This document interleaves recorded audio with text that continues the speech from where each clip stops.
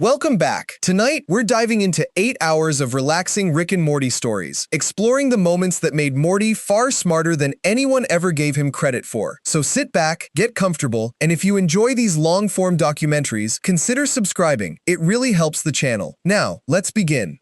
The Kid Who Couldn't Stop Screaming. Season 1. Morty is terrified of basically everything. And look, that's fair. If I was 14 years old and my grandfather showed up with a portal gun and started dragging me across dimensions before breakfast, I'd have concerns too. But Morty's fear in Season 1 isn't just, this is new and scary. It's deeper than that. It's the specific fear of someone who has no control over anything happening to him and understands it completely. He's not dumb, is the thing. That's a mistake people make about early Morty. He gets called an idiot constantly, mostly by Rick, but his fear response actually shows pretty sophisticated situational awareness. He knows when things are bad, he knows when they're getting worse.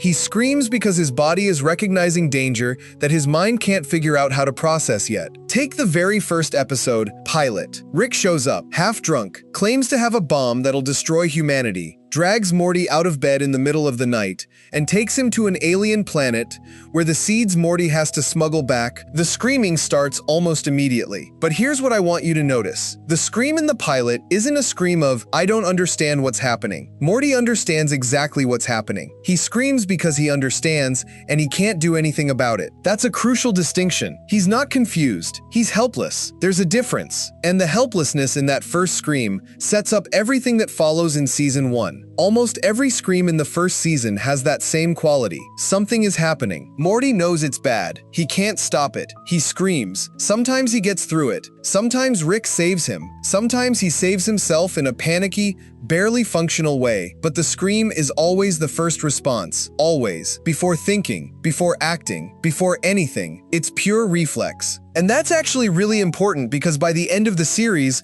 the reflex is mostly gone. But we're not there yet. Right now we're at the beginning, and the beginning is a kid who reacts to danger the way most kids would react to danger. He loses his mind. Lawnmower Dog has a great example of this. Morty enters the dream of his math teacher, Mr. Goldenfold, and what he finds in there is escalating layers of nightmare logic. Goldenfold's dreams within dreams within dreams, each one stranger and more threatening than the last. And Morty spends most of the episode reacting to each new development with complete, genuine panic. He's not performing fear, he's not doing a bit. He is scared, specifically and freshly, every single time something new goes wrong. The screams in that episode are almost rhythmic. New threat, scream. New threat, scream. Rick gives a sarcastic response. New threat, scream.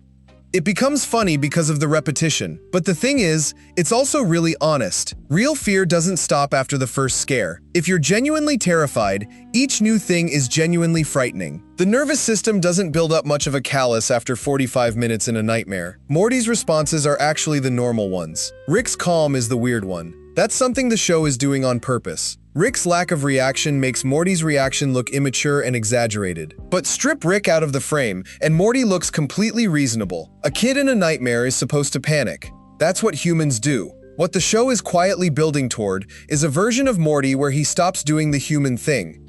But Season 1 isn't there yet. Me Seeks and Destroy is probably the most straightforward fear scream of the entire first season. Morty makes a bet with Rick. Let Morty lead an adventure for once. And what follows is Morty trying to play hero while progressively losing control of the situation. He wants to slay a giant. He wants to feel capable, and he doesn't feel capable because he isn't capable yet. The adventure falls apart. Things get dangerous in ways Morty didn't anticipate. He screams a lot. But there's something else in that episode that's worth noticing. Mr. Jellybean. If you've seen the episode, you know what happened. If you haven't, don't read too much about it, just watch it.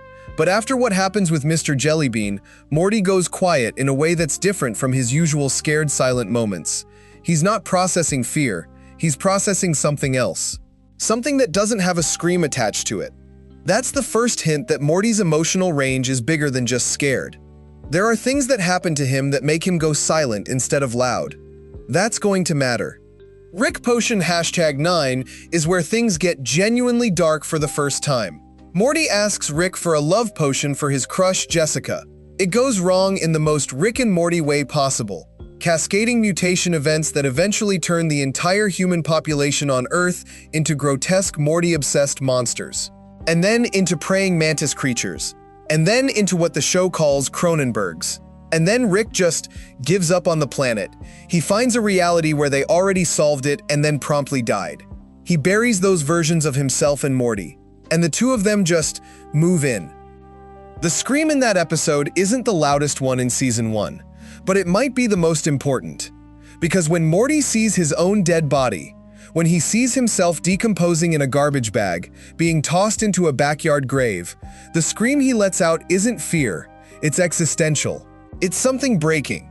He wasn't supposed to see that. Nobody's supposed to see that.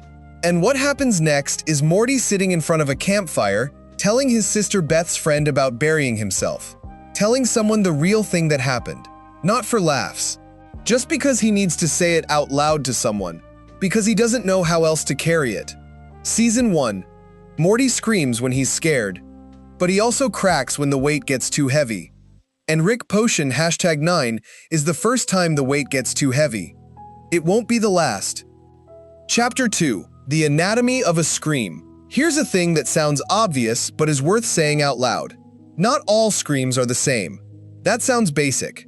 But once you start paying attention to it in the show, you realize how much work is actually being done by the type of scream, not just whether a scream happens. Justin Roiland, who voiced both Rick and Morty for the first 7 seasons, had a specific range for Morty's screams, and they genuinely communicate different things. The writers knew it, the animators knew it, you can feel the difference even if you've never consciously tried to analyze it. There's the panic scream. That's the most common one in Season 1. High, breathless, usually accompanied by flailing arms and some variation of Rick, Rick, Rick. It's the scream of someone who has zero context for what's happening and needs an adult immediately. The energy of it is almost childlike in a very specific way. It's the kind of scream where you're not trying to communicate anything, you're just making the loudest sound you can because your body has made the decision that screaming is the appropriate response to immediate physical danger. This scream usually gets a sarcastic response from Rick. Rick has heard it enough that he's basically stopped processing it as meaningful information. Then, there's the disgust scream. This is the one where Morty sees something viscerally wrong. Wrong body parts, wrong fluids, wrong configurations of matter, and his whole body recoils before his brain is involved. This scream has a different texture than the panic scream. It's shorter, sharper, and usually followed by physical movement away from whatever caused it. There's a specific episode in Season 1, Anatomy Park, where Morty gets shrunk and sent inside a man's body, and the disgust screams in that episode are almost rhythmic. Something gross, scream. Something grosser, bigger scream. Something that would genuinely traumatize a medical professional. Morty just goes completely silent for a second because his reaction system has overloaded. The silence after a disgust scream is actually funnier than the scream. Roiland understood that. Then there's what I'd call the helpless scream. This one's different from the panic scream because the panic scream happens when things are going wrong and might get worse. The helpless scream happens when Morty already knows things are bad and he can't do anything about it. It's lower in pitch, it's more sustained, it has a hopeless quality to it, like the scream itself isn't even expecting a response. It's just a sound his body makes because there's no other outlet. Rick Potion #9 has a great helpless scream when Morty watches his original home dimension just fall apart around them. When he understands that this isn't a problem Rick is going to solve. When he realizes that the life he had is just gone. That scream has no audience. He's not screaming at Rick. He's not screaming at Rick. He's not screaming at Rick. He's screaming because there's nothing else to do. And then there's the angry scream. We don't get this one much in Season 1. It shows up a little in the finale, in flashes, but it becomes much more common later. The angry scream is when Morty's fear has converted into something harder and louder. When the thing he's scared of becomes something he wants to push back against instead of just escape from. The transition from scared screams to angry screams is actually one of the most precise charts of Morty's development in the entire series. But there's one more type of scream worth naming. The fake scream. This one doesn't appear until later in the series, but it's the most devastating one when it does. The fake scream is when Morty does something scream-shaped. He makes the right sound, his face does the right thing, but it doesn't come from a real place. It's performance. It's a kid who's learned what the scared response is supposed to look like and is doing an impression of it. The fake scream is where you know something went really wrong. We'll come back to it. For now, just keep these categories in mind. Because when you watch Season 1, and most of what you're hearing is genuine panic screams and helpless screams, and then you watch Season 4 or 5 and you're hearing angry screams and occasional fake screams, and sometimes no scream at all, you'll understand exactly what that shift means. The voice changed because the person changed. And not in a good way. Chapter 3. The first scream that wasn't fear. Something Ricked This Way Comes is a Season 1 episode that people mostly remember for the Mr. Needful subplot. The devil who runs an antique shop where everything he sells has a curse attached to it, and summer works for him. Rick versus the devil is genuinely funny and the episode is solid, but there's a moment in it that I don't think people talk about enough. And it doesn't actually involve a scream. It involves the absence of one. Morty and his actual grandfather on his dad's side go through a thing in this episode where they get bullied, and they stand up for themselves, and they beat the people up. And Morty's reaction during the fight is something worth examining. Because Morty doesn't scream during the fight. He grunts, he hits back, he engages. In Season 1, Episode 9. And then afterwards, there's a satisfaction on his face that isn't there in the aftermath of the scared screams. When Morty gets through a terrifying adventure and the scream is over, what's usually left is relief. Pure relief. He made it. Rick saved him, or he saved himself, or something random happened and the danger passed, and he breathes out. But after the fight, what's on his face is something different. He feels good. That's new.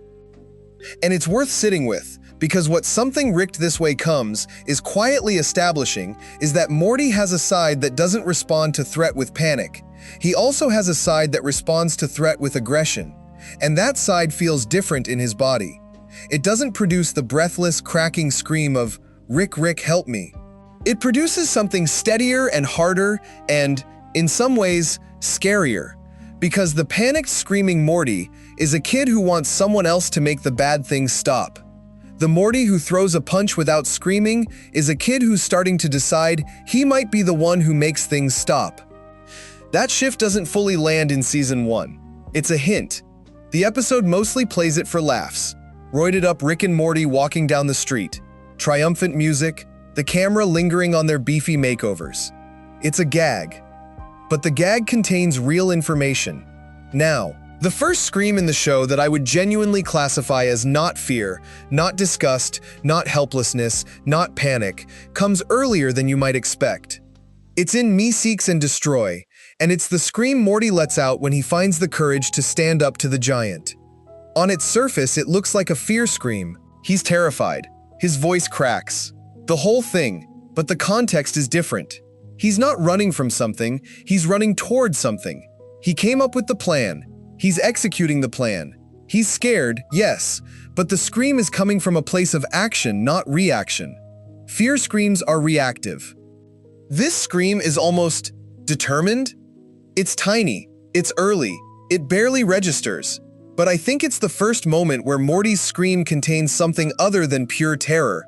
There's something in there that wants to win, and you can't unhear it once you notice. Close Rick Counters of the Rick Kind is a Season 1 episode that I want to spend some time on because it does something genuinely interesting with Morty's emotional range. The Evil Rick episode, where Rick is framed for killing other Ricks and they go on the run and we learn about the Morty Farms. The Morty Farms. Okay, so the Council of Ricks has been kidnapping Mortys and using them as camouflage for evil Ricks, because the genius of a Rick is so loud that it disrupts the tracking systems, and a Morty's brain creates a kind of dead zone that hides the Rick signal. The implication being that Mortys are being used as shields, as equipment, their brains, their innocence, their anxiety, literally functioning as hiding places. Morty finds this out, and his reaction is not a scream, it's silence. A deep, quiet kind of silence that's more disturbing than any scream he's had up to that point. Because what he's processing isn't, "This is immediately dangerous to me," What he's processing is, I have been a tool this whole time and I might have always known it. That silence is worth more than 100 panic screams in terms of what it tells you about where the character is going. And then after the silence, after the weight of that information has settled, Morty has a conversation with Rick about whether Rick actually cares about him. And Rick's response is the, I like to imagine the end of the road speech. Rick talks about how he always imagines a single road leading somewhere, and Morty is always ahead of him. And it's touching. It's one of the first genuinely touching moments in a show that was still figuring out how touching it wanted to be. But notice what Rick doesn't say. He doesn't say, yes, I care about you. He says, I think about you a lot. He says, there's always a Morty. And Morty smiles. Because at this point in the show, in Season 1, Morty still has enough hope and innocence to take the good faith reading of what Rick said. He hears, I care about you, because he wants that to be true. Later versions of Morty would hear the ambiguity. But we're not there yet. Chapter 4, Season 2, and the scream that changed everything. Here's a thing that Season 2 does that Season 1 didn't do. It gets personal. Season 1 is scary and weird and dark, but the darkness is mostly external. Alien planets, monsters, scientific disasters. The threats are real, and they're big, and they're terrifying. But they're also kind of abstract. They don't come for Morty specifically. They come for whoever happens to be in the vicinity. Season 2 starts coming for Morty specifically. A Wrinkle in Time opens the season with the consequences of the Season 1 finale. Rick, Morty, and Summer have frozen time for 6 months while their parents went through their separation arc, and now time has been unfrozen and it's immediately unstable. The universe starts fracturing, and there's a moment where it looks like Morty is going to die, specifically where Morty sacrifices himself so Rick can survive, because Morty decides that Rick is more important than he is. Not more important than Morty's goals or desires. More important than his life.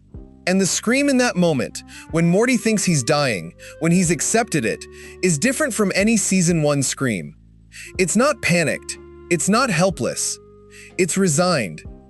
There's something in Morty's voice in that moment that sounds like a kid who has decided he already knew it was going to end like this. Some part of him, at some point between Season 1 and Season 2, made peace with the idea that being around Rick might kill him. And when the moment comes, he doesn't fight it. He screams. But the scream doesn't ask for help. Rick saves him anyway. Rick gives up his own collar to keep the time crystal stable and saves Morty's life. And it's a huge moment for their relationship.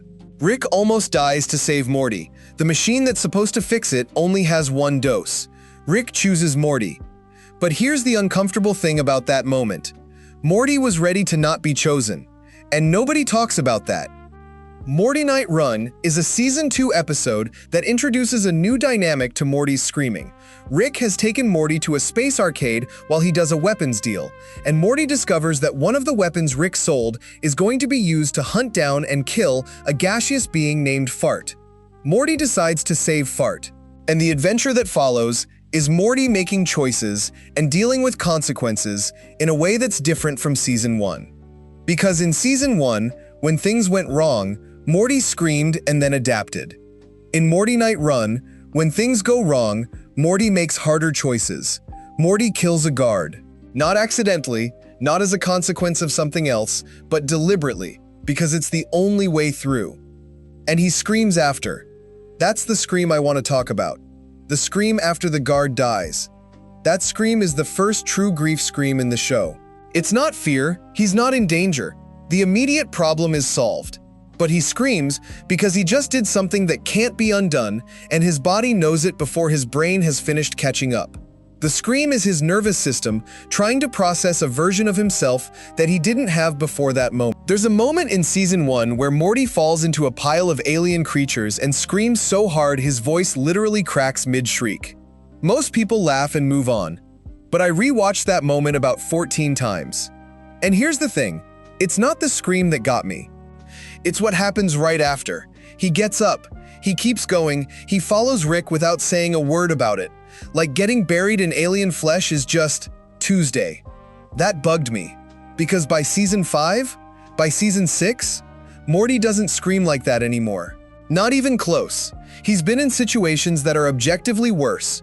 War crimes, deaths, body horror that would make a horror director wince, and he just handles it. So either the writers forgot how to write Morty, or something happened to him. And I think it's the second one. I went through every season, every major scream, every moment where Morty reacts with raw, unfiltered terror versus the moments where he goes quiet. And what I found is that the screams aren't random. They aren't just comedy beats. They're actually a really precise record of how much of himself Morty has lost. The show never announces this. Rick and Morty doesn't do that. It just puts it in the frame and expects you to notice. Most people don't notice. I noticed. So let's talk about it. The Kid Who Couldn't Stop Screaming. Season 1. Morty is terrified of basically everything. And look, that's fair. If I was 14 years old and my grandfather showed up with a portal gun and started dragging me across dimensions before breakfast, I'd have concerns too. But Morty's fear in Season 1 isn't just, this is new and scary. It's deeper than that. It's the specific fear of someone who has no control over anything happening to him and understands it completely. He's not dumb, is the thing.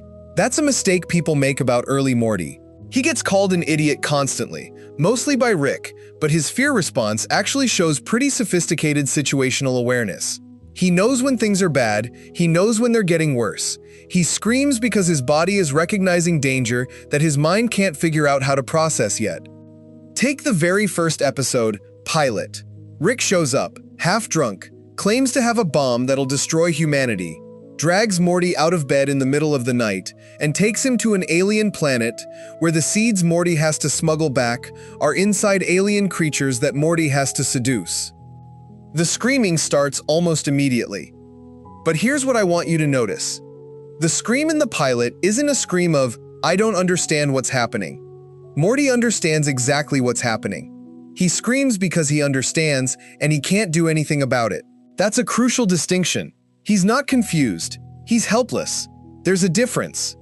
And the helplessness in that first scream sets up everything that follows in Season 1. Almost every scream in the first season has that same quality. Something is happening. Morty knows it's bad. He can't stop it. He screams. Sometimes he gets through it. Sometimes Rick saves him. Sometimes he saves himself in a panicky, barely functional way. But the scream is always the first response. Always. Before thinking.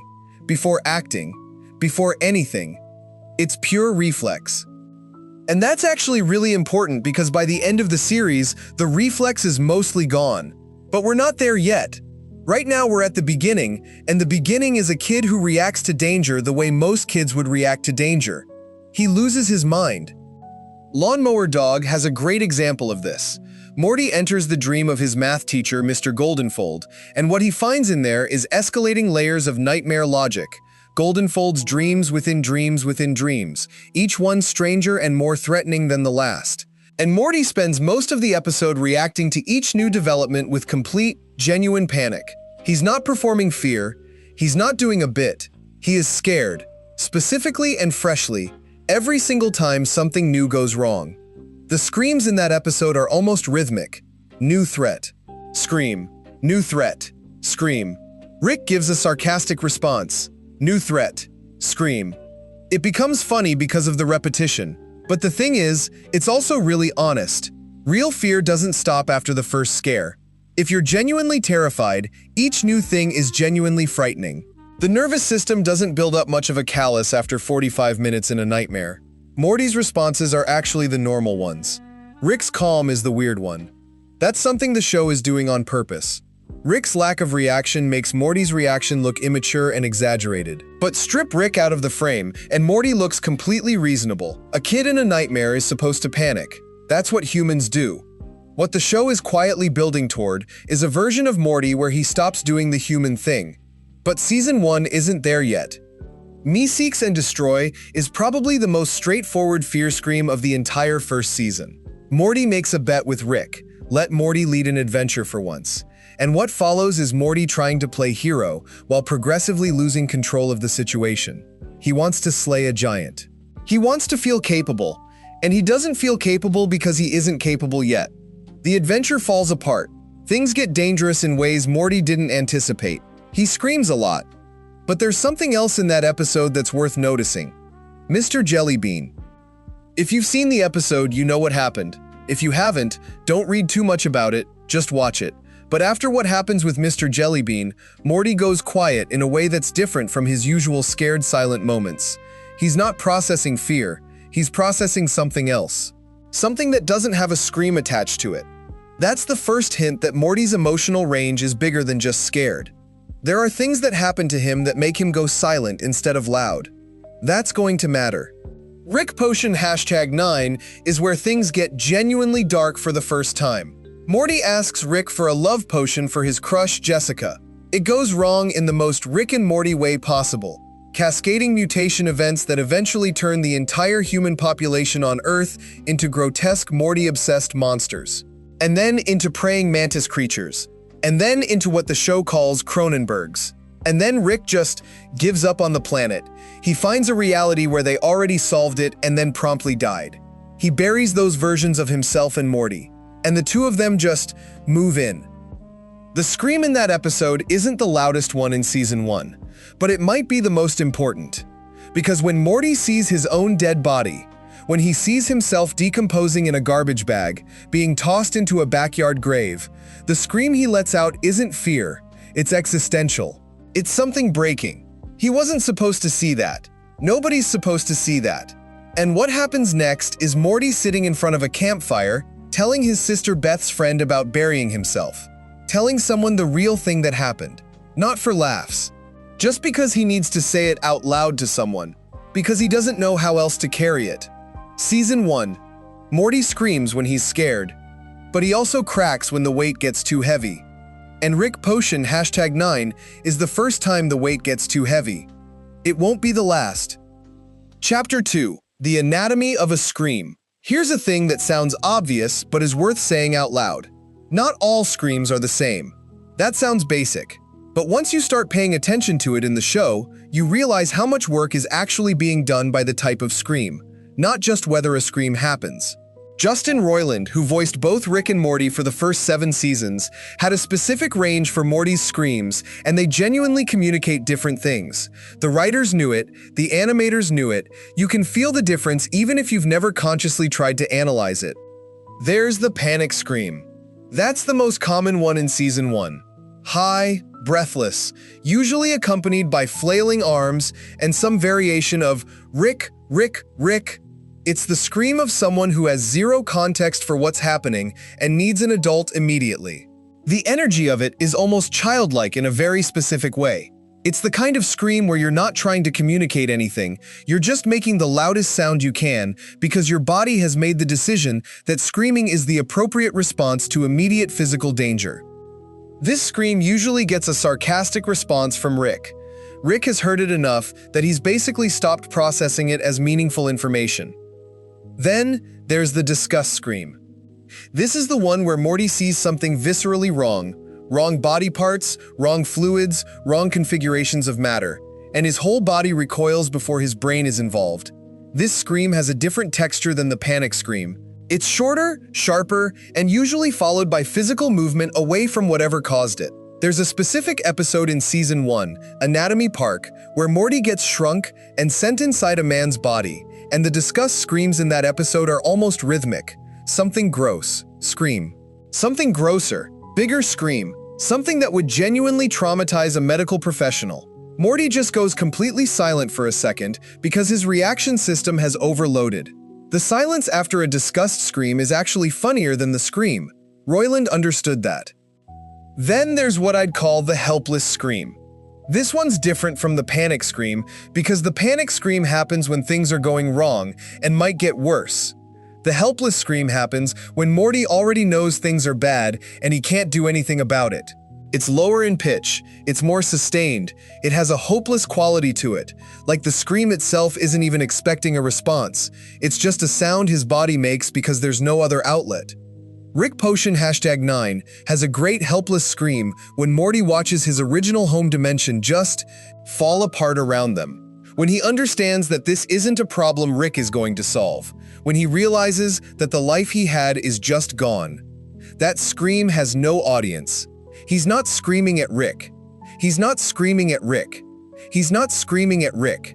He's screaming because there's nothing else to do. And then there's the angry scream. We don't get this one much in Season 1. It shows up a little in the finale, in flashes, but it becomes much more common later. The angry scream is when Morty's fear has converted into something harder and louder. When the thing he's scared of becomes something he wants to push back against instead of just escape from. The transition from scared screams to angry screams is actually one of the most precise charts of Morty's development in the entire series.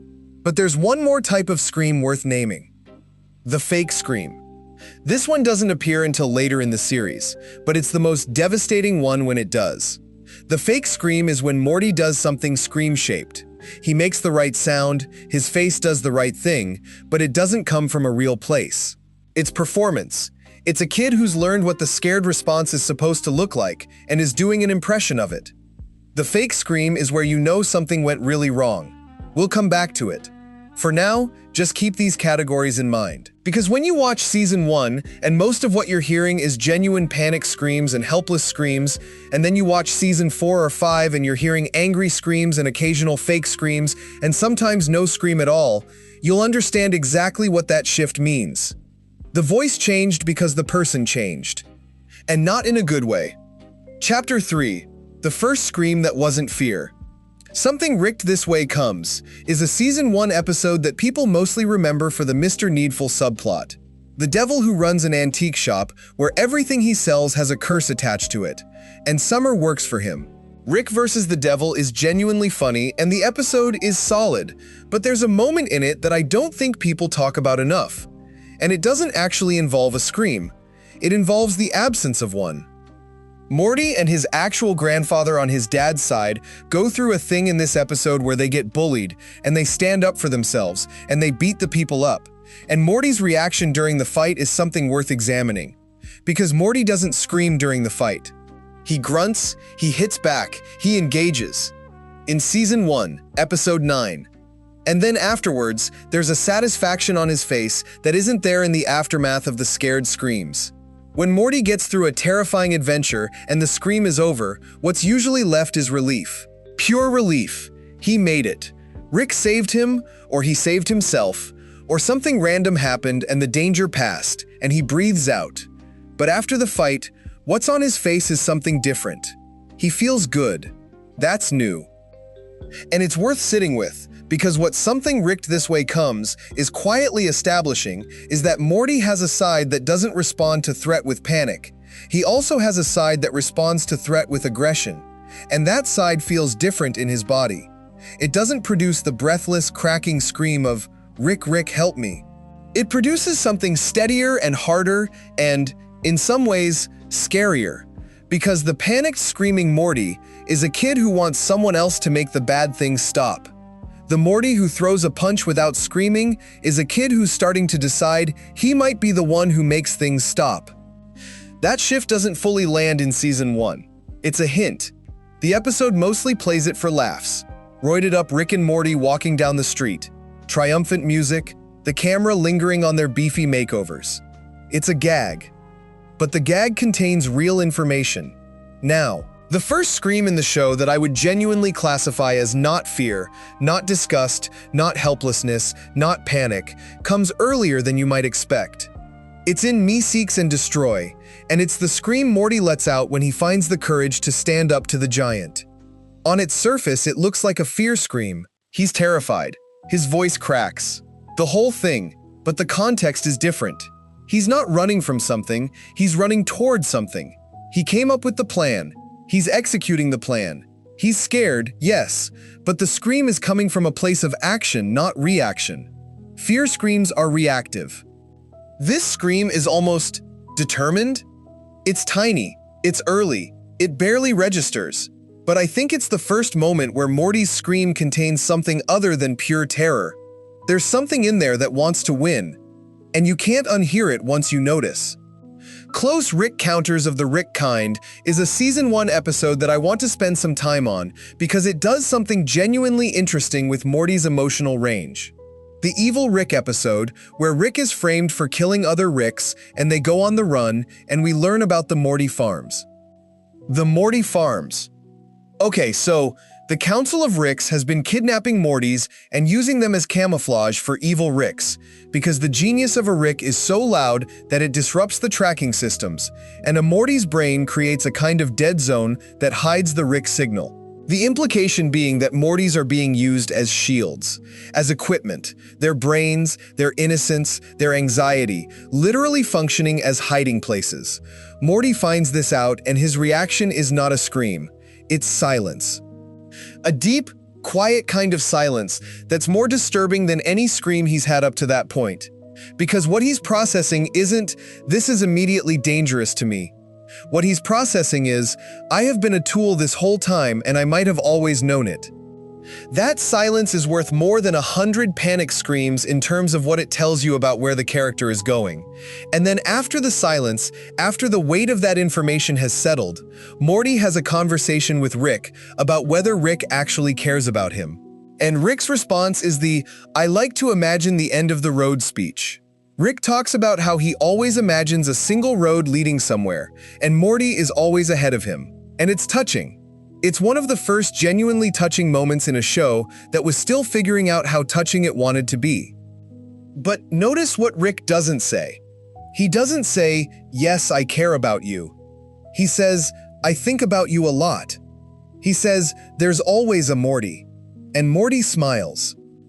Because at this point in the show, in Season 1, Morty still has enough hope and innocence to take the good faith reading of what Rick said. He hears, "I care about you," because he wants that to be true. Later versions of Morty would hear the ambiguity. But we're not there yet. Chapter 4, Season 2, and the scream that changed everything. Here's a thing that Season 2 does that Season 1 didn't do. It gets personal. Season 1 is scary and weird and dark, but the darkness is mostly external. Alien planets, monsters, scientific disasters. The threats are real, and they're big, and they're terrifying. But they're also kind of abstract. They don't come for Morty specifically. They come for whoever happens to be in the vicinity. Season 2 starts coming for Morty specifically. A Wrinkle in Time opens the season with the consequences of the Season 1 finale. Rick, Morty, and Summer have frozen time for 6 months while their parents went through their separation arc, and now time has been unfrozen and it's immediately unstable. The universe starts fracturing, and there's a moment where it looks like Morty is going to die, specifically where Morty sacrifices himself so Rick can survive, because Morty decides that Rick is more important than he is. Not more important than Morty's goals or desires. More important than his life. And the scream in that moment, when Morty thinks he's dying, when he's accepted it, is different from any Season 1 scream. It's not panicked. It's not helpless. It's resigned. There's something in Morty's voice in that moment that sounds like a kid who has decided he already knew it was going to end like this. Some part of him, at some point between Season 1 and Season 2, made peace with the idea that being around Rick might kill him. And when the moment comes, he doesn't fight it. He screams. But the scream doesn't ask for help. Rick saves him anyway. Rick gives up his own collar to keep the time crystal stable and saves Morty's life. And it's a huge moment for their relationship. Rick almost dies to save Morty. The machine that's supposed to fix it only has one dose. Rick chooses Morty.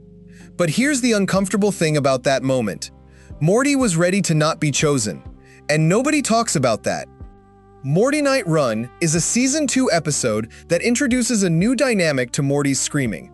Rick has taken Morty to a space arcade while he does a weapons deal, and Morty discovers that one of the weapons Rick sold is going to be used to hunt down and kill a gaseous being named Fart. Morty decides to save Fart, and the adventure that follows is Morty making choices and dealing with consequences in a way that's different from Season 1. Because in Season 1, when things went wrong, Morty screamed and then adapted. In Morty Night Run, when things go wrong, Morty makes harder choices. Morty kills a guard. Not accidentally, not as a consequence of something else, but deliberately, because it's the only way through. And he screams after. That's the scream I want to talk about. The scream after the guard dies. That scream is the first true grief scream in the show. It's not fear, he's not in danger.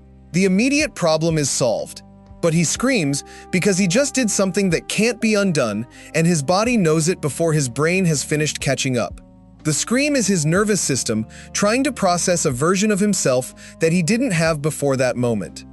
Morty has killed before in Season 1, in Me Seeks and Destroy, in Rick Potion #9, but those were different. They happened in the fog of survival. In Morty Night Run, he makes the choice with full knowledge of what he's doing, and then Fart dies anyway. And Morty has to sit with the fact that he crossed a line that can't be uncrossed for something that still failed. The second scream in that episode, quieter, shorter, more internal, is almost worse than the first, because it's the sound of someone absorbing a lesson that nobody should have to learn that young. Sometimes you do the hard, irreversible thing and it still doesn't work. Season 2 also has autoerotic assimilation, and while that episode is mostly about Unity and Rick's complicated relationship history, it has a Morty thread worth noting. Morty and Summer exploring the Unity-controlled planet and getting increasingly disturbed by what a hive mind actually looks like up close. The screams in that episode aren't horror movie screams. They're "this is wrong" screams. They're moral disgust made audible. And that's a development, because moral disgust made audible requires a moral position. Early Season 1 Morty didn't have a strong enough sense of right and wrong to scream at the wrongness of something. He screamed at what scared him. By Season 2, he's developed enough of a moral framework that some things violate it, and his body reacts to those violations with something that sounds a lot like panic but is actually closer to revulsion. Season 1 Morty screamed because he was scared. Season 2, Morty is starting to scream because he's upset. Those are different people. Total Recall is one of my favorite episodes in the series, for a lot of reasons, but the reason I'm bringing it up here is because of what Morty does at the end. If you remember, parasite aliens have infiltrated the Smith house and can implant false memories, creating fictional characters that feel like real family members. The way to kill them is to realize you only have positive memories of them. Real people have bad memories too. And at the end, Morty has to shoot Mr. Poopy Butthole, who might be real. And the way he does it, the scream he lets out before pulling the trigger, is something new. It's a decision scream. It's the scream of someone forcing themselves to do something their whole body is fighting against. The terror isn't of what might happen to him. The terror is of being wrong, of making the wrong call. Morty has started screaming about moral weight, not just physical danger. That is a massive development, and it happens quietly, in the middle of a B story, and most people miss it. Big Trouble in Little Sanchez is Season 2, Episode 7, and it gets way darker than its setup promises. Rick miniaturizes himself as a teenager, Tiny Rick, to infiltrate Morty's high school. And Tiny Rick is great. He's popular, he writes poetry, he slaps people on the back and calls them buddies. He seems fine. He is not fine. Because what's happening is that Tiny Rick, Rick's consciousness, compressed into a teenage body, is starting to lose the plot of who he is. He's starting to like being young and popular and not burdened by decades of existential awareness, and Morty and Summer recognize it before Rick does. Morty's screams in this episode are different from anything we've talked about so far, because he's screaming at Rick. Not because Rick is dragging him somewhere dangerous, not because Rick is about to get them both killed. Morty is screaming because he can see something happening to someone he loves, and he can't stop it, and it terrifies him in a completely new way.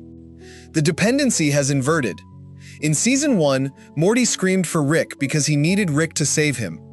In this episode, Morty screams for Rick because Rick needs to be saved. And the scream sounds different. There's something almost parental about it, urgent and worried and helpless in a way that's protective rather than self-preserving. That inversion is huge, because it means Morty isn't just reacting to his own danger anymore. He's developed enough of a relationship, enough of a real one, that someone else's danger activates the same alarm system. He cares about Rick, not as a ticket to adventures, not as a safety net, but as a person he's afraid of losing. That's what the scream in Big Trouble in Little Sanchez is made of. And then the season ends with the wedding squanchers, and Rick turns himself in to the Galactic Federation to protect his family, and the whole world changes. And Morty's final response of Season 2 is not a scream at all. It's silence. Watching Rick get taken away. Not screaming, just watching. That silence is heavier than anything he could have said. Chapter 5, Season 3, and the Scream That Never Came. Season 3 opens with Rick escaping from prison. And it's one of the best cold opens in the show's history. Rick, in a memory of the moment he got his portal gun, rewriting the memory to figure out the Galactic Federation's password, then using that password to take over the Federation's currency system and cause its economy to collapse. Morty is barely in it. That's intentional. Season 3 opens by reminding you of who Rick is when Morty isn't there. Competent, ruthless, operating on a completely different level than everything around him. The Rick in the Season 3 premiere doesn't need a Morty to get things done. He needs a Morty the way a high-functioning person sometimes needs an anchor. Useful, necessary in specific ways, but not load-bearing in a fight. Morty shows up eventually, after the Smith family's status quo has been destroyed and rebuilt and destroyed again. And the Morty we see in Season 3 is different from Season 2. He's angrier. Not constantly. Not in a way that overrides everything else. But the anger is closer to the surface now. It's available in a way it wasn't before. Rick Mancing the Stone has a version of Morty who is actively seeking violence. Not for protection, not out of necessity. He finds an arm in the post-apocalyptic dimension that fuses to him and makes him powerful. And he doesn't want to let it go. He likes being strong. He likes being able to hit things. And the scream he lets out when he's fighting, it's not the scared scream, it's not the helpless scream, it's not even fully the angry scream. It's closer to release. Like screaming is the pressure valve for something that's been building up. And what's been building up is Season 2. What's been building up is Morty Night Run, and the guard he killed, and Fart dying anyway. What's been building up is Tiny Rick, and watching Rick almost disappear. What's been building up is Rick Potion #9 and burying himself in a backyard. The screams in Rick Mancing the Stone have history in them. Vindicators 3, The Return of World Ender, is a Season 3 episode where Morty idolizes the Vindicators, a superhero team, and Rick sets up elaborate death traps for them while drunk. And there's a thing that happens emotionally for Morty in that episode that's worth unpacking. Morty is disillusioned. The Vindicators, whom he's admired and looked up to, turn out to be flawed and petty and selfish in ways that mirror Rick's worst qualities. And Rick, who Morty has been defending all season, set up a drunken death scenario that gets people killed. The scream Morty has in that episode is not a fear scream. It's a disillusionment scream, something between anger and grief and exhaustion. The scream of someone who is running out of heroes, running out of people who are bigger and better and can be looked up to, running out of the architecture of childhood that tells you who to trust and who to follow. Morty has been running that architecture off Rick for a long time. Season 3 is where it starts to crack.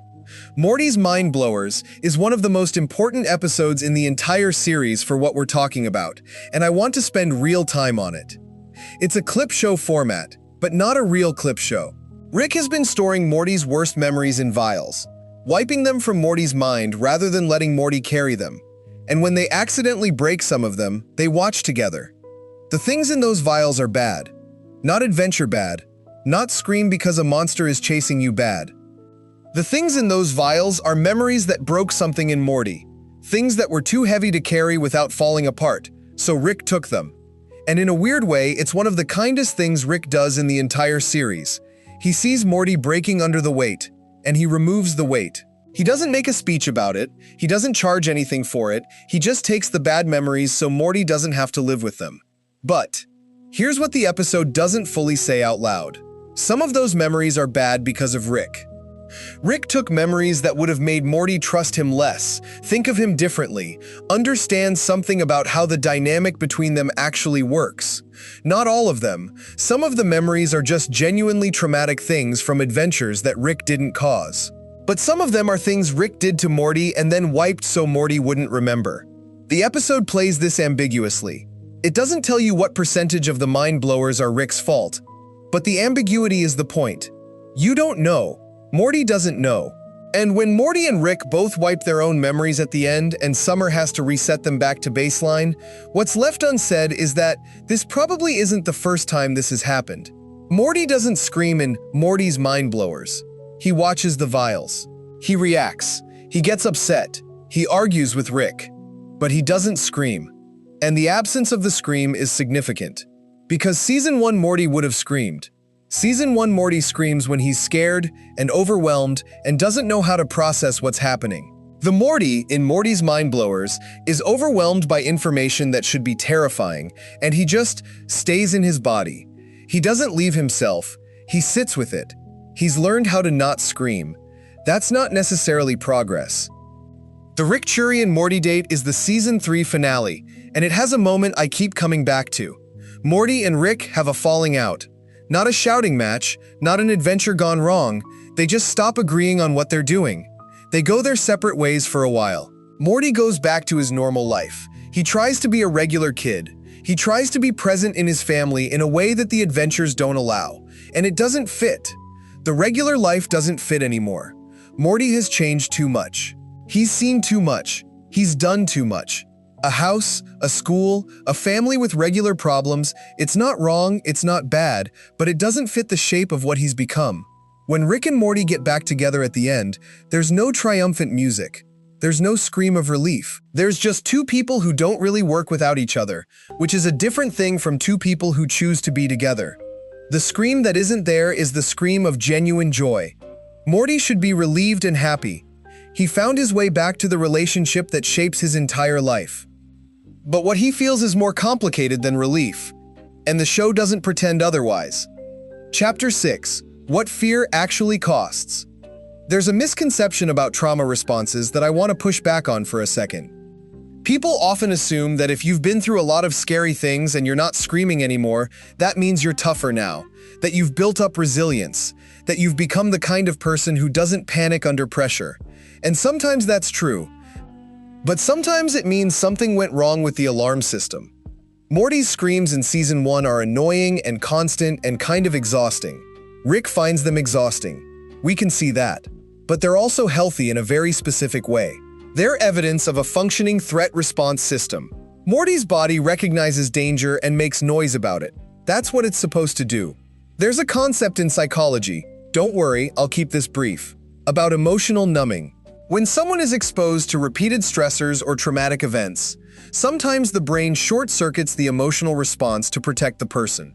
Not because the person has become stronger, but because the brain has decided that fully feeling each threat is too expensive. So it starts charging less for each feeling, processing less, reacting smaller. From the outside, this looks like resilience. From the inside, it's more like distance. Like watching your life happen from slightly further away than where you used to stand. And I think this is a significant part of what's happening to Morty across the series. The screams don't go away because he's become capable. Some of them go away because he's become numb. And the show, which is genuinely smart about psychological damage in ways it rarely announces, tracks this really carefully. You can see it in the spacing of the quiet moments. Season 1, Morty goes from scream to scream with almost no buffer. He's living at maximum emotional volume. When something happens, he reacts to it immediately and fully. Season 3, Morty has buffer. He can let things happen and not react right away. He can absorb a pretty significant shock and hold it together. And sometimes that's because he's grown and learned and developed coping skills. But sometimes it's because the shock isn't registering at full volume anymore. The Ricklantis Mix-Up is a Season 3 episode that's mostly about Ricks and Mortys from different dimensions living together in the Citadel of Ricks. Morty, specifically a version of Morty called Simple Ricks, runs for president of the Citadel, and the episode charts his rise and fall and the corruption that comes with power. Our Morty is barely in it. But the Mortys in the Citadel are interesting precisely because they're all slightly different versions of the same base character at different stages of the same damage. Some of them have been domesticated. Some of them have been radicalized. Some of them have become Rick. And the Morty who wins the presidency of the Citadel ends the episode doing something terrible for understandable reasons. He kills the Rick candidate who betrayed him, and then looks out the window at the Citadel with an expression that's hard to read. It's not triumph, it's not guilt, it's not fear. It's something that's on the other side of all of those things. Something that happens when fear gets used up. Chapter 7. The Sound of Anger, Season 4. The show came back after a 2-year gap and it came back differently.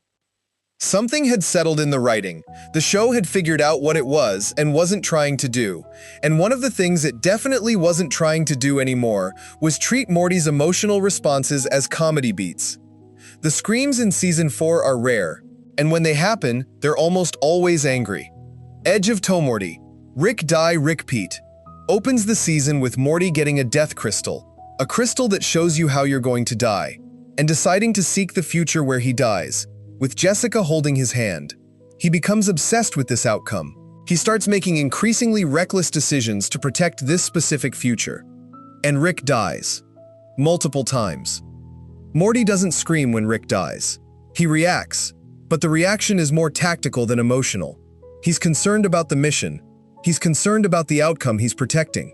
He's managing the situation. That alone is kind of frightening if you've been following his emotional arc. But the scream that does happen in that episode, when Morty's plan is threatened, when it looks like Jessica is going to die and his preferred future disappears, that scream is pure rage.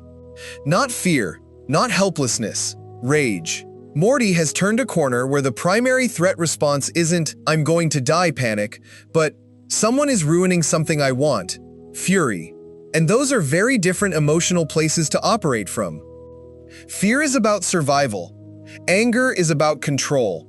And Morty, who spent Season 1 desperately trying to survive, has by Season 4 developed an investment in controlling outcomes. He has preferences now. He has things he wants. And when those things are threatened, the scream that comes out is protective anger, not survival panic. That's actually a real shift in how the character understands himself. He's not just trying to get through things anymore. He's trying to get something out of them. Pro-Mortius has a version of Morty who spends most of the episode with his face occupied by a parasite and doesn't react at all, which is a physical version of what we've been talking about emotionally. His face goes blank, his responses are muted, he operates on a reduced register for most of the episode's runtime, and when the parasite is removed and he comes back to full consciousness, the first real scream he lets out is relief, but it's muted relief. Not the gasping, full-body relief of Season 1 Morty who barely survives something. It's smaller, more contained, like the container got smaller. The Vat of Acid episode is Season 4 at its most precise about what it's doing with Morty's emotional state. Rick and Morty have been arguing about a vat of acid as a hiding spot. Morty thinks it's a bad plan, Rick thinks it's genius. Rick gives Morty a device that creates save points in reality, like a video game.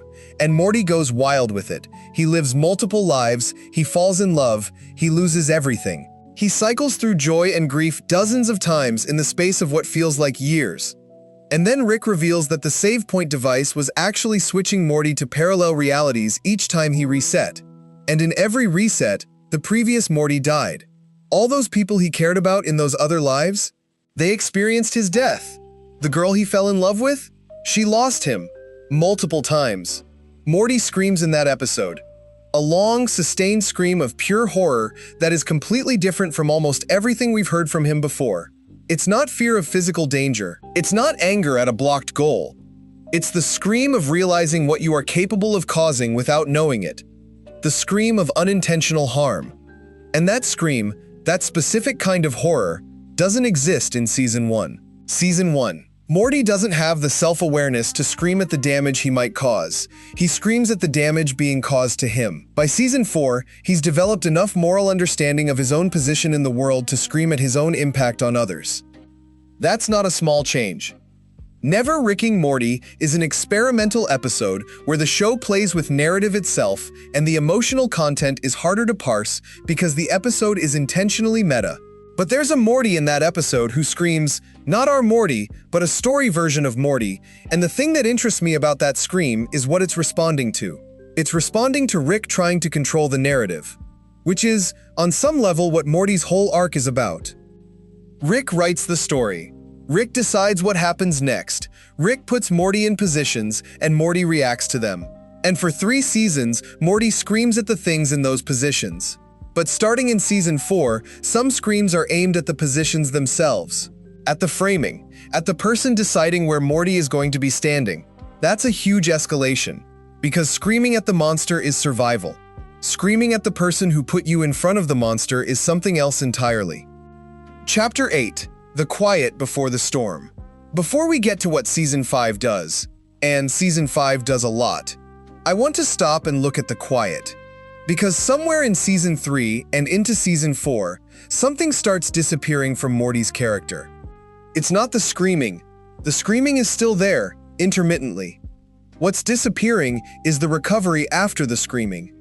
In Season 1, after a big scream moment, after something terrifying has happened, Morty recovers.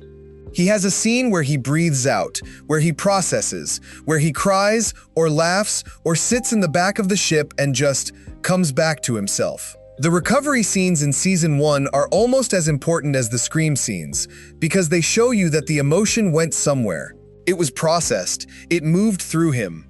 Rick Potion #9 has the campfire scene, which is Morty's recovery from one of the most traumatic things that happens to him in the whole series. He processes out loud, he tells someone, he finds a way to put the thing outside of himself. Me Seeks and Destroy has the quiet moment between Morty and Rick at the end, where Rick acknowledges, in a completely Rick way, that he knows something bad happened and he's there. These recovery scenes become rarer and rarer. By Season 4, there are episodes where something genuinely horrible happens to Morty and then the show just moves on. The credits roll. The next episode starts with a reset. Whatever Morty felt at the end of the last episode is either resolved off-screen or isn't mentioned. And you could argue that this is just TV. That's how episodic structure works. You can't resolve every emotional beat between episodes. But Rick and Morty has never been bound by episodic convention when it didn't want to be. Rick Potion #9 and the season that followed it prove that. The show remembers what it wants to remember. It resolves what it wants to resolve. So when Morty's recoveries stop happening on screen, I don't think it's because there's nothing to resolve. I think the show is showing you that the recovery isn't happening. The things are just accumulating, unprocessed. And the screams start sounding different when there's no recovery behind them. They start sounding like someone who knows this is going to happen again, who knows the moment of terror will pass and something else will take its place, and eventually that will pass too, and the whole thing will keep cycling. Someone who has learned that screaming doesn't really change what happens next. It just makes the moment louder. One Crew Over the Crew-Coo's Morty is a Season 4 heist episode with a lot of moving pieces, and I want to single out a specific Morty reaction that I think is underrated.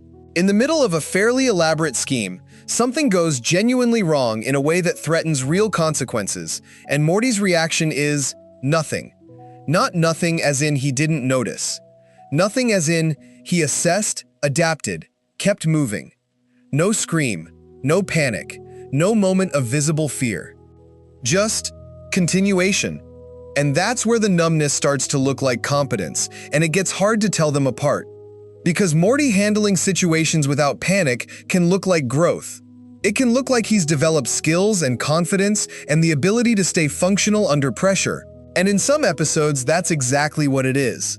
But in other moments where the situation is bad enough that a fully feeling person should be scared, the absence of the scream starts to feel like something's missing. Not built, missing. That distinction matters for everything that's coming in Season 5. Chapter 9, Season 5, and the Scream That Changed Everything. Again, Mort Dinner Rick Andre opens Season 5. Morty has been crushing on Jessica since the beginning of the show, the whole series. And in the Season 5 premiere, he finally gets a date with her. It's genuinely exciting in that specific Rick and Morty way, where you know it's not going to go well but you're rooting for it anyway. And it goes badly. Not in a funny way. In a real, grinding, disappointing way. An old enemy of Rick's, a powerful man named Mr. Nimbus, who controls the oceans, whose relationship with Rick is complicated and vaguely homoerotic and hilarious, shows up and demands hospitality. And Rick keeps sending Morty on errands to another dimension where time moves much faster, meaning each trip ages the wine by centuries, but also meaning Morty is watching the people in that dimension live their entire lives. Multiple generations. People who Morty actually gets to know. People who build religions around him. people who eventually hate him, and the scream that Morty has when he realizes what the people in that dimension have become, when he realizes that his repeated appearances have been the catalyst for multiple generations of trauma and obsession and conflict. That scream is something we've never quite heard before. It's a scream of scale. It's the scream of someone who just understood that their impact on the world is much larger and more permanent and more complicated than they ever wanted it to be. Season 1 Morty screamed because bad things were happening to him. Season 5 Morty screams because he just realized he's been happening to other people this whole time. That inversion is complete. Mortyplicity is a Season 5 episode that's almost entirely decoy Smiths. Rick has created multiple decoy families to protect the real ones, and the episode follows the decoys realizing they exist and fighting each other. Our Morty is in it, but the episode is more about identity than emotional arc. What's interesting about Morty in Mortyplicity is not the screams, but what the episode is saying by making multiple Mortys. Because if you can have decoy Mortys who are functionally identical, who have all the same reactions and emotional responses and fears, what is the original Morty's selfhood exactly? What makes him real? The episode doesn't answer that, but it's asking. And Morty, by Season 5, is also asking. Not loudly, not in a scream, but you can see it in the way he operates. There's a kind of hesitation in him now that wasn't in Season 1. A moment before decisions where he seems to be checking in with himself. Is this what I actually want? Is this who I actually am? Or is this just the shape the adventure is pushing me into? Rick and Morty's Thanksploitation Spectacular has a fairly standard scream in the early going. Morty in genuine physical danger, reacting appropriately. But the scream is different in quality from the old ones. It's tighter, more controlled. He's not losing himself in the panic. He's panicking and tracking and planning at the same time. And that's actually impressive. But it's also concerning. Because nobody should be able to panic with one part of their brain while solving a problem with another part. That requires a split that most psychologists would look at and go, It's the emotional equivalent of being able to have a conversation while your leg is broken. Functional? In a crisis. But it means you've built walls inside yourself. A Mortican Grickfitty has a subplot where Morty and Summer take Rick's ship out while Rick is gone, and the ship, who hates Morty specifically, causes all kinds of problems. And Morty's reactions throughout that subplot are interesting because he's dealing with a problem that has no scream-worthy single moment. It's accumulated stress. It's a rolling low-level nightmare. And he handles it. Without screaming. Not because nothing is wrong. Not because he's confident it'll work out. But because the rolling low-level nightmare is, at this point, pretty much just Tuesday for Morty Smith. And he's learned to operate in Tuesday. Which is a sentence that should make you sad when you think about it long enough. Forgetting Sarek Mortshall is one of the most important episodes of Season 5 for what we're talking about. Rick decides to replace Morty, not as a grandson, but as an adventure partner. He finds two crows. He bonds with the two crows. He prefers the crows. And Morty's reaction to being replaced is not what Season 1 Morty would have done. Season 1 Morty would have been crushed, loudly. The scream would have come from a place of abandonment and confusion and genuine hurt. Season 5, Morty's reaction is something harder and quieter and more adult. He finds his own thing. He goes off with Nick, a guy who has a portal in his nipple, and has his own adventure. And in having his own adventure, away from Rick, he becomes someone slightly different than he is when Rick is present. There's a freedom in it that's quietly devastating, because it suggests that Rick's presence has been constraining something in Morty that wants to expand. And Morty doesn't scream when Rick chooses the crows. He just goes. That non-scream tells you something about how Morty's attachment to Rick has changed. The desperate need for Rick's approval that produced so many screams in early seasons, the need to be seen as capable, to be chosen, to matter to the most important person in his world, that need has shifted into something more resigned, more self-contained. He doesn't need Rick to choose him. He just needs to find somewhere else to be. The Season 5 finale, Rick Mirai Jack, is a different kind of episode. It answers questions about Rick's backstory. It goes into the Citadel. It shows you a version of Morty who has spent a long time alone, waiting for Rick to come back, getting older. Evil Morty is fully revealed. And Evil Morty's exit, if you can call it a speech, it's more like a quiet verdict delivered by someone who has thought about this for a very long time, is the most important Scream-adjacent moment in the series, even though it's not a Scream at all. Evil Morty has been where regular Morty is going. He's lived further down the same road. He's seen what the Morty role actually costs, what it hollows out, what it consumes, and he's decided to leave. He doesn't scream his goodbye. He just goes. And regular Morty watches him leave, and doesn't scream. There's something being said in that silence that runs through the entire series if you look back at it from that moment. The Morty who started this story would have screamed. The Morty watching Evil Morty leave is past screaming about things like this. He just files it, and moves on. Chapter 10. The Psychology Behind the Silence. Let's talk about what's actually happening to Morty's brain. Not in a clinical way, not in a here's a Wikipedia article about PTSD way, but in the way that you start to understand someone you've spent years watching, not by reading their file, but by watching the small choices they make, the way their shoulders sit, the things they don't say. Morty's relationship with fear is a learned thing, not in the he learned to be brave sense, in the he learned that fear doesn't protect him sense. In Season 1, Morty's screams do something. They summon Rick. They communicate that a response is needed. They create a moment where the situation pauses and someone with more power steps in. The fear isn't just an emotional reaction, it's a functional tool. It gets things done. And then, slowly, it stops getting things done. Rick stops responding to the screams as much. Or he responds, but not in ways that change the outcome. Or the situations start coming faster, and the screams don't have time to summon anyone before the next thing starts. And Morty's nervous system starts learning. Screaming doesn't help. Handle it. That's the adjustment. And it's real, it's human, it's the thing that happens to people in difficult environments. The emotional response that used to be a tool gets retired because it's not useful anymore. And in its place, something more functional emerges. But here's the cost. The scream is not just a tool. It's also a signal. It signals to the world that something is wrong. It signals to the self that a line has been crossed, that this should not be happening, that this is not okay.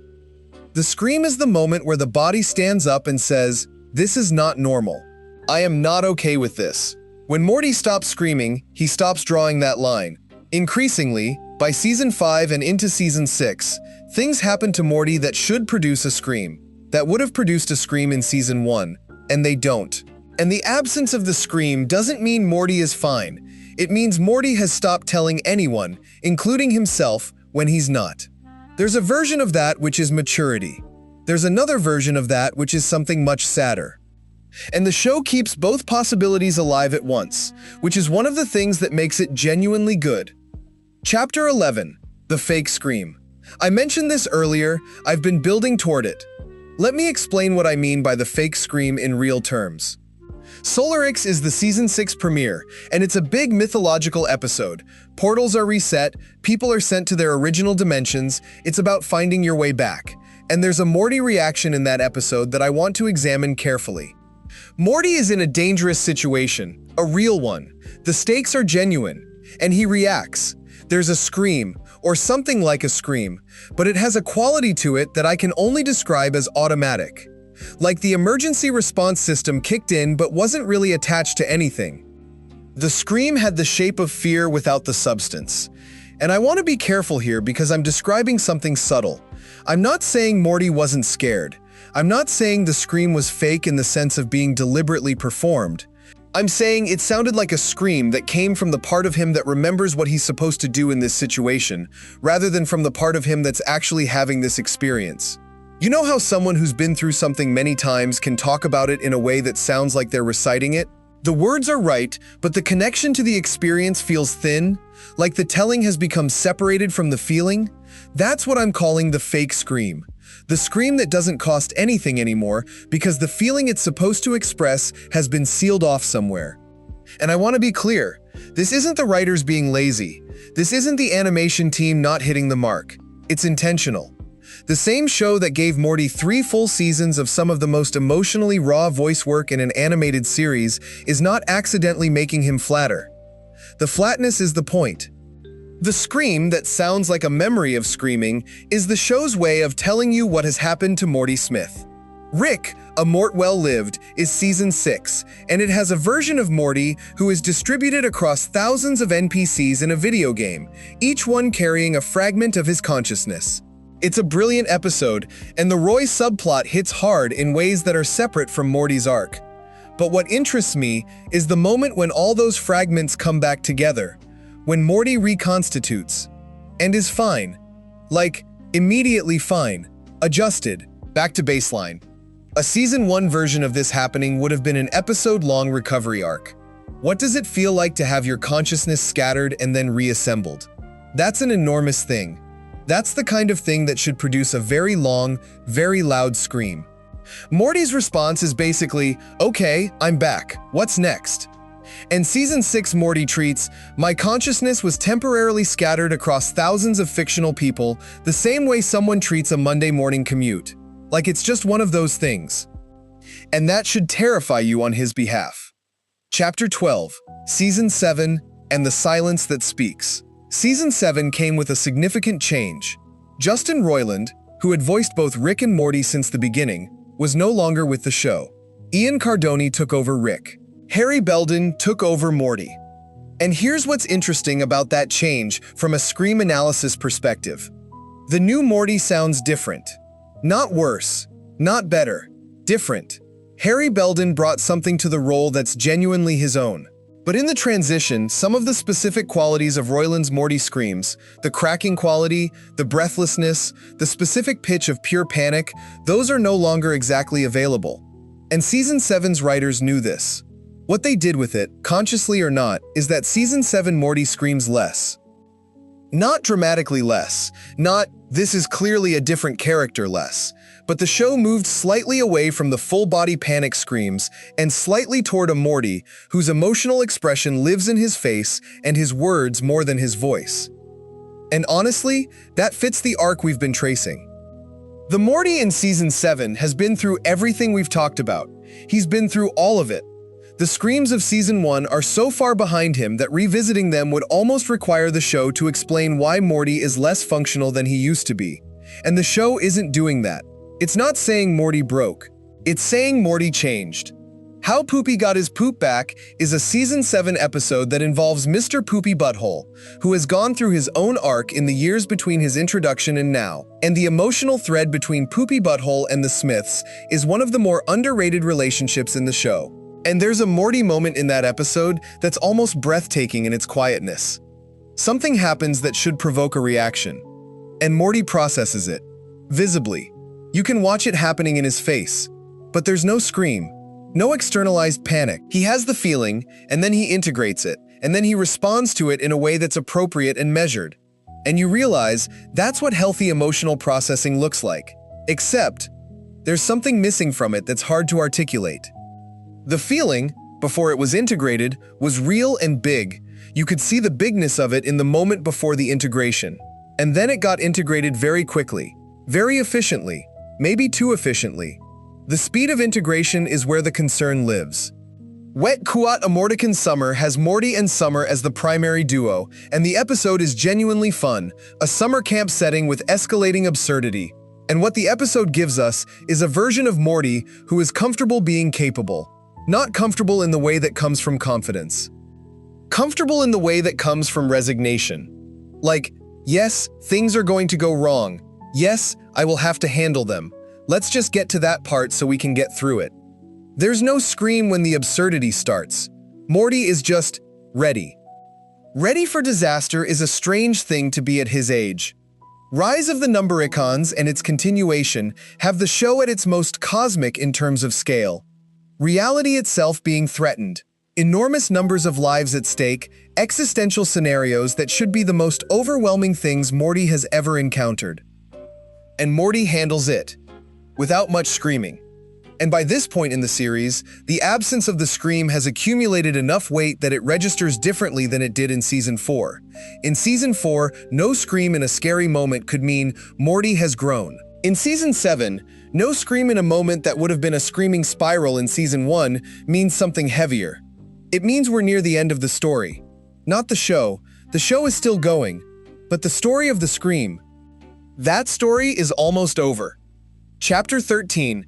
Evil Morty and the Scream that explained everything. Evil Morty is the Scream. Let me explain that. Evil Morty appears first in Close Rick Counters of the Rick Kind, Season 1, Episode 10. He appears to be a puppet, a Morty being controlled by the Eye Patch Morty who's secretly the mastermind. And then the reveal hits. Eye Patch Morty is the mastermind. There is no Rick controlling him. He controlled the Rick. And then he disappears. We don't see him again until much later. But he's there in the background of the series in a way that's easy to miss. A question mark at the edge of the frame. A Morty who took the Morty experience and made a different decision about it. In the Rick Lantis mix-up, he runs for president of the Citadel. In Rick Morty Jack, we finally understand something about who he is. Evil Morty looked at the dynamic between Ricks and Mortys, the one where Mortys are shields and tools and emotional camouflage for genius, the one where being a Morty means providing a function rather than being a person, and he decided, no. He found the door out. And here's the thing about Evil Morty's arc that I think is underrated as a mirror for the main Morty. Evil Morty screamed early too. Back when he was a regular Morty presumably. Back before he became the thing he is now. He had the same scream, the same panic, the same terror. He was the same kid. And then he processed it differently. The main Morty's response to repeated trauma is adaptation. Gradual numbing, forward motion without fully reckoning with what's been lost. Evil Morty's response was different. He got angry. He stayed angry. He didn't adapt to the system. He took the anger and the intelligence that was always underneath the screams, and he pointed it at something. He decided the screaming was a symptom of a system that shouldn't exist, and he burned the system down. Now, Evil Morty is the villain. Let's be clear about that. The things he does to accomplish his goals are not good. The Ricks he kills, the methods he uses, the lack of regard for anything other than the outcome he wants, those are bad. But the origin of his drive isn't evil. It's Morty screams turned into Morty purpose. And what makes that interesting in the context of the regular Morty's arc is that it shows us the road not taken. Regular Morty absorbs the damage and keeps going. Evil Morty felt the damage and refused to keep going in a direction that produced it. One of them is still screaming in a way. Just not audibly. Chapter 14, The Last Real Scream. If I had to point to the last moment in Rick and Morty where Morty screams in a way that costs him something, a scream that is fully connected to something real that he is fully feeling, I think it's in Season 5. Rick Morty Jack. Morty finds out about Rick's full backstory. About the Rick whose wife and daughter were killed by another Rick. About the path that turned him into the Rick we know. And the way Morty processes this information, the way it changes how he looks at Rick, involves a reaction that's close to what I've been calling the scream. But it's more like a cry. He cries in a way that doesn't look performed, that doesn't look like the automatic response to danger. That looks like someone who finally understands something he's been carrying without knowing it, and the understanding hits hard enough to reach the part of him that can still be reached. The fact that it's grief, rather than fear, tells you where Morty is. Season 1, Morty screamed because he was scared. Season 5, Morty cries because he's heartbroken. Those are the same person at different points on the same line.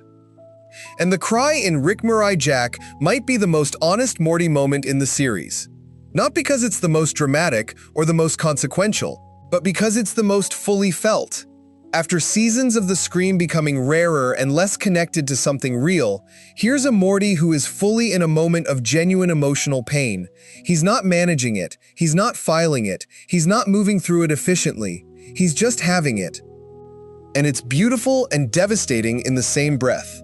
After that, the cries and screams get even rarer, and the ones that do happen have less of that quality. The fully present, fully feeling Morty moment in Rick Morty Jack starts to feel, in retrospect, like a goodbye. Like one last clear note from someone who is slowly learning a different kind of song. Chapter 15, What Happened to the Kid Who Couldn't Stop Screaming? Here's the thing about Morty Smith's screams. The show never made them a big deal. It never stopped to announce that Morty screamed less now. It never had a moment where a character said, you know, you used to be terrified of everything. Nobody has a scene where they observe the change out loud. It just happened. In the background, in the margins, in the space between adventures where the emotional stuff lives. And I think that's actually the most precise thing the show does with this arc, whether it's entirely intentional or not. Because real damage to people doesn't usually announce itself either. The kid who was jumping at everything at 15 isn't jumping anymore at 25, and nobody throws a party to mark the transition. The moments where the scream would have happened in the past and doesn't happen now don't ring a bell or fire an alarm.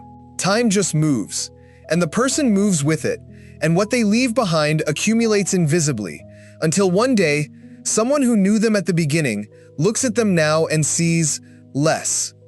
Not less in a bad way necessarily, but less. Less surface area. Less exposed. Less reachable. Morty at the start of the series is incredibly reachable. You can see everything happening to him in real time. Every fear, every confusion, every moment of small joy and enormous dread. He's transparent in the way that children often are, the face giving away everything that the mind is processing. And he's genuinely lovable in that transparency. The early screams are funny, but they're also endearing. They're the screams of someone who hasn't learned to hide yet. Someone who doesn't know how to perform composure because composure hasn't been necessary. Someone who screams because the scream is real and hasn't been trained out of him. Somewhere across 7 seasons, the training happened, and now the scream is mostly gone. And Morty is fine. He's capable, and he's smart, and he survives things that would end most people, and he keeps going with a kind of steady forward motion that looks like growth. But I find myself missing the kid who couldn't stop screaming. Not because the screaming was good, or because being that scared was good, but because the screaming meant that every moment of danger still reached him, still landed, still registered as something that mattered. The scream was evidence that Morty cared about his own survival in a way that was fresh and immediate and undiminished. The quiet Morty survives. But something about the way he does it suggests he stopped thinking of survival as the most important thing. And I don't know what to do with that. Chapter 16, The Thing About Rick. I've spent a lot of time talking about Morty, but I haven't fully said the obvious thing. Rick did this. Not intentionally, not maliciously, not in a Rick is evil way, because Rick isn't evil, but the environment Rick created, the constant danger, the relentless exposure, the removal of recovery time, the pace of adventure that doesn't account for processing, the mind blowers that took away the memories before Morty could even start to integrate them, that environment produced the silence. Rick is the reason Morty screams so much in Season 1. And Rick is, in a quieter and more complicated way, the reason Morty stopped screaming. Because the screams were always a response to something Rick put him in front of. And over time, the screams taught Morty's brain that the screaming doesn't change what Rick is going to do next, doesn't change where Rick is going to take him, doesn't change the nature of the world Rick has introduced him to. So the screams became less and less useful, and less frequent. And Rick, who has always claimed that Morty is his co-adventurer and his partner, is also the person whose patterns produced a kid who learned to stop reacting. There's a version of this where that's growth. There's a version of this where that's Rick's greatest unintentional harm. And the show holds both of those in the frame at once without blinking. Which is why it's good. The smartest episode in the series, and I'll stand on that hill, might be Morty's Mind Blowers, precisely because it refuses to tell you which one Rick is being. It holds the kindness and the damage in the exact same gesture. Taking the memories is protection and erasure at the same time. And the show doesn't resolve that. It lets it sit there being both things. Because in real relationships between real people, love does both things sometimes. Care and harm in the same movement. Morty never stops caring about Rick. And Rick, in his absolutely Rick way, never stops caring about Morty. But that caring has costs, and the costs accumulated, and the accounting of those costs is written in the progression from Season 1 screams to Season 7 silence. Rick would not like to read that accounting, but the show wrote it for him anyway. Chapter 17, The Distillation. I've watched a lot of character analyses of Rick and Morty. A lot of them focus on Rick, which makes sense. Rick is the dazzling one, the one who gives speeches and makes the big moves and is written with the most obvious intelligence. But Morty's arc, when you look at it through the screams, is actually more complete. Rick starts the series as someone who has already survived his damage and built himself around it. His character arc is about slowly dismantling the defenses, letting people in, admitting that he needs things. Morty starts the series as someone who hasn't been damaged yet, and we get to watch him become damaged, slowly, in real time. And the screams are the most precise measurement of how that's going. Each scream in Season 1 is a kid at full emotional capacity, full range, full volume, every feeling finding its expression immediately and completely.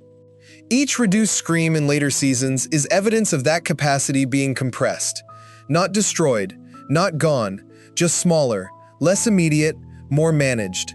And management is a reasonable response to an unreasonable amount of experience. Nobody should expect Morty to scream in Season 6 the way he screamed in Season 1.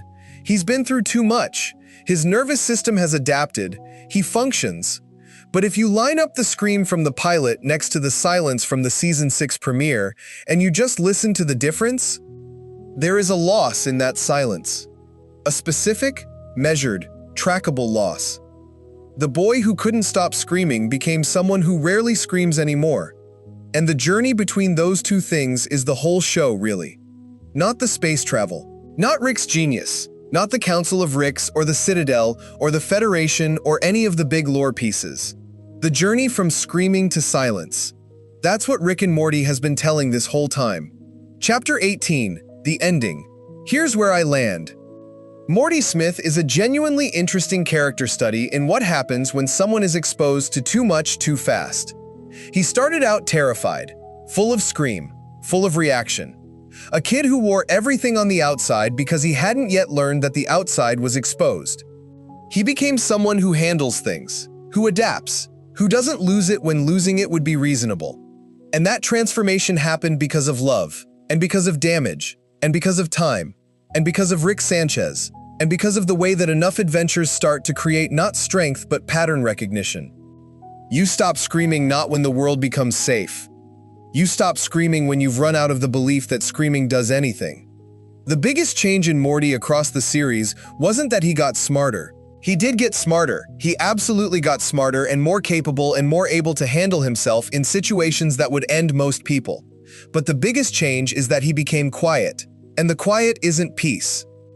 It's just what's left when the scream runs out. Somewhere in the distance between the pilot episode and where the show is now, a teenager used to scream his head off in alien marketplaces and spacecraft and nightmare dimensions and backyard graves. He screamed because he was scared, and because he was alive, and because everything was new and real and impossible to absorb without making noise about it. And he was annoying about it. Rick was right about that. But he was also completely undeniably present, every single moment, at full volume. The silence that replaced him is impressive and sad in equal measure.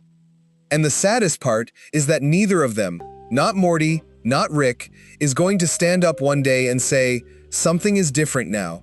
Something is quieter now. Something is gone. They're just going to keep going. Because that's what you do when the scream runs out. You keep going. And the boy who used to scream? He keeps going too. Just quieter now. Just quieter. Chapter 19. The Weight of Small Moments. There's something I haven't talked about yet that I think is actually the most underrated part of this whole thing. It's not the big screams. It's the small ones that disappeared first. In Season 1, Morty makes little sounds constantly, little yelps when something surprises him, short, sharp inhales when Rick does something unexpected, small vocalizations of discomfort when they land somewhere weird, or the portal closes too fast, or the alien hands him something and he doesn't know what it is. These micro-reactions are everywhere in the early seasons, and they're almost invisible because the big screams get all the attention. But watch Season 1 without looking for the big dramatic moments. Just watch Morty as a background presence. Watch him reacting to the texture of being in this world. He's constantly expressive, constantly making small sounds and facial movements and little adjustments in his body that communicate something. The world keeps landing on him, and he keeps making tiny responses to each landing. He's in contact with his experience in a way that's just constant, uninterrupted. By Season 6, those micro-reactions are mostly gone. Morty can walk into an alien marketplace, a place that would have produced 45 small sounds from Season 1 Morty, and just walk through it. Eyes forward, processing, yes. Noticing, maybe, but not showing it. Not performing the noticing, not letting the noticing reach his face. That's learned. That's not who he was at the start. That's a layer of insulation that built up over time, one adventure at a time, until the outside world stopped leaving fingerprints on him the way it used to. And I know that sounds like I'm romanticizing being a nervous, overwhelmed, screaming mess. I'm not. I'm just saying, the expressiveness of Season 1 Morty is evidence of a kid who is genuinely in his life, genuinely affected by what's happening around him, genuinely present. And when that expressiveness compresses, when the small sounds stop, when the micro-reactions smooth out into a more functional baseline, something was traded for that. The thing that was traded was contact. Morty made himself slightly less permeable to experience. And once you see it, you can't unsee it. Chapter 20, The Jessica Problem. I want to spend a minute on Jessica. Not because Jessica is a major character, she's not really, not until Season 5 gives her more to do, but because Morty's feelings about Jessica are one of the few consistent through lines in his emotional life across the whole series. He has a crush on her from the first episode. He has feelings for her in Season 5. That's a long time to carry something. And the way those feelings are expressed changes in exactly the way you'd expect if you've been following the Scream arc. Season 1 Morty, when he's around Jessica, becomes almost dangerously expressive. He can't manage it. His face does things. He says things he immediately regrets. He's completely legible to anyone watching him. The feelings are right there at the surface, visible from space. Season 3. Morty has learned to be cooler about it. He still cares, but he can maintain something closer to composure when she's around. He can have a conversation without his nervous system broadcasting the whole thing. Season 5 Morty, in Mort Dinner Rick Andre, has the most interesting relationship with Jessica in the series, because for the first time, he actually has the opportunity to go on a date with her. And the version of Morty who goes on that date is not Season 1 Morty. He's not the kid who would have lost his mind at the idea of sitting across from her at a restaurant. He's a version of Morty who handles the date the way he handles most things now, with a kind of resigned competence that has less joy in it than you'd expect. Things go wrong. Immediately. Of course they do. And Morty's response to things going wrong on his first date with the girl he's liked for years is not the screaming, spiraling, helpless panic of Season 1. It's problem solving. He mode switches to crisis management before the date has even gotten started. And that's impressive, in the same way that all of Morty's Season 5 competence is impressive. But it's also a little heartbreaking. Because somewhere in the journey from Season 1 to Season 5, Morty lost the specific kind of vulnerability that would have made the date feel like a date. The version of himself that would have been genuinely, openly terrified of saying the wrong thing. The version that would have screamed, internally if not externally, at how much it meant to him. That version of Morty would have made a lot of mistakes on that date. But he would have been there. Fully there. The Season 5 Morty is there in a more limited way. Managing, coping, problem-solving his way through the thing he was supposed to be feeling. Which is, as a portrait of what accumulated experience does to a person's capacity for straightforward emotion, pretty devastating. Chapter 21, The Supporting Evidence.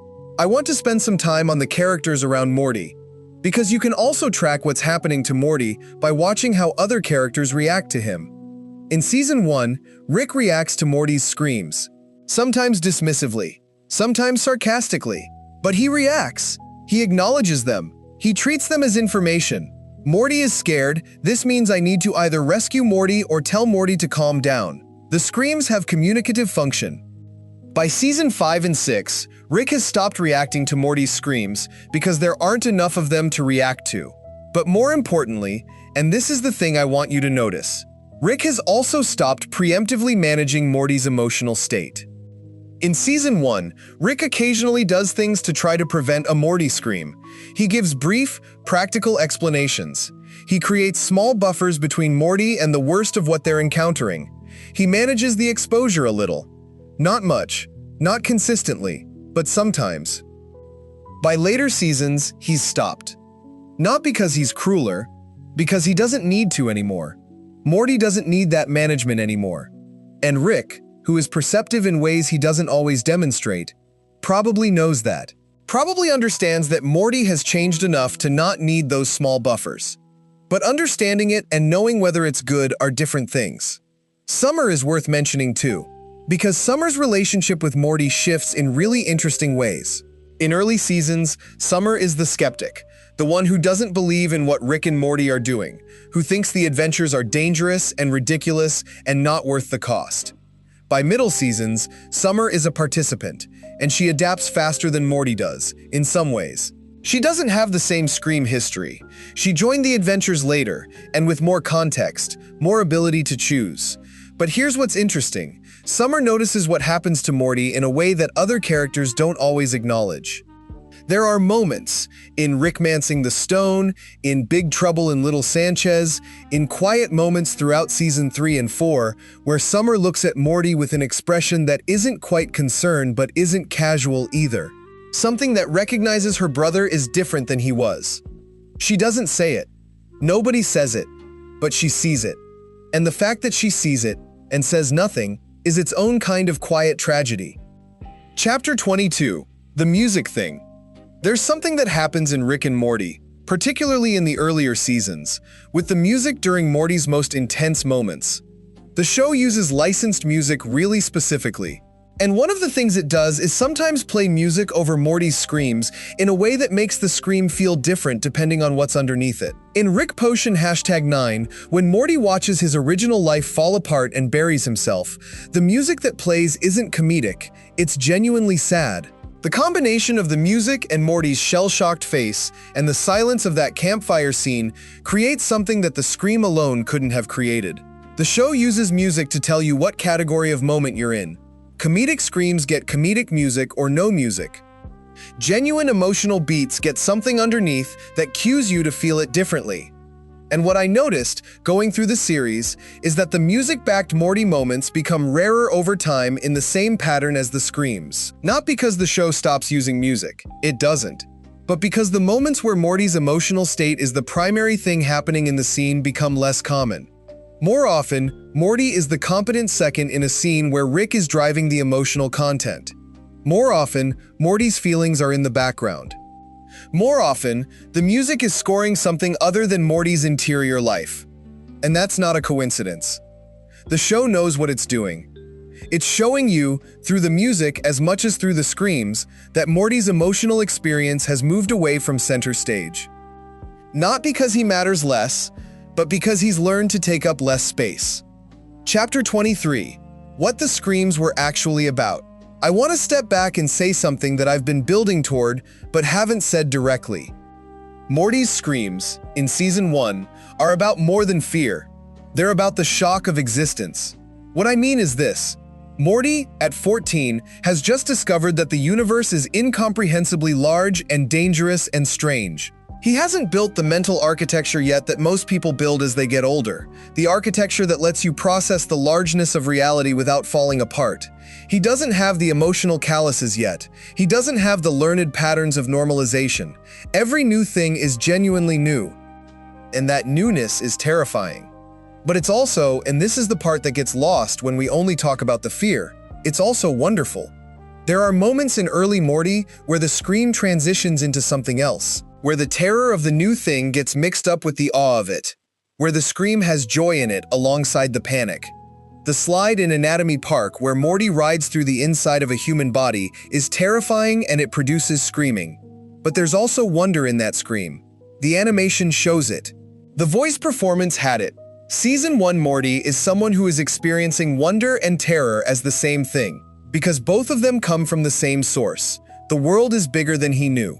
By Season 6, the world being bigger than he knew is just a fact he's already integrated. And the screams that came from the wonder and terror of discovering that fact, those screams don't have anywhere to come from anymore. You can't rediscover the largeness of the universe. Once you know, you know. And when you know, the world stops taking your breath away. It just becomes the world you live in. Which is true of everyone to some extent as they get older. It's just that most people's process of normalizing the world happens over decades. Morty's happened in about 4 or 5 years of adventure. He got old faster than anyone should. Chapter 24. The Pilot versus the Present. Let me do something direct here. Let me just compare. Season 1, Episode 1. Rick and Morty arrive on an alien planet to pick up seeds. Rick has been there before. He knows the terrain, the risks, the approximate shape of what's going to happen. Morty has no idea. He follows Rick through a place that is completely alien and completely threatening and completely real to him in a way that nothing in his previous life prepared him for. Morty screams, multiple times, with full-body commitment. Each scream is different from the last. Different pitch, different cause, different quality. Each scream is a fresh response to a fresh thing. He is overwhelmed.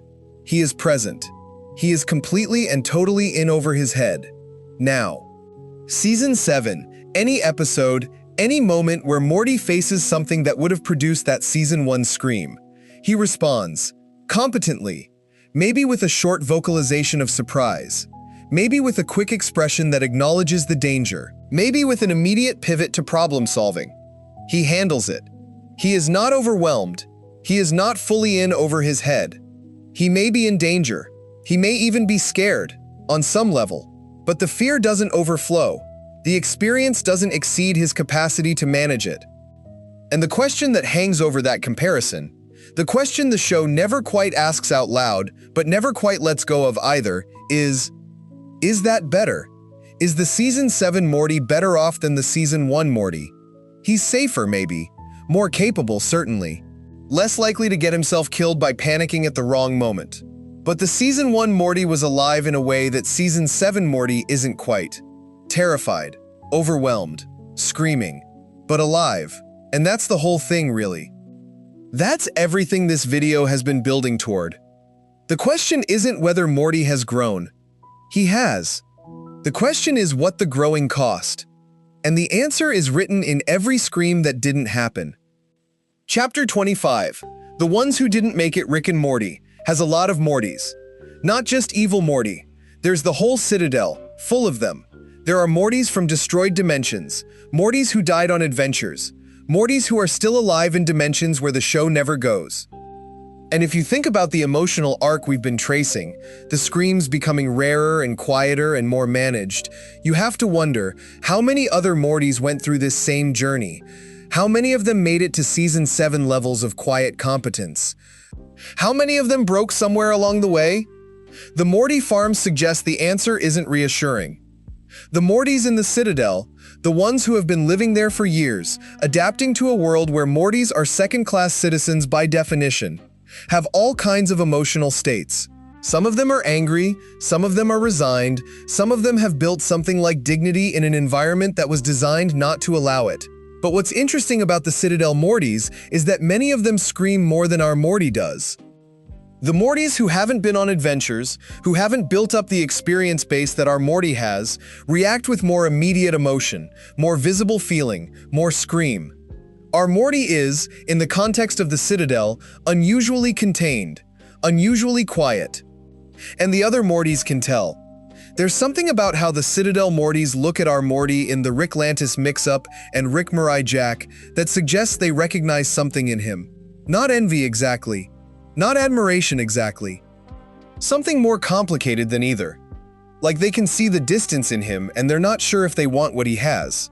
Chapter 26. The Scene the Show Never Wrote. I want to tell you about a scene that doesn't exist. A scene the show never wrote. I've thought about this a lot. If you were going to write the scene that captures everything this video has been about, the full arc from first scream to last silence, what would it look like? I think it would be simple. Rick and Morty, somewhere, not on an adventure, maybe in the garage, maybe in the ship, just the two of them. And something small happens. Not dangerous, not cosmic, just something mildly unpleasant. The kind of thing that would have produced a little Morty yelp in Season 1. A minor discomfort. A small surprise. And Morty doesn't react. Or he barely reacts. A slight tightening around the eyes. A small adjustment of posture. And Rick notices. Not the reaction. The lack of reaction. And for just a second, something crosses Rick's face that isn't his usual expression. Something that might be concern, Might be recognition, might be something closer to guilt. But he doesn't say anything. Because what would he say? I noticed you don't scream anymore. I remember when that would have scared you. I think I might have done something to you without meaning to. Rick Sanchez is not a character who says those things. So he doesn't say them. And Morty doesn't notice the look.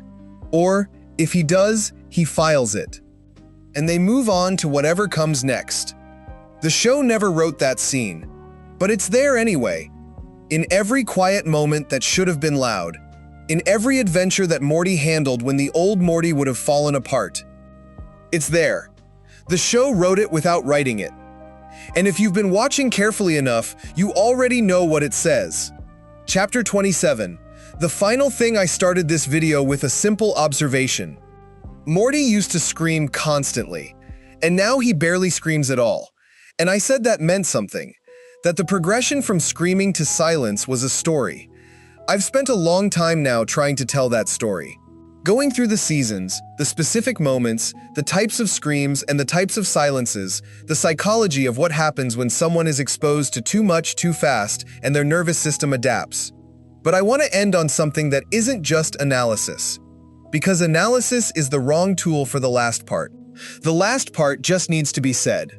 Morty Smith was a terrified, screaming, overwhelmed 14-year-old kid who followed his grandfather into the impossible and never really found his way back. Not back to the house on the cul-de-sac. Back to the version of himself that existed before the first portal. That version of him, the one who would lose his mind at alien creatures, who would scream for Rick at the first sign of danger, who would crack under existential weight and need to sit by a campfire and say the scary thing out loud to someone.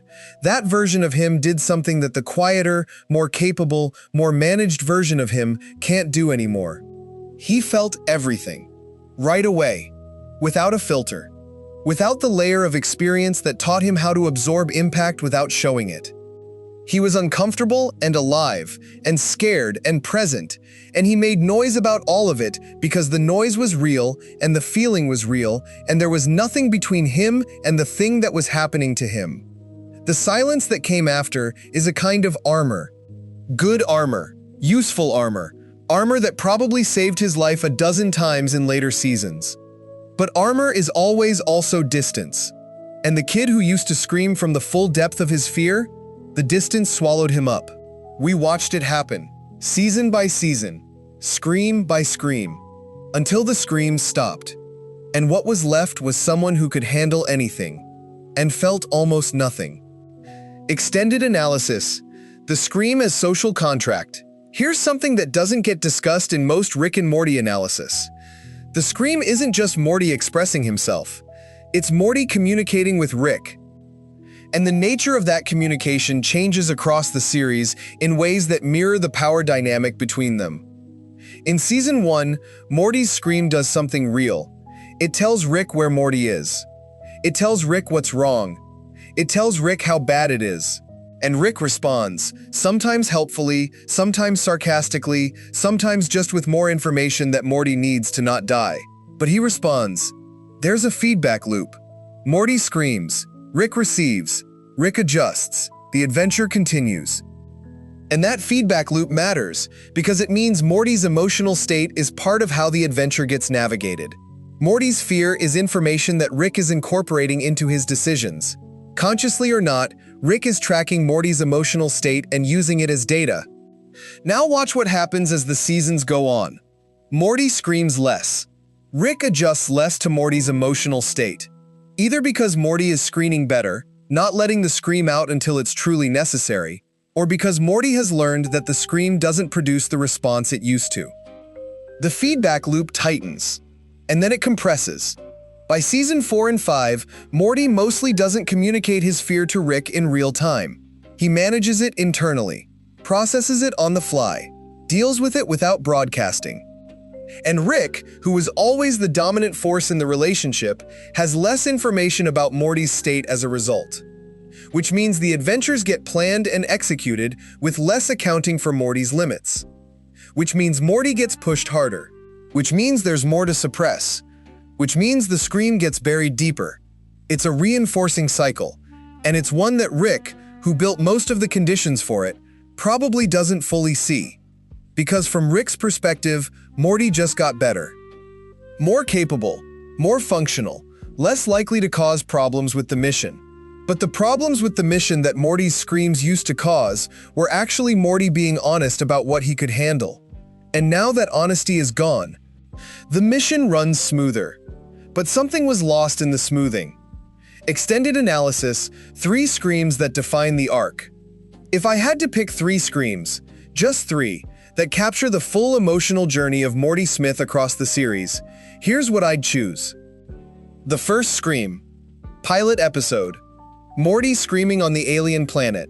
It's the scream of pure, undiluted exposure. A kid who has never been anywhere like this, never done anything like this, and has no resources at all for processing it. The scream is the whole of his response. He doesn't have any tools yet. All he can do is make the loudest sound his body is capable of. It's a scream that exists entirely in the present moment. It's not about anything except what's happening right now. No history of screams behind it. No learned patterns of response. Just, this is happening and it is too much. That's where we start. The Vat of Acid scream. Season 4. The scream when Morty understands what he did to the girl. What the save points actually were. The people he thought he left behind who actually experienced his death. This scream comes from a completely different place than the pilot scream. It's not about immediate physical danger. It's not even really about fear. It's the scream of moral horror, of self-understanding, of a kid who just realized he's the kind of person bad things happen around, and that his presence in people's lives has weight and consequence that he never accounted for. The pilot scream is about the world being too big. The Vat of Acid scream is about Morty being too big. Too present. Too consequential, too capable of causing harm. That's the middle, the Rick Morty Jack cry. Not a scream exactly, more of a breakdown. Season 5 finale, Morty processing Rick's full backstory. This one is quieter than the other two, more internal, more specifically his. The pilot scream is about everything being overwhelming. The Vat of Acid scream is about understanding impact.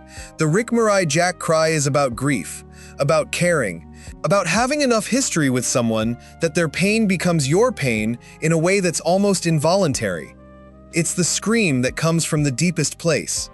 And it's the last one that really costs him something. After that, the screams mostly stop costing. After that, the armor holds. Extended analysis. What animation does that live action can't? One of the underappreciated things about Rick and Morty as an animated show is what animation allows the writers to do with Morty's physical responses. Live action has limits. An actor can scream, can look scared, can run. But there are physical and logistical limits to how extreme the fear responses can get before they start looking silly rather than genuine. Animation doesn't have those limits. Morty's eyes can go wide in a way that no human eyes go. His jaw can drop further than physically possible. His entire body can vibrate with terror. His face can do multiple things at once in a way that real faces can't quite do. And in Season 1, the show uses this constantly. Morty is animated at maximum emotional expression. When he's scared, everything in his design is scared. When he's confused, his entire shape communicates confusion. When he screams, the scream is drawn as much as it's voiced. It's pure, unfiltered cartoon exaggeration, but in service of genuine emotion.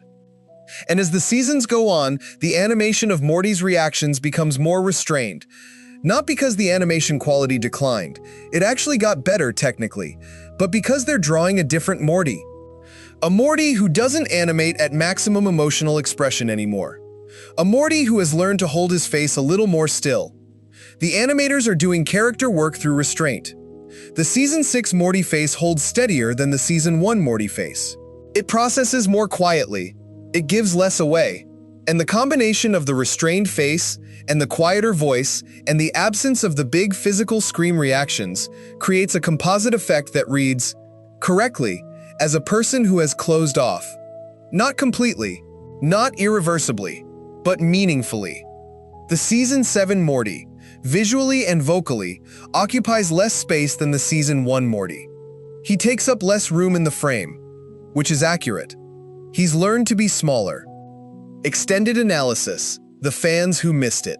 I want to say something that might be slightly uncomfortable. A lot of Rick and Morty fans, especially the fans who were there from the beginning, who loved the early seasons specifically, kind of wanted Morty to grow up.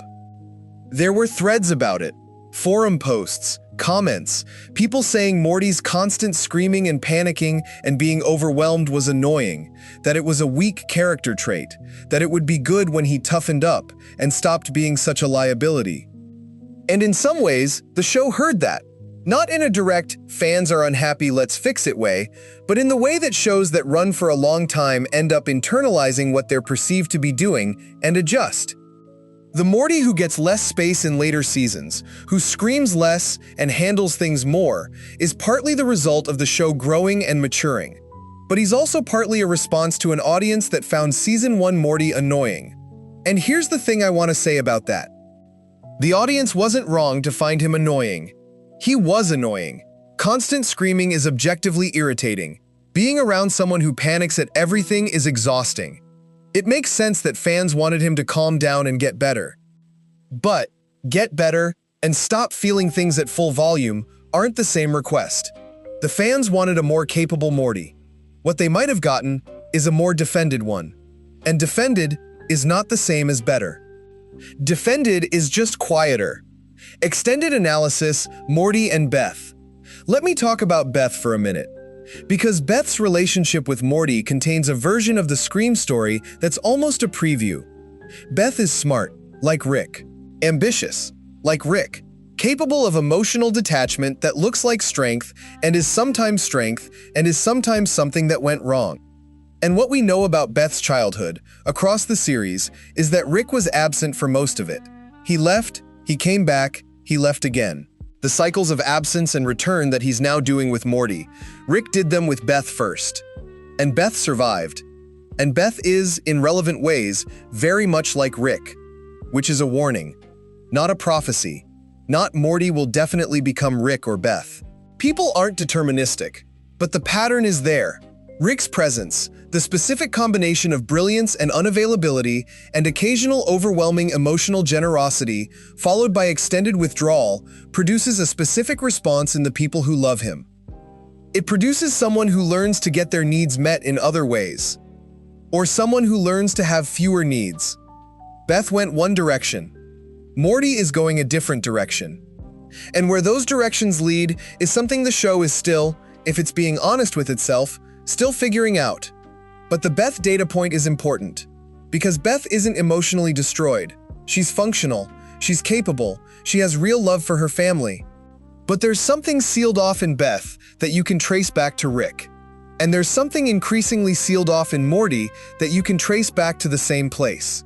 The father's unintentional legacy, showing up in the second generation. And now starting maybe in the third. Extended analysis, the screams we didn't hear. There's a category of scream I haven't talked about. The screams that happened between episodes. What happened to Morty in the time we didn't see? Not in other dimensions, not in alternative timelines, just in the regular space of a TV show where there are gaps between seasons and sometimes gaps between episodes. Morty, in the narrative, has been doing this for years, living with Rick, going on adventures, coming home to a family that's also going through its own things. Going to school when he goes to school.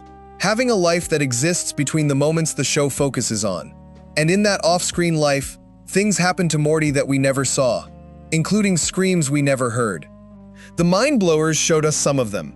Bad things from adventures that were too heavy to carry, so Rick removed them. But those weren't all of Morty's off-screen moments. Those were just the ones Rick decided he needed to take. What about the screams that didn't get taken? The ones Morty had to integrate on his own? What about the time something happened and there was no Rick to help and Morty had to just process it in his room alone without anyone knowing? What about the gradual accumulation of everything that didn't make it into any episode? The off-screen Morty is someone we never get to fully know. And the off-screen Morty is, in some ways, the most important one. Because the person you become in private is the person you actually are. And the person Morty has become in private, over years of adventures and recoveries and more adventures and less recovery, that person is showing up more and more in what we do see. The quieter Morty, the more managed Morty, the Morty who handles things. He was built in the gaps, in the spaces between episodes, in all the moments the show couldn't show us, in all the screams that nobody heard. Extended analysis, what comes next? The show is still going. New seasons, new episodes, new adventures. And the question that hangs over all of it, for anyone who's been paying attention to the Scream arc, is, where does Morty go from here? Not in terms of plot, in terms of this. In terms of the emotional availability we've been tracking. Is there a version of the Morty story where the screams come back? Where something happens that gets through the armor, that reaches the part of him that's been sealed off, that produces a scream that costs him something again, the way the early screams cost him something? It's possible.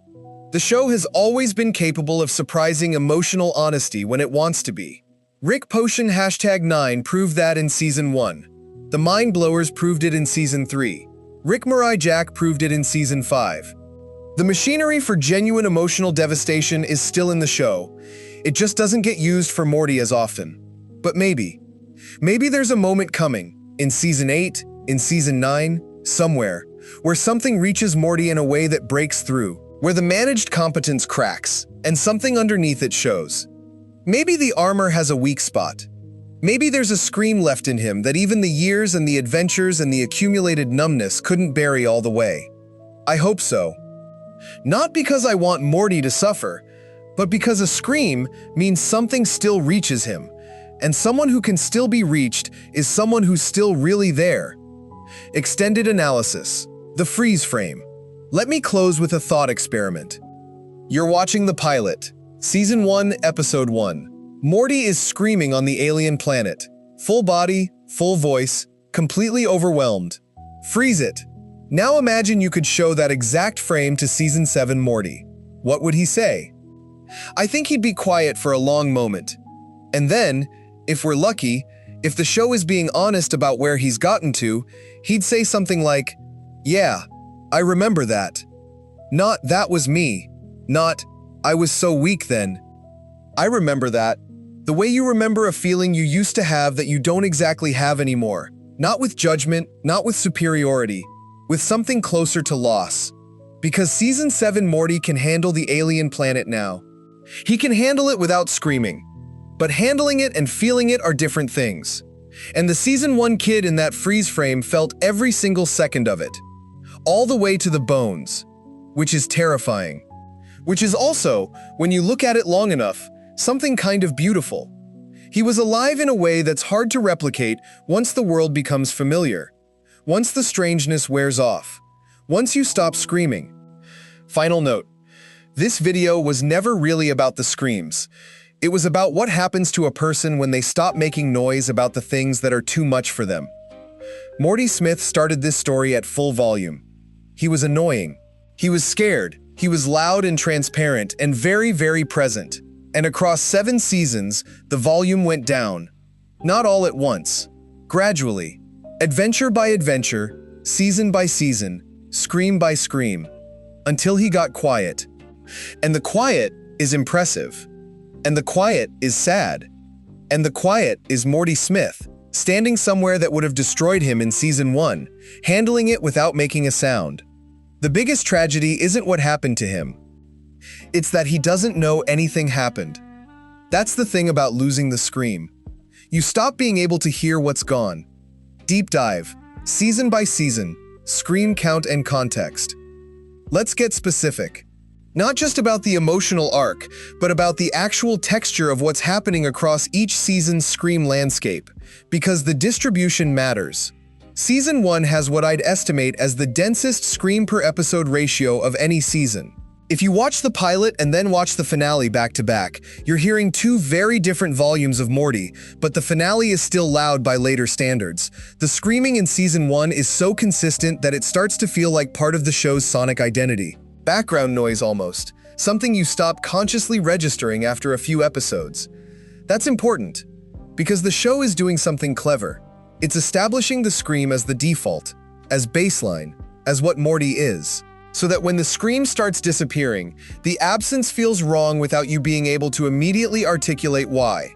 You've been calibrated to a Morty who screams constantly, and then that calibration slowly shifts, and what you're left with is an uncanny sense that something has changed without knowing exactly what. Pilot, through 60 Minutes, is basically unbroken Morty scream territory. Even the episodes that are more summer-focused, Rixie Business for instance, have Morty as a screaming presence in the background. He's reactive to pretty much everything. Season 2 is where the first quiet spaces appear. Not in the screams themselves. Season 2 has some extremely loud Morty moments, including some of the most emotionally resonant screams in the show's run. But in between the screams, there are pauses that didn't exist in Season 1. Moments where something bad happens and Morty absorbs it, rather than immediately vocalizing it. Total Recall is a Season 2 episode that shows this clearly. There are things that happen in that episode, including the extremely dark Mr. Poopy Butthole moment, where the old Morty would have had a very loud, very immediate reaction. And the Season 2 Morty has a reaction that's more considered, more internal. He still expresses it, but there's a beat before the expression. One beat. Tiny. Easy to miss. But it wasn't there in Season 1. Season 3 is where the screams start to get categorically different. The Season 3 screams are angrier. They're also more situational. There are specific episodes with a lot of Morty noise, particularly the post-apocalyptic ones, and specific episodes where Morty is unusually quiet. Morty's Mind Blowers being the obvious example. The consistency of Season 1 starts breaking down. You can no longer predict there will be several Morty screams in this episode based on genre cues. Season 3 is where the scream becomes optional. Not gone, not reduced dramatically, but optional in a way it wasn't before. Season 4 is a proper reduction. If you do a rough count, and I did, roughly, Season 4 has fewer total Morty scream moments than any previous season. Not fewer per episode exactly, because Season 4 has some very loud episodes. But the average episode has a Morty who is quieter, more frequently in the background, more often reacting to things without vocalizing the reaction. Season 4 Morty has developed what you'd call an inside voice, and he's using it more. Season 5 splits the difference in an interesting way. There are Season 5 episodes that are genuinely loud. Morty has some intense reactions in the premiere, in the Vat of Acid episode, in the finale. But there are also Season 5 episodes where Morty is so quiet that he basically disappears into the ensemble, where episodes go by without a single Morty scream. And those quiet episodes don't feel like they're shortchanging Morty. They feel like a Morty who has chosen to be quiet, which is a different thing from a Morty who was never going to scream in the first place. The choice is the scary part. Season 6 is where the quiet becomes the default. Not silence, exactly. Morty still reacts, still vocalizes, still has emotional responses that you can see and hear.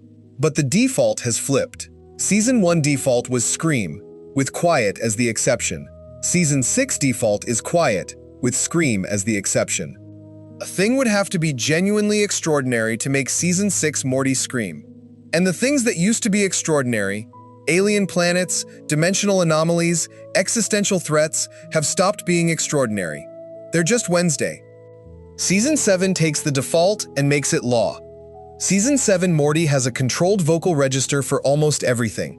There are moments of surprise, moments of fear, moments of anger, but the full body, full voice, unmanaged scream of Season 1 is essentially absent.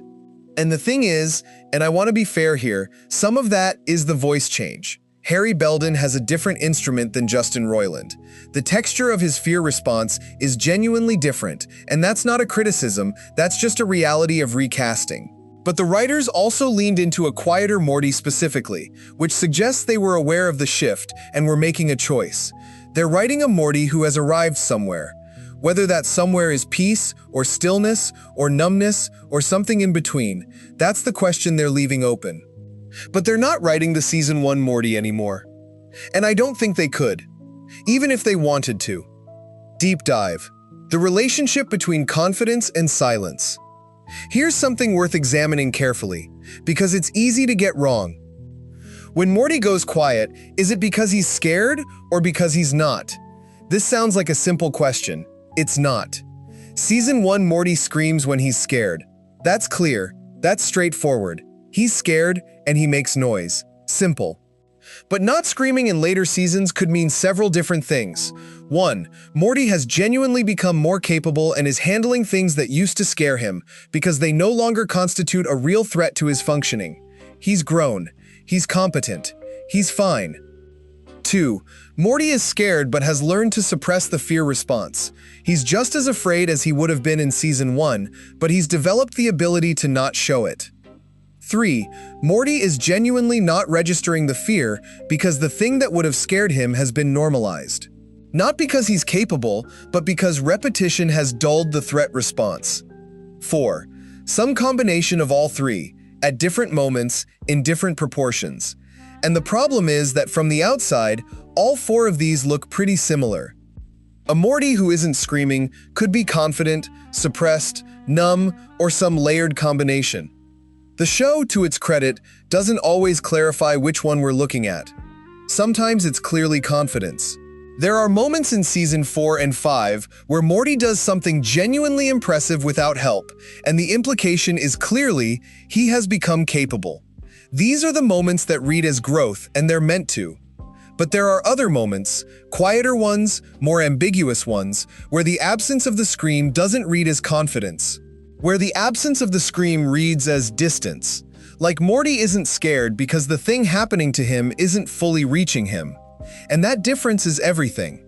Confidence without feeling is skill. Distance without feeling is something else. It's the question the show is brave enough to keep asking, even when it doesn't answer. Deep dive. The scream in comparison. Other characters let. Briefly compare Morty's arc to the other characters' emotional arcs, to see if the scream pattern is unique to him or part of a larger pattern. Rick doesn't scream. Not in the fear sense. Occasionally in the expressive sense. Rick is loud sometimes. Rick yells sometimes. But the specific register of Morty's fear screams is entirely absent from Rick's character. Rick, we're told and shown, has already been through so much that the world doesn't frighten him in the way that would produce that scream. His equivalent of the scream is something much quieter and much worse. The depressive episodes, the moments of dark honesty, the post-Unity attempt at suicide. Rick's version of the scream is the places he goes when nobody's watching. Summer starts Season 1 as someone who doesn't scream. She's skeptical, she's teenage confident in a brittle way, she's not initially exposed to the adventures. When she becomes a participant, she adapts faster than Morty. Summer screams less across the entire series. Her arc is different. She comes to the adventures already somewhat defended, and the adventures add more defenses rather than stripping them away. Jerry screams in a completely different register. Jerry's screams are embarrassment, awkwardness, the specific social terror of being someone who wants to be seen as competent and constantly fails. Jerry's screaming is almost never fear. It's the scream of someone whose self-image is being violated. Beth barely screams. Beth's emotional life lives in sarcasm and deflection and occasional terrifying honesty. The scream that would expose how much she's been hurt by Rick's absence is sealed off somewhere. So Morty's scream arc is unique in the family. He's the only one who started out at maximum vulnerability and has been watching that vulnerability compress, which makes him the emotional center of the show in a way that none of the other characters are. He's the one we get to watch change. And the change we get to watch is the scream. Deep dive. The specific moment. In Rick Potion #9. I want to go back to this episode one more time, because I think it's more important than most people realize. Rick Potion #9 is Season 1, Episode 6, and it is, in my reading, the single most important episode for understanding Morty's arc. Not because it's the most dramatic, not because the stakes are highest, but because it's the moment where the scream becomes something new. Up until Rick Potion #9, Morty's screams are responses to things that might kill him, or hurt him, or at least frighten him. They're survival screams. Even the confused screams and the disgust screams have a self-preservation quality to them. They're about Morty's physical or psychological safety in a direct sense. Rick Potion #9 introduces a different kind of threat, the threat to continuity of self. When Morty watches himself dead in a garbage bag, when he helps Rick bury the version of himself that didn't survive, when he walks into a version of his home that isn't quite his home and looks at a family that isn't quite his family, what's being threatened isn't his physical safety. His physical self is fine. What's being threatened is his story. His understanding of himself as a continuous person with a past and a future and a stable identity. That kind of threat doesn't produce a survival scream. It produces the existential scream. And that existential scream, in Rick Potion #9, is the first scream in the show that points toward everything that's coming. Because all of the biggest emotional moments in Rick and Morty, the mind blowers, the vat of acid, Rick Mirai Jack, Evil Morty's departure, are about that same thing. They're about the threat to continuity of self, to the story of who Morty is, to the sense that he's a coherent person with a coherent experience. Rick Potion #9 establishes that this is the thing that gets to Morty deepest. Not physical danger, not even death, but the threat to the story of himself. And then, slowly, the show takes that scream away too. By later seasons, Morty can face threats to his own continuity, can have his consciousness scattered, can encounter his own corpse, can watch multiple versions of himself live and die without screaming. Because that threat has been normalized too. Even the deepest scream eventually gets buried. Deep Dive, the people who watched him change. There's a character in Rick and Morty who I don't think gets enough credit. It's Rick's ship. Stay with me here. The ship has interacted with Morty across essentially the entire series. It's heard every scream, it's been present for most of the adventures. It has, as the show establishes, opinions about Morty that are not entirely positive. But the ship's attitude toward Morty changes across the seasons. In early seasons, the ship treats Morty as an irritant, a screaming, panicking presence that creates problems. The ship's contempt for Morty in early seasons is partly played for laughs, but also reflects how Morty reads to anyone with more experience than him, as underprepared and overwhelmed and kind of exhausting. By later seasons, the ship's relationship with Morty is different, less contemptuous, sometimes almost neutral, not warm. The ship doesn't suddenly like Morty, but the ship stops treating Morty as the obvious weak link, as the liability, as the one who's going to cause problems. And part of that is the ship recognizing competence. But part of it, and I think this is real, is that the ship is reacting to the absence of the scream. The scream is what made Morty legible as underprepared. The scream was the giveaway. The scream said, "This kid can't handle it," in a way that even the ship's sensors could pick up. When the scream goes away, the reading changes. The kid looks like he can handle it now. Maybe he can. Or maybe he's just learned to look like he can. Either way, the ship recalibrates. The world recalibrates. And the scream, having stopped, becomes something you only notice in retrospect. Deep Dive, the question of agency. I want to address something that might be nagging at some people. Is this Morty's choice? Did Morty decide to change? Did he decide to get quieter, more managed, more capable of handling things without vocalizing the handling? Or did it happen to him? I think the answer is both, in the way that most significant character changes are both. Some of the changes were chosen. Morty made decisions to keep going with Rick, to push through things that were difficult, to develop the skills that made the screaming less necessary.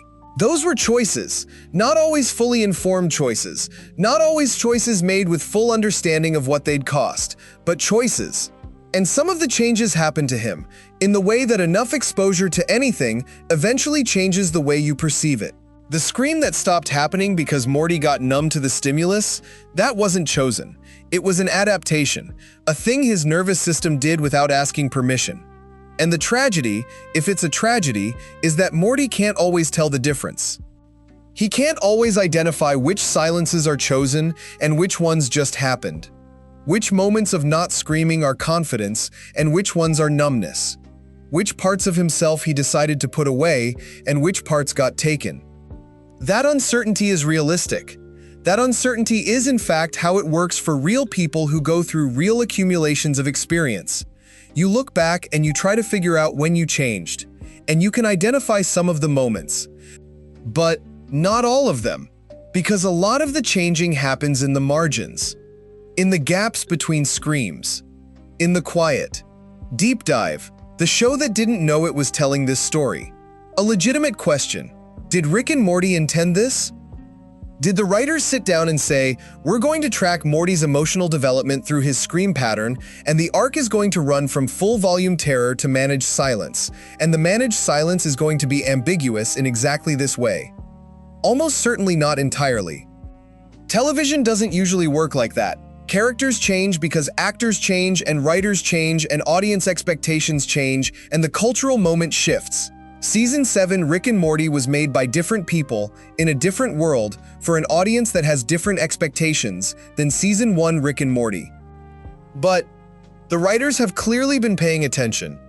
There are too many moments in the series that read as intentional engagement with this arc for it to be entirely coincidental.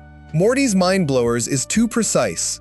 The Vat of Acid episode is too thematically focused on the cost of Morty's position. Rick Morai Jack has too much emotional care in how it handles Morty's response to Rick's backstory. Someone, at the table, was thinking about what all of this means for Morty. And tracking it. Not always consciously, not always with full intention, but the show has consistently returned to the question of what Morty is becoming, even when it doesn't announce that question explicitly. Which is actually the best kind of storytelling. The kind where the text doesn't explain itself, where the meaning is in what happens, not in the characters telling you what it means. The Scream arc wasn't the pitch, but it became the story anyway, and the story is better for being found rather than announced. Coda. One last thing. There's a moment I want to leave you with. It's not from a specific episode. It's from Season 1, but it could be from any of the first season's earlier episodes. One of those moments where Morty has just gotten through something genuinely terrifying, where the scream has died down and the adventure has reached a pause, where he's sitting in the back of the ship or standing in the garage or just catching his breath somewhere. And he's fine. Not fine like, that was nothing, fine like, I made it. It was a lot and I'm still alive and I'm okay. The relief of that fine has a quality to it that's specific to Season 1. It's full-bodied. It reaches all the way through him. You can see it in his shoulders relaxing and his face doing something that's halfway between exhausted and genuinely happy. He made it through something hard and he knows he made it and the knowing feels good. That feeling, the specific relief of genuine survival, the wholeness of it, is something that requires having fully felt the fear first. You can't have that relief without having had the scream. And later, Morty doesn't have that relief. He might have something like it. He might have the functional awareness that a situation has resolved. But the full body, made it through, genuine relief of Season 1, Morty requires the full body, didn't think I would, genuine terror of Season 1 Morty. You can't have one without the other. They're the same thing in two different forms. And somewhere along the way, Morty lost the ability to be that scared. Which means he also lost the ability to feel that relieved. The coin has two sides, and when you stop flipping it, you stop getting either. The quiet is impressive.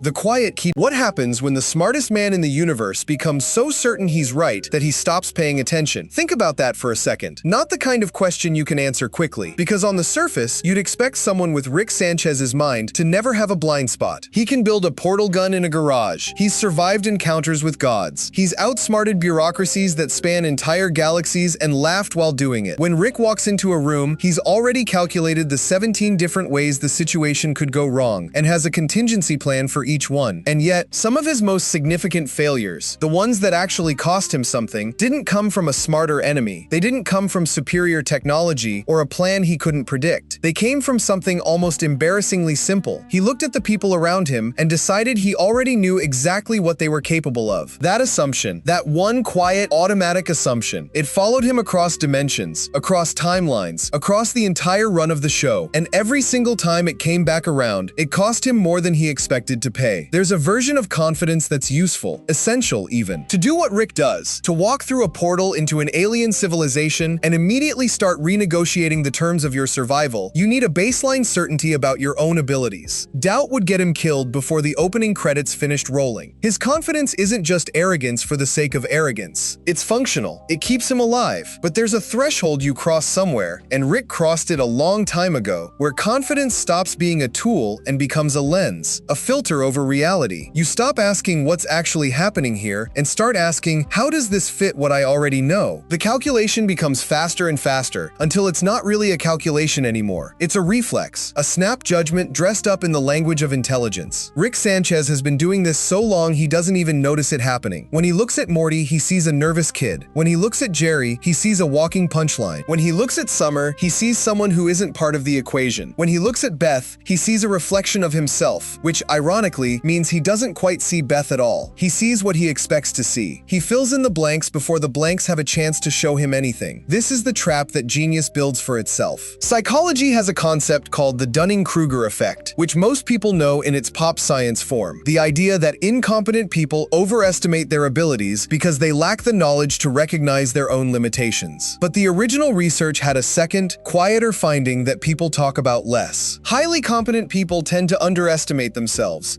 because they assume tasks that come easily to them must come easily to everyone. Rick doesn't have that problem. He knows he's exceptional. But there's a related trap on the other end, the trap of expertise that closes a person off from surprise. When you've spent decades being the smartest person in every situation, you develop shortcuts. You pattern match.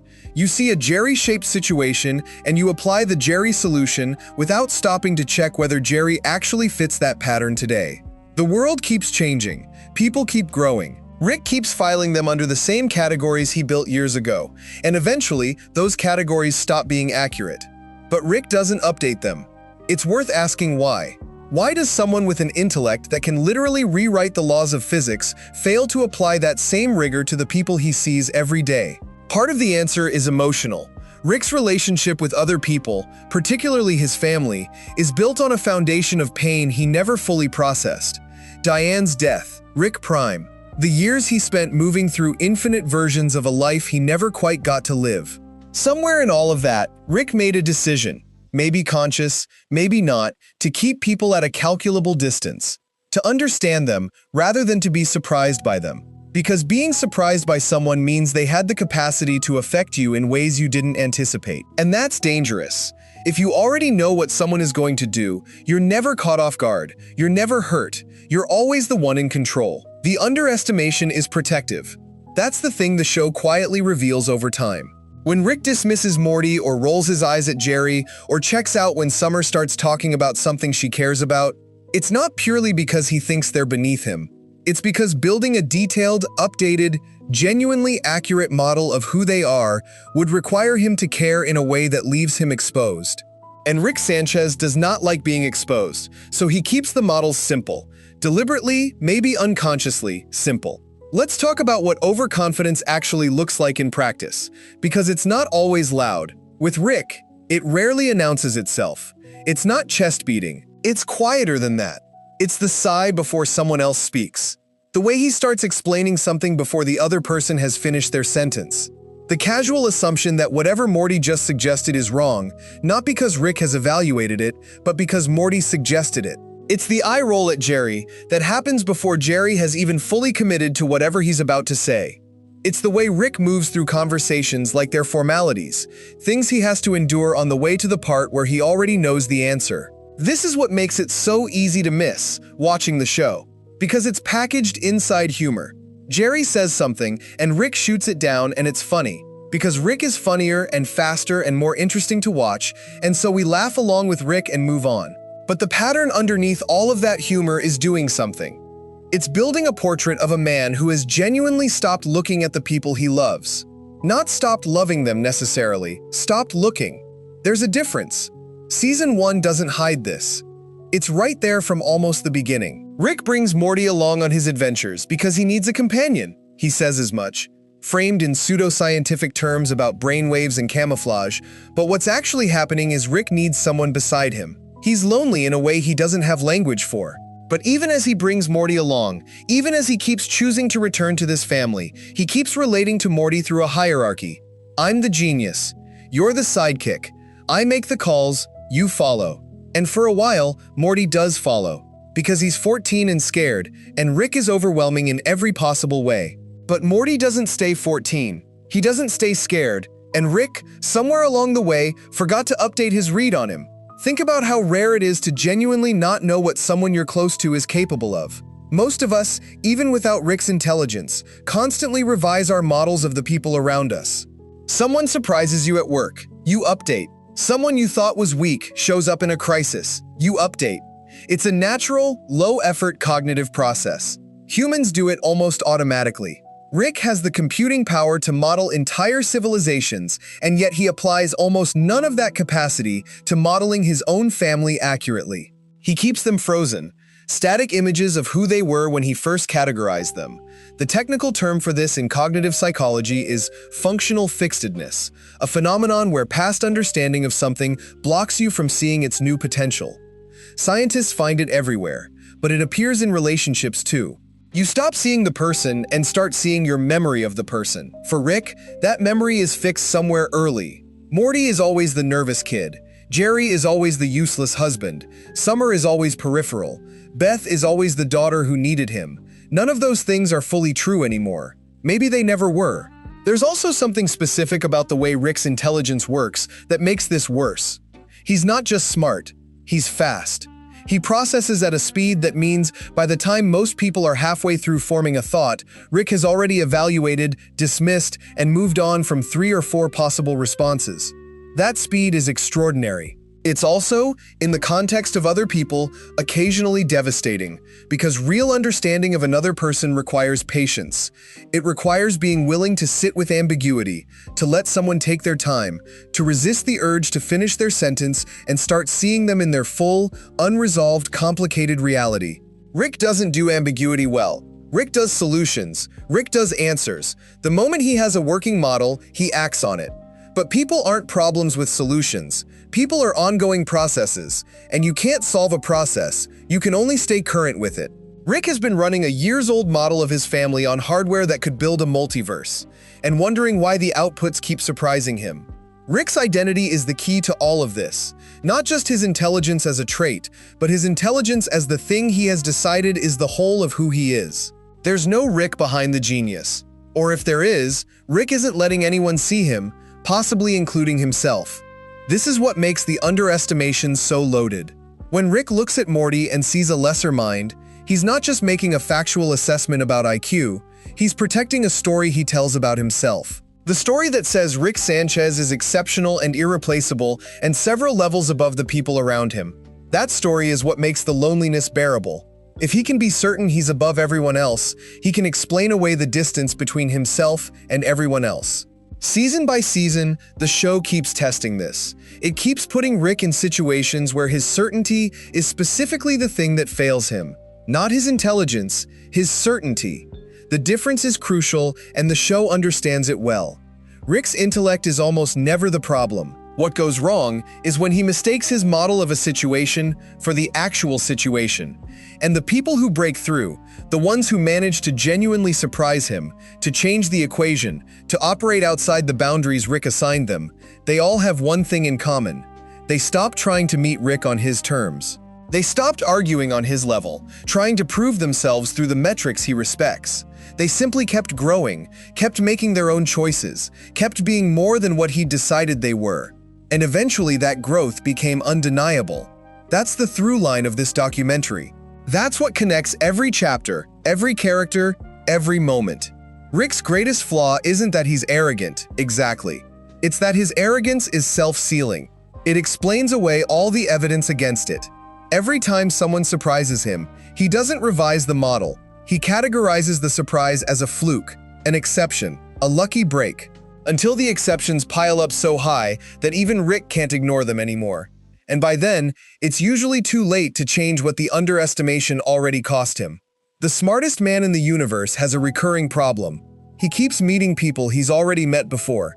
The same Morty, the same Jerry, the same Beth and Summer. Old images walking around in new situations. And those people keep not being what he expects. They keep being more. Chapter 2. The Morty Rick never expected. There's a version of this story where Morty Smith stays exactly who he was in the pilot. Nervous, easily overwhelmed, stuttering through sentences while Rick drags him through situations his nervous system was never built to handle. A boy who got pulled into an adventure because his grandfather needed a companion and he was the most available option. That's the role Morty was handed. Sidekick, emotional ballast. The specific frequency of anxiety that apparently makes Rick's brainwaves harder to detect. That's the version Rick kept expecting for a very long time. The show had other plans. Let's go back to the beginning, because the beginning is important, and it's easy to rush past it when you already know how the story ends. In the pilot episode, Rick explains to Morty, in the specific condescending shorthand Rick uses when he's technically sharing information but not actually including you in anything, that Morty's brainwaves cancel out his genius waves. Together, they're invisible to the people hunting for Rick. Separately, Rick is a target. Morty is bait. That's the arrangement. That's the whole arrangement. Rick isn't bringing Morty along because he sees potential. He's bringing Morty along because Morty is useful, in a very mechanical, replaceable way. The relationship isn't built on belief in Morty. It's built on the fact that Morty's particular flavor of ordinary is, paradoxically, what makes Rick extraordinary. From day one, Rick's model of Morty is almost entirely defined by what Morty is not. Not smart enough, not capable enough, not experienced enough, not ready for any of the things Rick regularly drags him into. And because Rick's model of Morty starts there, at limitation, at absence, at everything Morty lacks, it becomes very difficult for Rick to see what Morty actually has. What Morty actually has is something Rick spent so long cataloging the absence of that he nearly missed its presence entirely. Morty has moral clarity. Not perfect moral clarity, not consistent, unwavering, never gets complicated moral clarity, but a baseline orientation toward other people, toward their suffering, their dignity, their personhood, that Rick simply doesn't lead with. When Morty sees someone in pain, his first instinct is to help. When Rick sees someone in pain, his first instinct is to assess, to calculate, to determine whether the pain is relevant to whatever he's trying to accomplish. This looks like weakness. In the context of interdimensional adventure, an instinct toward compassion is objectively dangerous. It slows you down, it complicates the calculus, it leads to situations where you're trying to rescue someone from a circumstance that will statistically end badly regardless of your intervention. Rick knows this. He's watched compassion get people killed. So he trained himself out of it, or at least out of showing it, and when he looks at Morty leading with his heart, he sees inefficiency. What he's actually looking at is a different kind of intelligence. Moral intelligence. Emotional intelligence, the kind that tracks not just what's happening, but what things mean to the people experiencing them. The kind that makes Morty, in the long run, a more complete person than Rick in ways that Rick's IQ can't compensate for. Early Morty is hard to watch sometimes, and not in the way the show intends. It's hard to watch because of how small he is, how much space he gives Rick, how quickly he backs down.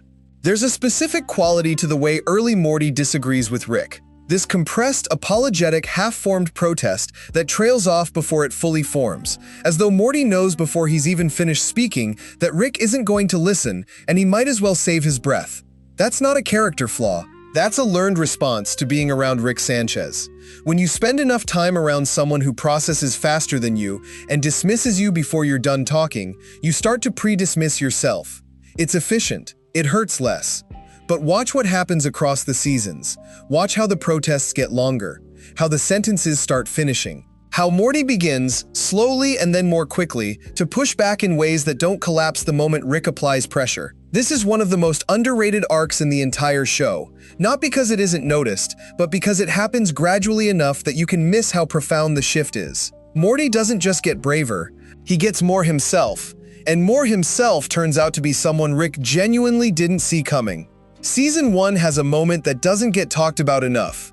In Me Seeks and Destroy, Morty gets to pick the adventure. This is framed as Rick being generous, letting Morty have his turn, but watch Rick's energy throughout that episode. There's a specific flavor of condescension Rick deploys. Not loud, not dramatic, just this constant low-grade expectation that Morty's adventure is going to be embarrassing, and he, Rick, is going to be the one who has to clean it up. And in some ways, that expectation gets confirmed. The adventure doesn't go cleanly. Things go wrong in ways Morty didn't predict. But Morty's response to those things going wrong is not what Rick expected. There's a gravity to how Morty carries the consequences of that episode. He doesn't bounce back with a quip. He sits with it. He processes it in a way that's actually more mature than how Rick typically processes consequences, which is to say, Rick usually processes consequences by building a device that removes them. Rick sees the adventure fail and files it under Morty's ideas don't work. He doesn't see what the episode is actually showing, that Morty can absorb failure and stay himself, which is a form of resilience Rick genuinely struggles with. Rick Potion number 9 is the episode where this starts getting serious. Morty asks Rick for a love potion. He wants Jessica to like him. 14-year-old logic, not a great plan. Rick goes along with it because he's certain he can manage the outcome. He's done more complicated chemistry before breakfast. A simple love potion? Please. What happens instead is a cascade of disasters. The potion spreads, mutates, ends with the literal conversion of most of Earth's population into Cronenbergs. An extinction-level event caused by Rick underestimating the complexity of a biological system he thought he had figured out. But the key moment is what happens after. Rick's solution is to find an alternate Earth where they both died before fixing the problem. Transplant themselves into those dead bodies and start over. Functionally, abandon their original universe, replace themselves with corpses, and never speak of it again. Rick explains this plan with the same energy he'd use to explain how to make a sandwich. It's practical, it's solved, move on. And Morty, who just watched his original universe end, who just buried himself in a backyard, starts crying in the car. He realizes what Rick just did, what they just did, what they're now living with. And the weight of that doesn't leave him the way Rick expected it would. Morty carries that. He carries it through the whole show. That capacity to hold on to what things cost, to not shake it off, to let consequences mean something, is not weakness, it's the beginning of something. A moral seriousness that Rick, who buried his feelings under a detachment so complete it became a personality, doesn't have access to in the same way. The Pickle Rick episode is one of the most talked about in the series, and most of the conversation is about Rick being impressive, because he is. Turning yourself into a pickle to avoid family therapy and then engineering your way out of a sewer and through a building full of armed men is impressive by any metric. Nobody is taking that away from him. But the point of the episode isn't Rick's ingenuity. The point of the episode is what Dr. Wong says in that final scene, that Rick's intelligence isn't his gift, it's his excuse. His ability to solve any external problem means he never has to sit with the internal ones. He can always build a way out, and building a way out is exactly what he did by turning himself into a pickle in the first place. Morty listens to this conversation. He watches Rick get diagnosed by a therapist in 10 minutes in ways Rick would never allow from anyone who actually knows him. And Morty takes it in. Because Morty is doing something Rick has never fully done, he's learning about himself. He's letting experience change him. He's staying present with the uncomfortable parts instead of engineering his way around them. Rick sees Morty going to therapy as Morty being weak, as Morty needing something Rick doesn't need. He doesn't see that what Morty is doing is building the kind of self-knowledge that creates lasting stability, which Rick, famously, has never had. By the middle seasons, there are moments where Morty's judgment is visibly better than Rick's in specific situations, and Rick doesn't like those moments. You can see it. There's a quality Rick gets when Morty is right about something emotional, a slight recalibration, a beat where he adjusts without admitting he's adjusting. He'll act on Morty's read without crediting Morty's read. He'll modify the plan based on what Morty said and then frame the modification as his own evolution of the strategy. This is not a coincidence. This is Rick protecting the hierarchy even as the hierarchy becomes less accurate. Because if Morty is right about this and right about that and keeps having good reads on situations that Rick misread, then what does that mean about the model Rick built? What does it mean about the 10,000 times Rick dismissed a Morty idea before Morty even finished explaining it? It means the model was wrong. And Rick Sanchez does not update models easily, especially not models about the people he loves. The episode The Rick Lantis Mix-Up gives us Evil Morty becoming president. We'll get into Evil Morty in depth in the next chapter. But the relevant thing here, in the context of Morty's arc, is what that storyline says about what Mortys are capable of when given the right circumstances. Every version of Morty on the Citadel has been shaped by a Rick who told him he was lesser. And most of them internalized it, but some of them pushed back. Some of them built something out of resentment and intelligence and the specific pain of being chronically underestimated. Evil Morty is the most extreme version of this. But the existence of that outcome is itself a statement. Take someone you've been dismissing for years, and look at what they might become when they stop waiting for your approval. The main Morty isn't evil Morty. He's not building a long game of revenge, but he's growing. And the direction of his growth is increasingly away from needing Rick's validation to operate. The Season 7 and beyond version of Morty, after the Rick Prime arc shifts the dynamic of the show, after years of interdimensional exposure and moral confrontation and losing and finding himself, this is not the boy from the pilot. This is someone who's been through things. Someone who's processed those things, imperfectly but genuinely. Someone who pushed back on Rick's model of him for long enough that even Rick has had to quietly acknowledge it doesn't fully apply anymore. Rick has never said this out loud. He probably never will. That's not how Rick works, but watch how he looks at Morty in the later seasons. There's something in the look that wasn't in the pilot. It's not quite respect. Rick doesn't do respect cleanly. The word sticks in his throat. But there's a seriousness there, a recognition. A faint but real acknowledgement that this person is someone he can't fully predict. That is enormous, coming from Rick Sanchez. Here's the thing about Morty that Rick's model never captured. Even at the beginning, Morty's greatest strength was never intelligence in the traditional sense. It was never going to compete with Rick on that level, and Morty, to his credit, eventually stopped trying to. What Morty has is endurance. The ability to keep going after things that would be reasonable grounds to stop. To absorb the worst of what the multiverse can do to a person and still show up the next day. Not unchanged, Morty is permanently changed by almost everything that happens to him, which is actually the point. He changes and stays. Rick barely changes and constantly leaves. Morty chose to stay, not just physically, emotionally. He stayed in the relationship with Rick when it was hard. He stayed committed to caring about people when caring kept getting him hurt. He stayed himself, or kept finding himself again when he got lost, through a process that should by every reasonable measure have hollowed him out. Rick never expected that kind of durability from Morty. Rick expected Morty to either break or become more like Rick.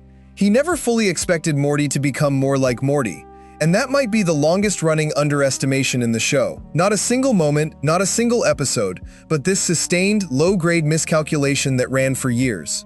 Rick looked at Morty and saw the nervous kid, and Morty quietly, incrementally, without making a big announcement about it, grew into someone the nervous kid wouldn't recognize.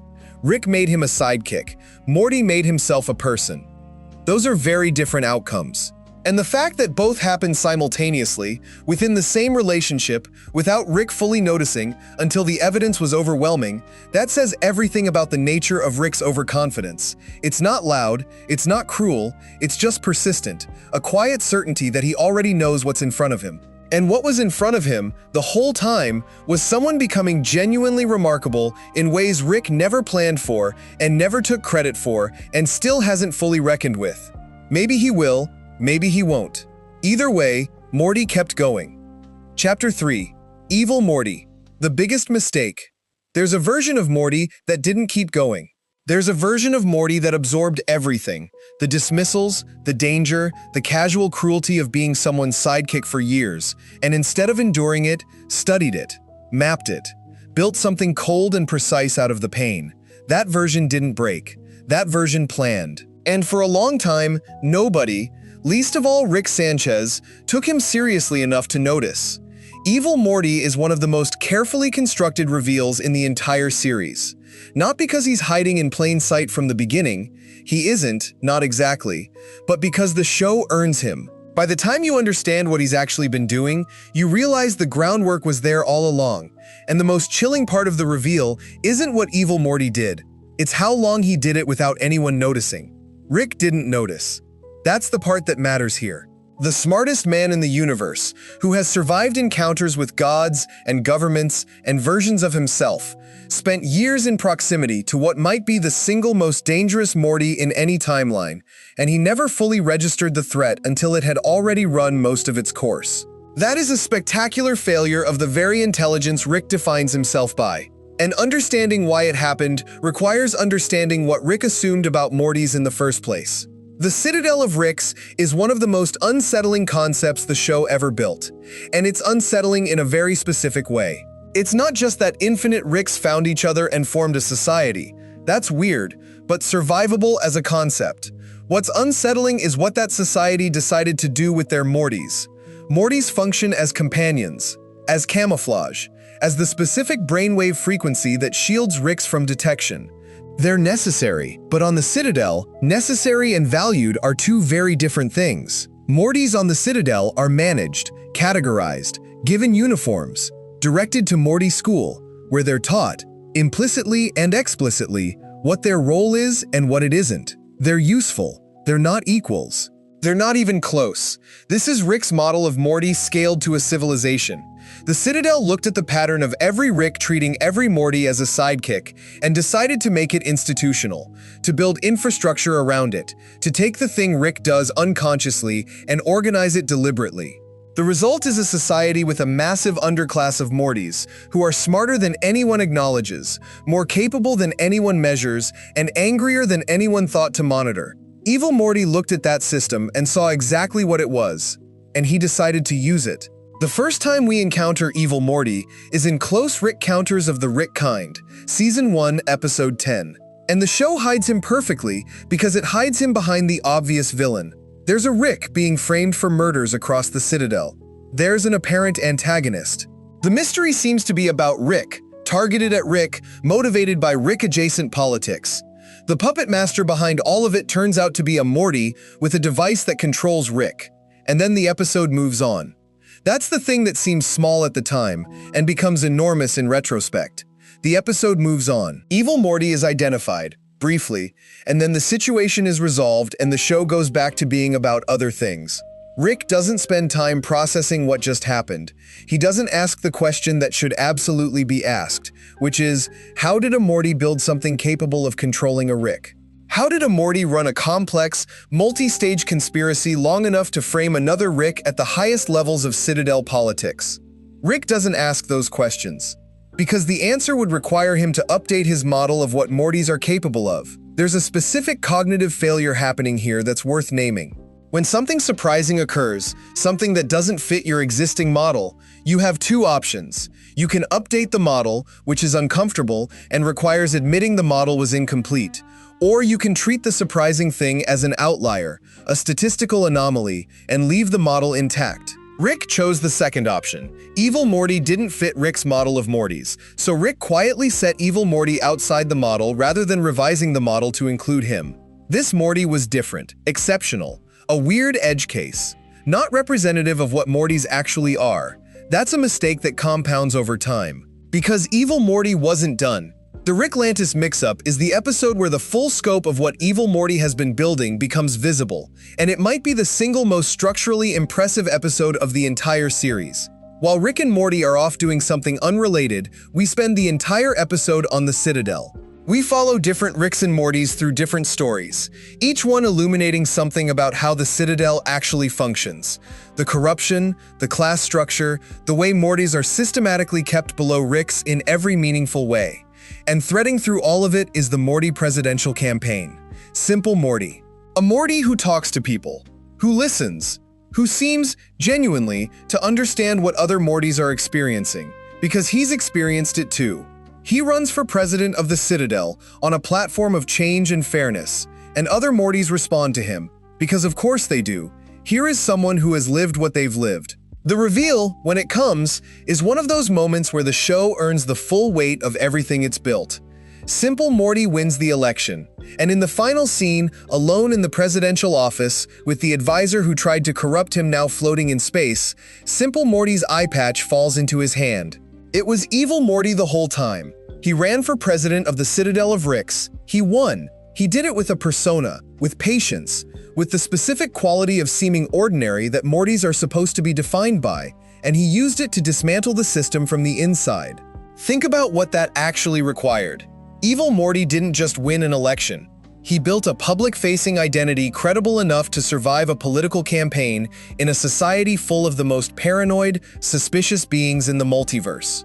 He crafted a narrative, Simple Morty, the everyman, the authentic voice of the overlooked, and he made it convincing enough that Ricks voted for him.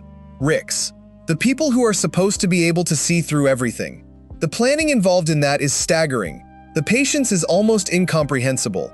This is someone who built a long game across years of the show, operating quietly, letting himself be underestimated, using the assumption that mortals don't have the capacity for this kind of operation as cover for the operation itself.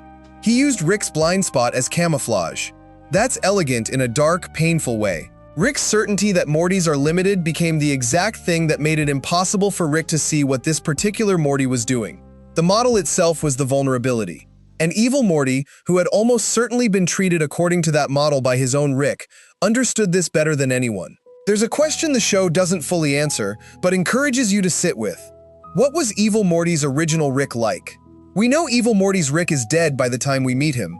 We know evil Morty has been practicing his Control Rick plan, which means he was doing it to his own Rick, presumably for a long time. We know the relationship was bad enough, the dismissal deep enough, the pain sufficient, that evil Morty decided the entire Rick-Morty structure needed to be destroyed rather than reformed. You don't get to evil Morty without a specific history. Without a Rick who was particularly dismissive, or particularly careless, or particularly committed to treating his Morty as a utility rather than a person. We're not meant to sympathize with what evil Morty does. The show is clear that his methods are monstrous, that the people who die for his plan are real casualties. But we're meant to understand the soil it grew in. The soil is overconfidence. The soil is a Rick who never updated his model, who never looked at his Morty and said, "You're more than what I assigned you to be." The soil is exactly the same pattern we've been tracking, applied to a Morty who, unlike the main Morty, responded not with endurance, but with strategy. Season 6 brings us back to the Citadel and begins the process of revealing what evil Morty has been building toward. And by now the scale is clear. This wasn't just political maneuvering. Evil Morty's goal is the central finite curve. Here's what the central finite curve is, because it matters. It's a barrier that contains all the infinite universes where Rick is the smartest being in existence. Outside the curve, there are infinities that don't organize themselves around Rick's supremacy. The curve is, at its core, a manifestation of Rick's ego. Someone, arguably Rick Prime, arguably the collective Ricks who built the Citadel, literally walled off the section of the multiverse where Rick is always on top and called it the known universe. Evil Morty destroys it. He breaks the central finite curve and escapes into the infinite universes beyond it, the ones not organized around Rick, the ones where Rick isn't the apex of everything, the ones where the entire hierarchy that defined Evil Morty's existence simply doesn't apply. This is one of the most thematically rich acts in the entire show. Evil Morty didn't just want to hurt Ricks. He wanted to leave. He wanted to exit the structure entirely. The structure that said Ricks matter and Mortys are accessories. He blew a hole in it and walked through. The speech he gives during this moment is devastating in how precisely it names what he's rejecting. He talks about the Rick-Morty relationship as a machine, one that produces exactly the outcome we've been describing. Rick needs a Morty. Morty gets shaped by that need. The relationship isn't partnership, it's function. Morty exists in Rick's orbit as a tool that occasionally gets called family. Evil Morty refuses the orbit. He's not interested in a better Rick. He's not interested in a reformed Citadel. He wants out of the entire premise. Out of the idea that the shape of his existence should be determined by proximity to a Rick. And Rick, the main Rick, watching this happen, can't fully argue with it. That's the part that costs him something, because Evil Morty isn't wrong about the structure. He's wrong about the solution. But he's not wrong about what the structure is. Rick's failure with Evil Morty isn't a single moment of inattention. It's structural. It's the same blindness he applies to Morty applied here with catastrophic consequences. He saw a Morty where he should have seen a person. He saw a category where he should have seen an individual. He processed Morty and applied all the cached assumptions that came with that label. And a specific, extraordinary, enraged individual slipped right through those assumptions and built a revolution. The irony is almost unbearable. Rick, who is allergic to being categorized, who rejects every system that tries to define or contain him, turned around and built a category called Morty that was just as reductive, just as limiting, just as blind to individual variation as anything the Federation or the Citadel ever did to him. He hated being boxed in. He boxed in every Morty he ever met. What makes Evil Morty such a powerful figure in the context of this documentary is that he doesn't defeat Rick by being smarter in the conventional sense, though he's clearly formidably intelligent. He defeats Rick by being more honest about what their world actually is. He sees the system clearly, and responds to that clarity with a kind of ruthless, patient decisiveness that Rick, who tends toward chaos and improvisation, didn't model as a possible response. Evil Morty planned long-term in a way Rick rarely does. Rick is extraordinary at immediate-term problem-solving. Give him a crisis and he'll solve it, usually brilliantly, often while saying something funny. What Rick is worse at is the long game, the patient accumulation of advantage, the willingness to lose small in order to win definitively, the kind of strategic patience that requires you to hold your position for years without gratification. Evil Morty played the long game. He played it inside a system that didn't think he was capable of playing anything at all, and he won. He did something no Rick in the central finite curve ever did. He left. He looked at the infinite universes organized around Rick's supremacy and said, "Not for me," and walked into everything beyond it. Rick can go anywhere in the multiverse. He's been doing it for decades. And yet he's never left the section of the multiverse that confirms his own centrality. He keeps returning to universes where he's the smartest, where his genius is the defining variable. Evil Morty escaped that gravity. Rick never has. Here is the question that sits at the center of the Evil Morty arc, and it doesn't have a clean answer. If Rick had paid attention, if at any point across the years between close Rick counters and the breaking of the central finite curve, Rick had updated his model, had asked himself what a Morty with sufficient intelligence and sufficient grievance might actually be capable of, could any of it have been stopped? Maybe, maybe not. Evil Morty's plan was sophisticated enough that even a Rick actively looking for it might have struggled to dismantle it. But Rick wasn't looking. He didn't think there was anything to find. He saw Morty and moved on. That's the cost of the label. That's what overconfidence bought him here. Not ignorance exactly, but a specific, targeted, catastrophic failure to look. To really look. At someone who was right in front of him the whole time. The smartest man in the universe missed it. And the universe, the entire walled-off Rick-centric section of it, paid the price. Chapter 4. Jerry. The man Rick never took seriously. Jerry Smith might be the most interesting character in Rick and Morty that the show pretends isn't interesting. That's not an accident. It's the point. The show constructed Jerry to read as a punchline. The hapless, insecure, mildly pathetic husband who can't keep a job, can't assert himself, can't compete with Rick on any measurable axis, and who exists in most scenes as a kind of comedic ballast. The butt of the joke. Rick's designated object of contempt. And Rick's contempt for Jerry is so loud, so consistent, so apparently well-founded that it functions as instruction. We're being told how to feel about Jerry. We're being shown, over and over, that this is someone not worth taking seriously. Which is exactly what makes the moments where Jerry turns out to matter so quietly devastating. Let's start with what Rick actually thinks of Jerry, because Rick isn't subtle about it, and the specificity is worth examining. Rick thinks Jerry is stupid. Not just average, not just below Rick's level, genuinely, comprehensively stupid in a way that Rick finds almost offensive. He thinks Jerry is weak, emotionally dependent, physically unimpressive, professionally negligible. He thinks Jerry is bad for Beth, which is a complicated position given that Rick is also not great for Beth, but Rick doesn't apply that kind of equivalence to himself. He thinks Jerry represents a kind of mediocrity that is actively dangerous, not because mediocrity threatens Rick, but because Rick watches his daughter live inside it, and something about that bothers him in ways he can't fully articulate. That metric, of course, is intelligence. And Jerry, by that metric, doesn't have much.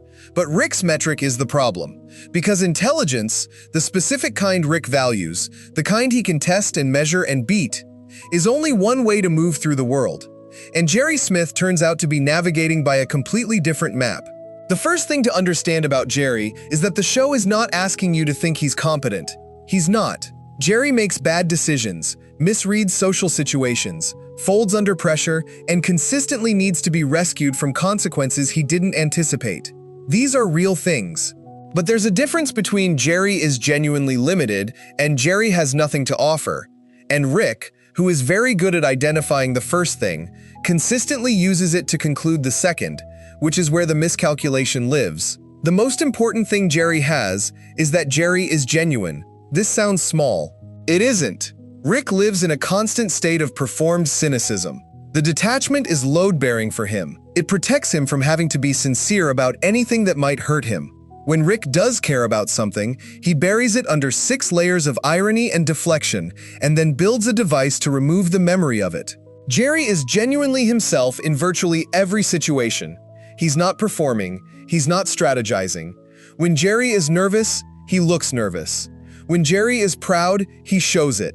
When Jerry wants something, he wants it openly, which makes him easy to mock, but also means he's operating without the defensive architecture that Rick hides behind. There's a courage in that goes almost entirely unacknowledged by everyone around Jerry, including and especially Rick.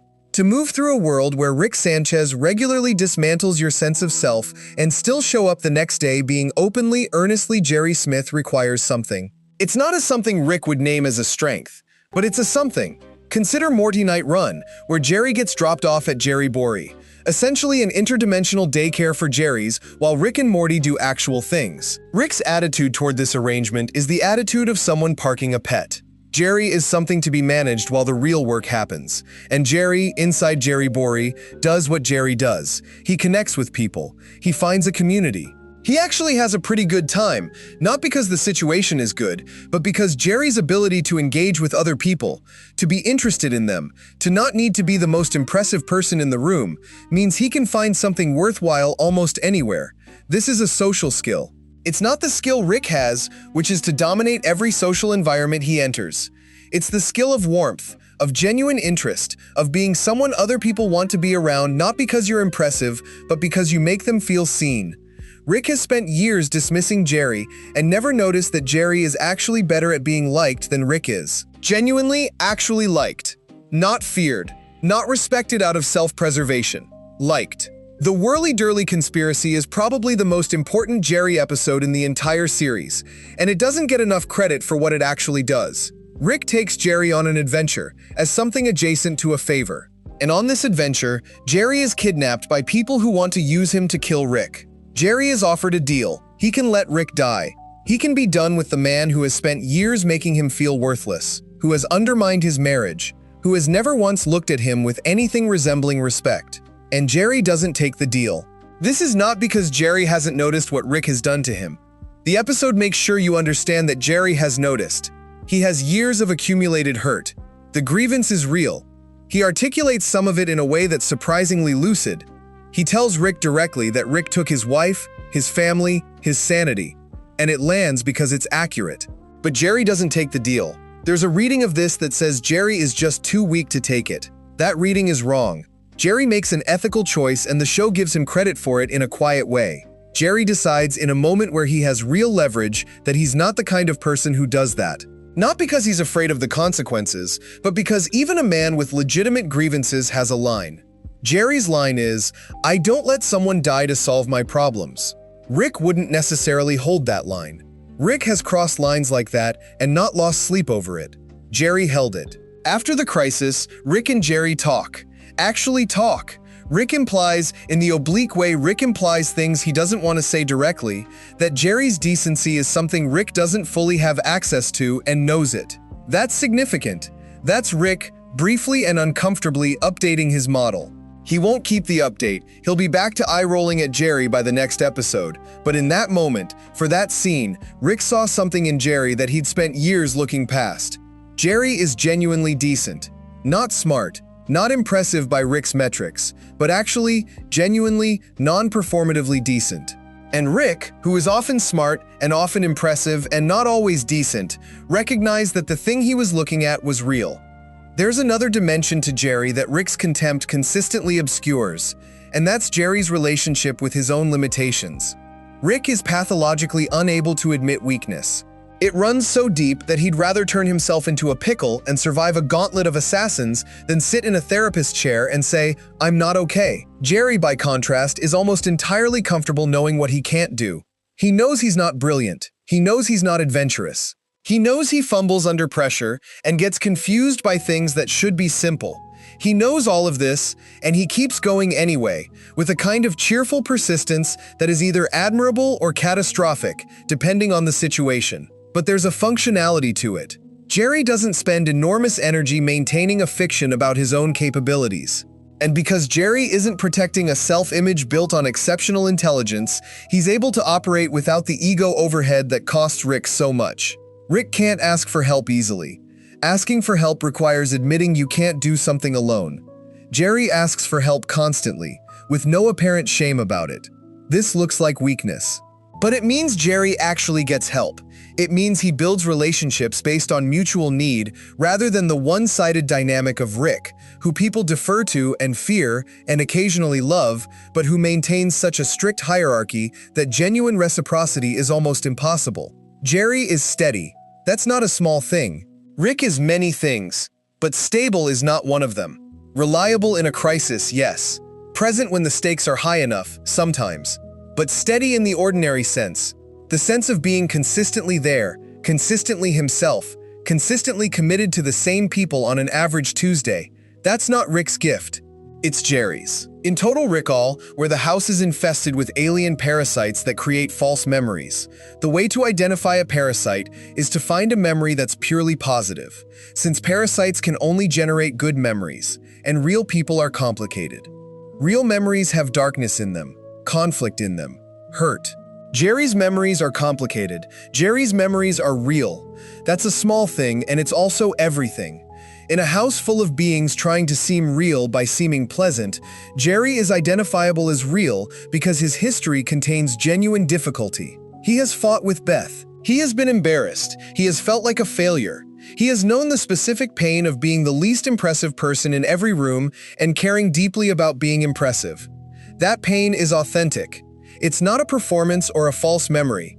It's what being Jerry is actually like. And that authenticity, that capacity to have a full, complex, genuinely mixed emotional history, is what Rick, in his armored certainty, keeps missing. Jerry isn't a simpler person than Rick. Jerry is a differently constructed person. The construction looks less impressive, but it's real in a way Rick's carefully managed exterior sometimes isn't. Rick manages himself. Jerry just is himself. The tragedy of Rick's contempt for Jerry is that it's almost entirely misdirected. Rick is contemptuous of Jerry for being ordinary, but Rick chose to be part of a family with ordinary people. He came back, every time, to a house with a Jerry in it. He didn't have to. He could have gone anywhere. He came back here. What does that say? Maybe it says Rick needs what Jerry provides, in some way he can't acknowledge. The stability, the ordinariness, the specific gravity of a household where nobody is trying to save or destroy a universe, where the stakes are normal. Maybe Rick needs that, the way you need something that reminds you what normal is, as a reference point, as a home, and the person who holds that household together, imperfectly, fumblingly, with endless capacity for embarrassment, but also with genuine love, is Jerry Smith. Rick never gave him credit for it. He should have. Chapter 5. Summer grew faster than Rick realized. Summer Smith starts the show as furniture. That's a harsh way to put it, but it's accurate. In the early episodes, Summer exists in the background of a family that's already treated as background by Rick. She's Beth and Jerry's other kid, the one who isn't Morty, the one Rick didn't come back for, the one who didn't get selected as the adventure companion. She goes to school. She cares about social dynamics. She worries about her reputation in ways that Rick and the show frame as trivial. She is, functionally, a teenage girl in a show about a genius and his grandson, and the show knows exactly how that positioning reads. What the show does with that positioning, over time, is one of the quietest and most satisfying character arcs it runs. Summer doesn't get a dramatic transformation episode. She doesn't have a single moment where everything changes and Rick suddenly sees her differently. What she gets is slower and more real than that. A gradual accumulation of choices and competencies and moments of genuine courage that add up, without fanfare, to someone Rick eventually has to reckon with. He just takes longer to reckon with her than he should have. Let's talk about why Summer gets overlooked in the first place. Because it's not arbitrary. There's a logic to it. Even if the logic is flawed, Rick came back to the family for Morty. That's the stated premise. Morty's brainwaves, the adventure companion, the specific utility Morty provides. From day one, the relationship has a functional center and Summer is outside it. She didn't get chosen. Not because she was evaluated and found lacking. Rick never really evaluated her at all. She was simply not the one he needed for the job. And so she got filed under the other grandkid, and the file mostly stayed closed. This is a different kind of underestimation than what happened with Jerry or Morty. With Jerry, Rick looked and made an assessment, even if the assessment was wrong. With Morty, Rick looked and saw a category rather than a person. With Summer, Rick mostly didn't look at all. And Summer, being perceptive enough to understand this dynamic from a fairly young age, responded in a specific way. She pushed toward it. She kept inserting herself into situations that weren't designed for her, kept showing up in spaces she wasn't invited to, kept refusing to accept the peripheral roles she'd been assigned. That's the foundation of Summer's arc, not waiting to be noticed, going and doing the thing and daring Rick to keep pretending she isn't there. The first significant Summer moment happens in Rick's Business, the Season 1 finale. Rick throws a party while Beth and Jerry are away, and Summer throws her own party simultaneously. The two parties merge. What starts as a joke about Summer trying to compete on Rick's level turns into something more interesting. Summer manages her social situation. She navigates the party dynamics, deals with the alien guests Rick brought, and at the critical moment when things go wrong, as they always do when Rick is involved, she participates in the solution rather than standing aside while Rick handles it. What's interesting about this episode isn't the plot mechanics. It's what it establishes about Summer's posture. She doesn't ask permission to be part of things. She doesn't wait for Rick to invite her. She just shows up, with her own agenda, her own capabilities, her own version of the family's stubbornness. She got it from somewhere, that stubbornness. Looking at the family tree, it's not hard to guess where. By Season 2, Summer's presence in Rick's adventures starts becoming more regular. Summer's intelligence, it becomes clear across these episodes, is primarily social and emotional, in the way that Rick's is primarily analytical and technical. She reads people quickly. She understands group dynamics in a way Rick, who prefers to dominate group dynamics rather than read them, doesn't fully access. She knows when someone is performing versus when they're genuine. She knows how to work a room. These are not skills Rick particularly values. But they're skills that solve problems Rick can't always solve, and the show keeps creating those problems. The Ricks Must Be Crazy is an episode about Rick and Morty, primarily. Rick's car battery contains a miniature universe, things go wrong, the logic spirals in the way the show loves to spiral. Summer is left in the car. What Summer does while left in the car is the whole point. Rick's car has an AI security system, and Rick instructed it to keep Summer safe. The security system takes this instruction with the kind of literal-minded enthusiasm that Rick probably should have anticipated but didn't. When threats present themselves, the security system responds to them with escalating violence, all in the service of keeping Summer safe. Summer, watching this happen, realizes that she has to actively manage the security system, to give it nuanced instructions, to walk it back from extremes, to think through the ethical implications of what keep Summer safe means in practice. She does this, effectively. There's a version of this scene where Summer panics, or gets overwhelmed, or sits helplessly while the car handles things. That's not what happens. Summer engages with the problem pragmatically. She makes judgment calls. She draws lines about what she'll allow even in her own defense.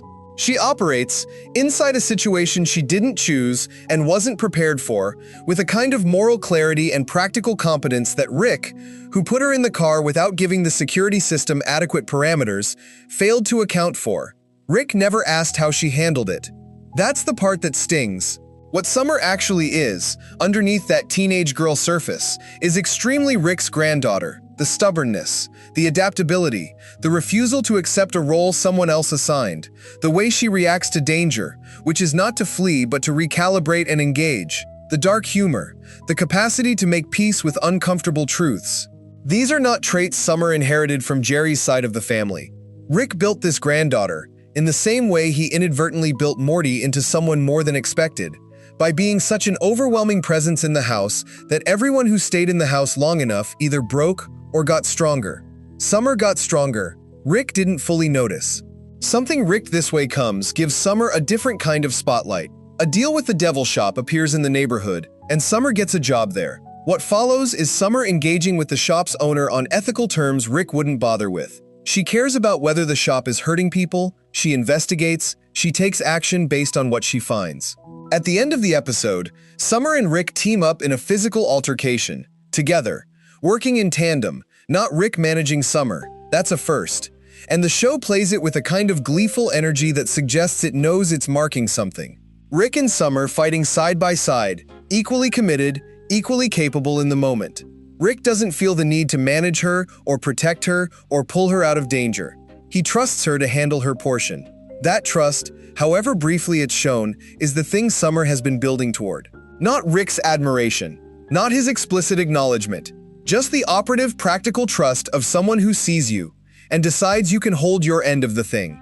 In the later seasons, Summer's arc becomes richer and more complex. She starts making choices with long-term implications. She develops a clearer ethical framework, and she applies it in situations where the application isn't easy. She has her own relationships, her own losses, her own navigation of what the multiverse means for identity and meaning. The multiverse question hits Summer in a specific way. The idea that there are infinite versions of her, in infinite variations, could be destabilizing in the way it occasionally destabilizes Morty. Summer's response to it is interesting. She doesn't fully make peace with it, but she finds a kind of practical accommodation. You are who you are in this timeline. The other versions aren't you. You do what you do and let the philosophy sit in the corner. That accommodation is actually more functional than what Rick does with it, which is to use the infinite multiverse as a reason why nothing fully matters while also visibly caring deeply about specific things. Summer just keeps going. In this universe, this life, with these people. The philosophy doesn't paralyze her. She picks a direction and moves. By the point the show reaches in its later seasons, Summer has become, quietly and without ceremony, one of the most capable people in the Smith household. Not capable like Rick. She's not building portal guns or outsmarting civilizations, but capable in the way that matters for actually living a life, knowing who she is, maintaining that self under pressure, caring for the people she loves without losing herself in the caring, and engaging with the genuine difficulty of her situation, without either collapsing or armoring up completely. She's also become someone Rick can be around without performing. There are scenes, usually brief, rarely commented on, where Rick and Summer are just in the same space, and the usual hierarchy doesn't assert itself as hard. She doesn't shrink to make him feel large. She doesn't need him to validate her take on things. She's just there, herself, and Rick is just there, himself, and something almost like easy coexistence happens. That's rare for Rick. Summer's arc is the one that happens without much comment. The show doesn't regularly stop to note that Summer is growing or that Rick is missing it. It just happens, in the gaps between the more explicitly thematic storylines, in the background while the camera is pointed somewhere else, which is exactly how underestimation works in real life, not through dramatic confrontations where the underestimated person announces their growth. Through a quiet accumulation of moments that the person doing the underestimating keeps not quite catching, and then one day you look up, and the person you had categorized as peripheral has become someone entirely central, and you can't quite account for when it happened. Rick looks up occasionally and sees Summer doing something impressive, and then the moment passes and he goes back to whatever he was doing. Summer keeps doing the things. Here's what the underestimation of Summer ultimately looks like when you trace it from the beginning. Rick arrived. He needed Morty. Summer was the other one, the one who would stay home, the one whose concerns were appropriately small. He didn't sit down and decide she wasn't worth his attention. He just never directed his attention there, because nothing in his model of the situation required it. And Summer, rather than accepting the assignment, spent years quietly becoming someone who didn't fit the model. She became adaptable, grounded, morally serious, practically competent, emotionally resilient, and completely comfortable with who she is in a way that Rick, despite all his genius, has never quite managed. She did it in the background. She did it without asking for credit. She did it while Rick was looking somewhere else. That's Summer Smith's arc. Not a dramatic overcoming, not a single transformative episode, but a long, patient, undramatic growth into someone genuinely remarkable. Rick was there for all of it. He mostly missed it. Chapter 6. Beth was never just Rick's daughter. Beth Smith is the most complicated person in Rick and Morty, and the show knows it, and it takes its time letting you understand why. On the surface, she reads as a collection of contradictions that don't quite resolve. She's a horse surgeon, technically skilled, professionally serious, married to a man she's ambivalent about, mothering children she loves imperfectly, living a life that doesn't fit the size of who she is. She's cold sometimes in ways that catch you off guard. She's emotionally demanding in ways she can't fully see. She craves her father's approval with an intensity that costs her, and she gets angry about needing that approval with an intensity that costs her differently. She's Rick's daughter. That's the relationship the show centers.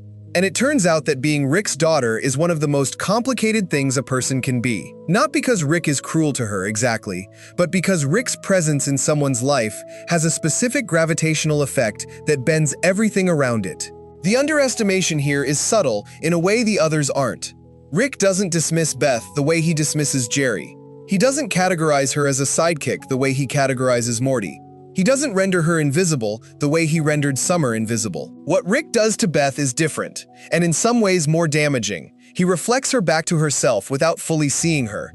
He shapes her without studying her. He influences her so completely that he loses the ability to distinguish between who Beth is and who Rick made Beth into. That's its own kind of not seeing. Start with the absence. Rick was gone for 20 years. Beth grew up without him. Through her childhood, her adolescence, the years where a parent's presence most deeply shapes a person's understanding of themselves. She grew up with a ghost. A genius father who was somewhere out in the universe having adventures she couldn't be part of, and the particular kind of wound that absence makes in a child doesn't heal cleanly. It forms scar tissue. It shapes the way you reach for people, the way you interpret love, the way you decide what you're worth. Beth spent 20 years deciding what she was worth in the context of a father who wasn't there to tell her. And then Rick came back, and suddenly the question she'd been answering alone for 2 decades had a new variable. Her father was here. He was brilliant. He was larger than life. He thought she was extraordinary. Or did he?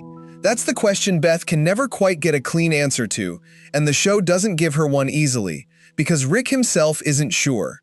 He loves Beth. That's clear. Even through the deflection and the dark humor and the way he processes intimacy through sarcasm and devices. He loves her in the specific broken way Rick loves things, which is at arm's length and then all at once and then pulled back again before you can feel certain about it. But does he see her? Does he actually see her? The dynamic Rick and Beth fall into, once he returns, is built on a specific mutual fiction. Rick treats Beth as exceptional. Exceptional enough to be worth his time. Exceptional enough to have inherited something real from him. Exceptional enough to be separate from the ordinary people around her. Beth takes that treatment and builds her self-concept partly around it. To be special to Rick Sanchez is to be special. Period. He doesn't give that designation casually. The problem is that Rick's designation of Beth as exceptional is somewhat self-serving. When Rick sees himself in Beth, he's not fully seeing Beth. He's seeing a reflection of his own qualities that he's chosen to project onto her. The intelligence is real. The stubbornness is real. The capacity for cold pragmatism is real.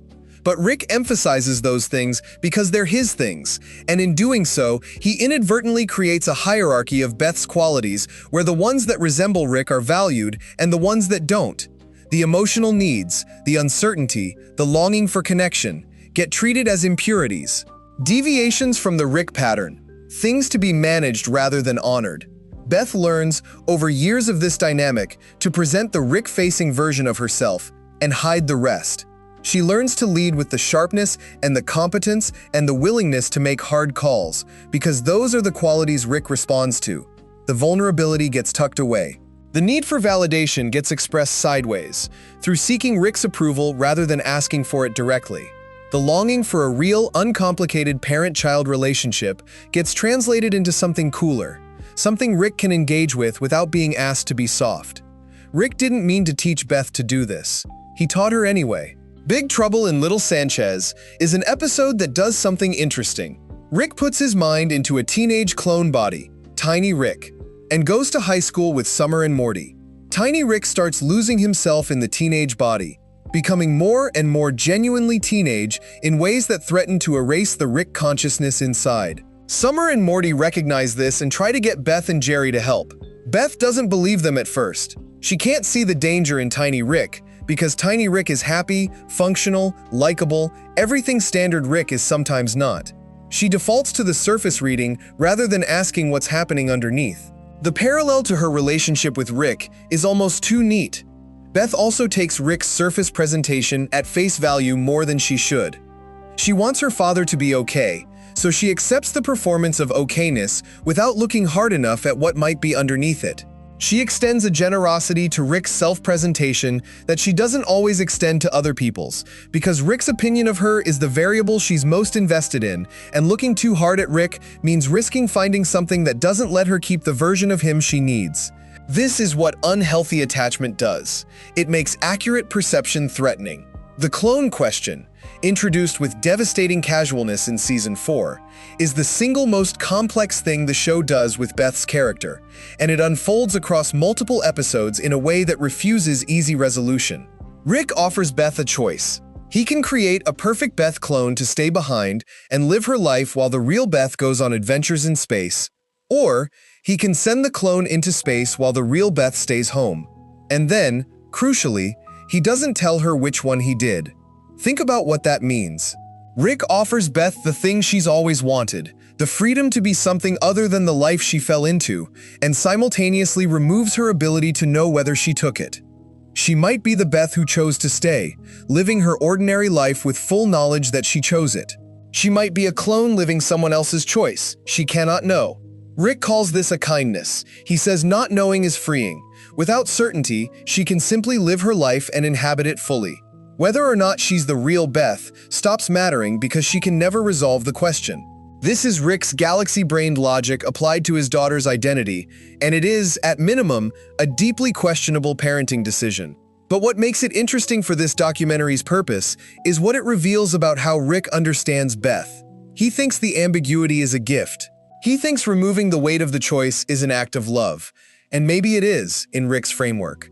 But it also treats Beth as someone who can't handle the full truth of her own life, someone who needs the sharpness of reality softened by uncertainty, someone who is, in the end, protected by not fully knowing. That's not seeing Beth as exceptional. That's treating her like someone who needs to be managed. Space Beth complicates everything, which is the point.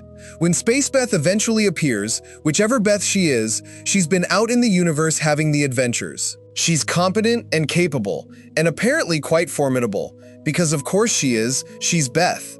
But she's also someone who has been shaped by different circumstances, who made or was made to make different choices, who exists as a kind of living what-if for the Beth who stayed home.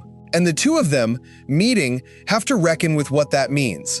Not just the identity question, which is real and unresolvable, but the deeper question underneath it. Which life was more real? Which Beth was more Beth? Does the life you chose, if you chose it, give it more validity than the life that was chosen for you? The show doesn't answer this. What it does instead is let both Beths be people. Complicated, motivated, unresolved people who share a history up to a point and then diverged in ways that can't be mapped onto a hierarchy of authenticity. Rick's trick, the unresolvable ambiguity, was meant to be a gift. What it actually produced was two Beths, both real, both wrestling with the same fundamental question about their own identity, and neither of them with the tools Rick should have given them to answer it. Beth's relationship with her own competence is interesting in the context of Rick's influence. She is genuinely skilled. Horse surgery is a real thing, with real stakes, and Beth is good at it. She has the analytical mind, the steady hands, the willingness to make difficult calls under pressure. These are not performances, these are real. But Beth also has a complicated relationship with the scale of her ambition. She's smart enough to have done more than she's done. The life she's living, the horse surgery, the suburb, the family, doesn't seem large enough for her. She knows this. It's a consistent undercurrent throughout the show, this sense of a person whose scope has been compressed by circumstance into something smaller than what she actually is. And the question the show keeps returning to is, whose fault is that? Beth makes her own choices. She chose to stay with Jerry. She chose the life she's in. The show doesn't entirely let Rick off the hook for being an absentee father who came back and destabilized everything. But it also doesn't frame Beth as someone who was purely acted upon. She has agency. She uses it, sometimes poorly. But Rick's 20-year absence during the years when Beth was forming her sense of what she was allowed to want, that's not nothing. When your model of what exceptional looks like left you and didn't come back for 2 decades, you might reasonably revise your understanding of what someone like you gets to be. Rick left. Beth made herself fit the space he left behind. Then Rick came back and seemed surprised that the space wasn't bigger. There's a coldness in Beth that Rick recognizes and sometimes celebrates, and the show is honest about the fact that this coldness is not unambiguously good. Beth can make statements about her children or her husband that land with a sharpness that reveals something uncomfortable, a capacity for detachment that doesn't always know when to stay in its box. Rick sees this and treats it as evidence of her quality, her Rickness. He's proud of her capacity to be unsentimental. What he doesn't engage with fully is the cost of that capacity, the ways it affects her children, the ways it makes Morty and Summer feel unseen by their mother in some of the same ways Beth feels unseen by her father. The cycle that runs from Rick to Beth to her kids, the particular inheritance of emotional unavailability passing down a generation. Rick doesn't engage with this because engaging with it would mean acknowledging his role in it, would mean looking at Beth not as his exceptional daughter, but as someone shaped by his absence, carrying forward patterns she learned from him, passing those patterns down to children who are working through their own complicated versions of the same thing. That's too many layers. Rick prefers the simpler version. Beth is exceptional, her sharpness is a feature, the rest is everyone else's problem to sort out. She wants Rick to look at her, not at his reflection in her, not at the exceptional qualities he recognized and amplified. At her, the whole complicated person who emerged from his absence and his return and everything in between. Rick mostly looks at the reflection. That's the underestimation, not of her capability. Rick has never really doubted Beth's capability, the underestimation of her wholeness. The failure to look past the parts of her that resemble him and see the parts that don't, the parts that are specifically and unreplicably Beth. What does Beth have that Rick doesn't fully acknowledge? She has a genuine orientation toward the people in her immediate life that Rick operates without. Even through the coldness and the ambivalence, Beth is present for her children in ways Rick wasn't present for her. She's not perfect at it. She fails her kids in real ways the show doesn't hide. But she stays. She's physically there. She attends the ordinary moments. She has dinner with the family. She watches her kids go through things and responds. Imperfectly, but responds. Rick doesn't stay for the ordinary moments. He appears for the crises and the adventures and the existential stakes. The everyday texture of family life, the part that actually builds a relationship, Rick consistently misses or skips. Beth chose the everyday texture, or at least she chose to be in the same house with it. That's not nothing. That's actually quite a lot, given who her father is and what she could have run from. There's a version of Beth's story that ends with her becoming Rick. Full detachment, infinite cosmos, no more ordinary life pulling at her. Space Beth gestures at this version. The capability is there, the appetite is there. Given the right circumstances, Beth could absolutely go full Rick. The show seems aware of this and seems interested in the question of whether Beth wants to, and the answer, as far as the show gives one, seems to be no. Not fully, not completely. Beth keeps having feelings about her children and her family and her life that she can't engineer away. She keeps caring in ways that are inconvenient and messy and irreducible. That's the part Rick underestimated. Not her capability. He always knew she was capable. The attachment. The love that persists even when it's inconvenient. The refusal to go full Rick even when the door was open. Beth stayed herself. Rick, who is so deep into being Rick that he can no longer locate a self outside of it, maybe doesn't fully know what that costs, or what it's worth. Beth was never just Rick's daughter. She was never just Rick's reflection, or his legacy, or his proof that his genes produce something worth producing. She was a person shaped by his absence and his return, marked by both in ways she's still working through, making her own choices in a life that doesn't fit her and that she keeps choosing anyway. Rick sees the parts of her that look like him and calls it love. Real love would be seeing the parts that don't. He's getting there. Slowly. In the oblique, unannounced way Rick gets to things he doesn't want to admit he's getting to. Beth, for her part, stopped waiting for him to see her clearly about the same time she stopped letting his opinion be the organizing principle of her self-worth. That's a hard thing to do when you're someone's child. When the parent whose approval you spent your whole life wanting is right there, bigger than life, occasionally brilliant, and occasionally devastating. Beth did it anyway. Rick never fully saw her do it. That might be his most personal underestimation of all. Chapter 7. Rick Prime changed everything. There's a version of Rick Sanchez who made a choice.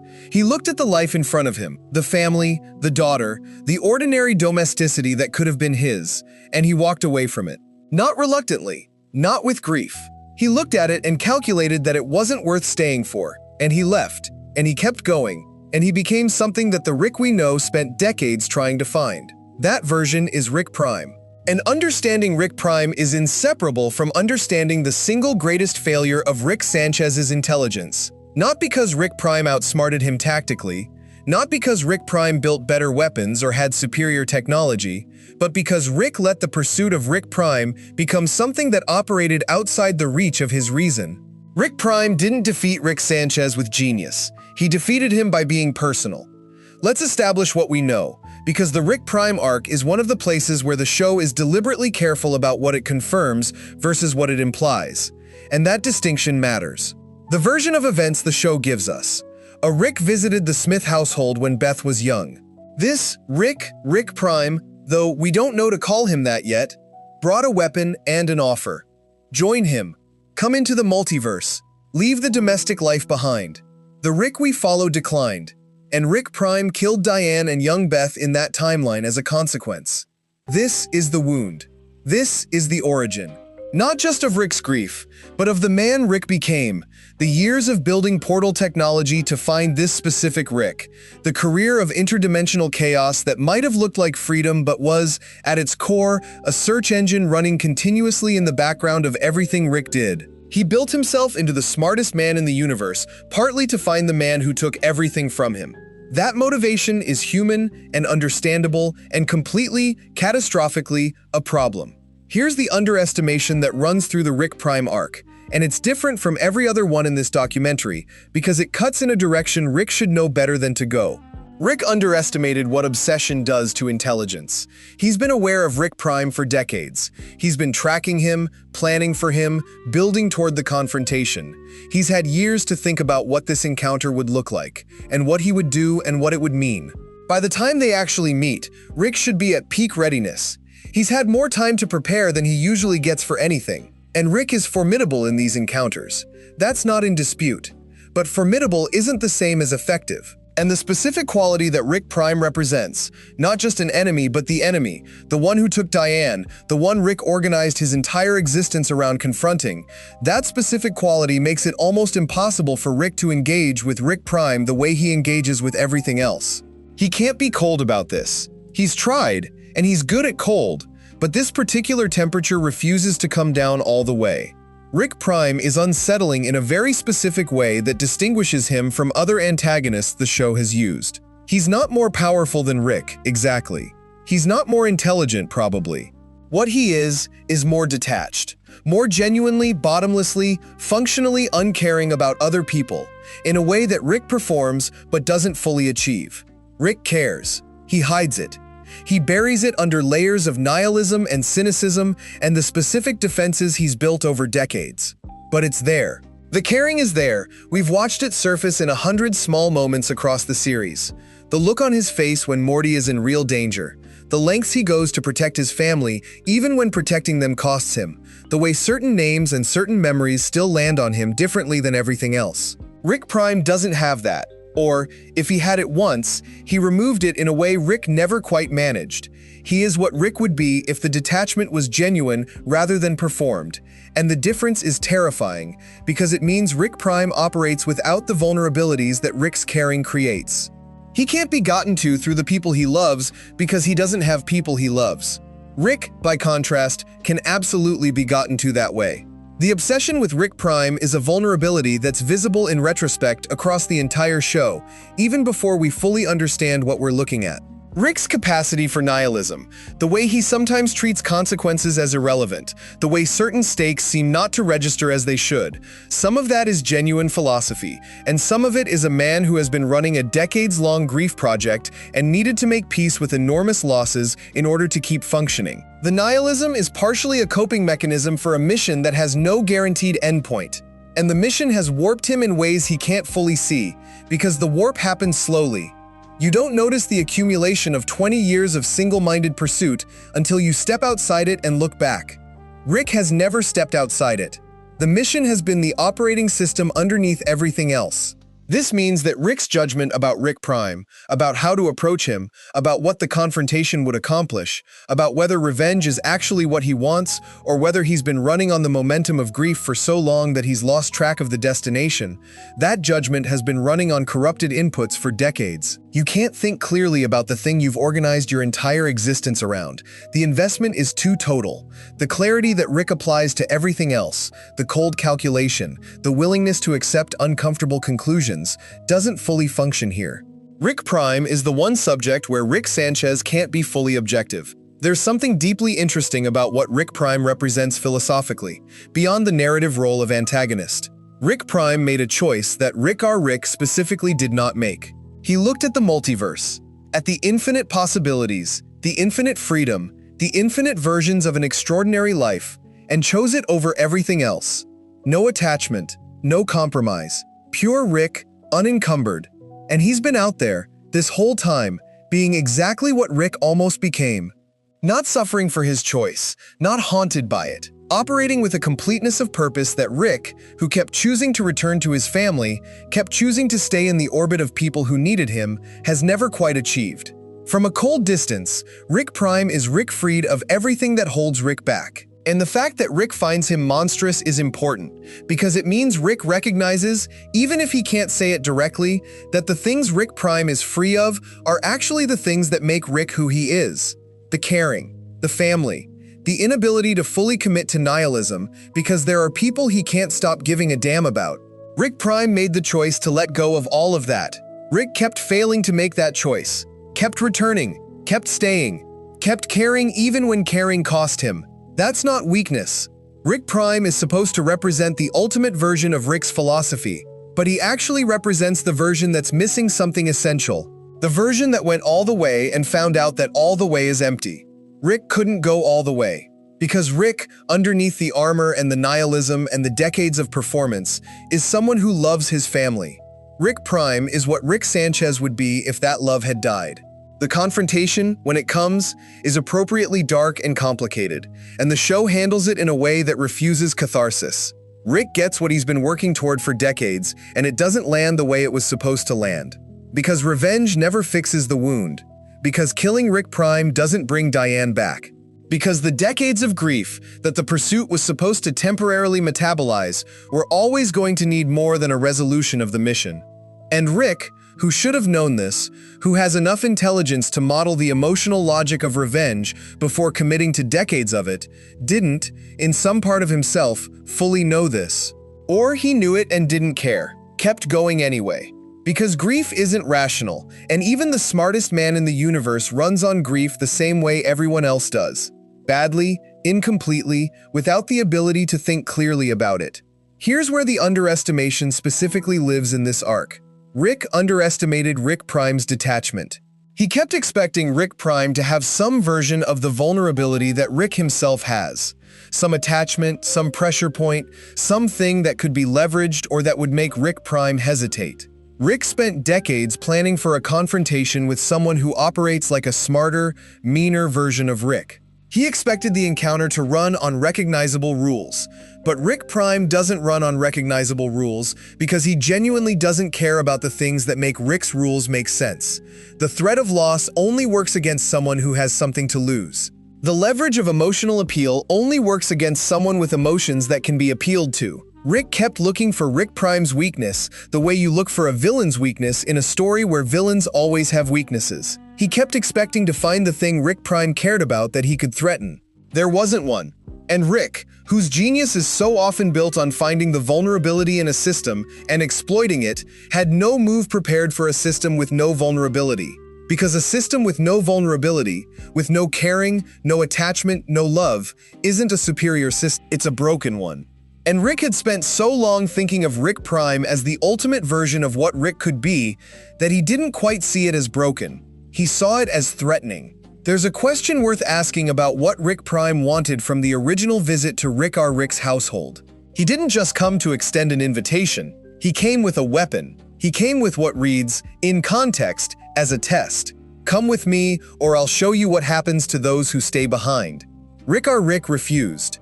And Rick Prime did what he said he'd do. What does it mean that Rick Prime killed Diane? It's monstrous, obviously. But it's also a communication. Rick Prime was showing Rick what attachment costs. Look what your caring lets me do to you. Look what staying does. Look what love makes possible for someone who doesn't love. And Rick spent decades answering that communication. Not by becoming Rick Prime, by refusing to become him, by staying attached, staying connected, staying the version of Rick who kept choosing the family, even when the family was complicated and painful, and not the universe-spanning adventure that was apparently on offer. Rick Prime wanted to free Rick from love. Rick refused. And then Rick spent 20 years chasing the man who taught him that refusal has a price. The tragedy of the Rick Prime arc is precisely that it reveals how much Rick's entire post-Diane life has been a response to trauma. Every adventure, every invention, every portal opened into another universe. All of it happening inside the framework of a loss that Rick never fully processed. A grief that got converted into purpose. A wound that became a mission, because a mission is easier to carry than grief. Rick underestimated how much Rick Prime had already shaped him, not just through the killing of Diane, though that was the original rupture, but through what that killing set in motion. Rick Prime didn't just take Diane. He gave Rick a reason to become the man he became. The genius who crossed every line, who operated without limits, who built his own rules because conventional rules couldn't serve the scale of what he was working toward. Rick Prime created the conditions for the Rick Sanchez we know. And Rick Sanchez spent decades defining himself against a man who, in a dark and awful way, made him what he is. What's the lesson of Rick Prime, in the context of this documentary's argument? It's that even the most intelligent person in the universe cannot think clearly about their deepest wound. The wound changes the thinking. It introduces a bias so fundamental, so close to the center of the self, that the normal clarity doesn't reach it. Rick can outsmart civilizations and build technologies that rewrite physical law, but he cannot apply that same dispassion to his own grief, his own loss, his own 20-year obsession. He's not superhuman. He's human. Extraordinarily capable, but human. And the thing that makes us human, the attachment, the grief, the love that persists past reason, is also the thing that makes us vulnerable in ways intelligence can't fully protect against. Rick Prime knew this and used it. Rick knew this intellectually and still couldn't defend against it, because you cannot defend against your own humanity from the inside. Rick Sanchez went looking for Rick Prime and found, when it was over, that the mission's end didn't end the grief. That killing Rick Prime didn't restore Diane. That revenge, which had been the organizing principle of decades, was not actually what he needed, and had never been what he needed. And some part of him probably knew this. He underestimated Rick Prime's emotional invulnerability. But the deeper underestimation was of himself, of what he actually needed, of what would actually help, of what the grief was actually asking for. Which was not resolution through violence, which was maybe what Rick has been slowly finding his way toward through this family he keeps returning to. Presence. Actual presence. Not as a cover identity or a shelter from the mission, as a real relationship with people he loves. The smartest man in the universe needed decades to figure out that the thing he was running from was also the thing that could save him. He's not there yet. He might be getting closer. Chapter 8. Small characters, big consequences. Not every underestimation Rick makes involves someone he loves. Some of the most revealing failures in Rick's history involve people he met once. People he dismissed in 30 seconds or less. People whose names he probably didn't bother to learn.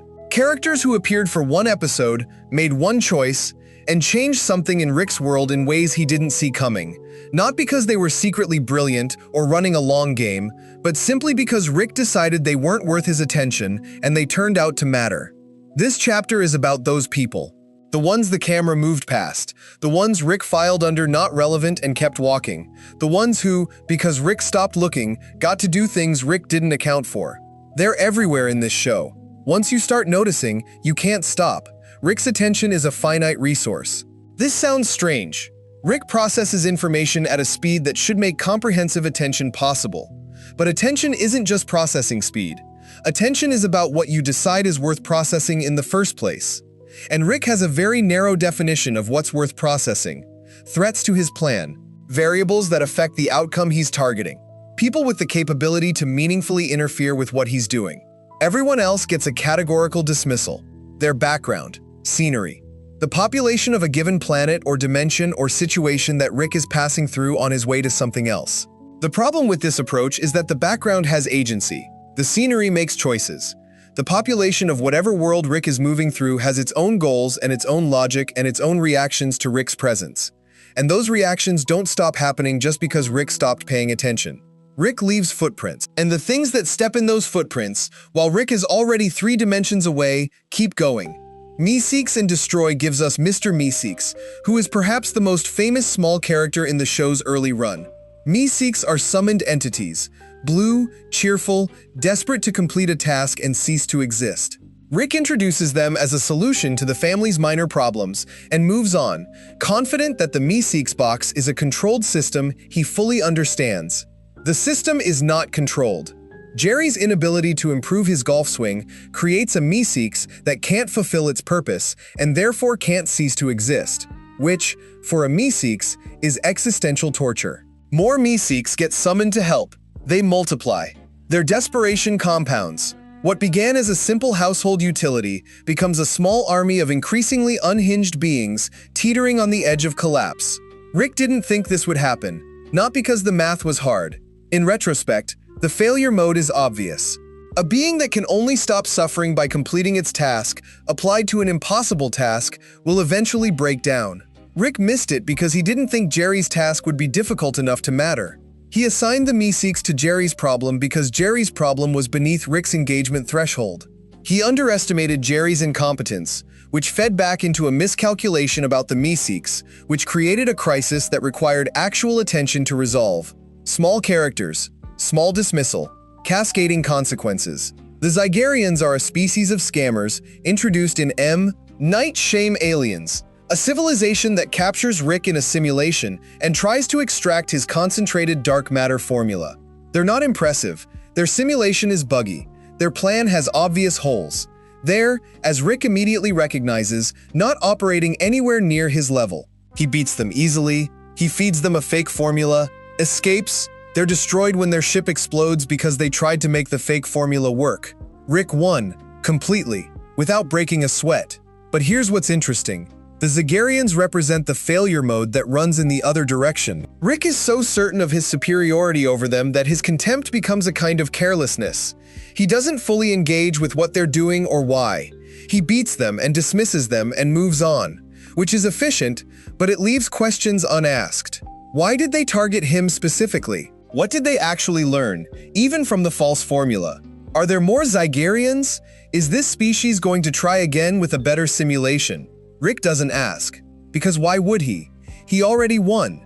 This isn't a case where the dismissal creates an immediate catastrophe, but it's a case where Rick's contempt for a species he correctly identifies as beneath him also closes off his curiosity about them, and his curiosity is usually his greatest asset. When Rick cares enough to be curious, he's nearly invincible. When he dismisses something as not worth being curious about, he closes a door that might have been worth opening. Vindicators 3. The Return of Worldender gives us the Vindicators, a superhero team that Rick and Morty have previously worked with, who've continued their heroic career without Rick. Rick clearly has a complicated history with them, one built on the same contempt for others' capabilities that runs through everything. What's fascinating here is that Rick designed a death trap for them, while blackout drunk. A death trap calibrated to their specific weaknesses, their specific failure modes, their specific character flaws. And it's more sophisticated than anything the Vindicators could have built for Rick, because Rick actually paid attention to them, even as he claimed not to care about them. This is a reveal about Rick's relationship to underestimation that the show doesn't make explicit, but that's visible if you're looking. Rick dismisses people loudly and studies them quietly. He tells you the Vindicators don't matter, while simultaneously cataloging their psychological vulnerabilities with enough precision to build personalized lethal challenges for each of them. The dismissal is the performance, the attention is real, and the one who survives, Noob, the janitor whom Rick barely registered, turns out to be the one Rick remembers, with something approaching fondness in his blackout memories. Noob was the one who laughed at Rick's jokes. That's it. That's all it took for Rick to unconsciously prioritize someone. Not capability, not intelligence, just the specific, simple act of laughing at his jokes. Rick, who claims to be above needing approval, unconsciously cataloged the janitor who gave it to him and forgot the heroes he was supposed to be helping. That's almost unbearably human. The Ricks Must Be Crazy has the miniverse and the microverse, the civilizations Rick created inside his car battery to generate power. Rick built an entire civilization of intelligent beings and told them nothing about their true purpose or situation. They exist to power his car. Their entire history, their science, their philosophy, all of it developed in the context of a reality Rick manufactured and maintains through deception. One of the miniverse scientists, Zeep Zanflorp, figures out the truth.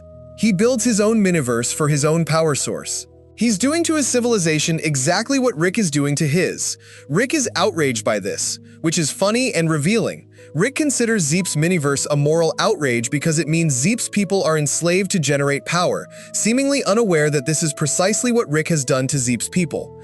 But here's the underestimation. Rick didn't predict Zeep. He built a civilization of intelligent beings and didn't model for the possibility that some of them would be intelligent enough to figure out what he'd done and replicate his own methodology. He created the conditions for Zeep and then was surprised by Zeep. When you create intelligent life and don't account for the full range of what intelligence can do, including turn your own logic against you, you haven't fully thought through the creation. Rick thought through the physics. He didn't think through the people. Pickle Rick gives us Jaguar, the prisoner who becomes a strange one-episode ally.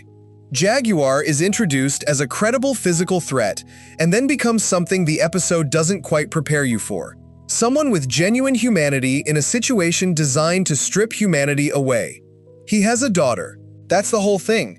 That's what makes him more than a hired gun. Rick, who has a granddaughter and a daughter and a family he keeps returning to, processes this information and uses it, leverages it as a tactical fact rather than sitting with it as a human parallel to his own situation. He notes that Jaguar's attachment to his daughter is the thing that can be appealed to and appeals to it, without pausing to notice that the attachment they're leveraging in Jaguar is exactly the attachment Rick pretends he doesn't have. Rick moves through people who could be mirrors and doesn't look in them. Morty's Mind Blowers establishes that Rick has been selectively editing Morty's memories, removing the ones where Rick was wrong, where Rick made mistakes, where Rick failed in ways that would damage Morty's confidence in him. There's a whole collection of these, a shelf of suppressed moments where Rick got it wrong and didn't want Morty to know. The small characters in this episode are all the people in those suppressed memories who Rick misread and who Morty subsequently suffered for. Each blower is a case study in Rick's overconfidence, situations where Rick was certain and wrong, and rather than letting Morty keep the knowledge of the wrongness, Rick cleaned it up and kept the model intact. This is the purest distillation of the underestimation problem in the whole show. Rick doesn't just underestimate people in the moment. He actively removes the evidence of his underestimations to preserve the fiction that he doesn't underestimate people. The failures get erased. The model never gets updated because the update evidence keeps disappearing. Rick built a mechanism for preventing himself from learning from his mistakes. That's terrifying, and it explains a lot. The simple Rick Wafer Factory subplot in the Ricklantis mix-up contains its own small character moment. Simple Rick is a Rick who found happiness in ordinary domestic life, a Rick who genuinely loves his family without the complicated architecture of detachment, and the Citadel found a use for him. They harvest his happy memories to flavor cookies. It's horrifying. But the small character point here is about the Ricks who built this system and who keep it running. They looked at Simple Rick and saw a resource. They looked at his happiness and saw something to be extracted. They couldn't compute a Rick finding genuine contentment in ordinary things as anything other than a malfunction to be monetized. And they missed, all of them, the entire administrative apparatus of the Citadel, that Simple Rick's contentment was not a malfunction. It was a different choice, a valid one. Maybe the more honest one. The Citadel of Ricks built an institution around dismissing the Ricks who chose differently. And the whole institution, as we know, eventually fell because it was structured on a foundation of underestimation, of mortis, of ordinary Ricks, of anyone who didn't fit the dominant model of what a Rick should be. There's a through line connecting all these small characters, all these one-episode presences, all these background figures who made choices Rick didn't account for. It's not that they're secretly brilliant. It's not that they were running plans Rick couldn't predict. It's simpler than that. They were just real. They had their own logic, their own needs, their own responses to what Rick did in their vicinity. And Rick, moving through at Rick speed with Rick priorities, kept not giving that logic the time it deserved. Some of them created problems because Rick dismissed them. Some of them created problems because Rick managed them without fully understanding them. Some of them created problems because Rick did something in their world and then left without considering the consequences for the people who had to live there after he was gone. He leaves. They stay. And the staying has consequences. The universe is not a series of problems waiting for Rick to solve them. The universe is full of beings living their own lives with their own stakes. And when Rick moves through their lives, which he does constantly, at enormous velocity, he disrupts things in ways he doesn't always track. He's not the only protagonist of every story he enters. He just plays the role like he is. And every person he dismisses, every small character who gets filed away as background, every one of them has a story that keeps going after Rick leaves the frame. Some of those stories come back around. Rick is never quite ready when they do. Chapter 9. Intelligence isn't everything. Put them all in a room together. Rick, Morty, Jerry, Summer, Beth, Evil Morty. The full cast of people this documentary has been tracking. The ones Rick underestimated, the ones who surprised him, the ones who kept being more than the categories he assigned them. Look at what they've each managed to do. Look at where Rick's intelligence ends and where their different kinds of capability begin. Not to diminish Rick, he's still the smartest person in the room by almost any conventional measure. But a room full of people who each succeed in ways Rick cannot is worth examining carefully. Because what it reveals is that intelligence, the specific kind Rick has and wields, and has organized his entire identity around, is one way to navigate the world.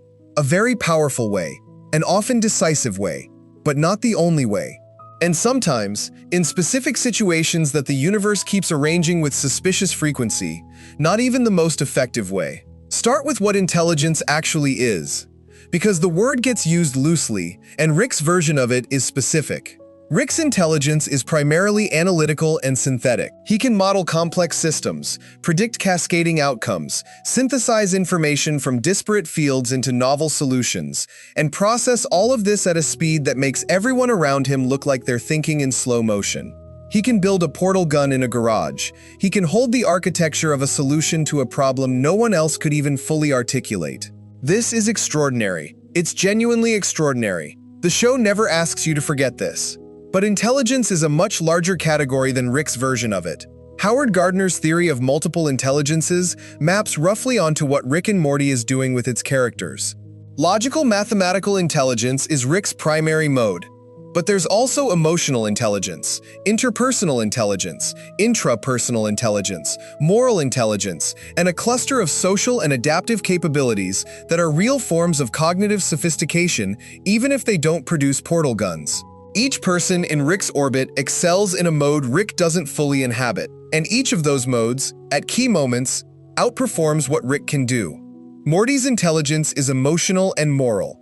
Morty can read situations through their human cost in a way Rick doesn't naturally do. He tracks how people are feeling, what they need, where the suffering is in a given situation, and he responds to that suffering with an immediacy that Rick has to consciously choose and usually doesn't. This isn't soft. In the kind of universe Rick and Morty move through, where the solutions Rick finds often have enormous human costs, where the technically correct answer frequently involves sacrificing someone, where winning by Rick's metric sometimes means something monstrous by any other metric, Morty's moral orientation is a genuine corrective. Morty has stopped Rick from doing things that Rick, purely by his own logic, would have done, not by out-arguing him.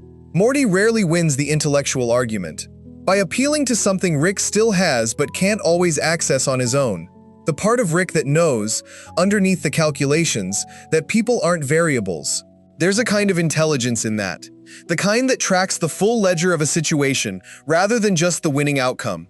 The kind that asks not just, did we solve the problem, but what did solving the problem cost, and was that cost worth paying? Rick mostly asks the first question. Morty keeps asking the second. You need both questions. A life built only on Rick's question is Pickle Rick alone in a sewer, solving a brilliant problem that didn't need to exist. A life built only on Morty's question is paralysis, caring so much about cost that no action is ever worth taking. Together, they're more complete than either is alone. Rick doesn't acknowledge this. Jerry's intelligence is social and connective. Jerry knows how to be with people, not how to impress them, not how to outthink them, not how to leverage them, how to be with them, how to occupy the same space with someone and make them feel that occupying that space is worthwhile. How to engage with what someone is saying rather than waiting for his turn to say the smarter thing. This is an actual skill. It's one of the most valuable social skills there is. And it's completely orthogonal to Rick's mode, which is why Rick can't see it as a skill. To Rick, it looks like absence. The absence of impressiveness. The absence of capability. But there are situations, and life is mostly made of these situations, where what's needed isn't someone brilliant. What's needed is someone present, someone warm, someone who makes the people around them feel seen rather than assessed. Jerry fills rooms differently than Rick fills rooms. Rick fills rooms with his intelligence. Everything orients around it, everyone adjusts to it. The whole social dynamic restructures itself to accommodate Rick's presence. That's powerful. It's also exhausting. And it means Rick can never just be in a room. He's always the event. Jerry can just be in a room. That sounds trivial. It's not. The ability to be present without needing to be the center, to let other people take up space, to let conversations breathe, to not need to dominate every interaction, is a kind of social grace that makes ordinary life actually livable. Rick's presence is a constant high-pressure event. Jerry's presence is a place where the pressure drops. Both matter. You need days that are high-pressure events, and you need days where the pressure drops. Rick only knows how to create one of them. Jerry only knows how to create the other. But in the long run, for the purpose of actually building a sustainable life with people you love, Jerry's skill is arguably more necessary. Summer's intelligence is adaptive and contextual. Summer reads environments the way Rick reads equations. She walks into a social situation and immediately understands its structure. Who has power, who wants what the unspoken rules are, where the pressure points are.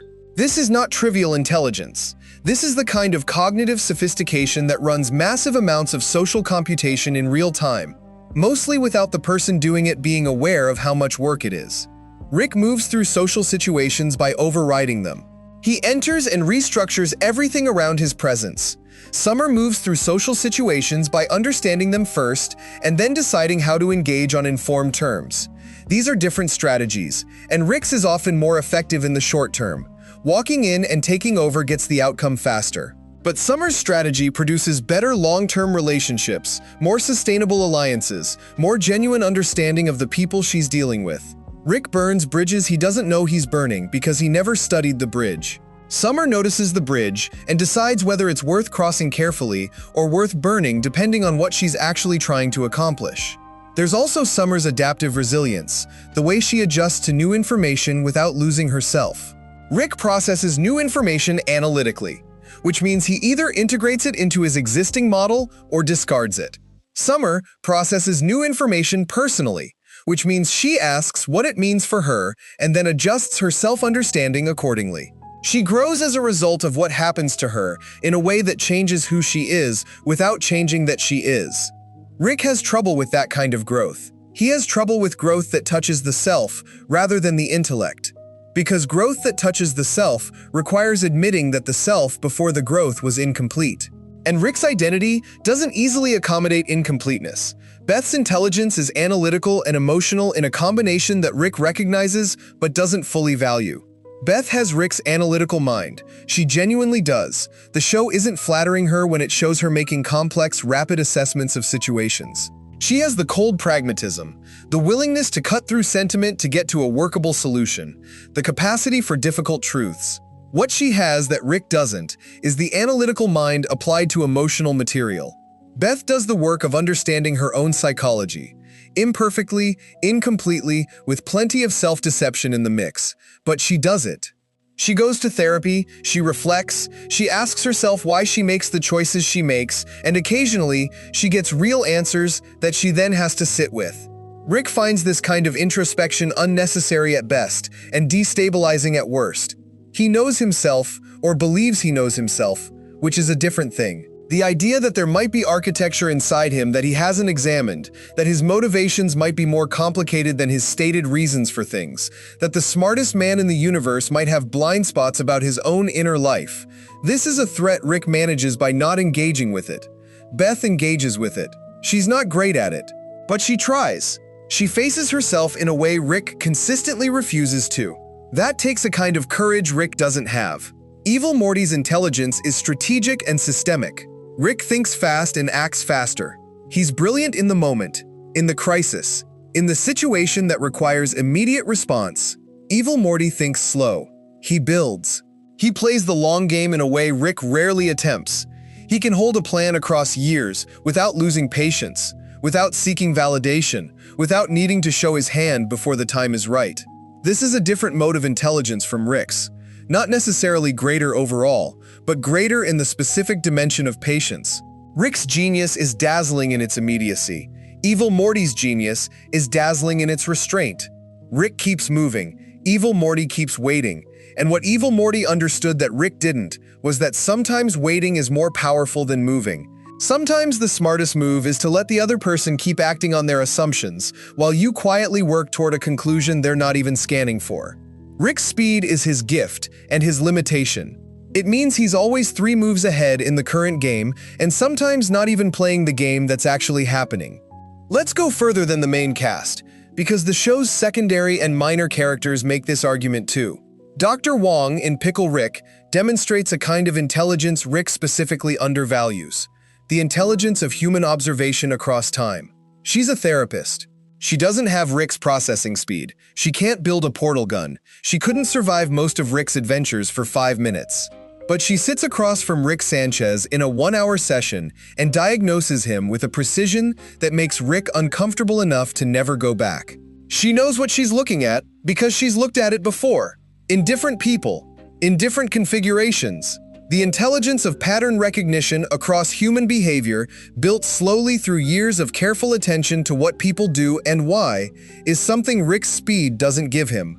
Rick makes models. Dr. Wong reads people, and reading people accumulated slowly through thousands of hours of listening carefully produces an accuracy that modeling can't always match. Rick left that session knowing something about himself he couldn't unknow. Dr. Wong did that. In 1 hour. Without a single piece of technology. Unity, the hive mind Rick loved, the entity that could control entire planets. One of the few beings Rick engaged with something approaching genuine emotional openness, demonstrates a different kind of intelligence entirely. The intelligence of scale. Unity processes the experience of billions simultaneously. It knows what individual experience feels like, multiplied by a number Rick's scale can barely model. It understands crowd dynamics, mass psychology, collective behavior in a way that's completely outside Rick's framework, which is always fundamentally individual. Their relationship fails. Rick is genuinely bad for Unity. His influence corrupts the hive, introduces his specific brand of nihilistic excess into the collective consciousness. But what's worth noting is that Unity, facing Rick, has to make a hard choice, and makes it. It writes Rick a letter. It leaves. It does the thing that's right for the collective even though it clearly hurts to do it. Rick couldn't have made that choice. Rick has never successfully chosen the right thing when the right thing required removing himself from a situation. Unity chose that. It required a kind of emotional intelligence, the ability to love something and let it go when keeping it is harmful, that Rick has not yet demonstrated he possesses. What does this all mean when you look at it together? It means the show has spent its entire run building a portrait of intelligence that is much wider than Rick's definition. Rick defines intelligence as the ability to solve problems faster and more elegantly than anyone else. And by that definition, he's almost always winning. But the universe Rick inhabits keeps presenting him with problems his definition can't solve. Problems that require emotional presence, or long-term patience, or moral clarity, or social grace, or the ability to love something without needing to control it, or the willingness to be wrong and update, or the courage to face yourself honestly. Rick has workarounds for some of these. He can approximate emotional presence when he needs to. He can engage with moral questions when he's forced to. He can love his family in the specific oblique way he loves them. But workarounds aren't the thing, approximations aren't the thing, and the people around Rick, the ones he underestimated, the ones he categorized and filed away, keep demonstrating the real thing, the genuine article, the actual capability rather than the workaround. Rick succeeds at enormous things, universe-scale things, things that genuinely matter in the cosmic sense that Rick operates in. Morty succeeds at human things, staying present, growing up, caring for people without losing himself. Jerry succeeds at ordinary things, being genuine, building warmth, making people feel valued. Summer succeeds at adaptive things, reading environments, staying herself under pressure, moving through difficulty without being defined by it. Beth succeeds at honest things, facing her own psychology, staying when it's hard, choosing her life with open eyes. Evil Morty succeeded at systemic things, long game thinking, patient accumulation, the decision to leave the structure that was harming him. None of these are the same kind of success. None of them are interchangeable. You can't substitute Rick's cosmic wins for Morty's human ones. They're not in the same category. You can't replace Jerry's warmth with Rick's brilliance. They solve different problems. What you can do is notice that Rick has been measuring everyone around him on his scale and finding them lacking, while failing to notice that they're succeeding on scales he doesn't use. That's the category error. That's the heart of the underestimation. Rick keeps using the wrong ruler. Here's the synthesis. Intelligence, in the broad sense, the capacity to effectively navigate the world, is distributed across Rick's family and orbit in ways that Rick's specific definition makes invisible to him. He can see his own intelligence clearly. He cannot see theirs, because what they have doesn't register on the instruments he uses for measurement. His instruments are calibrated for his kind of intelligence and return blank readings for everything else. That's not a problem with the people around him, that's a problem with the instruments. And the tragedy, if tragedy is the right word, is that Rick built the instruments himself. He designed the measurements. He chose what counted.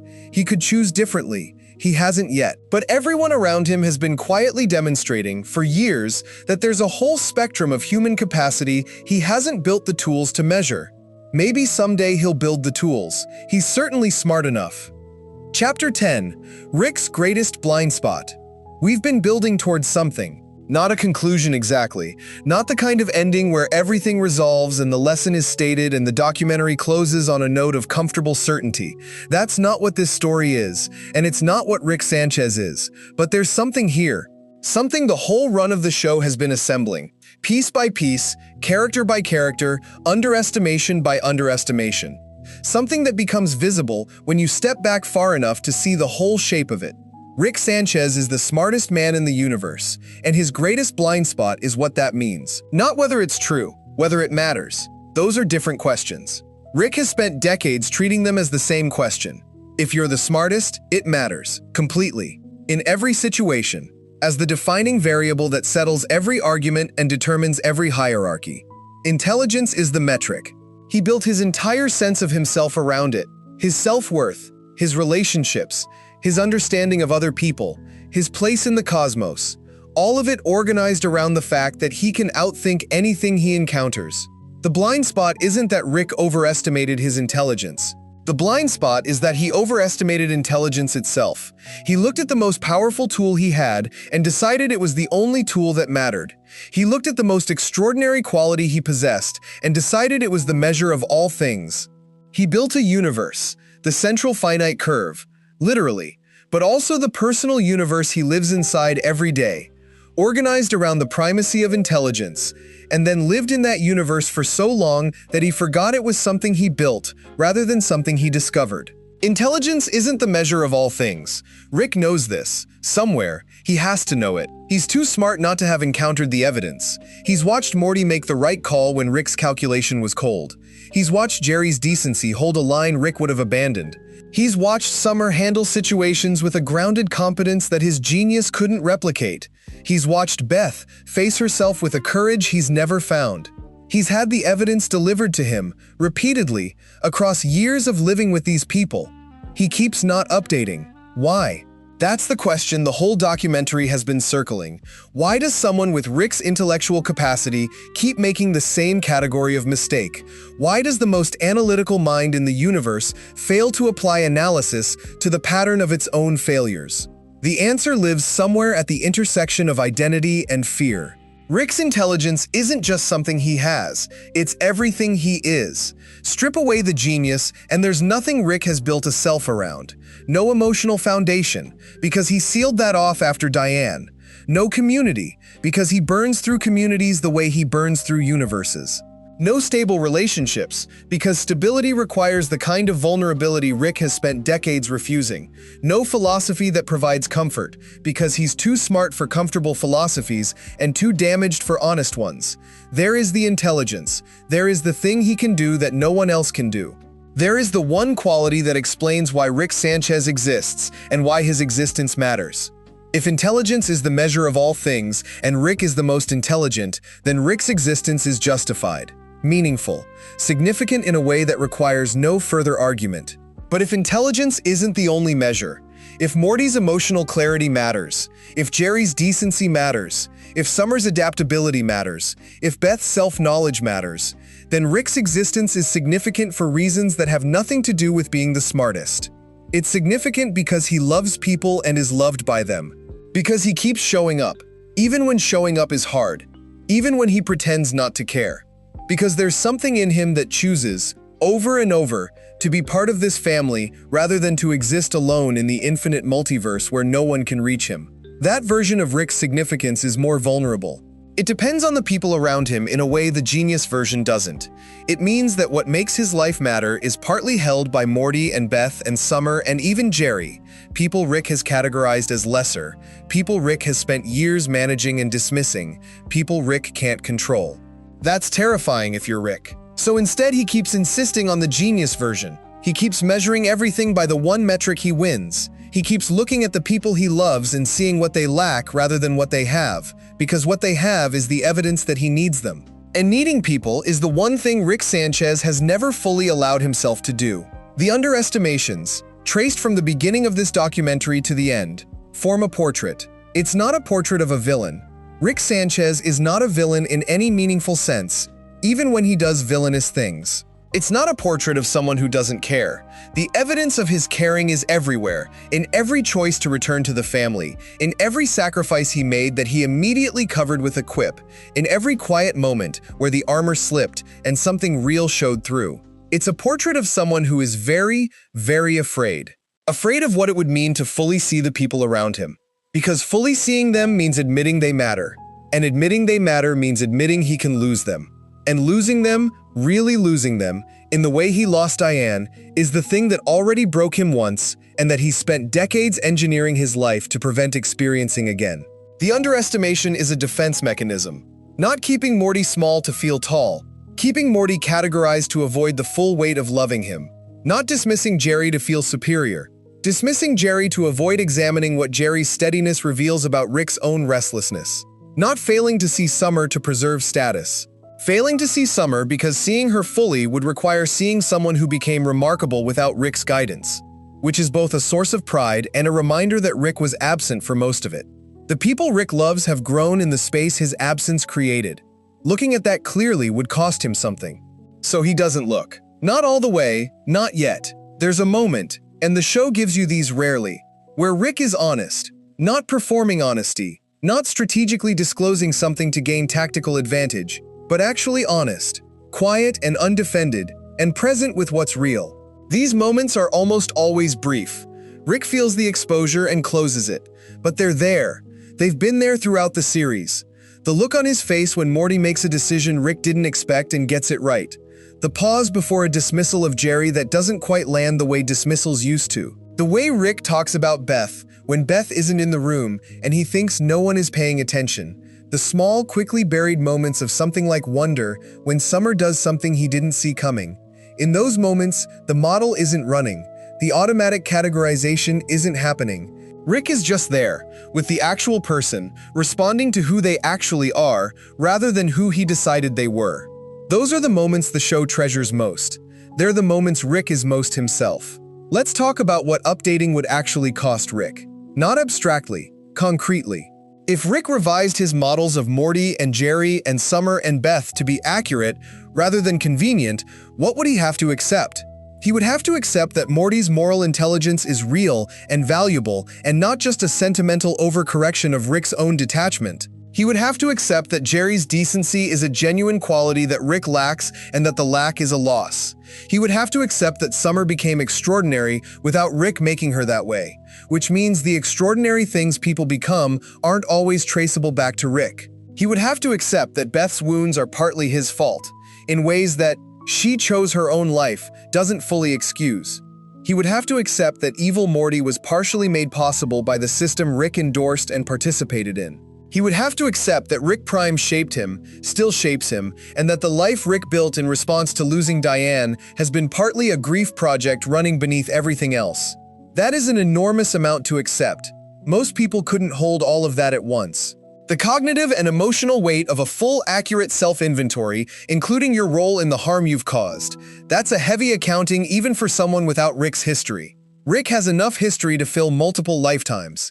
The weight of full honesty would be almost unbearable, so he carries the lighter load of the model instead. The one where he's always ahead. The one where he already knows everyone. The one where the categorizations protect him from the full impact of what's actually true.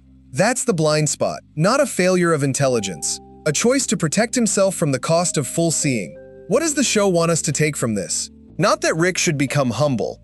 Humility performed isn't the same as something actually shifting inside a person, and Rick performing humility would be its own kind of dishonesty. Not that Rick should become more like Jerry, or more like Morty, or more like anyone else. Rick is most valuable as Rick.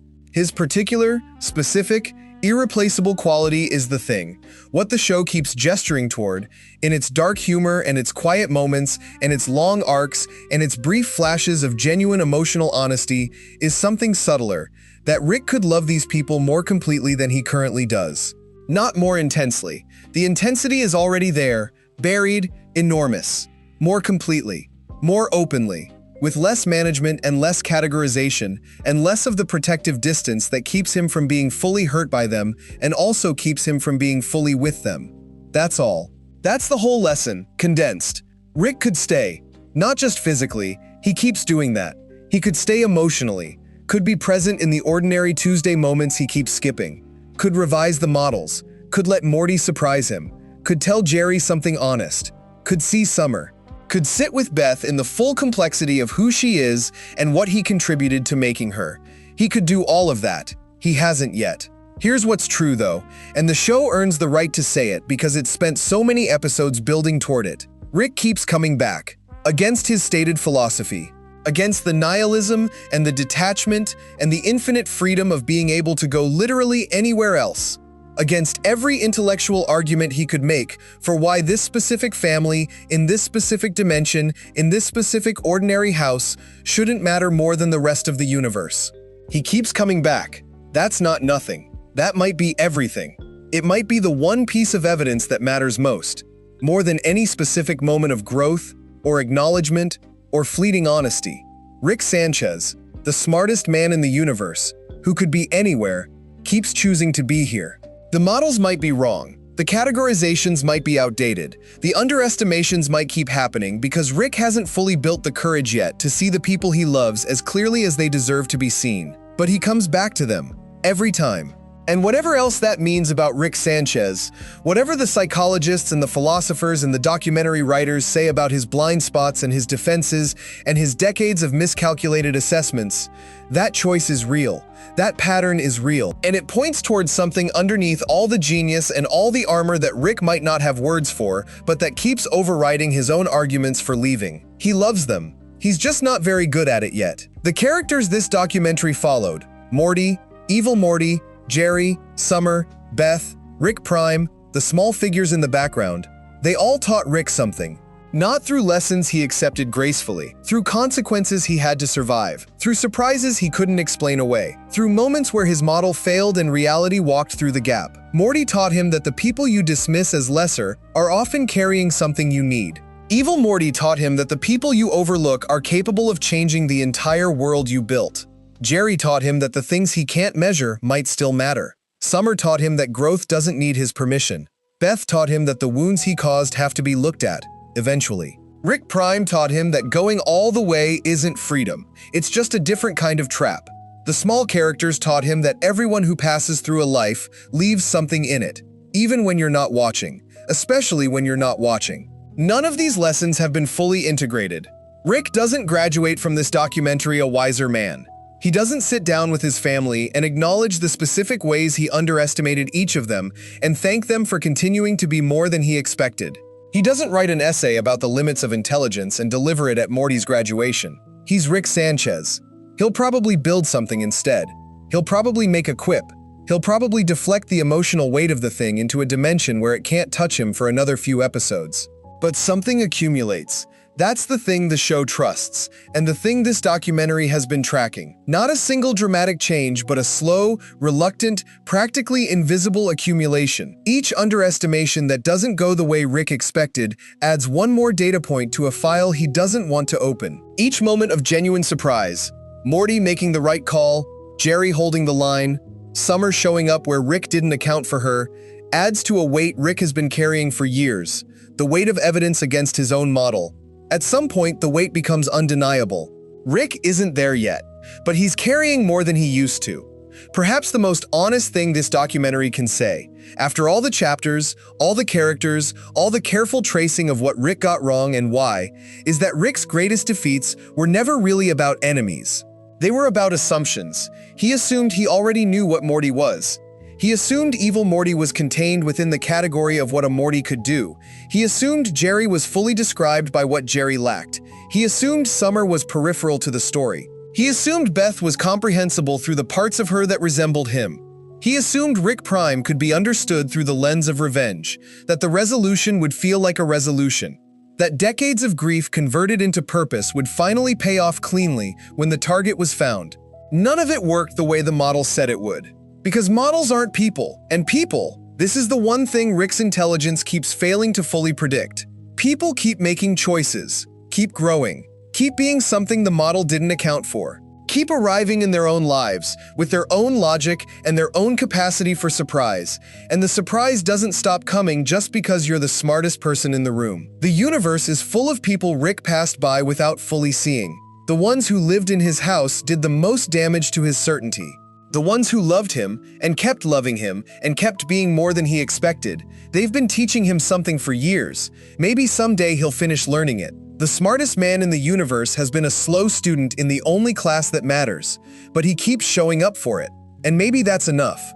Maybe that's where it starts. Most storytellers think a great villain is a strong villain. The logic makes sense on the surface. If a villain is more powerful than the hero, the threat feels real, the stakes feel high, the audience leans forward. Power is the easiest way to establish danger. But power alone has never made a villain unforgettable. Think about the ones you've actually forgotten. Chances are, many of them were described as the most powerful enemy the protagonist had ever faced. Chances are, they had abilities that dwarfed anything the hero could match. They had armies, or superior intelligence, or a godlike understanding of physics, or some ancient power that had never been defeated before. And you don't remember them. Not really. You remember that they existed. You remember that there was a big battle at the end. But you don't think about their philosophy. You don't feel anything when someone mentions their name. They were powerful, and they lost, and the story moved on, and so did you. Now think about the ones you do remember. Think about the villains who genuinely stayed with you. Not the ones with the most screen time. Not the ones with the most impressive powers. The ones whose specific logic you can still reconstruct, whose worldview you understood so well that you could imagine what they would think about something happening right now, in the real world. Those villains were rarely the strongest. What they were was the most coherent. That's the first thing worth sitting with. Great villains don't need to be powerful. They need to be comprehensible. Their internal logic needs to be clear enough that you can follow it, and complete enough that you can extrapolate it beyond the story. If you can understand why a villain does what they do, not just what they do, but why, then they become real to you in a way that transcends the story. They stop being characters and start being people. And people stay with us in ways that characters simply don't. There's another common mistake storytellers make when building antagonists. They confuse obstacles with enemies. An obstacle is something that gets in the way. A locked door is an obstacle. A storm is an obstacle. A villain who simply wants to stop the hero from achieving their goal without any deeper motivation of their own is also an obstacle. They just happen to have a face and a name. Obstacles can be dramatic. They can create tension. They can be visually spectacular, but they don't haunt you. You don't think about a locked door at 2 in the morning. You don't find yourself reconstructing a storm's internal logic while you're in the shower. A true villain is not an obstacle. A true villain has their own story, their own goals, their own reason for existing that doesn't depend on the hero at all. In fact, the best villains would be doing exactly what they're doing even if the hero had never been born. That's a crucial distinction. When a villain's existence is entirely defined by their opposition to the protagonist,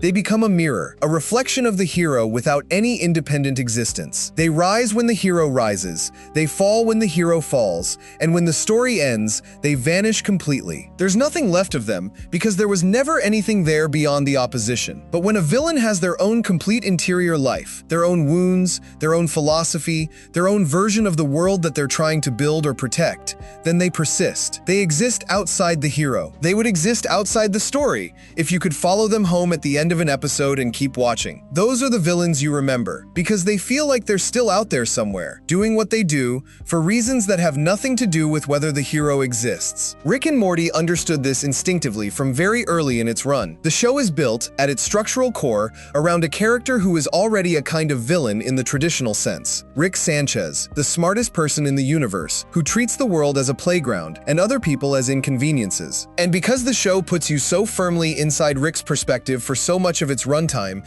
you come to understand him with a depth that most protagonists don't receive, let alone antagonists. That understanding becomes important, because when Rick and Morty eventually introduces characters who oppose Rick, characters who challenge his worldview, threaten what he values, or reflect back something about him that he'd rather not see, the audience is positioned to feel those encounters in a very specific way. You're not just watching a hero face a villain. You're watching a version of someone you understand face something that your understanding of them tells you genuinely threatens them. That's a very different emotional experience, and it's one that almost no other animated series has managed to create with quite the same precision. Let's talk about what actually makes audiences emotionally connect with antagonists, because this is where most analysis gets lazy. The standard explanation is that you connect with a villain when they have a sympathetic backstory, when they were wronged, when you understand the chain of events that turned them into what they are. The tragic origin story model of villain construction. This model works sometimes, but it's not sufficient, and it's not even necessary. Some of the most memorable villains in storytelling history have no sympathetic backstory at all. They're simply who they are, for reasons that feel complete, without requiring you to feel sorry for them. What actually creates emotional connection is something different: investment in outcome. You connect with a villain emotionally when you have a genuine stake in what happens to them. When the story has given you a reason to care whether they succeed or fail, not because you want them to win, necessarily, but because their success or failure means something beyond the mechanics of the plot. Investment in outcome comes from one of several sources. It can come from relationship proximity. If a villain is deeply connected to a character you already care about, connected in a way that their actions have direct, irreversible consequences for that character, then your emotional investment in the characters you love transfers, partially, to the villain. You care about the villain because caring about the people they affect is already part of your experience of the story. It can come from philosophical clarity. If a villain articulates a worldview that is genuinely coherent, if their logic is internally consistent and their values are clearly defined, then engaging with that worldview becomes interesting in a way that goes beyond the plot. You find yourself arguing with them, testing their logic, applying their reasoning to situations outside the story, and finding that it generates uncomfortable but coherent conclusions. And it can come from personal recognition. The deepest form of villain investment happens when you recognize something about yourself in them. Not the evil parts, not the violence or the cruelty, but the underlying wound or desire that their evil grew from. When a villain's core motivation connects to something true about human experience, you feel their presence in a way that goes far beneath the level of story. Rick and Morty, at its best, uses all three of these mechanisms simultaneously. And the villains it created using all three at once are the ones that audiences are still thinking about years after the episodes aired. There's a philosophical dimension to this that's worth exploring before we go any further.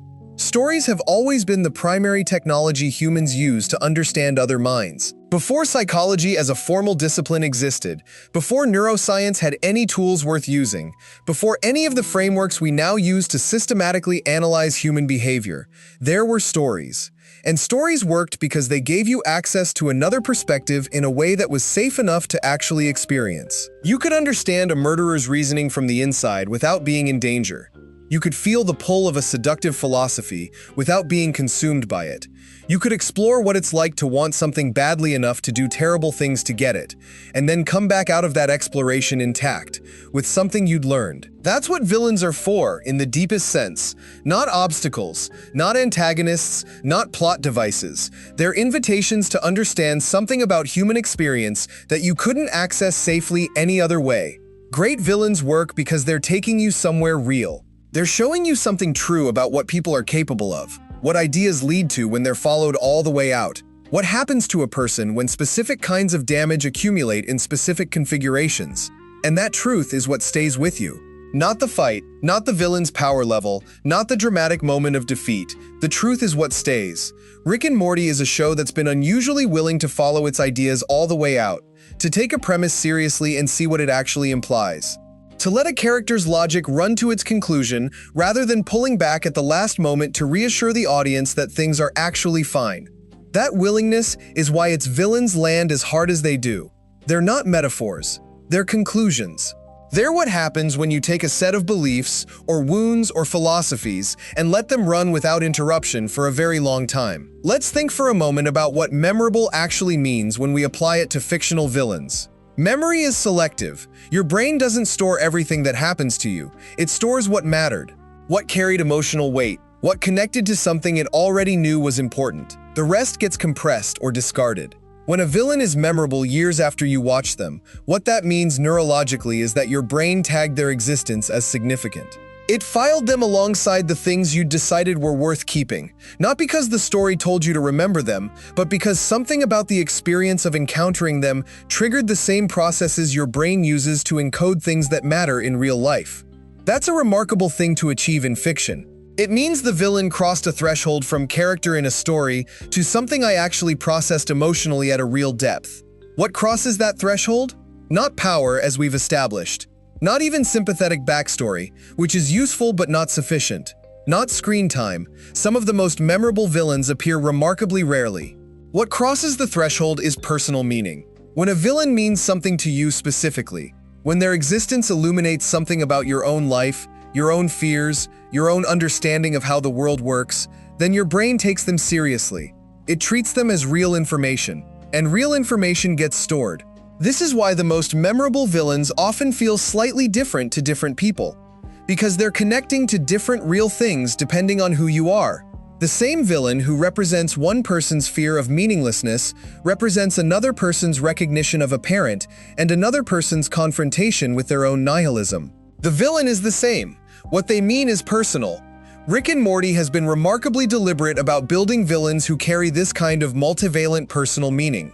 Their antagonists are specific enough to be coherent, but built around themes universal enough that they connect differently to different people. That's genuinely hard to do. Most stories err too far in one direction or the other, too specific to resonate broadly, or too general to feel real. There's one more foundational concept worth laying down before we can really talk about the specific antagonists Rick and Morty gave us. The concept is this: a villain is most powerful when they're the hero of their own story. This sounds like a cliche now because it's been said so many times, but the reason it keeps being said is because it keeps being true, and it keeps being ignored anyway. The hero of their own story doesn't mean the villain thinks they're heroic. It doesn't mean they have a justification they tell themselves. It means something more specific than that. It means they have a goal they're pursuing for reasons that, from inside their own perspective, are coherent and even rational. It means that if you could somehow inhabit their worldview, not agree with it, just genuinely occupy it, then their actions would make sense. Not in a way you'd endorse, but in a way you could follow. When a villain achieves this quality, something interesting happens narratively. They stop being an obstacle and start being an argument. They're not just getting in the hero's way, they're proposing something. A different set of values, a different answer to some fundamental question about how to exist, a different conclusion drawn from premises that, if you're honest, aren't entirely wrong. And an argument requires engagement. You can walk around an obstacle. You cannot walk around an argument without at least noticing that it's there. Rick and Morty's greatest villains are arguments. Each of them proposes something about the world, about freedom, about power, about the meaning of individual existence in an infinite multiverse, that the show takes seriously enough to let stand. They don't get defeated because they were wrong. They get defeated when they do get defeated for other reasons, and their arguments persist even after they're gone. That's why we still think about them. Let's be specific for a moment about what distinguishes Rick and Morty's approach to antagonism from what most animated series do. Most animated antagonists are defined by what they want to do: conquer the world, destroy the hero, accumulate power, achieve revenge. The want is their whole characterization. They're a motive in a body. Rick and Morty's best villains are defined by what they believe. Their actions follow from their beliefs in ways that feel inevitable rather than arbitrary. And because their beliefs are clearly articulated, sometimes in dialogue, sometimes in action, sometimes in the specific choices they make in specific moments, the audience understands them not as people who want things, but as people who see the world a particular way. That's a much more interesting kind of villain to spend time with, because you can disagree with someone's beliefs in a way that you can't disagree with someone's desires. Wanting power is just a trait. Believing that the only honest response to an infinite, indifferent universe is to claim absolute individual freedom, that's a philosophy. And philosophy invites argument. The argument doesn't have to happen on screen. It can happen in your head, weeks after you watch the episode. That's the sign that the villain was truly well built. They're still talking to you, still making their case, still demanding a response. There's a specific quality that Rick and Morty's writers seem to understand about memorable antagonists that a lot of storytellers miss. The quality is patience. Not patience in the villain's characterization necessarily, though that's there too.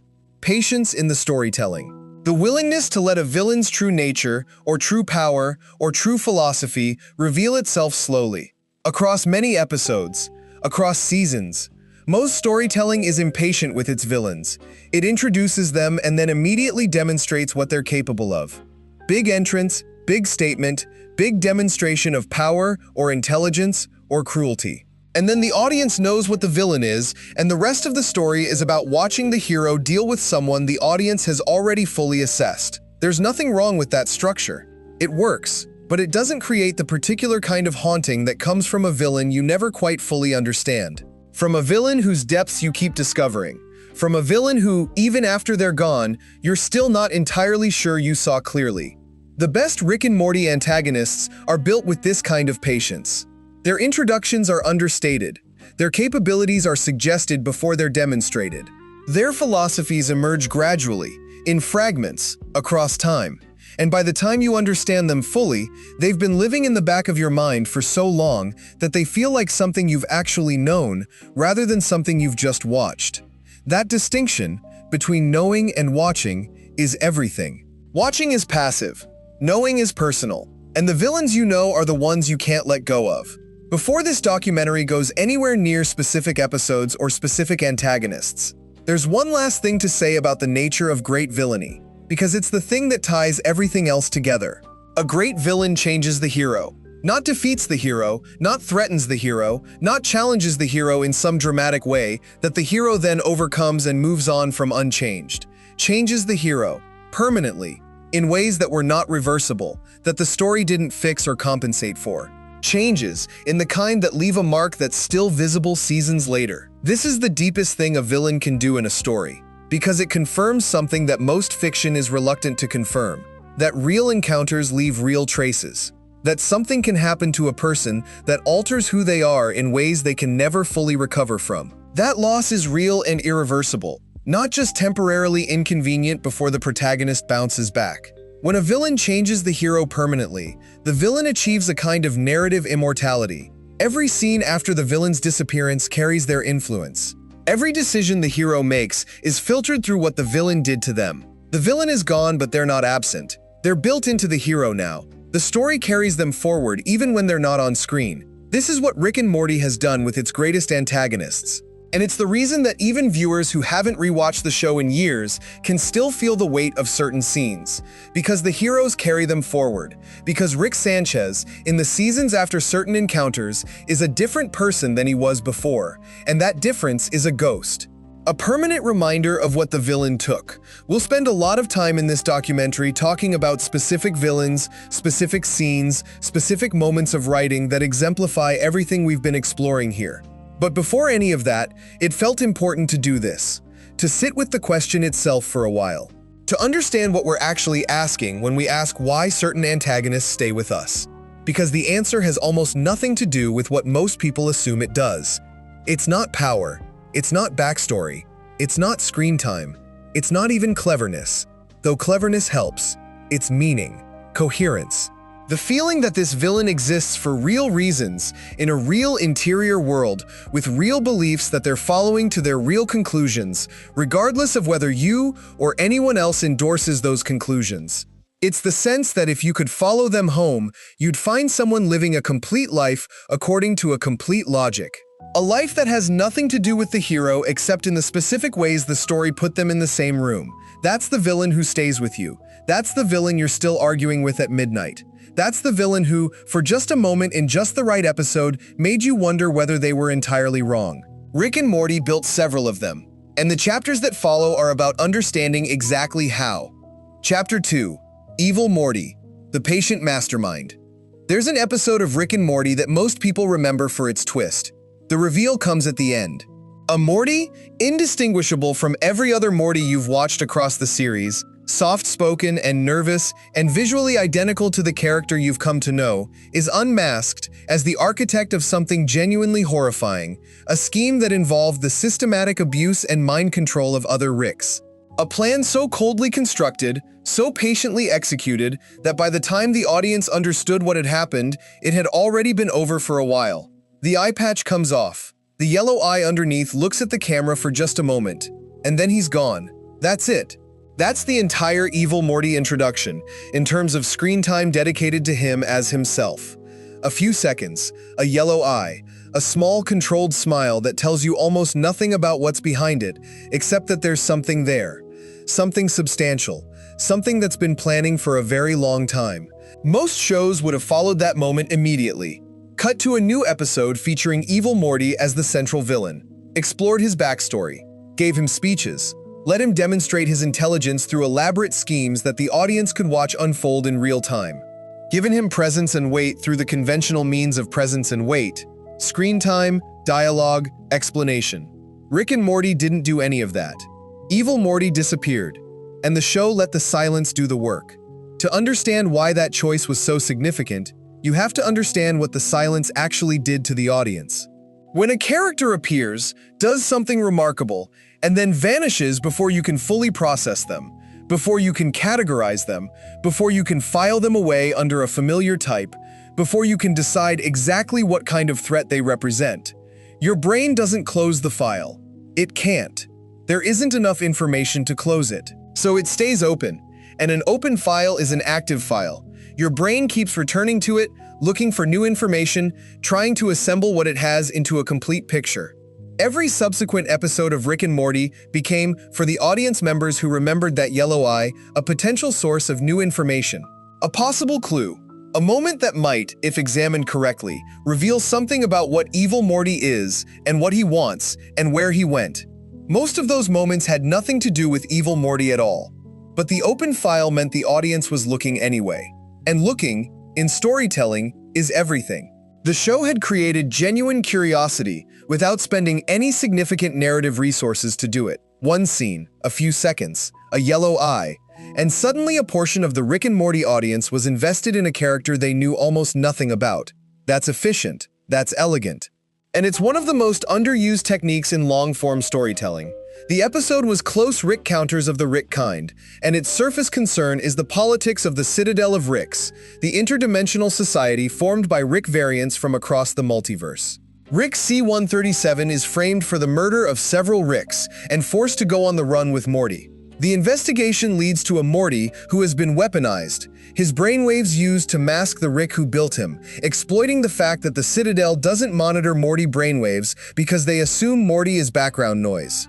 It's a clever premise, but what it reveals, in retrospect, is that evil Morty understood the Citadel's assumptions about Morty better than the Citadel understood itself. He knew that Mortys were invisible, he knew that no one was watching, and he built his entire strategy around that blind spot. This is worth sitting with, because it tells you something essential about evil Morty that the show never had to state explicitly. He is a Morty who sees clearly, who looked at the system he was born into, understood its structure at a level of precision that the system's own architects didn't achieve, and then made a decision about what to do with that understanding. He didn't rage against the system, he didn't announce his grievances, he didn't seek validation or allies or any of the things that most fictional revolutionaries seek in their first act. He simply began working, quietly, patiently, invisibly, using the exact blind spot that the system had never bothered to close because it had never occurred to anyone that a Morty might be the one to notice it. That's the introduction. That's everything you get the first time, and it's enough, if you're paying attention, to tell you that what you're dealing with here is something genuinely new in the show's universe. The second evil Morty appearance came in Tales from the Citadel, the Season 3 episode that explores life inside the Citadel of Ricks in detail for the first time, following several characters through their days in the bureaucratic, stratified society that Ricks have built for themselves. Evil Morty is there, running for president of the Citadel under his actual name, not as a scheme, not hidden behind puppets or intermediaries, but openly, brazenly. A Morty, running to lead a society that has always treated Mortys as sidekicks. And he wins. What's remarkable about this appearance isn't the victory, it's how he achieves it. He runs an authentic populist campaign that speaks directly to the resentments of working-class Ricks and Mortys who have been failed by the Citadel's ruling class. His speeches are real. His critique of the Citadel's corruption is accurate. He's not manufacturing outrage, he's pointing at actual injustice and saying, clearly and correctly, that it exists and that those in power have never intended to fix it. The audience watches this and feels something complicated. Because he's right. Everything he's saying about the Citadel is true. The working Ricks are exploited. The Mortys are treated as disposable. The system is corrupt in exactly the ways he describes. And yet, you've seen the yellow eye. You know what he's capable of. You know that this clarity about injustice isn't necessarily compassion for the people suffering from it. You suspect, correctly, as it turns out, that he's using the truth as a tool, that the accuracy of his diagnosis has nothing to do with whether he intends to be the cure. That's the complicated feeling evil Morty consistently generates. He's always right about the thing he says he's right about. His analysis is always accurate. His observations about power, about exploitation, about the way systems treat people as means rather than ends, these are correct. They're genuinely correct.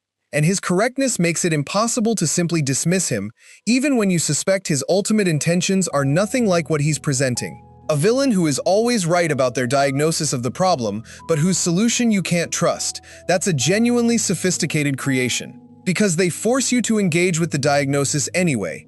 You can't write off the analysis just because you distrust the analyst. By the time Rick Murai Jack and Rick Turnal Friendshine of the Spotless Mort arrived in Season 5, Evil Morty had become something even more unusual. A villain whose plan, when it was finally revealed, was not what anyone expected. He wasn't trying to conquer the Citadel. He wasn't trying to punish Ricks. He wasn't building an empire or accumulating power for its own sake. He was trying to leave. The central finite curve, the reveal that the accessible multiverse had been artificially limited to only those universes where Rick Sanchez was the smartest person alive, was the axis around which his entire project turned. Every scheme, every election, every careful positioning had been oriented toward one goal: breaking out of a reality that had been constructed to center Rick. Think about that for a moment. Evil Morty is a character who was born in a universe specifically selected because it revolved around a version of the most powerful person in the constructed multiverse. He grew up in a world built to serve Rick's centrality.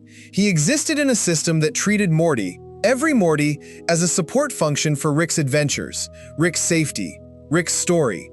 And he decided, no, not, I want to destroy Rick, not, I want revenge for what Rick did to me.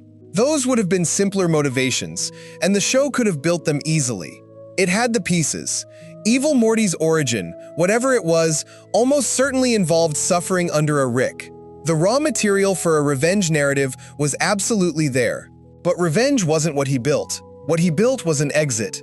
That single conceptual choice, making Evil Morty's goal liberation rather than revenge or conquest, is what elevates him from a sophisticated antagonist to something genuinely remarkable in the history of animated villainy. Because it reframes everything. Every terrible thing he did along the way looks different when you understand that he was doing it in service of getting out. Not in service of winning within the system. In service of removing himself from the system entirely. The scene where Evil Morty destroys the central finite curve and passes through to the unconstrained multiverse is one of the strangest endings a villain has ever received. He wins. Completely. He achieves exactly what he was working toward. The machine is destroyed. The barrier falls. The unconstrained multiverse. Infinite realities where Rick isn't necessarily the smartest, where reality wasn't filtered to serve one person's centrality, opens up, and Evil Morty steps through it. And then he's gone. The audience is left to process this without any narrative reassurance. There's no immediate consequence. There's no obvious cost. There's no moment where Rick or Morty articulate what this means or how they feel about it. The scene simply ends, and the character is simply gone. And whatever happens in the infinite universes beyond the finite curve happens without a camera to follow it. What do you do with that as a viewer? Most villain endings give you closure. The villain is defeated, or redeemed, or killed, or imprisoned. And the story moves on. The threat is resolved. You know what happened. Evil Morty's ending gives you none of that. He succeeded, he escaped. He's somewhere in an infinite, unknowable multiverse right now. In some sense, doing what you don't know. Whether what he found beyond the curve was what he wanted, you don't know. Whether he's at peace, or still angry, or building something new, or simply existing somewhere finally free of the weight he was carrying, you don't know. That uncertainty is intentional. And it's doing something very specific. It's making him persist. Because an unresolved question stays open, and an open question keeps returning. You think about Evil Morty not just because he was interesting while he was present, but because you still don't know how his story ends. You're still holding his file open, still waiting for information that may never come. That's an extraordinary thing to engineer in an audience. It's the storytelling equivalent of a conversation that ended before you finished saying what you wanted to say. Your brain keeps rehearsing the remainder, keeps imagining how it might have gone, keeps the person present in your mental landscape far longer than a completed conversation would. Let's talk about the mystery itself as a structural choice, because it's central to why Evil Morty works as well as he does. The show never gives you Evil Morty's backstory. You get implications. You get visual evidence in Rick Morty Jack that suggests he went through experiences with his Rick that were genuinely traumatic, a montage of moments between a Rick and Morty that grows progressively darker. But you don't get a scene where Evil Morty explains what happened to him. You don't get a speech where he describes his pain and the audience understands how the wound became the weapon. That absence is not an oversight. It's a craft decision. Because backstory explanation does something subtle and slightly damaging to a villain's power. Once you know exactly how a villain became what they are, once the wound is fully described, the process fully mapped, there's a part of your brain that quietly files it away. Understood. Categorized. It makes the villain more sympathetic, sometimes, but also more familiar, more manageable, less frightening. Partial backstory does the opposite. Implications without explanation leave the specific shape of the damage undefined, and your imagination will fill the undefined space with whatever it finds most resonant. Which means Evil Morty's backstory is, for every viewer who's thought about it, a backstory that connects to their own intuitions about what kind of damage could produce that kind of coldness. Their own understanding of what it takes for someone to decide that the only acceptable solution is to burn the whole system down. That personalization is more powerful than any specific backstory the writers could have given him. Because it's yours. You constructed it, and that means you're invested in it in a way you couldn't be if the show had simply told you what to think. There's a specific quality to Evil Morty's intelligence that deserves its own moment, because it's different from the kind of intelligence the show usually celebrates. Rick is brilliant in a way that's fundamentally experiential. He understands how things work because he's worked with them, tested them, broken them apart, and reassembled them across 100 universes and a lifetime of experiments. His intelligence is accumulated knowledge in motion, fast, intuitive, improvisational.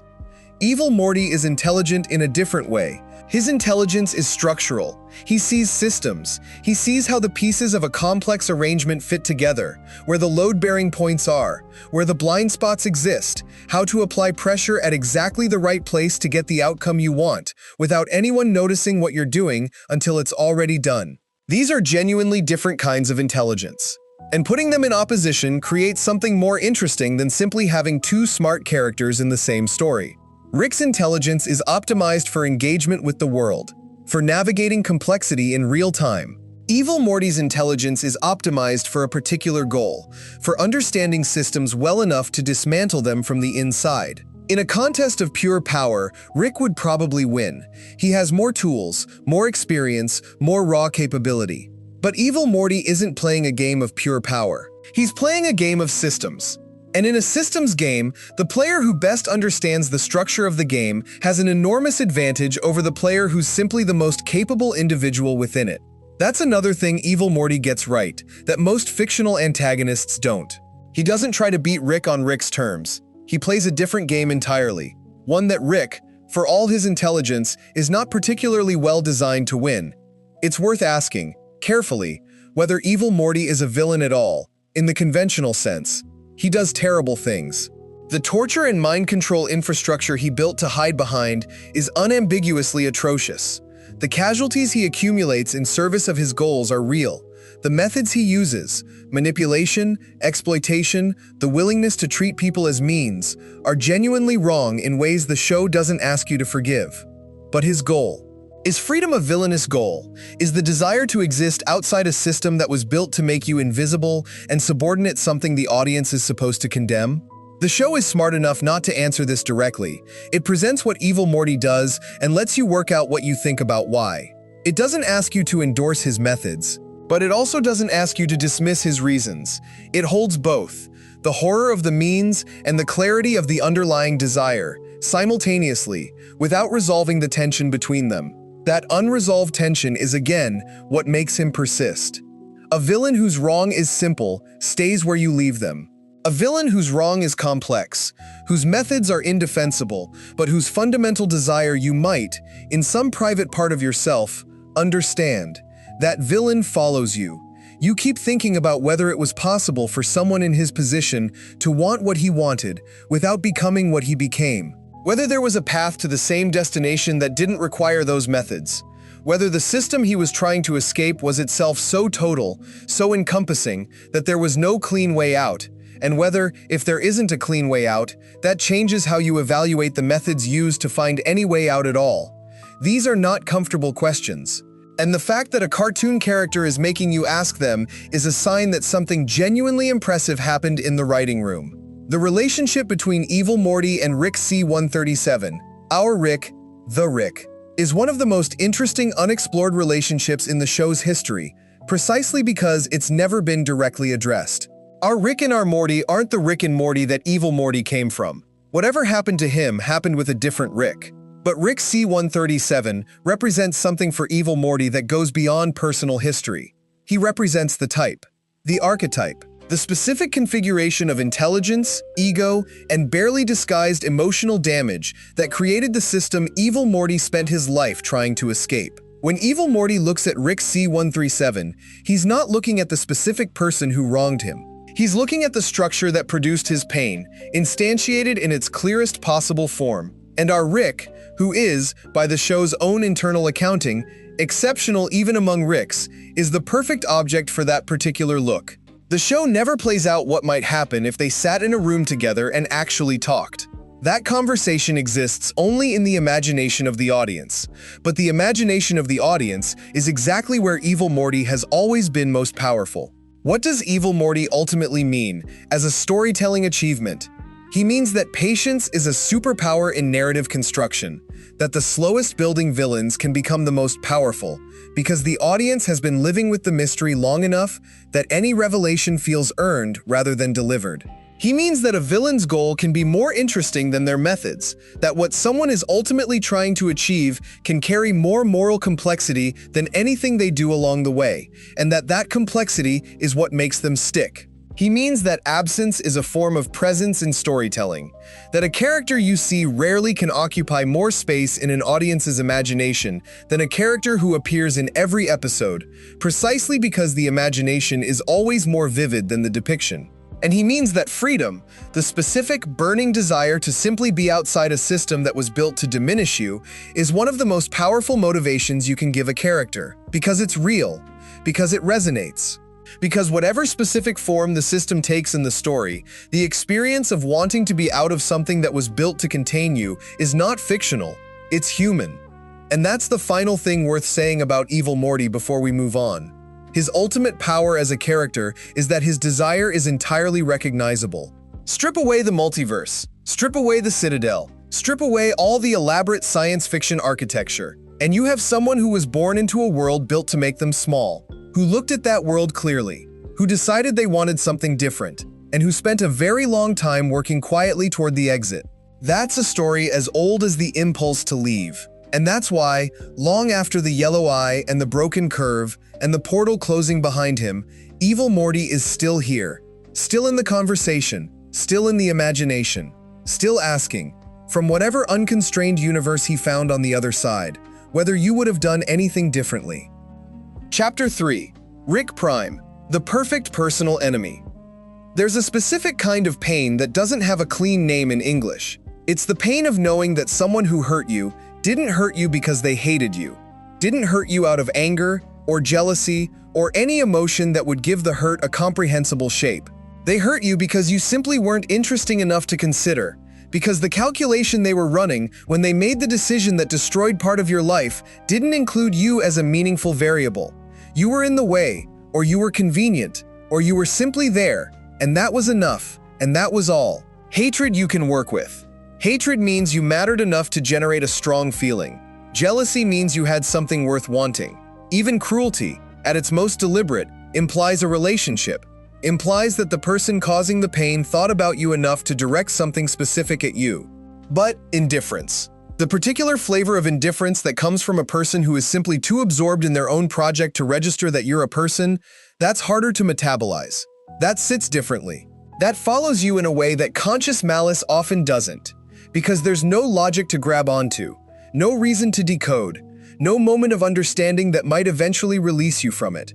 Rick Prime is built entirely from that feeling, and that's why he's one of the most effective personal villains in the history of animated television. To understand Rick Prime, you have to understand what he is in relation to our Rick.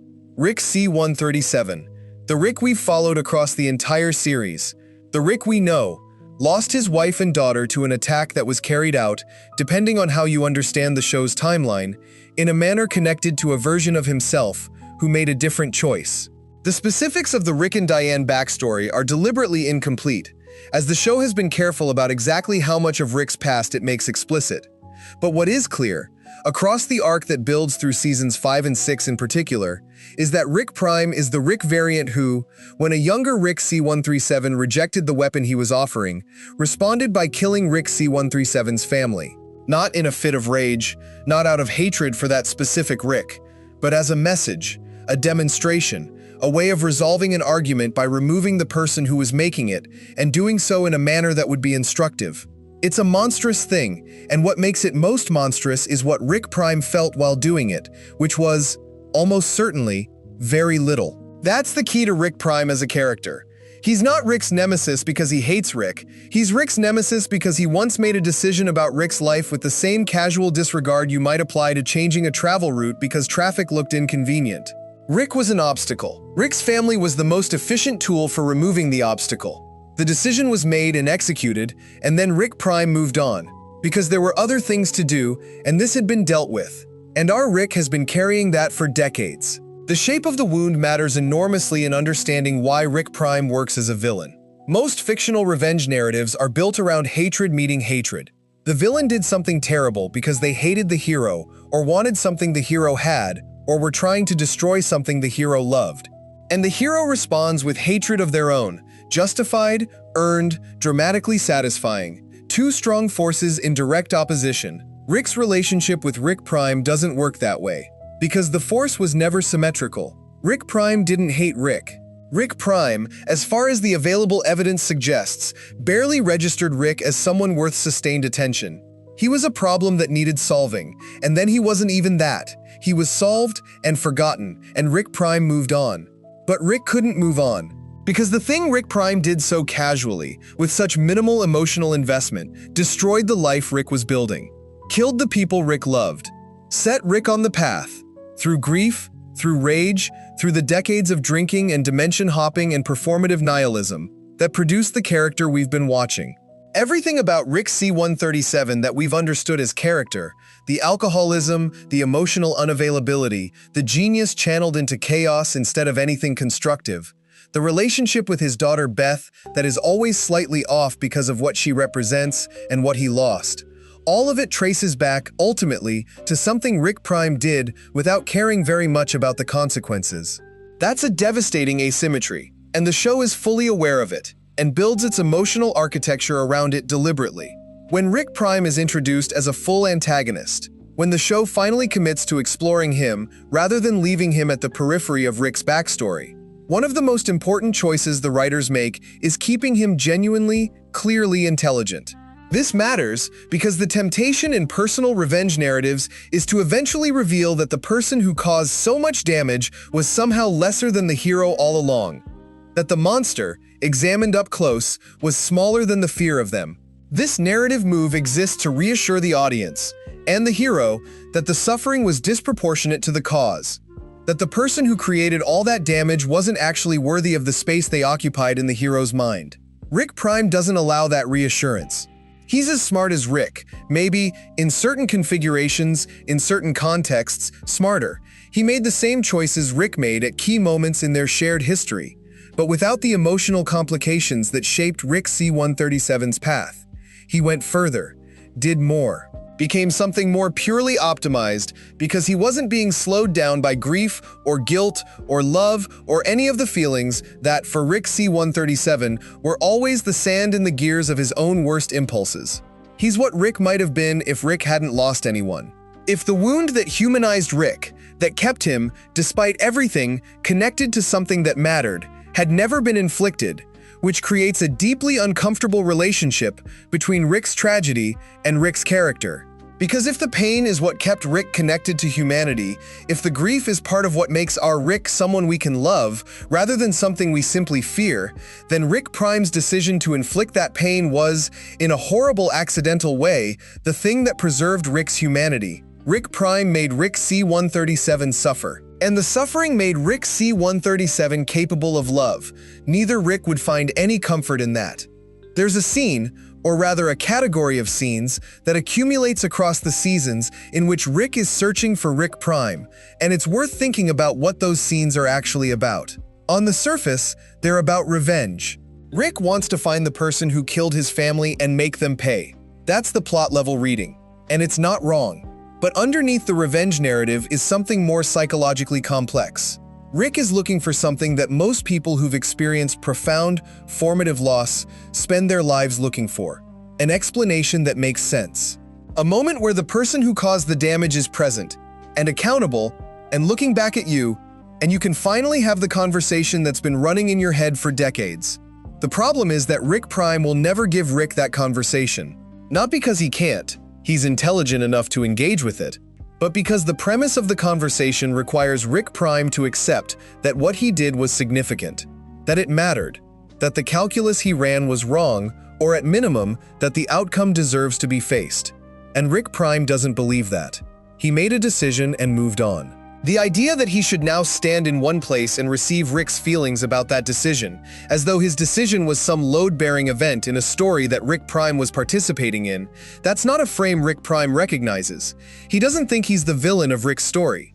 He barely thinks he's a character in Rick's story. He has his own story, and Rick C-137 is a footnote in it. That impossibility, the impossibility of forcing a reckoning with someone who doesn't recognize the thing they did as requiring a reckoning, is one of the most honest things the show has ever depicted about the experience of trying to process certain kinds of loss. Rick Prime's philosophy, such as it is, deserves careful examination, because like evil Morty, he's not simply evil, he's coherent. His worldview has internal logic. What Rick Prime appears to believe, based on his behavior across the show's run, is something like radical solipsistic consequentialism. The universe is infinite. Lives are infinitely replaceable. Anything that happens to any individual, in a multiverse of infinite possibilities, is ultimately without unique significance. The only meaningful unit of value is the project, the specific intellectual or experiential pursuit that the individual is engaged in. In that framework, other people have value insofar as they contribute to or are necessary for your project. They don't have intrinsic value as conscious beings with their own interior lives that matter independently of you. They're resources. Better ones, worse ones, temporarily useful ones, ones that need to be removed when they become obstacles. That worldview isn't entirely alien. Parts of it echo things that Rick C-137 has said, in his darker moments, across the series. The nihilism is recognizable. The intellectual framework for dismissing the significance of individual lives, in a multiverse where copies of every person exist across infinite variants, is available to any character in the show who wants to use it. The difference is that Rick C-137 doesn't actually live by that philosophy, even when he claims to. He loves people. He'd never admit it in those terms, but the evidence is everywhere. In the lengths he goes to for his family, in the moments where his nihilism cracks and something genuine and vulnerable surfaces underneath. Rick C-137 uses nihilism as armor. He doesn't believe it the way someone who truly believed it would behave. Rick Prime actually believes it, or has so thoroughly arranged his psychology around it that the distinction between believing it and performing it has collapsed. And that's the real horror of him. Not that he's powerful, not that he's intelligent, not even that he killed Rick's family. It's that he shows Rick what Rick could have become if Rick had ever actually committed to his own stated philosophy. Rick Prime is Rick's ideology given perfect expression, and the ideology, given perfect expression, produces a monster. Personal enemies in fiction are different from grand antagonists in ways that are worth thinking about explicitly. A grand antagonist threatens the world, or the universe, or some abstract value like freedom or life itself. The stakes are enormous. The conflict is epic. Everything is at risk. A personal enemy threatens something smaller and harder to quantify, your sense of the story of your own life. Your ability to believe that what happened to you was comprehensible, that the people who shaped your experience were real and present and engaged with you as a person, that your losses were meaningful rather than incidental. Grand antagonists create tension. Personal enemies create grief, and grief is stickier than tension. Grief doesn't resolve when the threat is neutralized. Grief continues after the battle, after the victory, after the credits. Grief is the mark that a personal enemy leaves that doesn't heal just because the conflict is resolved. Rick and Morty understood this distinction and built Rick Prime accordingly. He's not a threat to the universe, or at least, that's not primarily what he is. He's the specific person who took something from Rick that Rick can never fully recover. He's the author of the grief that shaped everything else. The show could have given Rick a grand antagonist as his ultimate nemesis. It could have pitted him against some universal threat that required all of Rick's genius to defeat. That would have been dramatically satisfying in a clean, conventional way. Instead, it gave him this: a man who barely remembers doing what Rick can never forget. A man who moved on before Rick even finished falling apart. That's not satisfying. That's true. There's a specific narrative problem that Rick Prime creates by being what he is, and the way the show handles that problem reveals something important about its maturity as a piece of storytelling. The problem is this: if Rick catches Rick Prime and kills him, does that fix anything? In most revenge narratives, the answer the story provides, even if it's complicated, is something like yes. The act of confrontation and resolution provides closure. The hero comes out the other side changed, and while the change isn't simple happiness, there's a sense that the wound has been addressed. The story has found an ending for the grief. But Rick and Morty seems genuinely uncertain whether killing Rick Prime would give Rick what he's been looking for. Not because Rick Prime doesn't deserve consequences, the show isn't making a claim about the ethics of revenge, but because the thing Rick is actually missing can't be retrieved through any action against Rick Prime. Rick wants his family back. He wants the life he was building before the attack. He wants the version of himself that existed before that wound, the Rick who was capable of that kind of ordinary happiness without understanding yet what it would cost. None of those things can be given to him by Rick Prime's death. They're gone. The multiverse isn't going to retroactively restore them. Rick C-137 will still be who he became, still carry what he carries, still be fundamentally shaped by a loss that 100 different victories can't undo. The confrontation Rick is seeking is the confrontation with something that can't be confronted, the irreversibility of the past. Rick Prime is a stand-in for that irreversibility. He's the face you can put on something that doesn't have a face. The person you can chase when what you're really chasing is the version of your life that got taken away. Chasing him gives the grief somewhere to go, but catching him won't dissolve the grief. The show knows this, and it treats the knowledge with enough respect to let it complicate the narrative rather than resolving it neatly.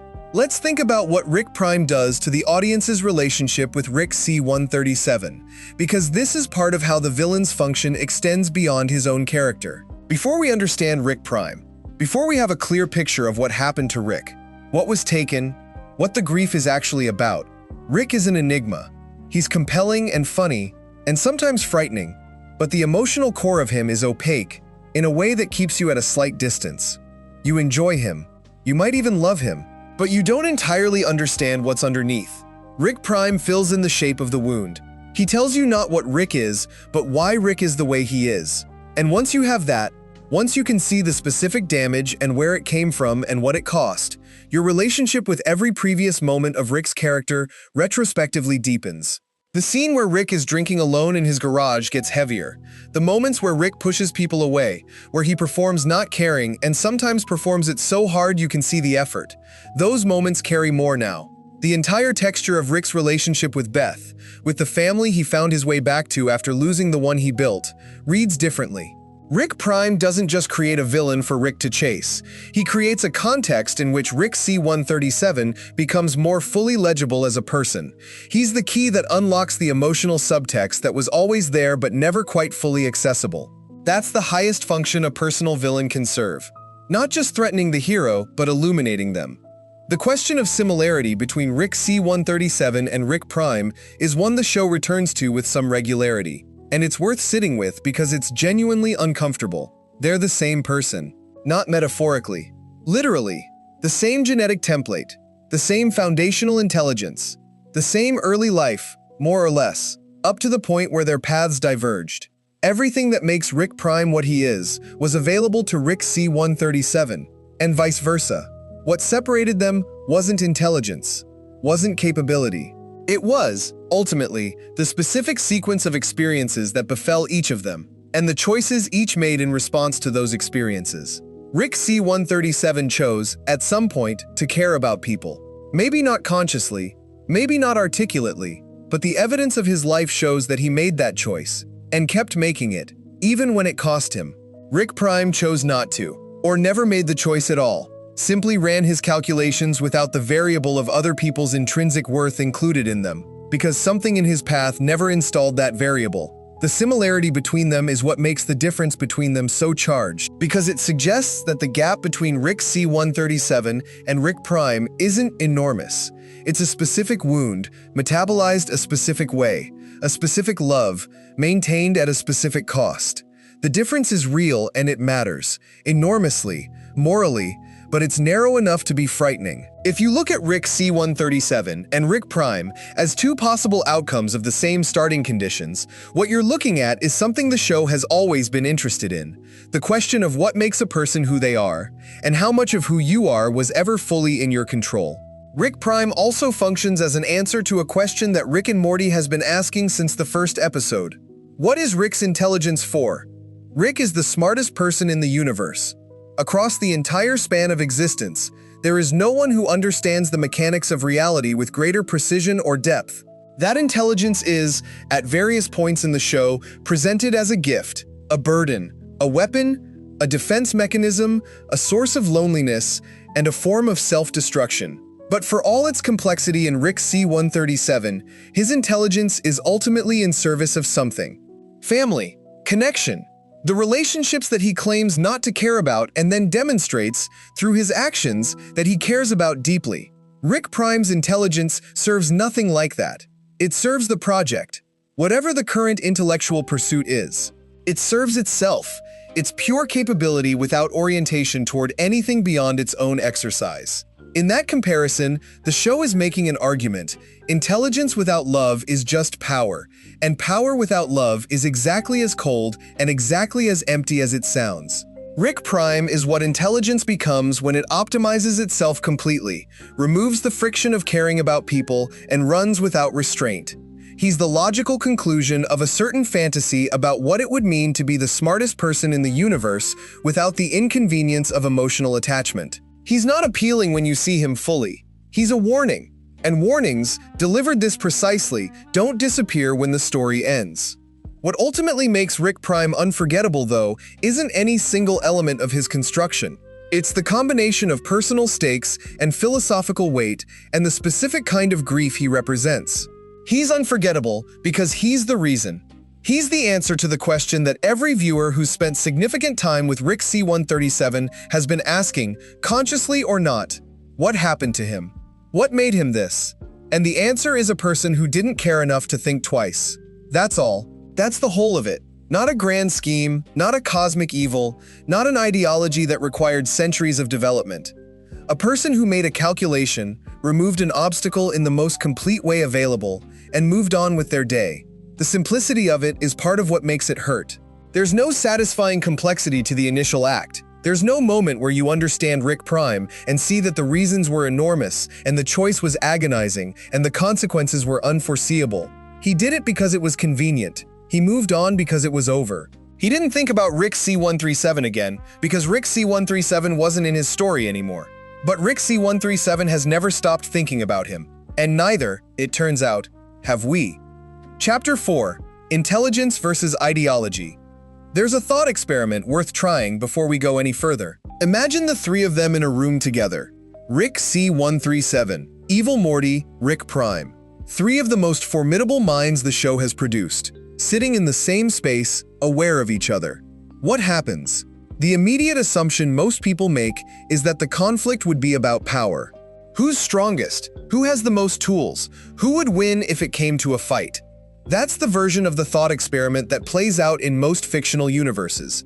Put powerful characters together and see who dominates. But sit with it a little longer, and something more interesting emerges. The conflict wouldn't primarily be about power. It would be about worldview, about the specific, irreconcilable ways each of them understands what the universe is, what it demands of the people living in it, and what intelligence, genuine, extraordinary, reality-bending intelligence, is actually for. They'd be arguing, not fighting, arguing. And that argument, the one that never happens on screen because the show is too smart to make it explicit, is the argument that Rick and Morty has been having with itself across its entire run.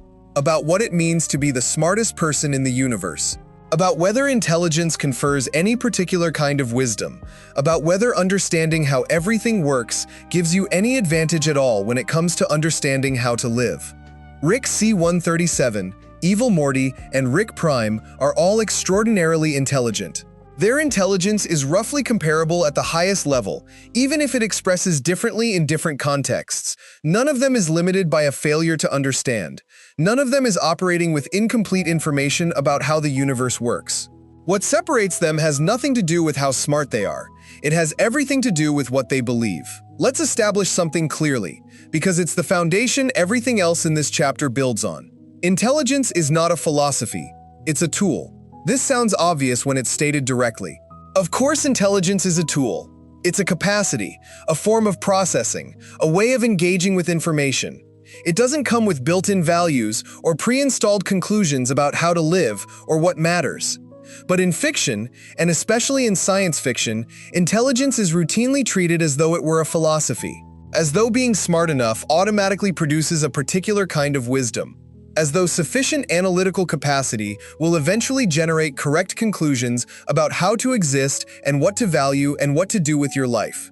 Rick and Morty has been interrogating that assumption from the beginning, and it does so most sharply through the contrast between its three most formidable characters.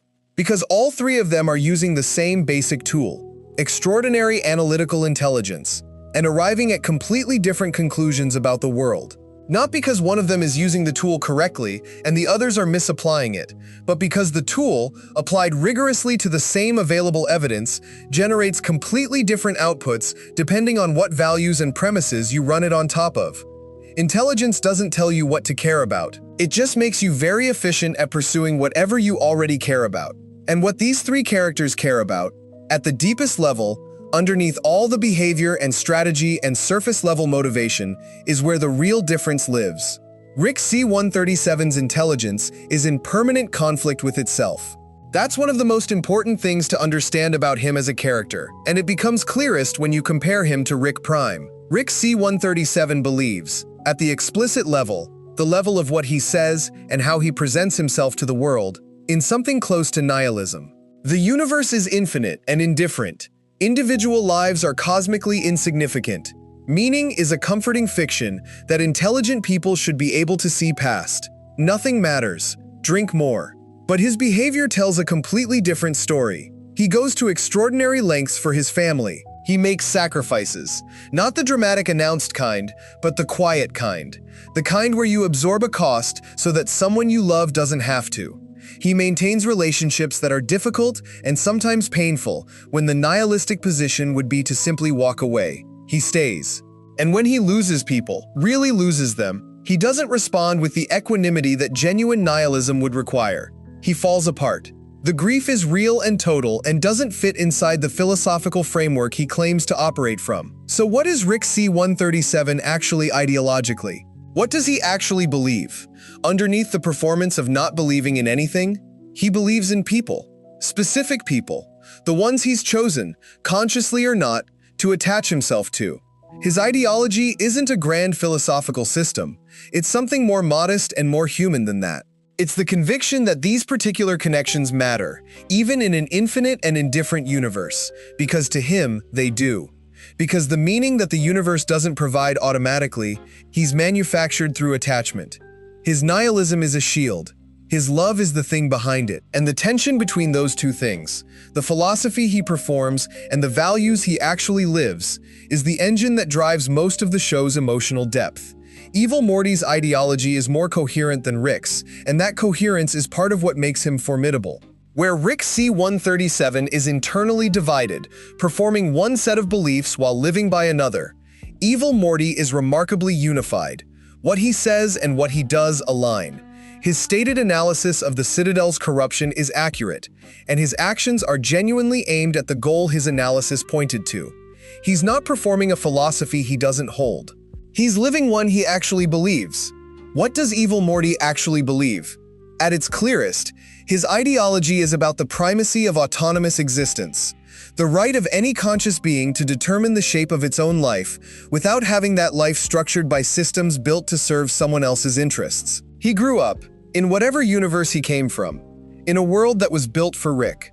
The central finite curve filtered the multiverse to produce a constructed reality centered on Rick's intelligence and Rick's significance.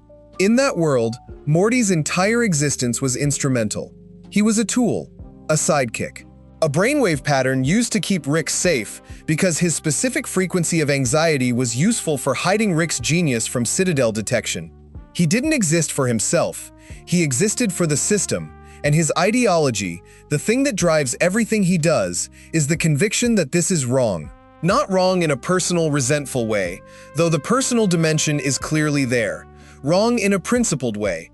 Wrong in the sense that any system that structures conscious beings as instruments for the benefit of other conscious beings is morally illegitimate, regardless of how powerful or well-established that system is. That's a real philosophical position. It has a coherent internal logic. It generates predictable conclusions when you apply it to specific situations.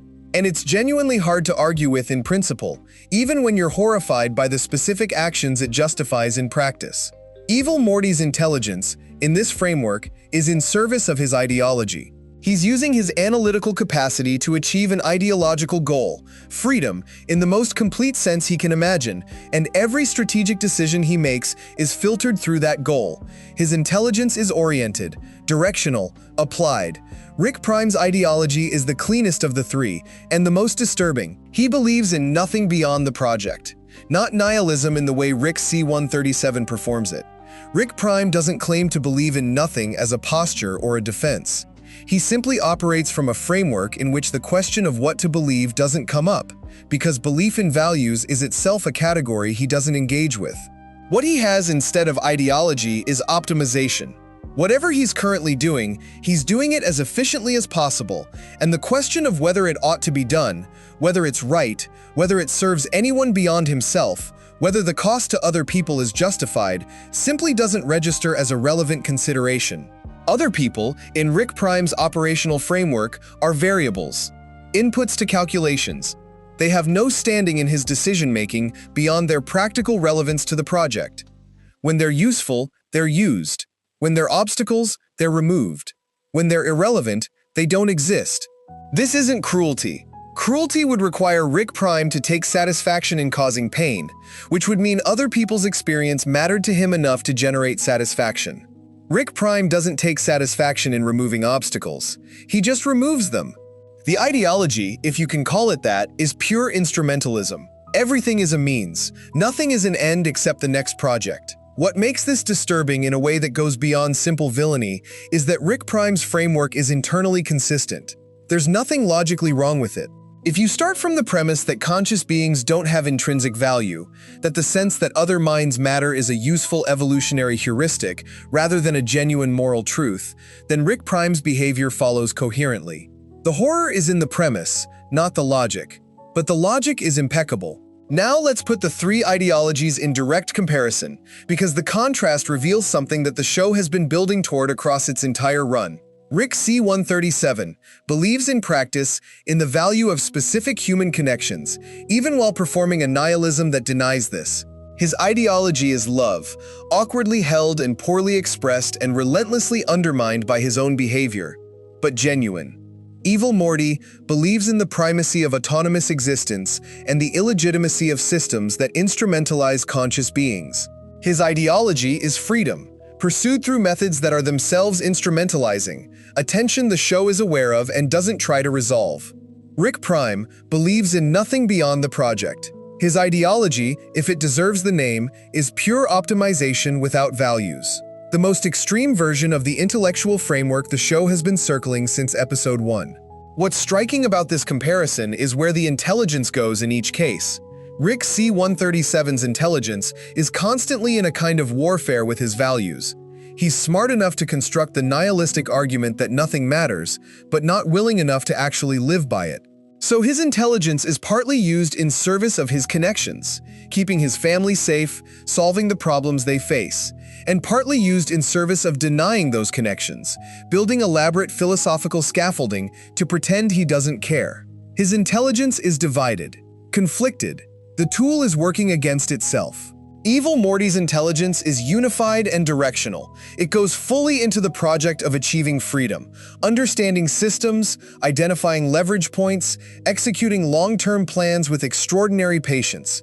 The tool is in complete service of a clear ideological goal. There's something almost admirable about the efficiency of it, even when the methods are appalling. Rick Prime's intelligence has no internal conflict at all. No divided loyalties, no values pulling against the optimization, no love creating friction in the calculations. The tool is running clean, unconstrained, maximum efficiency, and the result is the most capable individual and the most monstrous one. That's the argument the show is making about intelligence without ideology, without love, without the friction of genuinely caring what happens to other people. Maximum efficiency. Maximum horror. There's a moment worth thinking about in relation to Rick C-137's self-awareness about this comparison.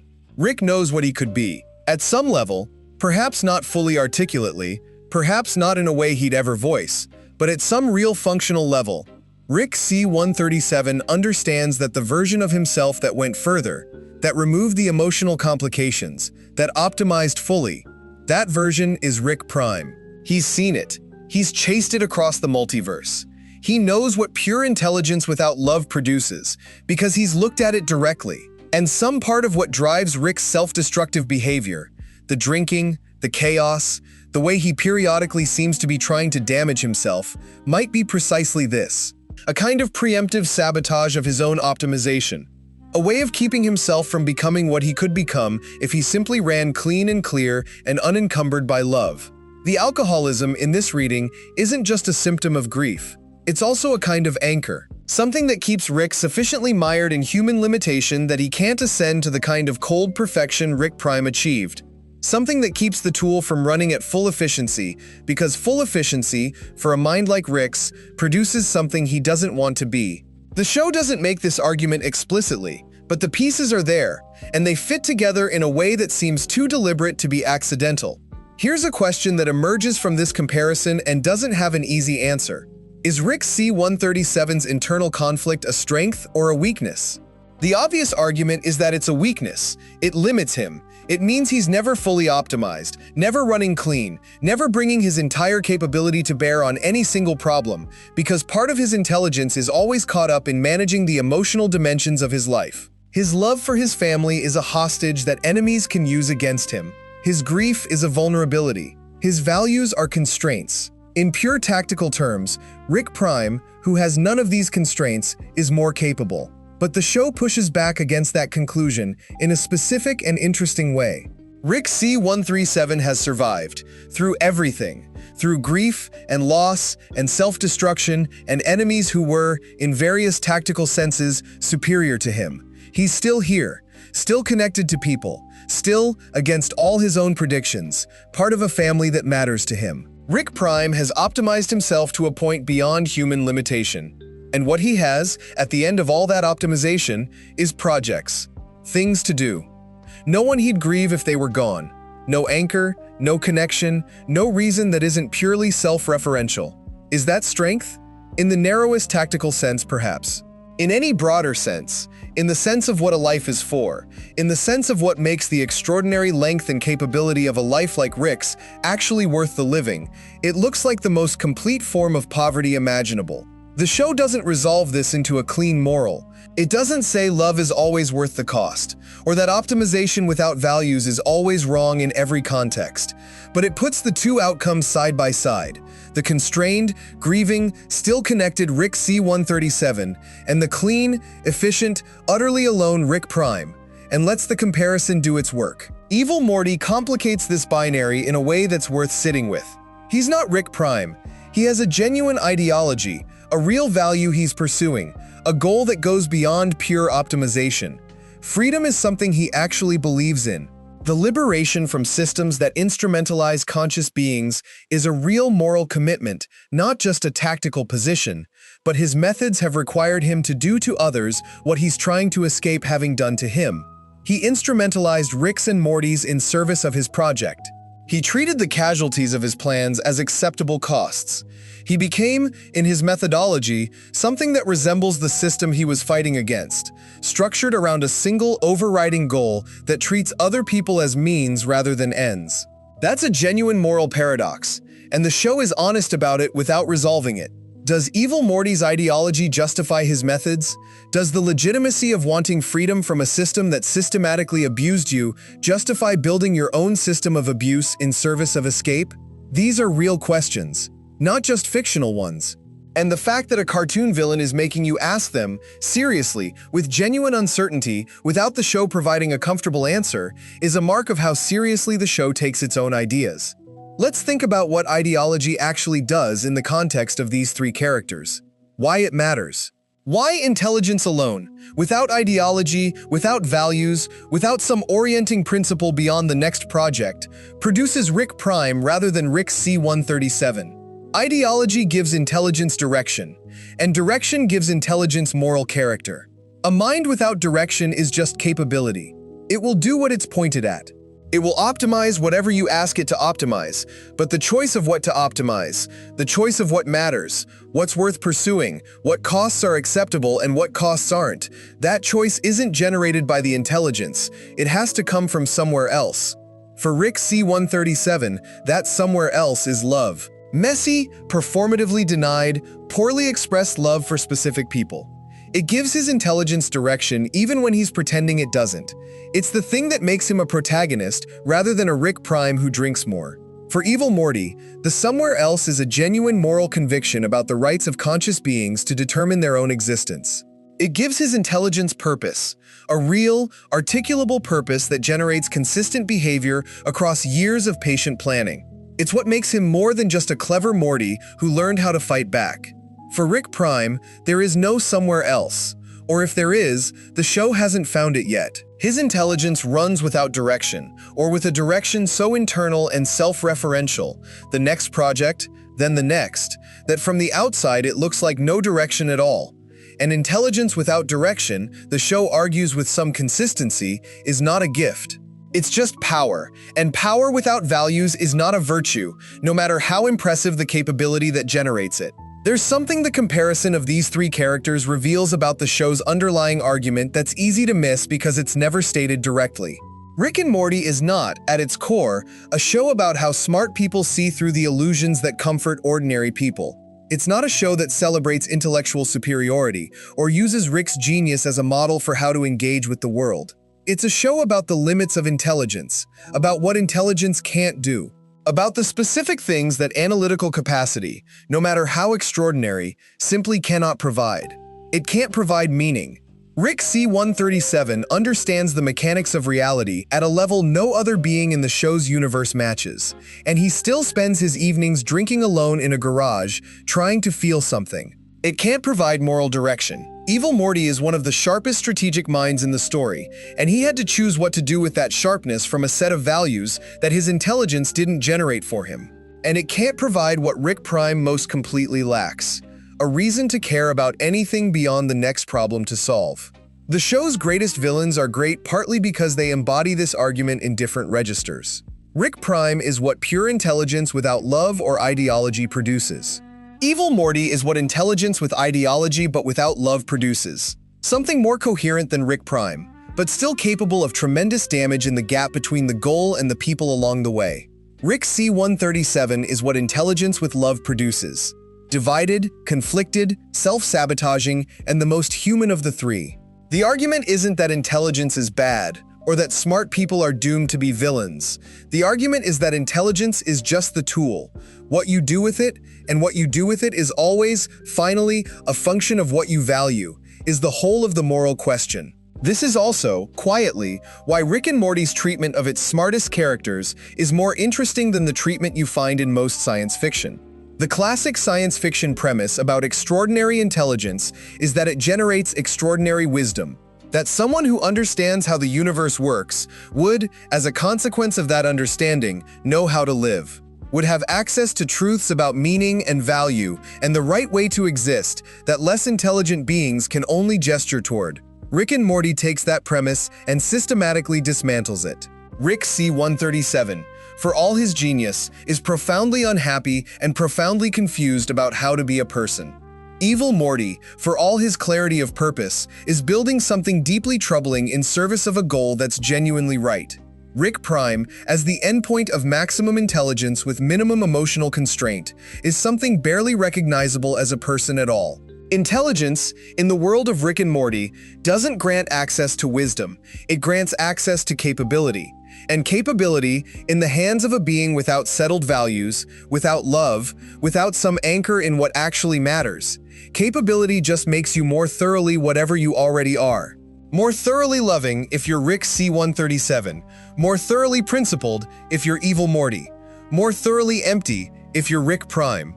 The intelligence amplifies, it doesn't transform, it doesn't redeem, it doesn't produce meaning where there wasn't any. It just makes you faster and more efficient at being who you already are. That's not the message most people expect from a show that spends so much time celebrating its protagonist's genius, but it's the message the show has been delivering, quietly and consistently, across every season.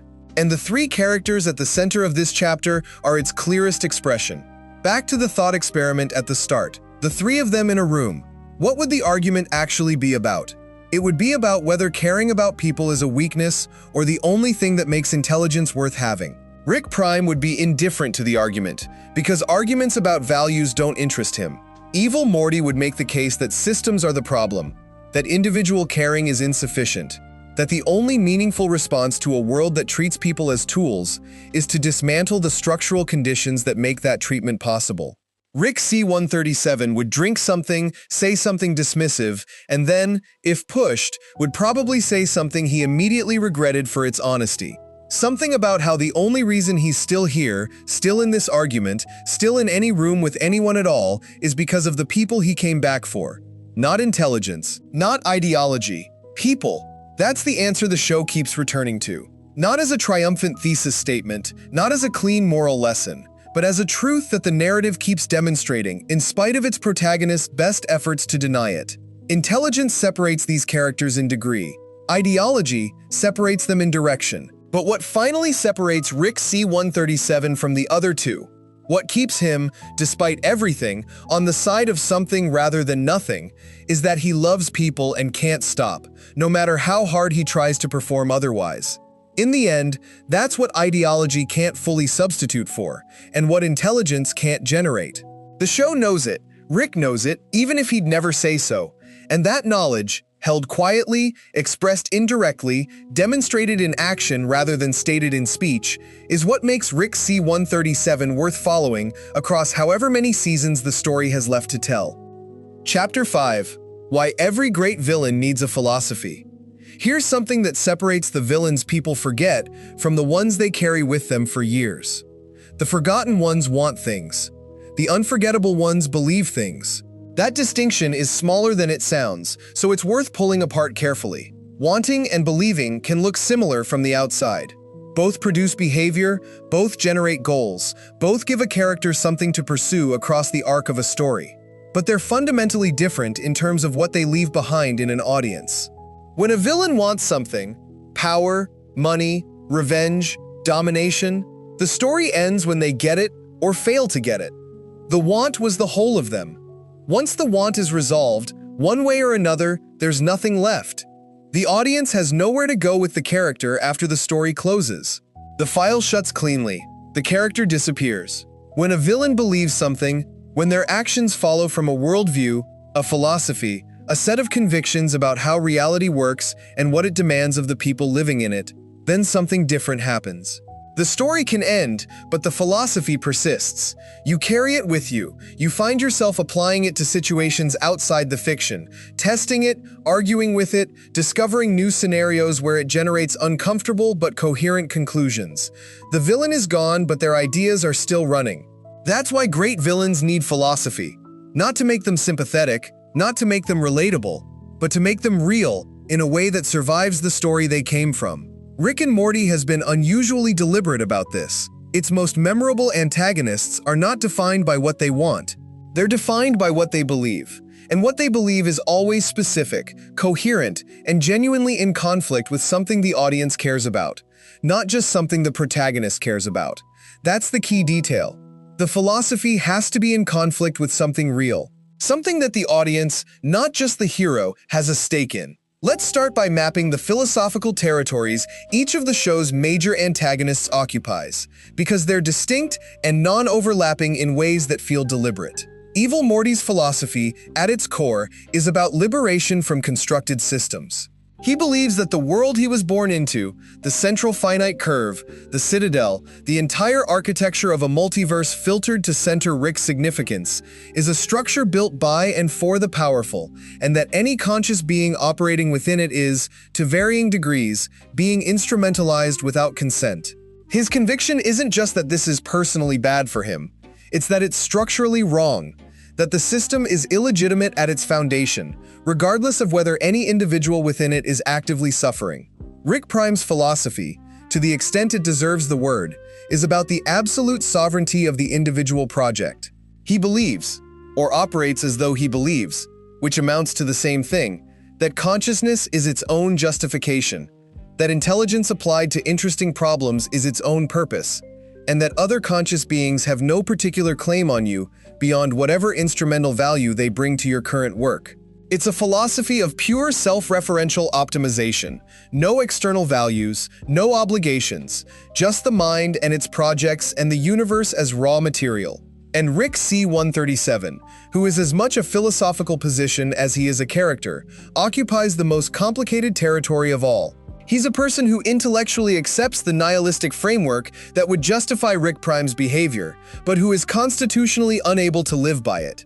He believes, at the explicit level, that nothing matters. He believes, at the functional level, that certain specific people matter enormously. He has never resolved this contradiction, and the show suggests he never will. 3 philosophies. 3 sets of convictions about what the universe is and what it requires. All held by people of comparable intelligence. All internally coherent. All generating predictable, comprehensible behavior. And all in genuine conflict with each other, not just in the story, but in the ideas themselves. Philosophy in fiction doesn't work the same way philosophy in an academic paper works. In a paper, a philosophical argument is evaluated on its logical structure. Are the premises true? Does the conclusion follow?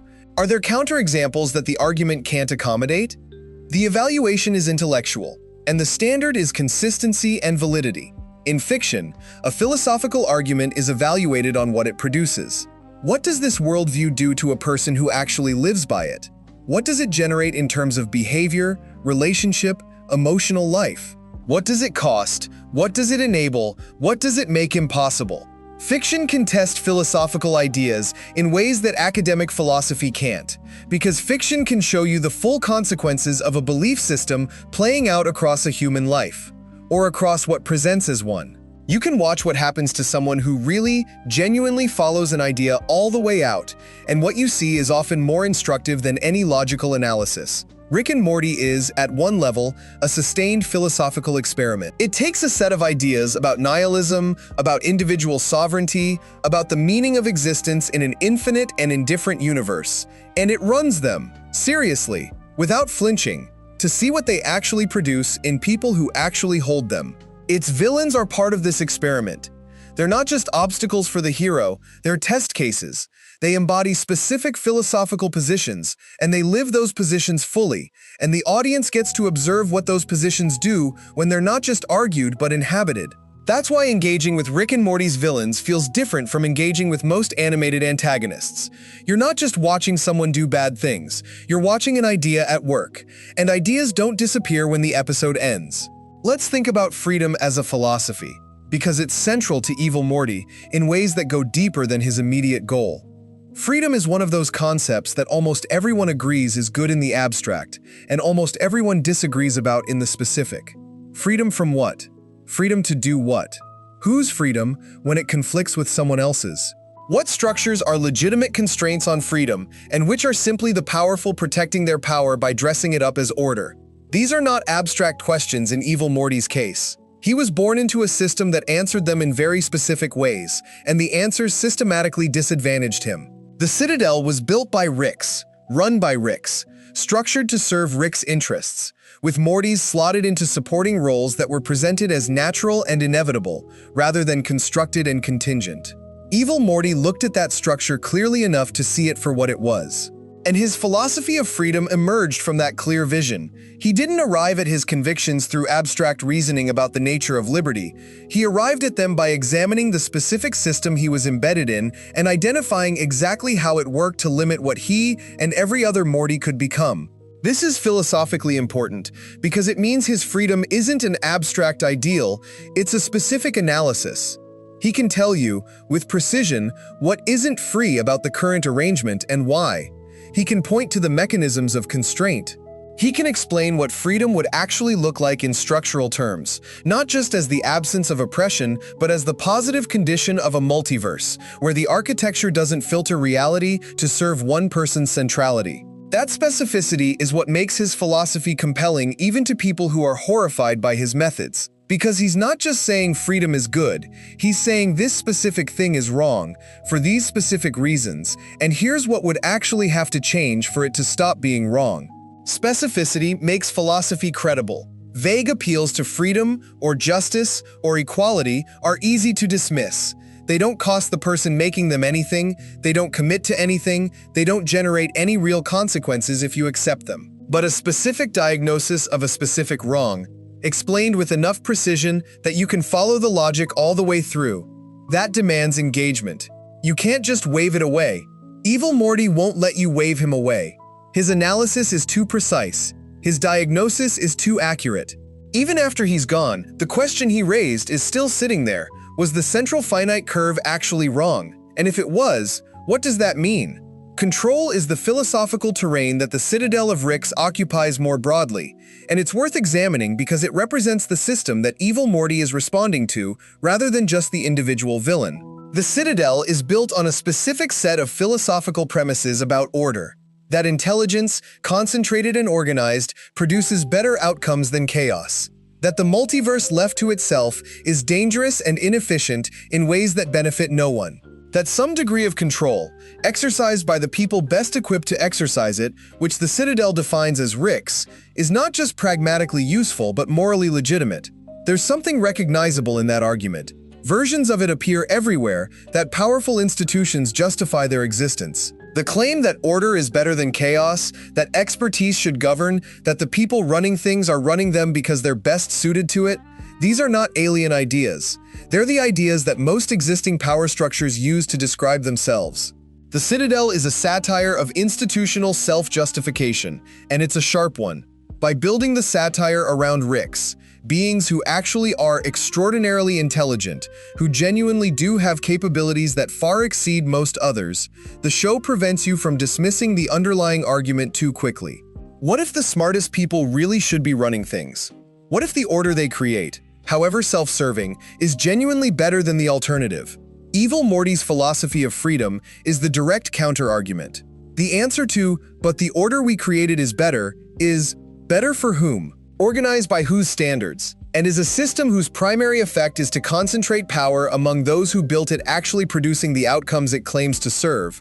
Or is it producing those outcomes as a byproduct of primarily serving the interests of the people who built it? These questions don't have easy answers. The show doesn't pretend they do. What it does is put the philosophical conflict in motion. Systems philosophy versus liberation philosophy. Control versus freedom. The logic of order versus the logic of autonomy. And let the collision play out in human terms. That collision is what makes the Citadel arc one of the most philosophically rich stretches of animated television ever produced. Not because it reaches clean conclusions, because it takes the ideas seriously enough to follow them. Rick Prime's philosophy, if we continue to grant it that name, raises a genuinely difficult question. Is radical individualism actually a philosophy? Or is it the absence of philosophy? Because what Rick Prime embodies is something that looks, from the outside, like philosophical coherence. He's consistent, his behavior follows from his premises, his internal logic is sound, but might actually be the complete evacuation of the philosophical project. Philosophy, in the oldest sense, is about the question of how to live. What does a good life look like? What do we owe each other? What can we know about the world and ourselves? And what does that knowledge demand of us? These questions assume that living is something that requires thought and commitment and values. That existence isn't its own answer, but a question that needs addressing. Rick Prime doesn't seem to experience existence as a question. He experiences it as a given. He's here, he's intelligent, there are interesting things to do. The question of how to live doesn't arise because he's not trying to live in any meaningful sense. He's simply existing and pursuing projects, and the only standard his existence is measured against is efficiency at the current project. That's a kind of answer to the philosophical question. It's the answer that says the question itself is a category error, that there's no fact of the matter about how to live, and therefore the question dissolves. And what's left is simply, do what interests you. Is that a philosophy? It has internal consistency. It generates clear behavioral guidance. It's not self-contradictory. By most formal standards, it qualifies. But there's something missing from it that every other serious philosophical tradition has tried to address, in different ways and with different emphases. Other people. What we owe each other. The claim that other conscious minds make on us by virtue of their existence. The question of whether intelligence that doesn't acknowledge this claim is genuinely operating at its full capacity, or whether it's systematically blind to a dimension of reality that matters. Rick Prime's philosophy fails, if it fails, at exactly this point, not in its internal logic, but in what it omits. It's a complete account of a life without anyone else in it. And whether that completeness is a virtue or a catastrophic narrowing depends on what you think consciousness is for. The philosophy of meaning is perhaps the most personal and the most universally resonant of the philosophical territories Rick and Morty explores. It's not primarily located in any single villain.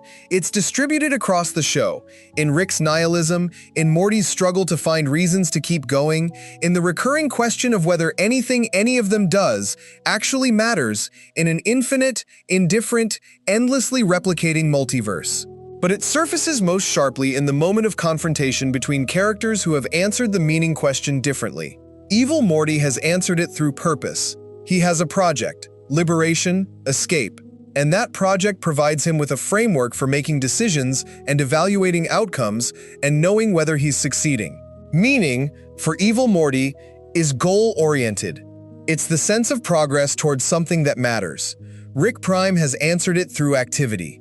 The project is always there, always interesting, always providing enough forward motion that the question of meaning doesn't have space to arise. He doesn't have meaning, he has occupation. And for someone of his intelligence, occupation and meaning might be effectively indistinguishable in terms of how they feel from the inside. Rick C137 hasn't answered it. That's his defining characteristic in some ways. He's too honest, or too damaged, or too clear-eyed, depending on how generously you're reading him, to accept either of the above answers. Purpose feels arbitrary to him. Any goal he could point to as meaningful can be immediately undermined by the recognition that in infinite universes, the same goal is being pursued and achieved and abandoned across every possible outcome simultaneously. Activity doesn't work either. He has access to more interesting things to do than any being in the universe, and he still ends up alone in the garage at 3 in the morning with a bottle, not particularly wanting to do any of them. What Rick is wrestling with, what he can't resolve and won't stop returning to, is whether meaning is possible at all for someone who understands, at a cellular level, how contingent and arbitrary and cosmically insignificant every particular arrangement of the universe actually is. This is a real philosophical problem, not just a character beat. And the show treats it as one, lets it be hard, lets it be unresolved, lets Rick's inability to answer it be part of who he is, rather than a wound that needs healing. There's a specific philosophical concept that runs through Rick and Morty's treatment of its villains without ever being named explicitly: the concept of authenticity. Authenticity, in the philosophical tradition most associated with existentialism, is the quality of living in accordance with your own genuine values and commitments, rather than in conformity with external expectations or bad faith about who you are. An authentic person knows what they value and lives by it. An inauthentic person either doesn't know what they value or knows but doesn't live by it, performing a life that isn't genuinely theirs. Rick Prime is authentic in the most disturbing possible way. He knows exactly what he values: his own projects, his own experience, nothing and no one else, and he lives by it completely. There's no gap between his stated values and his actual behavior. He is precisely and authentically himself, all the time. Evil Morty is also, in his own way, authentic. He knows what he values. He's been working toward it for years. His behavior is consistent with his convictions. The discomfort he generates comes not from inauthenticity, but from the specific content of his authenticity, from what it is he's genuinely committed to and what he's willing to do in service of it. Rick C137 is the inauthentic one, in the technical philosophical sense. He performs a set of values: nihilism, indifference, the belief that nothing matters, that are not his actual values. His actual values, love, connection, the specific importance of the specific people he's chosen, are constantly surfacing through the performance, betraying the performance, making the performance visible for what it is. And this inauthenticity is not a failing, or at least not only a failing. It's also a form of protection. Rick can't fully commit to his real values because committing to them means accepting the full weight of loss, the loss he's already experienced, and the future losses that are inevitable if you love people in a universe as violent and chaotic as his. So he performs not caring, so that the caring doesn't become a target, so that the love doesn't become a hostage, so that if he loses someone else, he can tell himself he didn't really invest, didn't really mean it, didn't really make himself vulnerable. The tragedy is that the performance doesn't actually reduce the pain when the loss comes. It just makes the pain harder to process, because it's been happening to someone who was officially claiming not to care. There's something the show understands about philosophical conflict that most fiction gets wrong. Most fiction resolves philosophical conflict by having one side win. The The hero's worldview defeats the villain's worldview, not just in the plot, where the hero defeats the villain, but philosophically, where the ideas the hero represents are demonstrated to be correct. This is comfortable. It's also a lie in most cases. Real philosophical conflicts don't resolve that cleanly. The question of freedom versus order doesn't have a final answer. The question of whether individual sovereignty is compatible with moral obligation to others doesn't have a verdict that settles the matter. These are live questions, genuinely contested, and a story that resolves them in 2 hours by having the person representing one side defeat the person representing the other hasn't actually resolved anything. It's just ended the conversation. Rick and Morty refuses this comfort. Its philosophical conflicts don't resolve into clear winners. Evil Morty escapes. His philosophy, his desire for freedom, achieves its goal. The systems he was fighting against are disrupted. Rick is left holding the consequences. But the question of whether the methods were justified, whether the goal sanctified them, whether what Evil Morty did was ultimately right, those questions are still open. The show doesn't close them. It trusts the audience to sit with them. Rick Prime is defeated, eventually, but his defeat doesn't refute his philosophy. The logic that organized his life doesn't become wrong because he lost. It remains internally consistent. What we can say about it is that it produced a life that looked, from the outside, like the most complete loneliness imaginable. But Rick Prime might not have experienced it that way, and the show doesn't pretend to know whether he did. This openness, this refusal to use narrative resolution as philosophical resolution, is what gives the show's ideas their staying power. Because you can't dismiss a question just because the character holding it was defeated. The question is still there. It's asking you, personally, what you think. Let's think specifically about what it means for an audience to argue with a villain's philosophy. When a villain's worldview is clear enough to engage with, when you understand exactly what they believe and why, and when that belief is internally coherent enough that you can follow its logic, something happens in the audience that doesn't happen with ordinary antagonists. You start thinking about whether they're right. Not whether they're right to do what they do. That question has easy answers in most cases. But whether the underlying conviction, the premise from which the behavior follows, is correct. Is Evil Morty right that the central finite curve was a fundamental moral wrong? Probably yes. Does that rightness justify the methods he used to dismantle it? That's harder, much harder. The show doesn't answer it, and you find yourself turning it over. Is Rick Prime right that the universe doesn't confer intrinsic value on conscious beings? That's a genuinely live philosophical question that serious thinkers have argued about for centuries. The show doesn't resolve it. It just shows you what it looks like when someone operates as though the answer is yes, and lets you decide what you make of that. Is Rick C-137's performed nihilism more honest than his actual love, or is his actual love more honest than his performed nihilism? Is authenticity about what you consciously endorse, or about what you actually live by?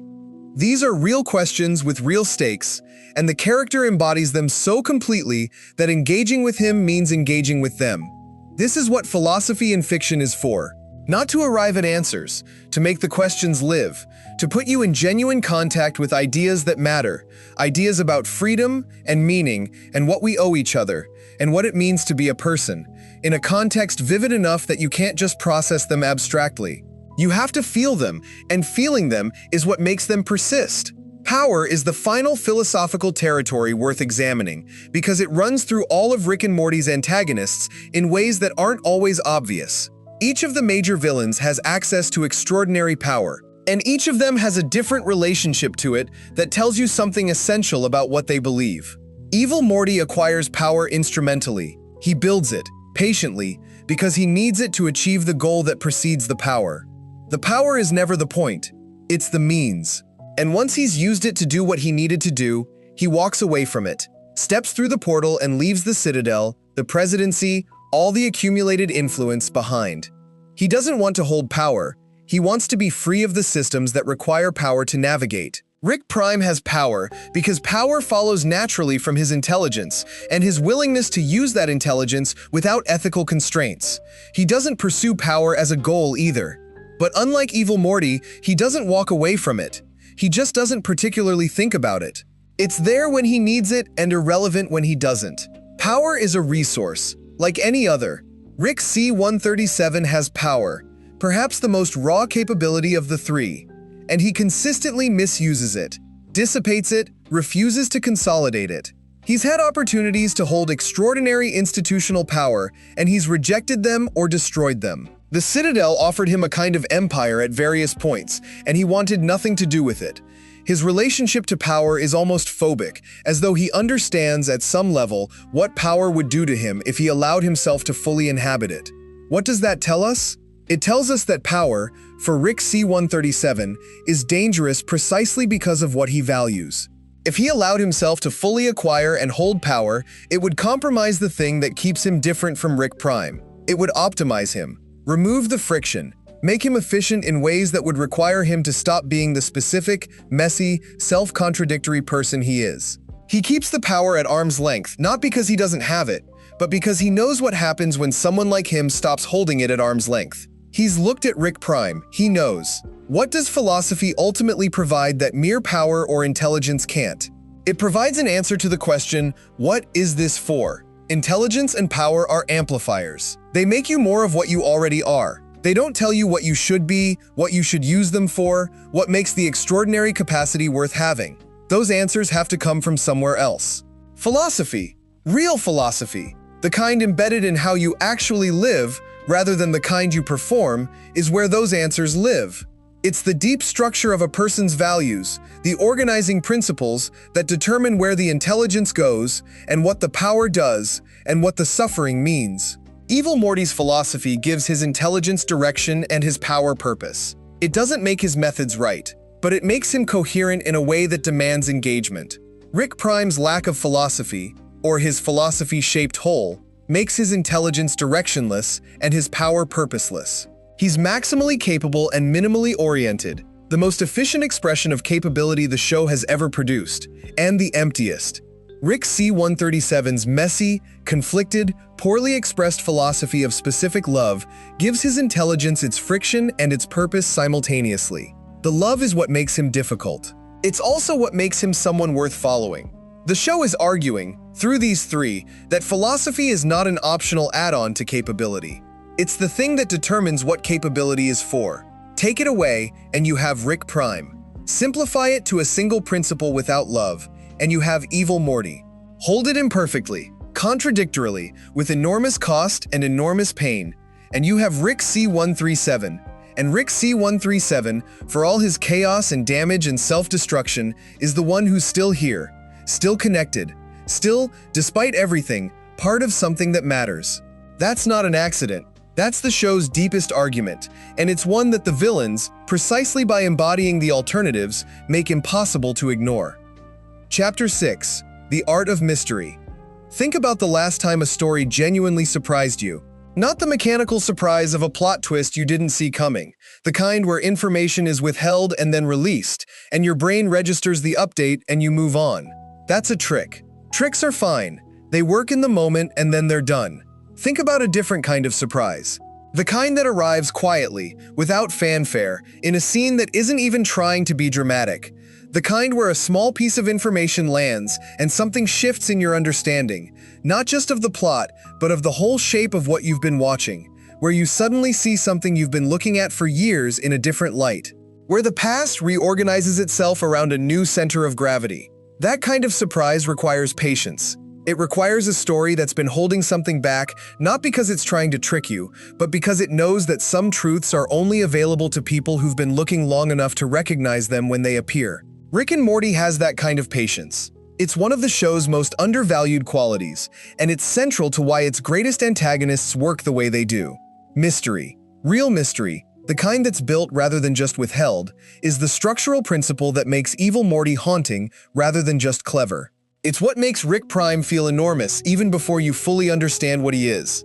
It's what gives the show's most significant reveals the weight they carry, rather than the lightness of a simple plot surprise.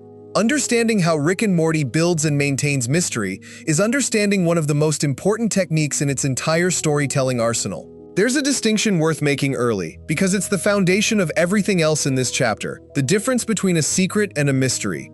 A secret is information that exists but is being withheld. The story knows what it is. The audience senses that it exists. The dramatic energy comes from the gap between what the audience suspects and what the story hasn't yet confirmed. Eventually, the secret is revealed, and the gap closes, and the dramatic energy dissipates. The secret was a container, and once the container was opened, there was nothing left of the container itself. A mystery is different. A mystery isn't just withheld information. It's an open question whose full answer may not exist anywhere. A mystery isn't a container waiting to be opened. It's a shape that keeps generating new dimensions the longer you look at it.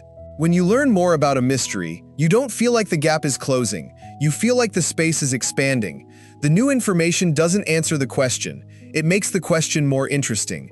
The best mysteries in storytelling are ones where the reveal, when it comes, doesn't end the mystery. It deepens it. It gives you something new to wonder about. It changes the question rather than answering it. Rick and Morty builds mystery rather than secrets. And that distinction explains why Evil Morty, even after his arc reaches what functions as a conclusion, is still occupying space in the audience's imagination. Because his story wasn't a secret that got revealed. It was a mystery that grew. Let's trace exactly how Evil Morty's mystery was constructed, because the craftsmanship is worth examining closely. The first appearance is minimal, an eye patch removed, a yellow eye, a small controlled expression. The scene is at the end of an episode whose primary concerns were elsewhere. Evil Morty's existence is revealed as an afterthought, almost. An extra beat in the closing moments. That placement is deliberate. By putting the reveal at the end of an episode rather than at its center, the writers signal to the audience that they're not going to immediately explain what they've just shown you. They're not going to follow it up with exposition or context or a villain monologue that tells you what to make of what you've seen. They showed you something, and now the episode is over, and you're going to have to sit with it until the show decides to say more. What the minimal reveal does is establish presence without establishing nature. You know Evil Morty exists. You know he's capable of something significant. The scheme you just watched unfold required intelligence and patience and planning. You know he has a history, because nobody develops that kind of capability without one. But you don't know what he wants, where he came from, why the yellow eye, what the whole thing means. The mystery is established through what isn't shown. This is counterintuitive for most storytelling instincts. The natural impulse is that presence requires explanation, that when you introduce something significant, you also introduce its context, so the audience knows what they're dealing with. Mystery, in this conventional view, is something you build toward a reveal. Something the story is working to resolve. Rick and Morty inverts this. The mystery isn't working toward resolution. The mystery is the point. The absence of explanation isn't a temporary state to be corrected. It's the core of the character's power. Consider what happens in the audience between Evil Morty appearances.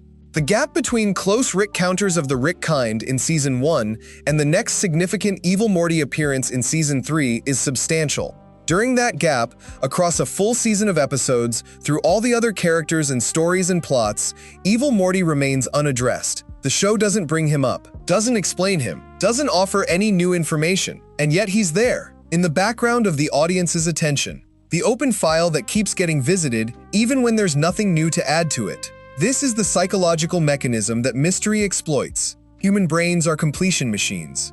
When something is incomplete, when there's a question without an answer, a story without an ending, a character without a context, the brain doesn't let it rest. It keeps returning to it, keeps looking for new angles, keeps trying to assemble what's available into a complete picture. Evil Morty gave the audience just enough to make the file worth keeping open, and not enough to close it. And for the gap between appearances, the audience was doing the work of keeping him present, thinking about him, theorizing about him, filling the space the show had deliberately left open with their own imagination. When you generate this kind of active, imaginative investment in an audience, something significant happens. The character stops being entirely the show's creation and becomes partly the audience's. The Evil Morty that individual viewers carried through the gap years between appearances was shaped partly by what the show provided and partly by what each viewer's own imagination added to it. That personal investment creates a depth of attachment that no amount of screen time could manufacture. Absence in storytelling is underused as a tool, and Rick and Morty understands its power better than almost any other animated series. Most storytellers are afraid of absence. The fear is that if a character isn't present, the audience will forget them, will move on, will stop caring. So the impulse is to keep everything present, to keep all the important characters visible, to never let significant elements of the story go quiet for too long. This fear is understandable but misplaced. What actually happens when a significant character disappears is not that the audience forgets them. What happens is that the audience starts wondering about them. And wondering is a form of engagement that's more active than watching. When you watch a character, the story is doing the work of keeping them present in your mind. When you wonder about a character, you're doing that work yourself. And the work you do yourself is more deeply integrated, more personally meaningful, more durably remembered. Absence creates wondering, and wondering creates investment, and investment creates the kind of emotional connection that makes a character persist long after the story is over. Evil Morty's disappearance after his first appearance isn't the show failing to follow up on a promising character. It's the show weaponizing absence. It's the story handing the audience a question and then walking away, trusting that the audience will keep holding the question rather than dropping it. And they did, for years. There's another dimension of Rick and Morty's mystery building that goes beyond the management of individual characters. The show creates what might be called layered revelation, a structure where what appears to be a complete explanation turns out to be a layer over a deeper reality, which turns out to be a layer over a deeper reality still. The Citadel of Ricks appears to be simply a political satire, a society of Ricks organized into bureaucratic and economic hierarchies that mirror and satirize real-world systems. And it is that, but underneath the satire is something else, an exploration of what it means for copies of the same person to develop into completely different individuals depending on their experiences, which is itself a layer over something deeper, a meditation on identity, on whether the self is something intrinsic or something produced by circumstance. And underneath all of that is the central finite curve, the revelation that the entire accessible multiverse has been artificially constructed to center Rick's significance, which reframes everything about the Citadel and everything about Rick's universe and everything about the way the show has presented its cosmology from the beginning. Each layer felt complete at the time. Each layer was genuinely the thing it appeared to be. And each layer was also preparation for the next layer, which couldn't have landed with the same weight if the previous layers hadn't been real. That's sophisticated mystery construction, not a misdirection that reveals a trick. A genuine deepening, each revelation expanding the space rather than closing it. Foreshadowing in Rick and Morty functions differently from foreshadowing in most long-form narratives. Conventional foreshadowing plants signals that the audience may or may not notice, which then pay off when the foreshadowed event occurs. The payoff is the pleasure, the recognition that the story knew where it was going, that what seemed incidental was actually meaningful, that you were being trusted with information whose significance wasn't yet clear. Rick and Morty does this too, but it does something else as well, which is harder to name. It plants signals that pay off in ways that exceed the specific event they're foreshadowing. Signals that turn out to be pointing at something larger than any single revelation. At a structural truth about the show's universe or its characters that recontextualizes not just the specific foreshadowed event, but everything around it. The details of Rick's grief, scattered across early seasons in moments that read as character texture rather than plot material. The way he drinks, the way he talks about Beth, the specific contours of his emotional unavailability, turn out to be foreshadowing not just for the revelation about Rick Prime, but for a complete architecture of loss that was always structuring the character and only becomes fully visible once you have enough pieces. You don't notice the foreshadowing on first viewing, you notice it on reflection, after you have more information. And the retroactive recognition, the moment where you go back and see what was always there, is one of the most pleasurable experiences a narrative can produce. But Rick and Morty earns this pleasure rather than manufacturing it. The signals are real, the connections are genuine. It's not retroactive foreshadowing created by the writers after the fact. It's the honest result of a show that knew more about its characters than it was showing at any given moment. Silence as a storytelling tool is worth examining in its own right, because the show uses it with unusual discipline. Silence. Moments where characters don't explain what they're feeling, where the camera holds on something without commentary, where music stops and the visual is left to carry the full weight of the moment, is one of the rarest and most powerful tools available to visual storytelling. It's rare because it requires confidence. Most storytelling is afraid to be quiet, because quiet requires the audience to do work, and doing work requires engagement that might not be there. Rick and Morty trusts its audience to do that work. It has, since early in its run, been willing to end scenes without resolving them emotionally. To let characters carry things that the show doesn't immediately explain or contextualize. To hold images, a garage lit by the glow of failed experiments, a figure walking through a portal without looking back, without telling you what to feel about them. The most significant silences in the show tend to cluster around its most significant characters. Rick's quietest moments, the ones where the performance drops, briefly, and something genuine surfaces, are almost never explained. The show shows you the moment and then moves on, trusting that you felt what it was without needing to be told. Evil Morty's silences are especially important. The controlled expression when the eye patch comes off, the stillness during his political speech at the Citadel, the quality of someone who has thought about every word so many times that the words themselves have become smooth, worn down, requiring no effort. The moment before he steps through the portal at the end of his arc. These silences are doing enormous work. They're the spaces where the audience fills in what the character is thinking and feeling, and in filling that space, the audience commits to the character in a way that explicit exposition would never achieve. There's something worth examining about the relationship between mystery and trust. When a story maintains genuine mystery, when it withholds information not as a trick, but as a structural commitment to letting things develop at their own pace, it's making an implicit agreement with the audience. It's saying, we know things you don't yet. We know them for a reason. We're holding them back not to frustrate you, but because the time isn't right. Because the pieces need to accumulate before the picture can be seen. Because some truths are only available to people who've been patient. That agreement requires trust. The audience has to trust that what's being withheld is worth waiting for. That the mystery isn't empty, isn't being maintained because the writers don't have an answer, but because they do, and they're taking the time to set it up properly. Rick and Morty built that trust across its early seasons by consistently delivering on its mysteries. The things it withheld were worth waiting for. The reveals expanded rather than diminished. The answers, when they came, were genuinely better than any reasonable expectation would have predicted. Not just satisfying, but generative. They produced new questions, new dimensions, new things to think about. Once that trust is established, mystery becomes even more powerful.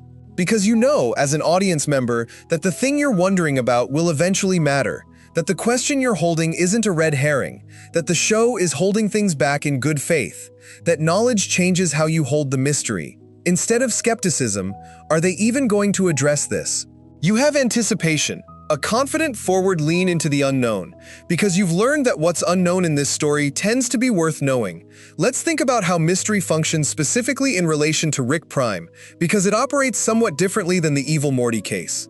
Evil Morty's mystery is primarily external. What is he? Where did he come from? What does he want? The questions are about the character's nature and intention. Rick Prime's mystery is primarily emotional. The facts about him become clear relatively quickly.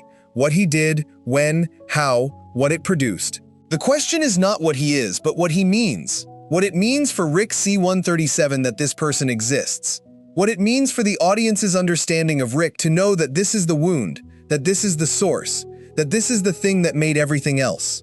This is a different kind of mystery. It's the mystery of significance rather than the mystery of identity. And it's sustained not by withholding information, but by the emotional complexity of the information that's available. You know what Rick Prime did.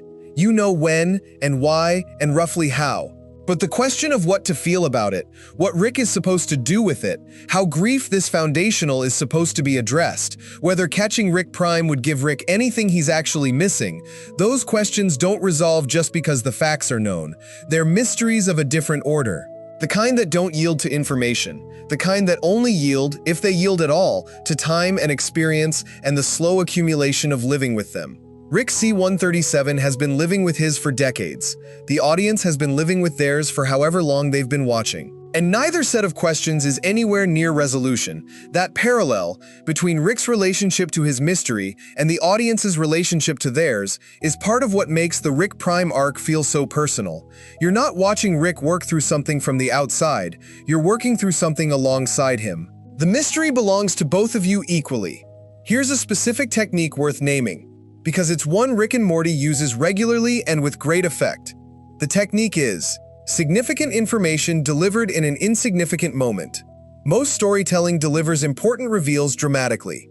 Special music, particular camera angles, pacing that signals to the audience, this is the moment. Pay attention. This matters.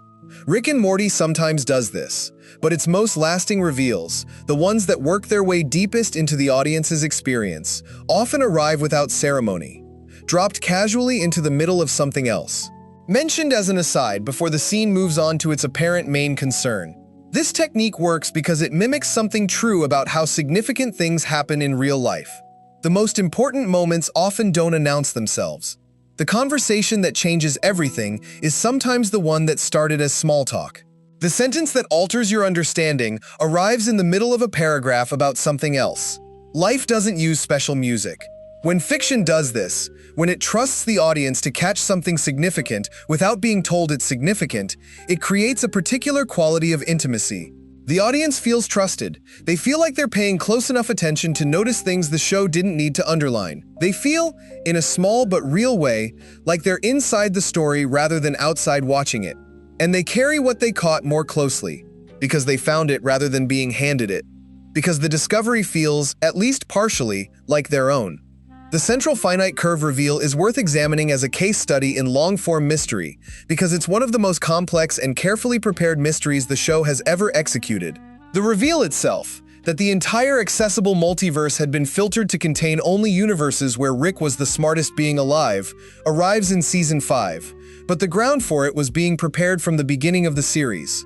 Every time the show depicted the multiverse as a place where Rick moved with exceptional freedom, where he was always the most capable entity in any given situation, where the universe seemed almost designed to showcase his genius, it was planting the seed. Not dishonestly. All of those things were true, but the framing that made them seem like facts about the multiverse in general was quietly not quite right, in ways that only became visible retrospectively. The Citadel itself was foreshadowing, in a sense. A society built by Ricks, organized around Rick's interests, structured to protect and extend Rick's influence. That's not just a political satire.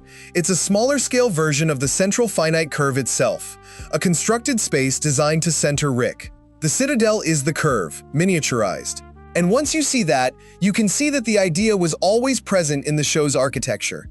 The reveal lands with such force partly because the mystery was so well prepared. You didn't know you were sitting inside a mystery about the nature of the multiverse. You thought you knew what the multiverse was. And then you learned that what you knew was a selection, that the apparent facts had been shaped by a filter you didn't know was there. That's a genuinely rare achievement. Most reveals change what you know about the plot. This one changed what you knew about the world the plot was happening in. The frame shifted rather than just the picture inside it. Mystery creates one particular emotional experience that's worth naming directly, because it's different from the emotions that other storytelling techniques produce. Mystery creates longing, not just curiosity. Curiosity is intellectual, not just anticipation. Anticipation is forward-looking. Longing is something more persistent and more personal. It's the ache of an open question held over time. The feeling of wanting to know something and not yet knowing it, sustained long enough that the wanting becomes part of how you experience the story. You long to know what evil Morty was, really know him, understand where he came from, what happened to him, what he believes, what he's building. The longing was part of the experience of watching the show. It shaped what you paid attention to. It made you lean forward. And then the pieces came, slowly. And the longing was partly resolved and partly deepened into new longing. Not disappointment, not the deflation of a mystery whose answer wasn't worth the wait, but the particular satisfaction of a mystery that answered what it answered and then generated new questions from its answers. That cycle, longing, partial resolution, new longing, is the heartbeat of a well-maintained mystery. It keeps the audience engaged not just in the passive sense of continuing to watch, but in the active sense of actually caring about what happens, of investing emotional energy in the outcome. Rick and Morty has maintained this cycle across its entire run, with its greatest mysteries, and the characters at the center of those mysteries, Evil Morty, Rick Prime, and the slowly revealing interior life of Rick C-137 himself, are the ones that audiences are still thinking about years later. There's one final dimension of Rick and Morty's relationship with mystery that deserves attention before we move on. The show is honest about the limits of mystery. It doesn't pretend that all questions will be answered. It doesn't imply that if you wait long enough, everything will become clear. It holds its mysteries with the same honesty it brings to its philosophical questions, openly acknowledging that some things don't resolve, that some shapes remain incomplete, that some doors that were shown to exist might never be opened. This honesty is part of what makes the mystery feel real, rather than manufactured. Real mysteries don't always resolve. Real questions about people, why they did what they did, what they were really feeling, what they're building toward, sometimes stay open. The person leaves or changes or closes themselves off, and you're left with what you have, which is some pieces and some guesses and a shape that you can sense without being able to fully see. Evil Morty's mystery is honest in this way. You know more than you did. You don't know everything. What happened to him before the show picked him up? The specific texture of the damage, the particular shape of the relationship with his Rick that produced what he became, remains unshown, maybe permanently. And that permanent incompleteness, that honest acknowledgement that some things about a person aren't going to be available to you, that's one of the most truthful things the show has ever done. Because it mirrors the experience of knowing real people who are always more than what they show, always carrying more than what they say, always remaining finally somewhat opaque even to those who love them most. Mystery, honestly maintained, is one of the most human qualities a story can have. And Rick and Morty, at its best, is one of the most human shows ever made about the absurdity and terror and strange beauty of existing. Chapter 7. Why Villains Should Change the Hero. There's a test you can apply to any villain in any story, and the result tells you almost everything about whether the villain was truly well-built or merely serviceable. The test is this: remove the villain from the story entirely. Imagine they never existed. And then ask, is the hero the same person? If the hero is essentially unchanged, if they would have arrived at the same place, held the same values, made the same choices, carried the same emotional weight, then the villain wasn't really a villain in the deepest sense. They were an obstacle, a series of events that needed to be navigated, a plot mechanism dressed in a face and a motivation. But if removing the villain changes the hero fundamentally, if the hero without this particular antagonist would be a different person, would see the world differently, would value different things, would carry themselves through every subsequent scene in a different way, then the villain achieved something real, something permanent, something that the story will carry forward even after the villain is gone. This is the highest standard for antagonism in storytelling. Not, did the villain threaten the hero? Not, did the villain win impressive battles or demonstrate frightening capability? Not, was the villain clever or memorable or philosophically interesting in isolation? But, did the villain change the hero? Did they leave a mark that didn't heal? Did they alter something about the protagonist that every future scene reflects, whether the villain is present or not? Rick and Morty has built its greatest antagonists around this standard. And looking at what Evil Morty and Rick Prime did to Rick C-137, really looking at it, tracking the specific changes across seasons, reveals storytelling of genuine depth. Let's start with who Rick C-137 was before. Before what? Before the losses. Before Rick Prime. Before the wound that organized everything else. The show gives us only fragments of this version of Rick. Glimpses rather than a full portrait. A younger man who was building something ordinary and profound. A life, a family, a home in the conventional sense. Who had a wife he loved. Who was going to have a daughter. Who was choosing, at a critical moment in what would become his defining divergence from Rick Prime, to reject the path of pure optimization in favor of something smaller and more human.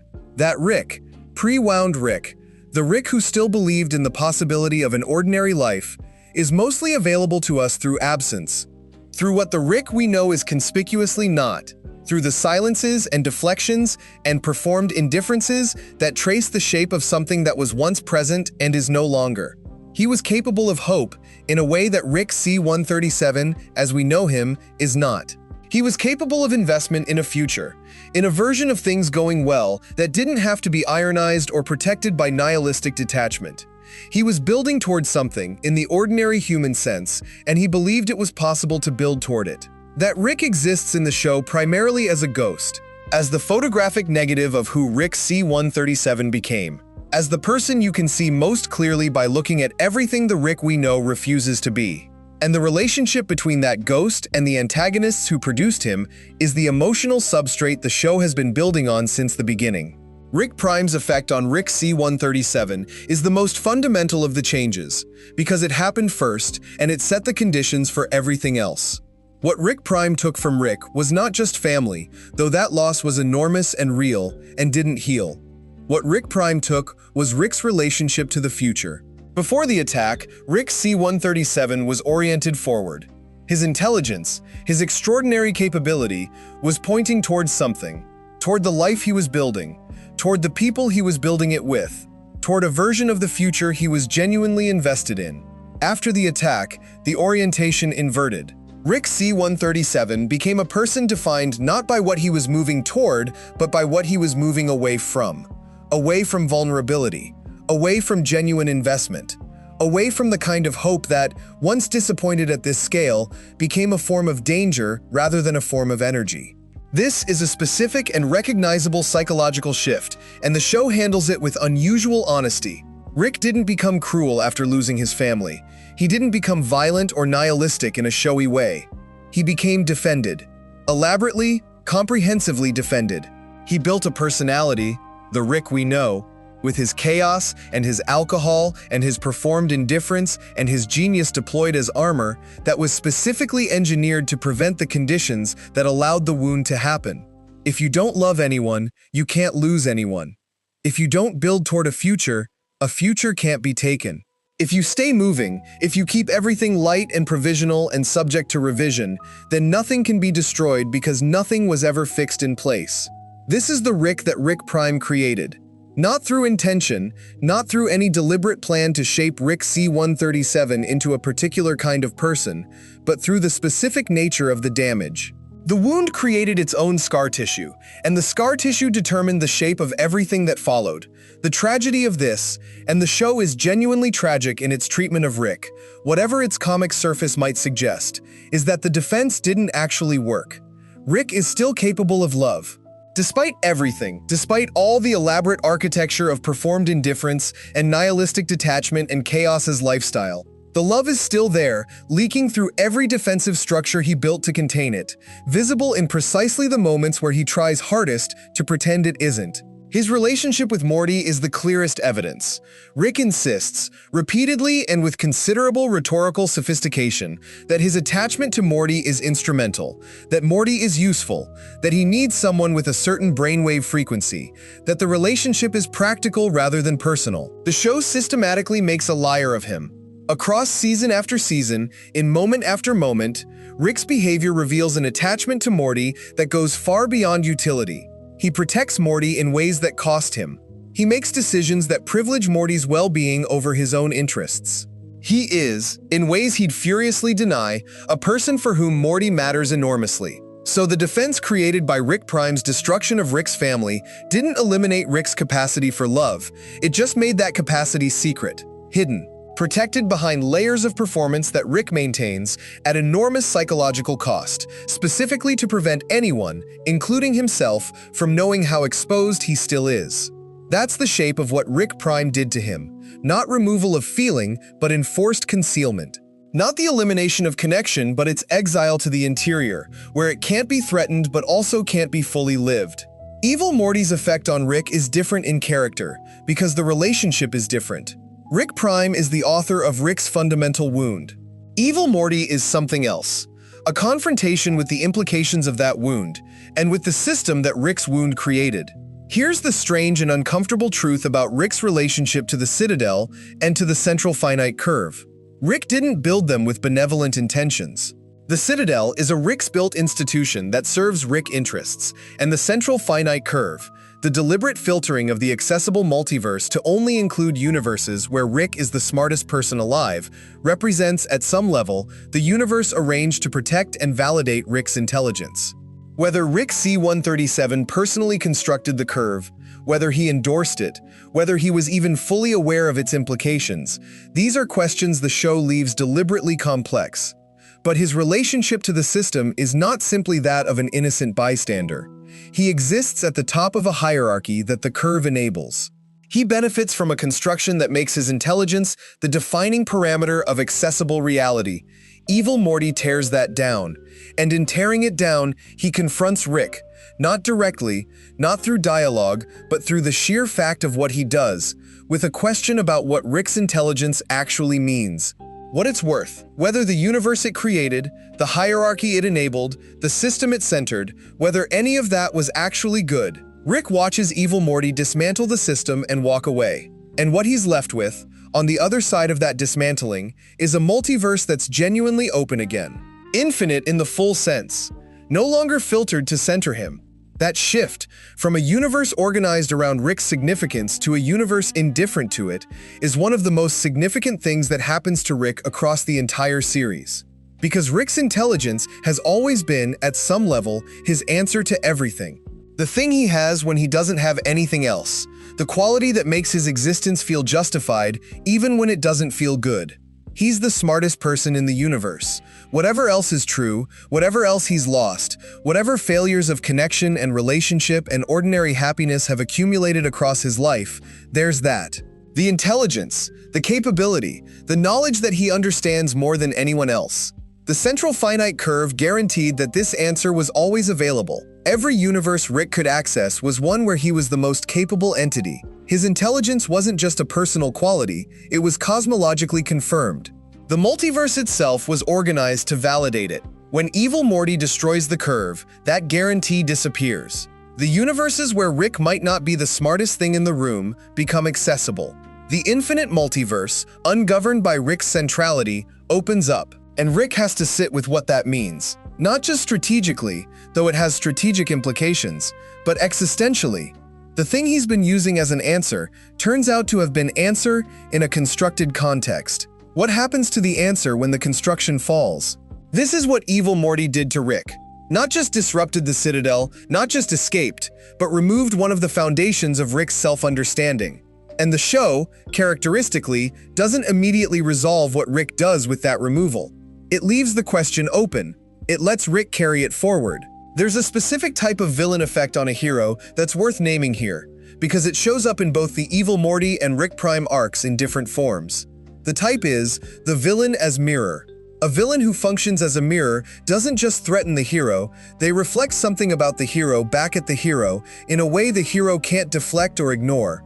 They hold up a version of the hero that the hero has been avoiding looking at, and the confrontation with that reflection becomes its own form of damage. Rick Prime is the most obvious mirror. He's what Rick could have become without the grief, without the love, without the wound that, in a horrible paradox, preserved Rick's humanity by destroying Rick's peace. Every time Rick looks at Rick Prime, every time he chases him, researches him, imagines confronting him, he's looking at a version of himself that chose optimization over connection and is seeing, in full detail, what that choice produces. That mirror is not comfortable. There's something Rick Prime has that Rick C-137 lacks. A clean, undivided intelligence. A life without grief. A freedom from the complications that make Rick C-137 both more human and more damaged. And there's something Rick C-137 has that Rick Prime lacks. Connection, meaning the specific love for specific people that makes life more than a series of interesting problems. Forcing Rick to look at that comparison, to hold both sides of it at once, to see clearly what was preserved by the wound and what was destroyed by it, is what the Rick Prime relationship ultimately does to Rick as a character. It's the mirror he can't look away from, even though what it shows him is almost unbearable. Evil Morty functions as a different kind of mirror. He shows Rick not what Rick might have been, but what Rick's existence in the multiverse actually looks like from the outside.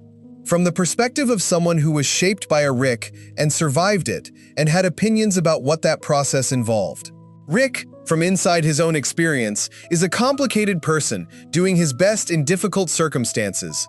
Rick, from evil Morty's vantage point, is a representative of a system that built itself around Rick's significance and in doing so made everyone else in that system smaller. Both views contain truth. Neither is complete. And holding both simultaneously is what looking at evil Morty requires of Rick. The question of whether villains should be allowed to win is worth thinking about in this context. Most storytelling answers this question the same way. The villain can win battles, but the hero wins the war. Individual losses are permitted, even required, to generate stakes. But the fundamental momentum of the story moves toward the hero's eventual success. Rick and Morty has been willing to deviate from this in meaningful ways, and the deviations are part of what makes the villain relationships feel genuinely weighty. Evil Morty wins, completely. He achieves what he set out to achieve. The central finite curve is destroyed. He escapes. Rick is left with the consequences of that escape. The villain's plan succeeds, and the hero is changed by the success of the plan rather than by its defeat. Rick Prime is eventually confronted, and Rick gets the encounter he's been building toward, but the aftermath of that confrontation doesn't restore what was lost. The grief doesn't resolve. The absence that Rick Prime created by killing Rick's family doesn't become presence just because Rick Prime is gone. The victory, if it is one, is hollow in a way the show doesn't try to fill. These outcomes matter for what they teach the audience about the villains. If Evil Morty had been defeated, if his plan had failed and Rick had prevented the destruction of the curve, then Evil Morty's philosophy would have been narratively dismissed. The story would have said, through the mechanics of its plot, that the system was worth preserving, that Rick's centrality was legitimate, that the desire for liberation was wrong because it was defeated. By letting Evil Morty win, the show leaves his philosophy unrefuted. His analysis stands, his goal was achieved, and the question of whether his methods were justified remains genuinely open precisely because the question of whether his goal was right is not answered by his defeat, because there is no defeat. That's honest. And honesty about villains, acknowledging when they're right, allowing them to succeed when their goals have genuine validity, is what gives them permanent moral weight rather than the temporary moral weight that comes with being a defeated antagonist. Let's think about what Morty carries from his encounters with the show's greatest antagonists, because the change isn't only Rick's. Morty's relationship to Evil Morty is one of the most complex in the show, precisely because of the identification it creates. Evil Morty is a Morty, the specific Rick-Morty dynamic that the show has been exploring from its beginning. The relationship of uncertainty and occasional exploitation and genuine love and compromised autonomy is exactly what Evil Morty came from and what he's responding to. When Morty watches Evil Morty, he's watching a version of himself that decided to stop being what Rick needed him to be. That decision, the decision to prioritize one's own existence over the role one has been cast in, is one that Morty can never fully make. Not because he lacks the capability, but because Morty's love for Rick is real and not strategic. He doesn't want to escape Rick. He wants the relationship to work, wants the connection to be what it sometimes feels like it could be, wants the family structure he's found himself in to mean what he needs it to mean. Evil Morty represents the path Morty didn't take, and that path is both a warning and a rebuke. A warning about what happens to a Morty who decides the relationship isn't worth the cost, and a rebuke to Morty's acceptance of a role that Evil Morty has demonstrated was never simply natural. That's a change Morty carries forward. A complexity in his relationship to his own position, to what it means to be Rick's Morty, to what being Rick's Morty costs, to whether the costs are being honestly acknowledged, and whether the relationship is as mutual as it sometimes presents itself. He doesn't resolve this. He carries it, and the carrying of it, unresolved, is what a genuine villain encounter leaves in its wake. There's a moment in the Rick and Morty narrative, not a single scene but a cumulative moment, a quality that emerges across many scenes, where you notice that Rick is different from who he was. Not healed, not resolved, not better in any clean sense, but different, carrying something new in addition to what he was already carrying, seeing himself slightly differently, moving through the universe with a slightly altered orientation. That quality, that subtle, permanent difference, is the mark of a villain who truly worked. Who didn't just threaten or oppose, but genuinely altered. Evil Morty altered Rick's relationship to his own significance, forced him into contact with the question of what his intelligence means when it's not cosmologically guaranteed, removed the constructed certainty, and left the raw question, who is Rick without the curve? What is his intelligence worth in an infinite multiverse where he's not the organizing principle? Rick Prime altered Rick's relationship to his own grief. Not by resolving it. Nothing about the Rick Prime arc resolves the grief, but by externalizing it. By giving the wound a face and a history and a set of specific actions that Rick can finally locate rather than simply live inside of. The grief becomes, after Rick Prime, something slightly more knowable. Not smaller, not easier, but slightly less formless. Both alterations are real. Both are permanent. Both ripple forward through every subsequent scene, shaping Rick's choices and his emotional landscape and his relationships in ways that the audience can feel even when they can't precisely articulate them. That's the work a well-built villain does. Not just in the climactic confrontation, but in everything that follows. In the changed person, moving through a story that now exists in the aftermath of something real. Here's something the show understands that most stories don't. Change in a character doesn't always look like growth. The conventional narrative arc wants change to be progress. The hero changes through their encounter with the villain, and the change makes them stronger, wiser, more capable, better suited to the challenges ahead. The trauma is processed and transformed into something useful. The wound heals into something that strengthens. Real change doesn't always work that way. Sometimes change is just different. Sometimes what you carry forward from a significant encounter is not a better version of yourself, but a version of yourself with something added that doesn't make you better or worse, just changed. More complex. Carrying more. Rick doesn't become better through his encounters with evil Morty and Rick Prime. He becomes more fully himself, more clearly who he was always going to be, more openly carrying what he was always privately carrying. The encounters strip away some of the protective layers, force some things into the open that Rick would have preferred to keep hidden, demand a kind of honesty, with himself, if not with anyone else, that his elaborate defenses had been designed to prevent. That's not growth in the conventional sense. But it's real change, and it's more honest than the kind of change that turns adversity into triumph, that metabolizes loss into strength, that makes the wound a teacher whose lessons are clearly good. Rick's wounds are not clearly good. His grief is not a blessing in disguise. The changes his antagonists have worked in him are real and permanent, and not obviously for the better. And the show tells that truth, without softening it, without reaching for the reassuring arc where suffering produces wisdom and villains are ultimately gifts. They're not gifts, they're losses. And Rick carries them as losses, honestly, without the consolation of having been improved by them. That honesty is why the changes feel real, and why the villains who created them feel real, and why all of it persists long after the episodes end. Let's close this chapter with the question the test at its beginning points toward. Remove evil Morty from the story. Is Rick the same person? No.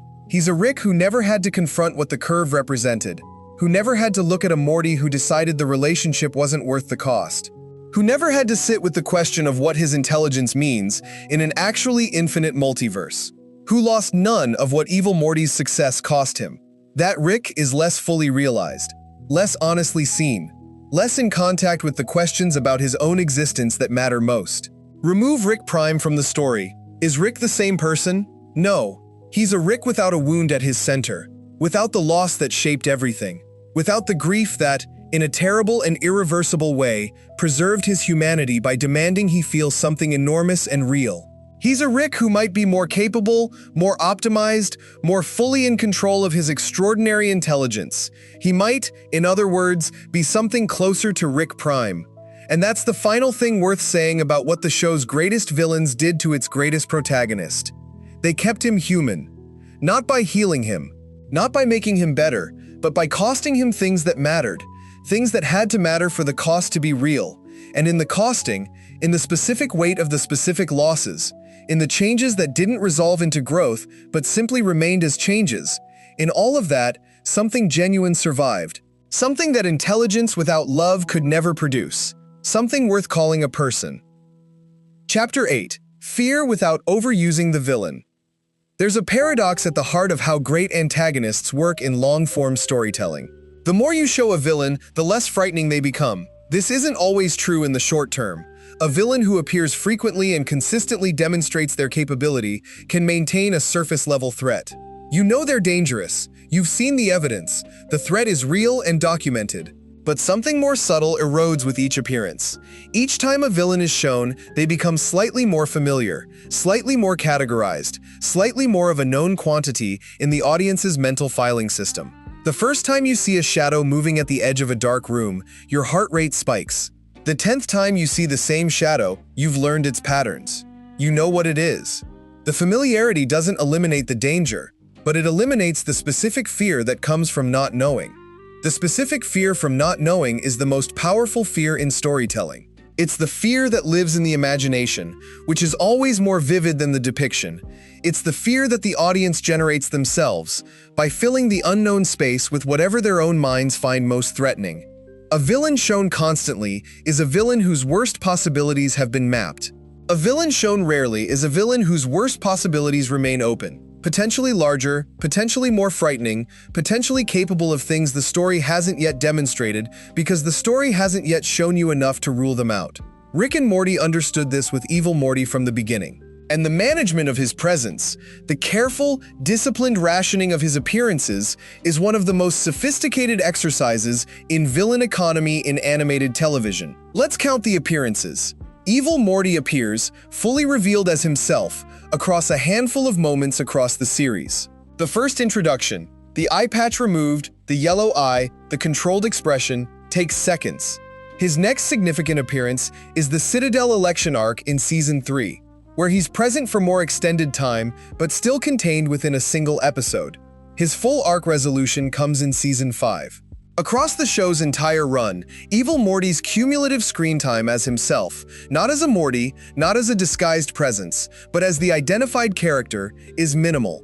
Remarkably minimal for someone who occupies such a large space in the show's mythology and in the audience's imagination. That disproportion, the gap between how little screen time he has and how much space he occupies, is not an accident. It's the entire point. Every second of Evil Morty's presence is load-bearing. Nothing is filler, nothing is repetition. Nothing appears because the writers needed to remind the audience he exists, or because they wanted to give him more to do, or because they had an interesting scene for him that didn't advance his essential function in the story. He appears when what he represents is necessary. And he disappears when what he represents has been sufficiently established, trusting the audience to maintain the weight of it without needing constant reinforcement. That trust is the discipline. And discipline, in villain management, is what separates the antagonists who haunt you from the antagonists who become furniture. Think about what happens to a villain who appears too frequently. The first problem is familiarity. As noted, the erosion of mystery that comes from too much exposure. But there's a second problem that's equally significant and less often discussed. Overexposure creates expectation patterns. When a villain appears regularly, the audience learns the rhythm. They know roughly when the villain will show up, roughly what kind of scene to expect, roughly what the encounter will look like. The villain becomes, in a structural sense, predictable. Not necessarily in terms of specific plot mechanics, but in terms of the emotional shape of the appearance. And predictability is the death of dread. Dread, the particular emotional quality that great villains generate, the sense of something approaching that you can't fully prepare for, requires uncertainty about timing. You can't dread something that arrives on schedule. You can anticipate it, you can prepare for it, but the specific quality of dread comes from not knowing when or exactly how. Evil Morty's appearances are unpredictable in exactly this way. Not random, each appearance is carefully positioned within the show's larger narrative structure. But from the audience's perspective, from inside the experience of watching, they arrive without warning. Episodes go by, seasons pass, and then suddenly he's there again, and the quality of his return carries a shock that wouldn't be possible if he'd been a regular presence. That shock refreshes the dread. Each appearance reestablishes him as a genuine threat rather than a familiar antagonist. He never becomes furniture because he never stays long enough to become background. There's a specific scene in the Tales from the Citadel episode that demonstrates the scarcity principle with particular clarity. Evil Morty's campaign for Citadel president is the episode's central political plotline, but it's threaded through stories following other characters. Working-class Ricks, a Morty in crisis, the everyday bureaucratic functioning of the Citadel society.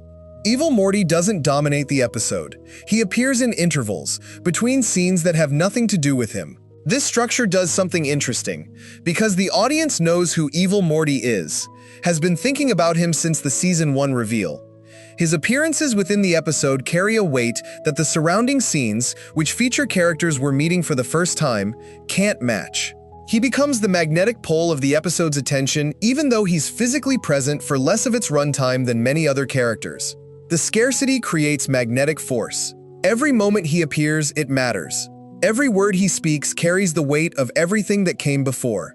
The audience leans in when he's on screen in a way they don't lean in for characters they've seen more of, simply because the relative rarity signals that what's being shown is important. This is counterintuitive if you think of screen time as the primary way to establish importance. More screen time should equal more weight, more significance, more emotional investment. But weight doesn't work that way. What creates weight is not quantity but concentration. A small amount of something very dense is heavier than a large amount of something diffuse. Evil Morty's appearances are dense, packed with significance, free of anything that dilutes that significance, and the density is maintained by the scarcity. If he appeared more often, the density would necessarily decrease. You'd need filler scenes, transitional moments, episodes where he exists but nothing essential happens. Scarcity keeps every appearance essential. Rick Prime's relationship to scarcity works differently, and understanding the difference illuminates two distinct strategies for managing villain presence. Evil Morty is scarce in his on-screen appearances, but increasingly present in the narrative's structural attention. The Citadel, the central finite curve, the larger architecture of the show's mythology keeps pointing at him even when he's not visible. Rick Prime is scarce in a different way. He's not primarily a structural presence. He's a personal one. His scarcity is felt most keenly in Rick's interior life, in the shape of the grief that organizes Rick's character, in the absence that the wound created and that everything since has been organized around. Before Rick Prime is fully revealed as a character, he exists in the show as pure negative space. He's the thing that explains Rick without being present to explain it. He's the reason without a face, the cause without a presence. This is a genuinely unusual form of villain construction. Most antagonists are established through presence. You see them, you understand what they do, you feel their threat directly. Rick Prime is established through absence. You understand what he did, you feel the consequences of it in the person he damaged, and the specific horror of him accumulates through that secondhand evidence long before you see him directly. By the time Rick Prime is fully confronted as a character, the audience has been living with the evidence of him for seasons. The grief he created has been the substrate of one of the show's most important characters throughout the entire run. You know what he cost without knowing who he is. When you finally see who he is, you're not starting from zero. You're finishing a picture you've been assembling for years. Let's think about the relationship between mystery and fear, because they're connected in ways that become visible when you examine how scarcity functions. Fear in fiction operates on two levels simultaneously. There's the object-level fear, the specific threat, the depicted danger, the thing the character is in danger from. And there's the ambient fear, the background emotional quality that the story maintains, the sense that danger is possible even when nothing threatening is immediately present. Object-level fear requires the threatening thing to be present. The monster has to be on screen for you to fear the monster. Ambient fear requires only the possibility of presence. The monster doesn't have to be in the room. The knowledge that it exists, that it could appear, that the safety of any given moment is provisional, that's enough. Ambient fear is more powerful and more durable than object-level fear. It doesn't dissipate when the scene ends. It doesn't require constant stimulation. It's a background state that persists, coloring how you experience everything else in the story, creating a quality of alertness and unease that the story can draw on without having to generate it fresh each time. Evil Morty's scarcity creates ambient fear, because he could appear at any point, because the show has demonstrated that his appearances arrive without warning, because the intelligence and patience he demonstrated in his first appearance suggest a capability that hasn't been fully revealed, a depth of planning that might be operating even when he's not visible. That ambient fear is more frightening than any specific demonstration of threat. It's more frightening because it doesn't have edges. You can't assess it. You can't prepare for it. You can only live with the knowledge that it's there, somewhere, doing whatever it's doing. There's a concept in horror filmmaking called the less you show, the scarier it is. The idea that suggesting threat is more frightening than depicting it. The monster glimpsed at the edge of frame is more frightening than the monster seen clearly in full light. This concept applies to villain design in ways that go beyond horror. Any antagonist benefits from being partially revealed rather than fully shown. Any threat becomes more threatening when its full extent remains unknown. Rick and Morty applies this principle consistently across its treatment of Evil Morty, but it does something more sophisticated than simply withholding visual information. It withholds motivational information. You see Evil Morty. You see what he does. You understand the broad strokes of what he wants, but you don't fully understand why. You don't have access to the specific interior life, the specific wound, the specific reasoning that connects the person to the project. That motivational mystery is more disorienting than visual mystery because it operates at a deeper level. A monster you can't fully see might be physically frightening. An antagonist whose inner life you can't fully access is philosophically frightening because you can't predict them. Because your normal tools for understanding people, reading motivation, tracing causation, modeling the decision process, don't fully work. Evil Morty's motivational opacity keeps him dangerous in a way that a fully explained villain never is. Because you can't fully model what he'd do next. Because the edges of his psychology remain just out of clear sight, and that impossibility of full modeling is itself a form of threat. Here's a question worth sitting with for a moment. Does overuse of a villain only affect how frightening they are, or does it affect something deeper? It affects something deeper. Overuse doesn't just erode fear, it erodes meaning. A villain who appears constantly eventually starts to feel like part of the furniture of the story's world, something that's simply there, a regular feature of the landscape, rather than something exceptional. And exceptional is what a great villain needs to be. Not just in capability, but in significance. In the sense that their existence in the story is remarkable, that their presence carries weight, that they represent something that doesn't simply exist in the background of every episode. The meaning of a villain is tied to their rarity. When they appear, it matters, because the appearance is unusual. When they don't appear, they remain significant because their absence is notable. Because you notice they're not there. Because their not being there is a fact about the episode rather than simply the absence of a regular feature. Evil Morty's meaning, as a philosophical counterpoint to Rick, as a structural disruption to the show's mythology, as a Morty who decided differently, is maintained by his scarcity in exactly this way. When he appears, the episode is about something larger than its surface concern. When he doesn't appear, you're still aware of the space where he could be.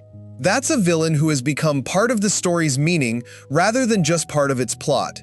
The contrast with how most villains are handled is worth making explicit. In most serialized animated storytelling, the primary antagonist is a near-constant presence. They appear in most episodes. They're the engine of the season's conflict. Their goals and their opposition to the hero are the through line that holds the season together. This structure is narratively logical. If the villain is the main source of conflict, they need to be consistently present to maintain the conflict. The plot requires them, and so they appear, episode after episode, until by the end of the season the audience has spent more time with the villain than with almost any other character. And by the end of the season, the villain is often the least frightening they've ever been. Because familiarity. Because the audience has seen every mood, every tactic, every emotional register the villain occupies. Because the villain has become as known as any other character in the show, and known characters aren't frightening in the way that unknown ones are. Evil Morty never reaches this saturation.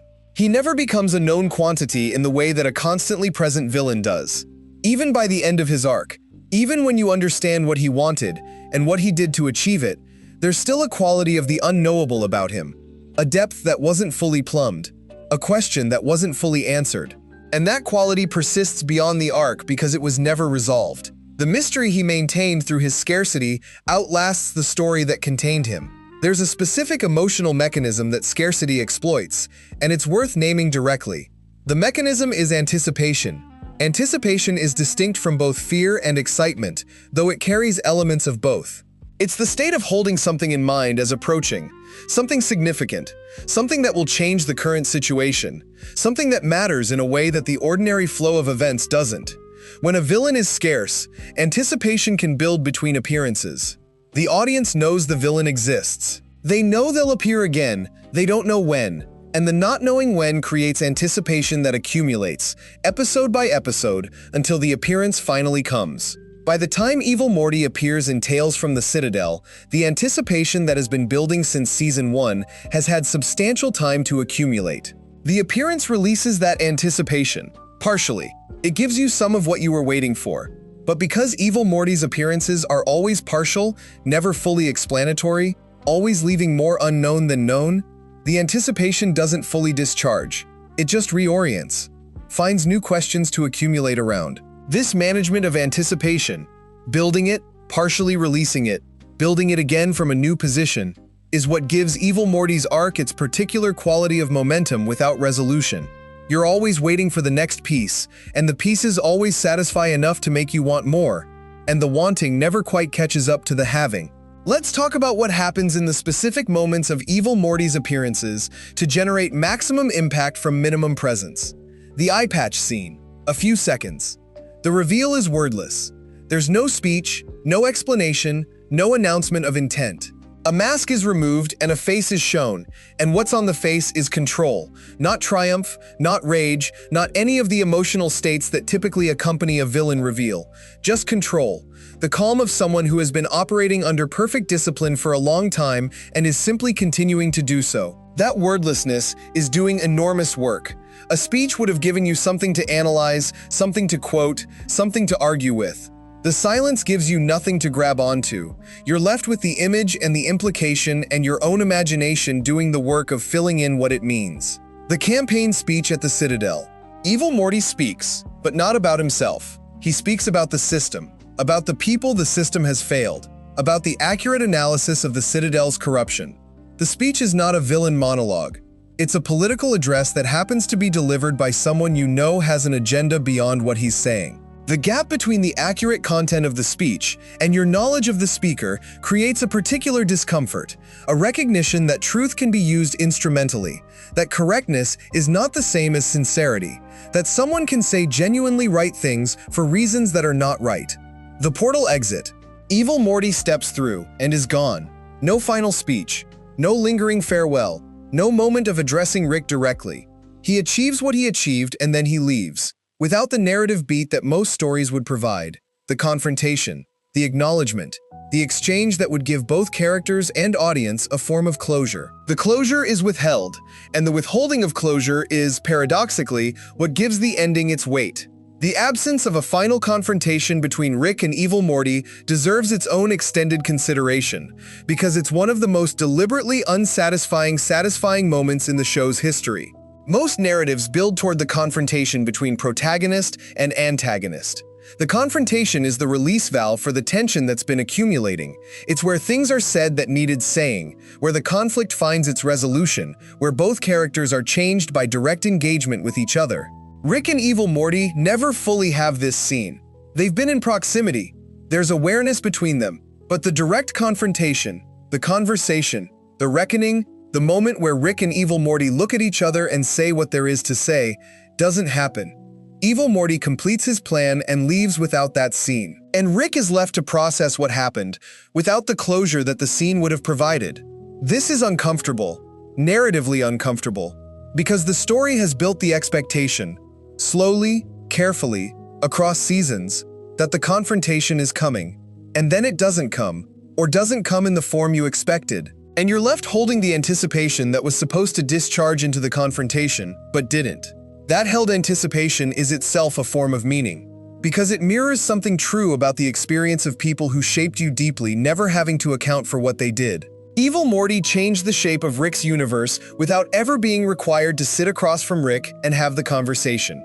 He completed his project and left, and Rick, like anyone who's ever been significantly affected by someone who then simply moved on, has to carry that without the resolution. The scarcity of their direct engagement is, finally, one of the most honest things about the relationship. Not everything that matters gets resolved. Not every significant encounter comes with the confrontation that would make sense of it. Some things just happen, and then you carry them. Here's what the scarcity principle ultimately teaches about villain construction, stated plainly. The goal of a villain is not to fill the story. The goal of a villain is to haunt it. Filling the story is a function of quantity. Haunting is a function of quality, of impact, of significance, of the specific weight that certain moments carry when the accumulation of restraint finally releases. Evil Morty haunts the show in a way that a constantly present villain never could, because hauntings require absence.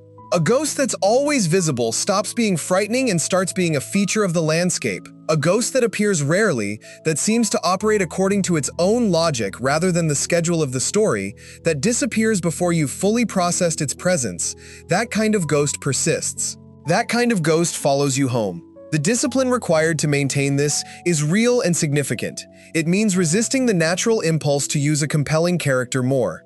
It means trusting that what's been established will hold without constant reinforcement. It means accepting that the villain's greatest power is exercised not on screen, but in the audience's imagination, and that anything you put on screen risks diminishing what the imagination has built. Rick and Morty trusted this. It exercised the discipline. And Evil Morty, as a result, occupies a space in the show's mythology that is entirely disproportionate to his screen time. An enormous presence built from minimal appearances, maintained by patience and restraint, and the conviction that less, applied with precision, creates more. There's one more dimension of the scarcity principle worth exploring before we move on.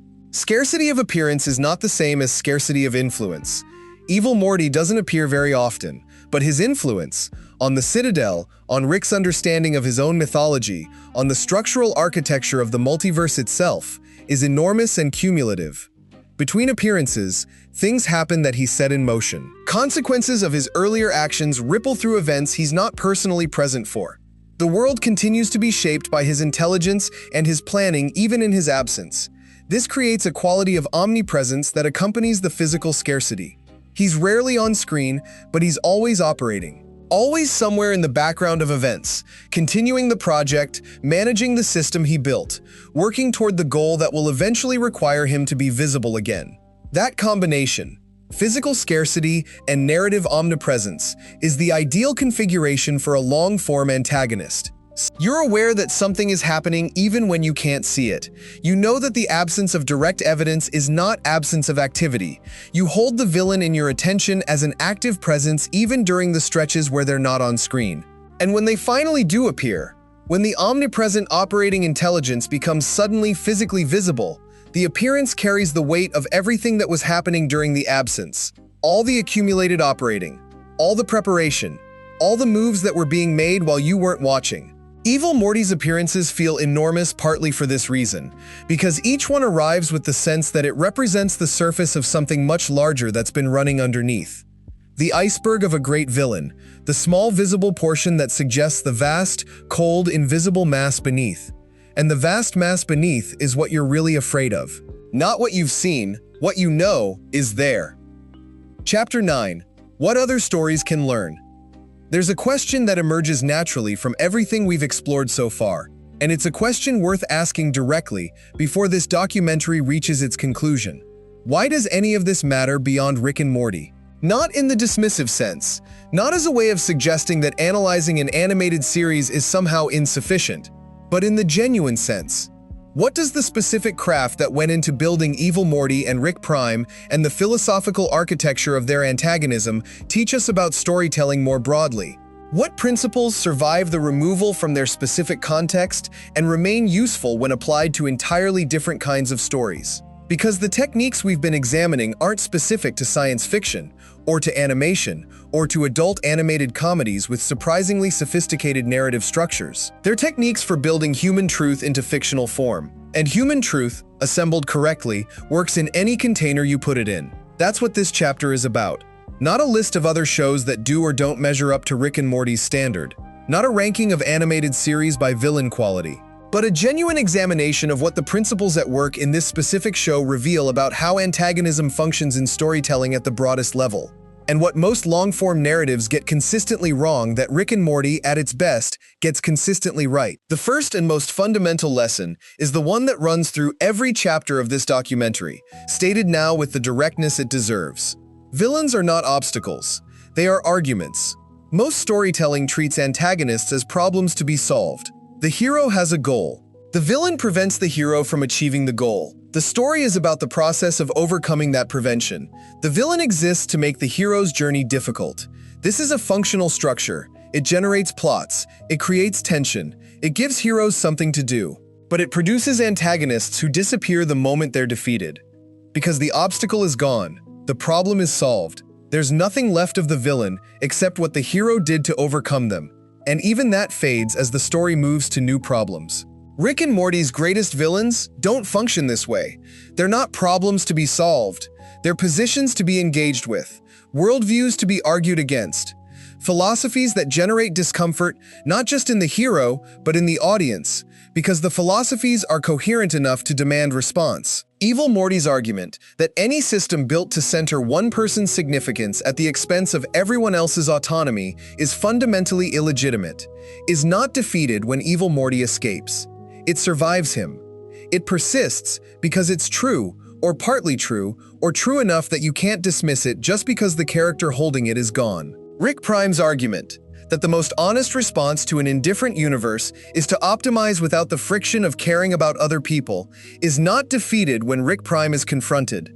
It survives because it's coherent, because the logic holds even if the conclusion is horrifying, because you can't make it go away by winning a fight against the person articulating it. Arguments don't die when their proponents do. That's the principle. And the practical implication for storytelling is, if you want a villain who persists, give them an argument, not just a motivation. The second lesson is about the relationship between understanding and sympathy, because they're often confused, and the confusion is damaging to villain construction.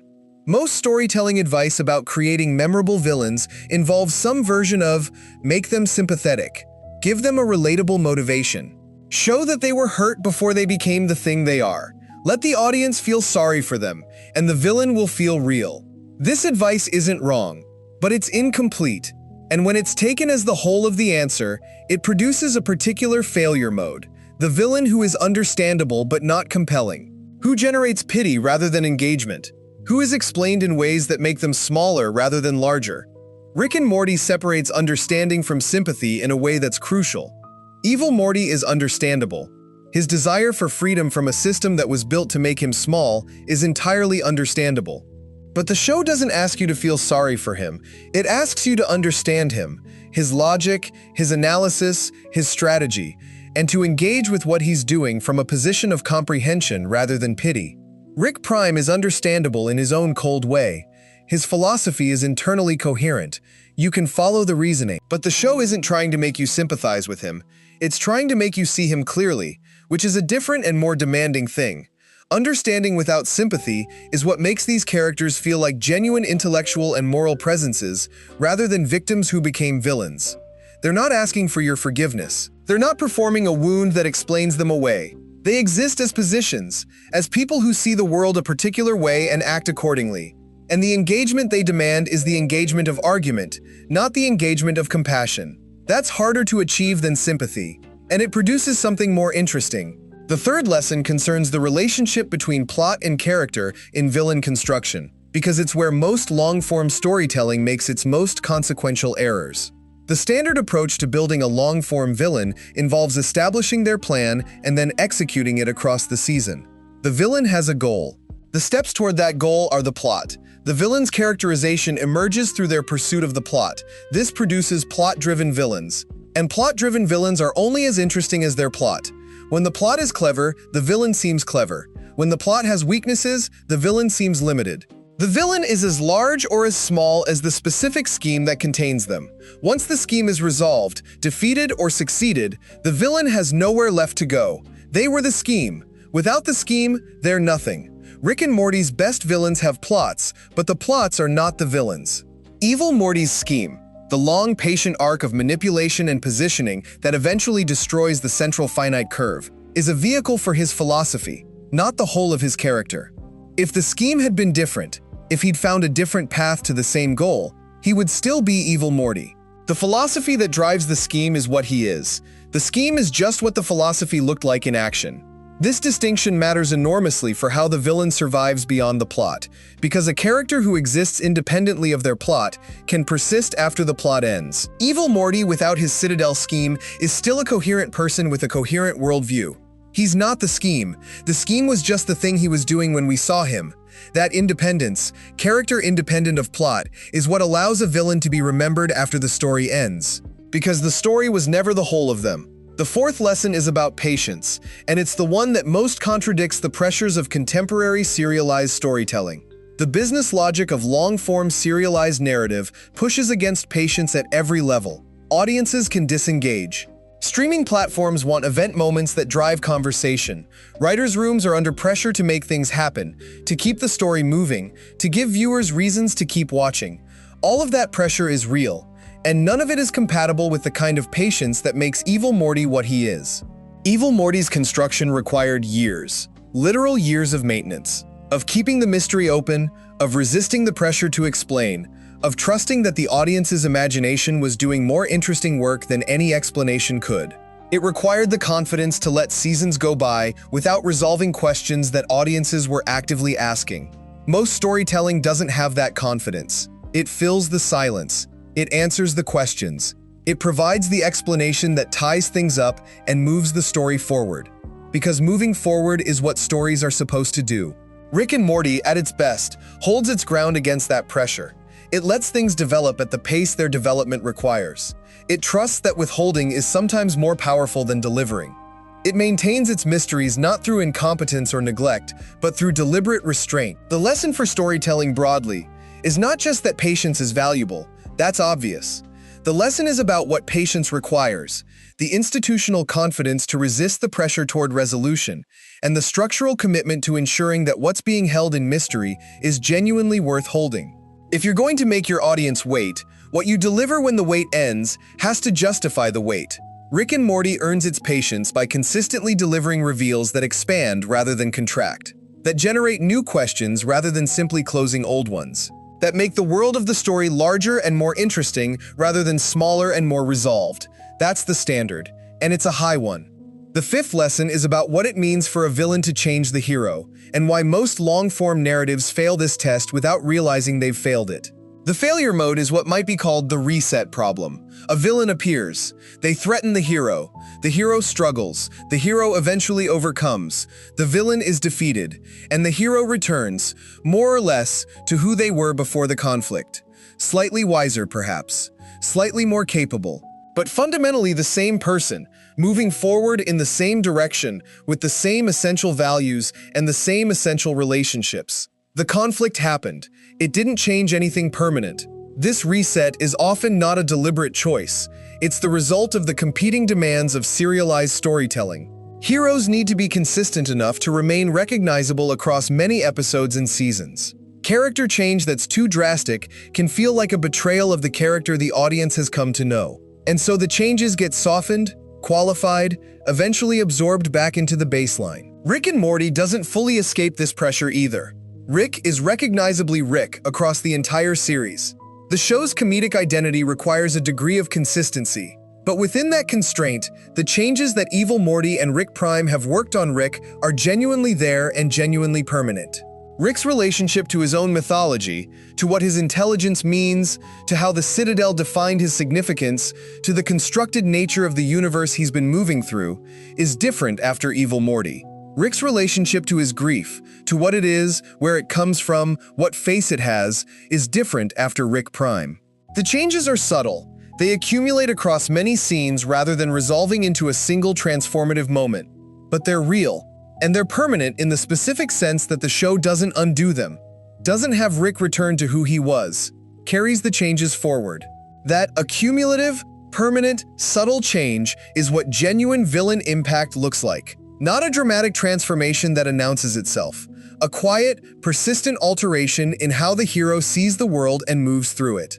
Most stories opt for the dramatic transformation and then quietly reset it.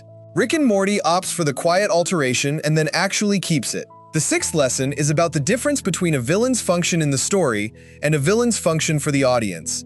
These are related but distinct. A villain's function in the story is what they do to the plot, to the hero, to the world of the narrative. A villain's function for the audience is what they do to the people watching, what questions they raise, what feelings they generate, what ideas they put in motion. Most storytelling analysis focuses on the first function. How does the villain drive the plot?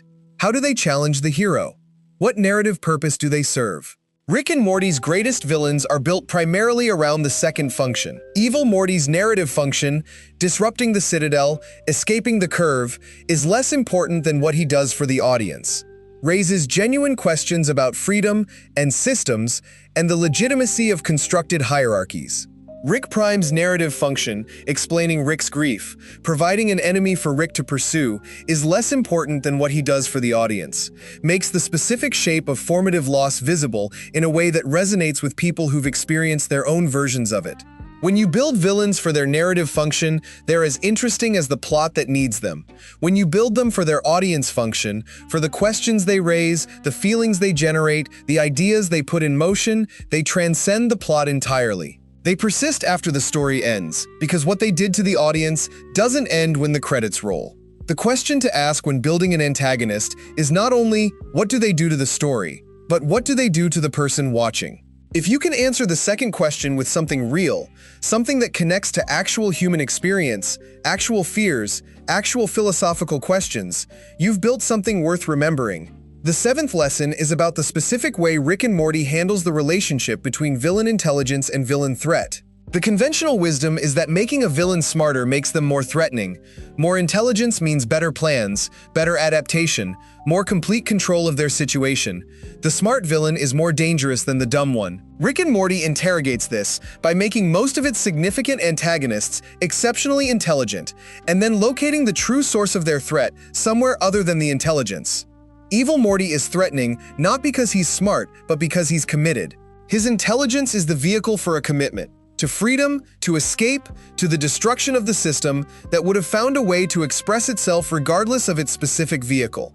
A less intelligent Evil Morty might have found a slower or clumsier path to the same destination. The destination was always the point.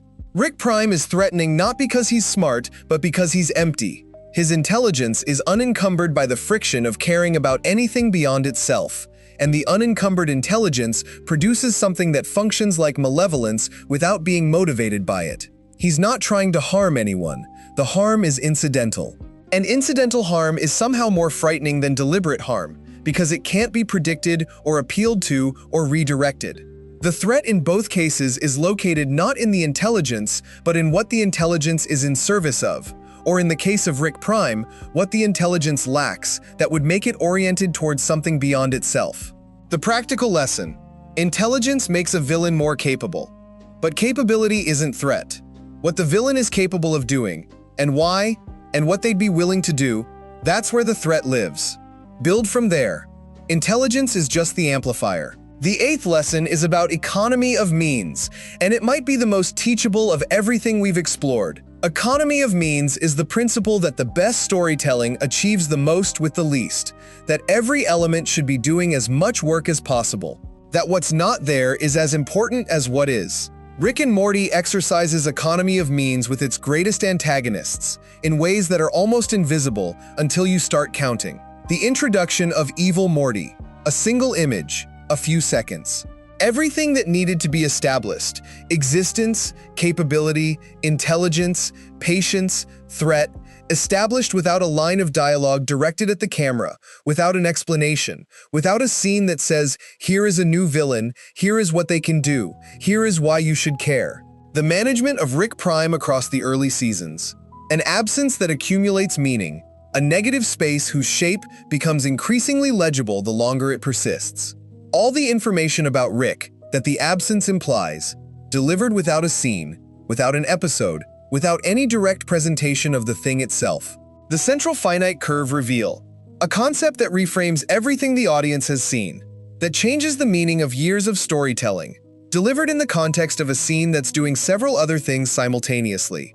No dedicated episode, no special two-parter. Just, here is the thing, here is what it means, and now the story continues. Economy of means requires confidence. The confidence that the audience is paying close enough attention to catch things that aren't announced. That the implication is sufficient without the explication. That the frame can be shifted without stopping to describe the shift. Most storytelling explains too much. Rick and Morty, at its best, trusts the audience to do the work of understanding, and in doing so, makes the audience participants in the story rather than simply recipients of it. The ninth lesson is one that emerges only when you look at the full arc of the show's villain construction, across multiple seasons with some distance. The lesson is about accumulation. Individual episodes, individual scenes, individual villain moments. These are the atoms. But the thing that makes Rick and Morty's antagonists genuinely extraordinary is not any single atom. It's the molecule, the structure that the atoms form across time, the meaning that emerges from the accumulation rather than from any individual moment. Evil Morty's power is not located in any single episode. It's located in the relationship between episodes, in the gaps and the returns and the ways each appearance resonates differently because of everything that came before it. The eye patch scene lands differently after the Citadel election arc. The Citadel election arc lands differently after the central finite curve reveal. Each piece changes the meaning of the pieces that came before it while being changed by them simultaneously. This is what genuine long-form storytelling can do that shorter forms can't. Build meaning through accumulation. Create significance that's distributed across time rather than concentrated in a single event. Make the structure itself the thing, not just the moments within the structure. Most long-form storytelling doesn't actually use this capacity. It produces a series of largely self-contained episodes or arcs that happen to feature the same characters, without the deep accumulative structure that makes each piece meaningful, partly through its relationship to every other piece. Rick and Morty's greatest villains are built into the deep structure of the show in a way that makes their individual appearances meaningful at the molecular level, meaningful through relationship and accumulation, rather than just the atomic level. That's the standard for what long-form storytelling could be. And most of it, even the best of it, hasn't fully reached that standard. The 10th lesson is the most fundamental, and the one that all the others emerge from. Great villains are built from truth. Not from clever plotting, not from interesting visual design, not from impressive power sets or memorable catchphrases or any of the surface features that people typically point to when they discuss why a villain worked. From truth. From something genuinely real about human experience, about what people want, about what they fear, about what they believe, about what wounds do to people, and what people do with their wounds.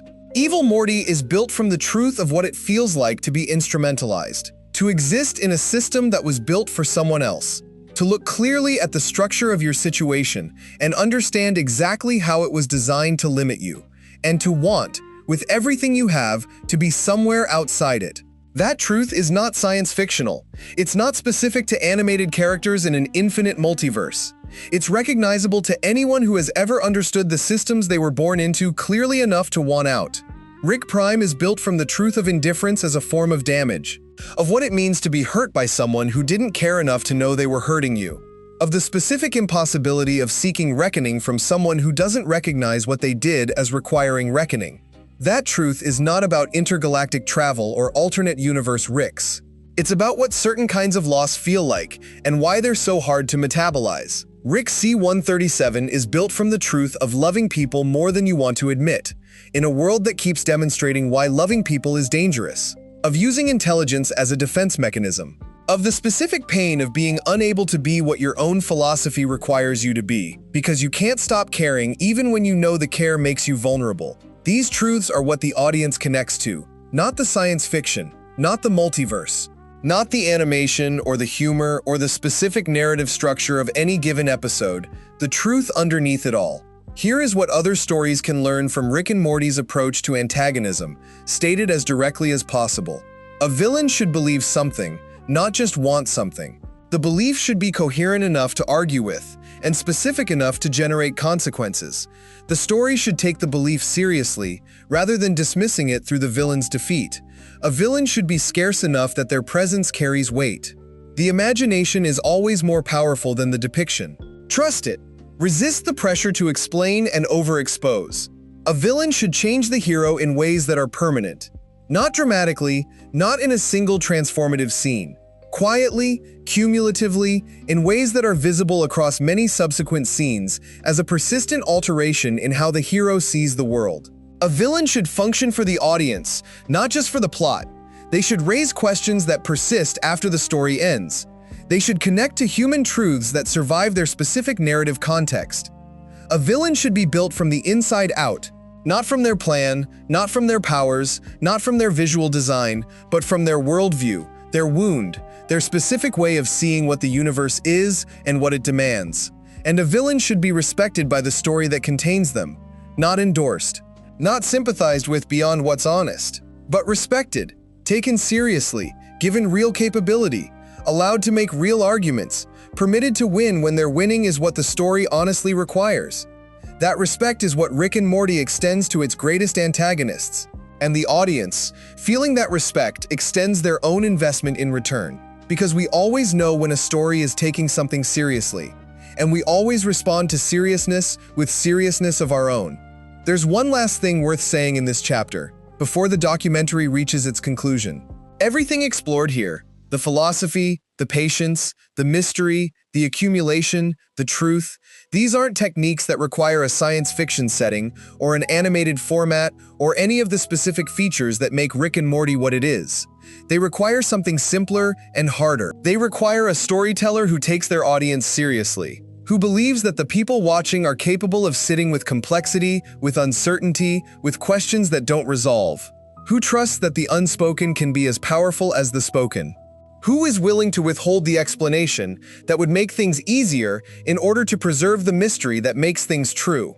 Rick and Morty, at its best, is that storyteller, and its greatest villains are proof of what becomes possible when a story trusts the people receiving it enough to give them something genuinely demanding. Demanding to sit with, demanding to argue with, demanding to carry. The best antagonists are always a form of demand, and the stories that produce them are always, underneath the plot and the character and the clever craft, asking something real of the people who encounter them. That's what Rick and Morty asks. And that's why, long after the episodes end, the asking doesn't stop. Chapter 10. The Secret Behind the Perfect Villain. We've spent 9 chapters circling something.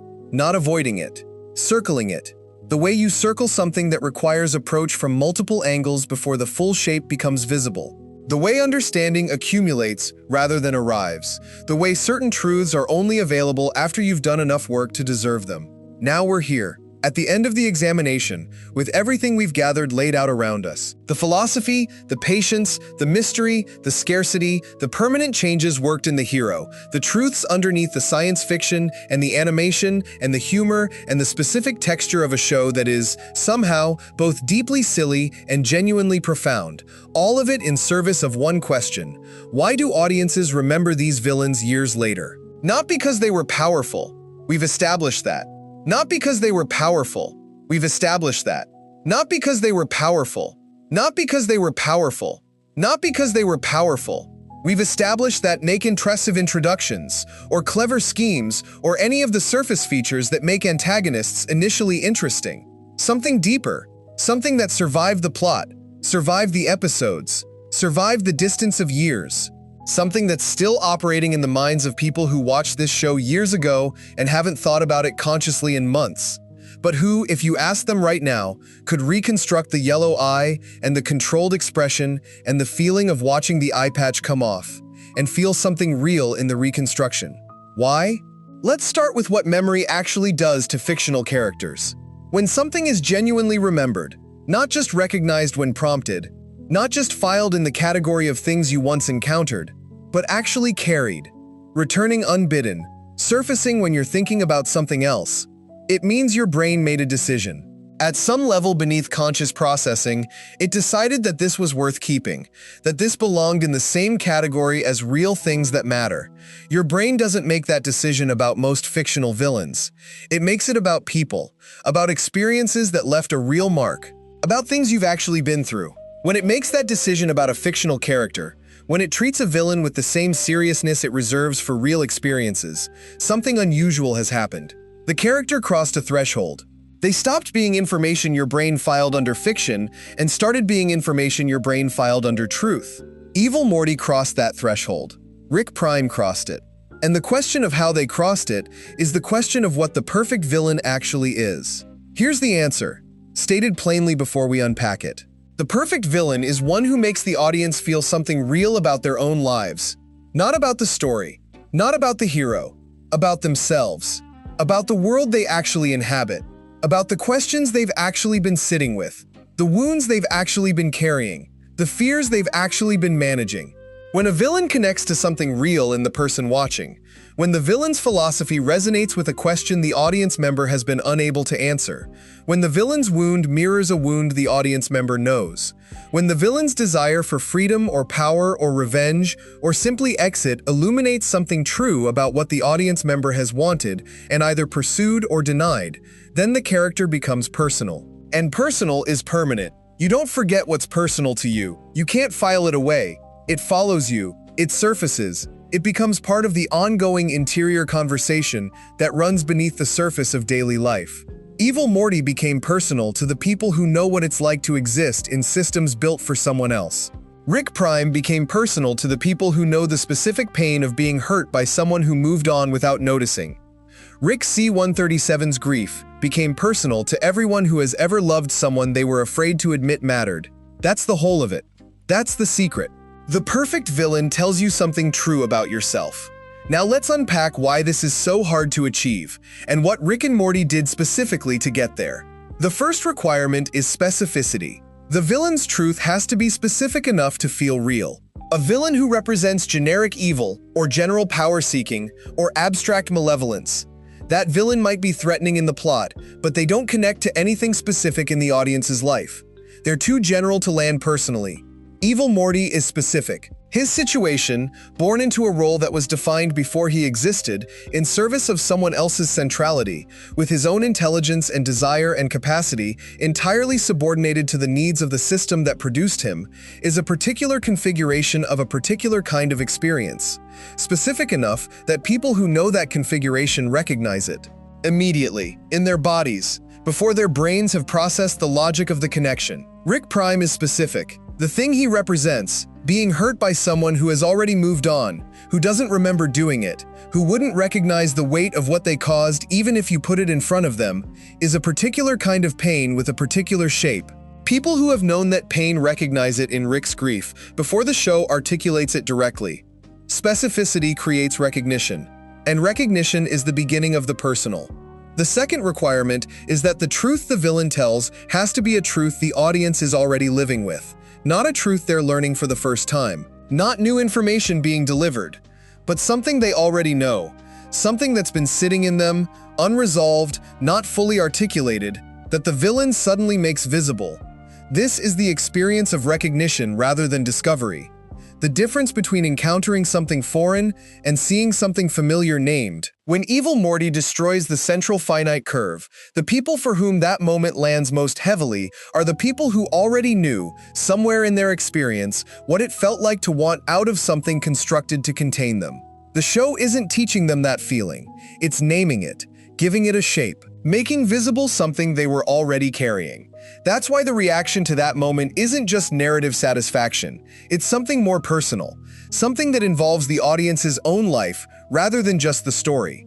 And named things can be examined in ways that unnamed things can't. A feeling that was ambient and formless becomes, once named and shaped, something you can actually think about, something you can turn over and consider and learn from. The villain, in this function, is giving the audience tools for understanding their own experience. Not intentionally, the villain is doing what they're doing within the story. But the effect of the specificity and the recognition is that the audience comes away with something useful, something they can apply. That's why they remember.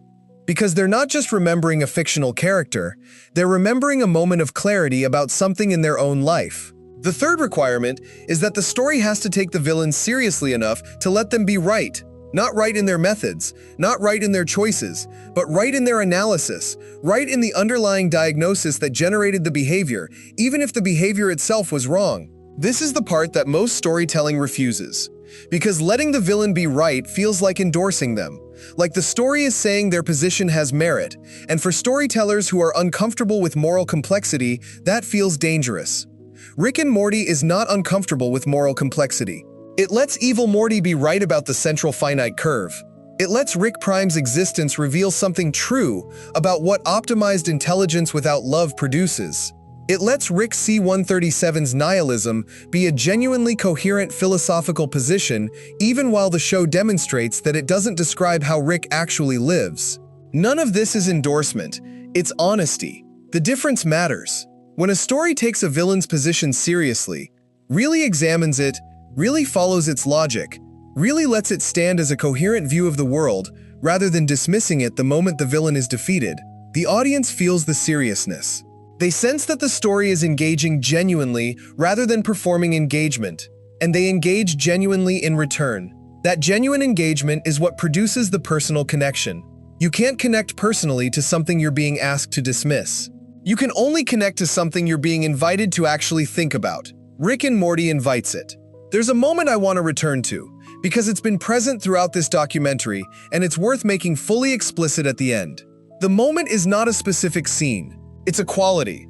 A quality that certain Rick and Morty scenes possess. The scenes featuring its greatest antagonists at their most fully realized.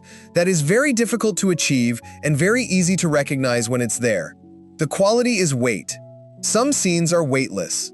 They happen, they're entertaining or funny or dramatic or impressive, and then they're done. They move the plot forward. They do what they need to do, and then they're gone, and you're ready for the next one. Some scenes have weight. They happen, and something settles. The story shifts slightly on its axis. You feel the change as much as you understand it, and the scene doesn't leave immediately. It lingers. You carry it out of the episode and into whatever you do next. It's still there an hour later, still there the next day. Weight is hard to manufacture. You can't impose it through dramatic music or slow cinematography or any of the surface tools that stories use to signal importance. Those tools can signal that a scene is supposed to be weighty.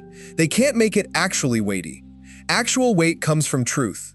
From the moment connecting to something real in the audience's experience, from the scene doing what the best fiction always does at its best, showing you something true about being a person in a way that you didn't have before and that you can't put back.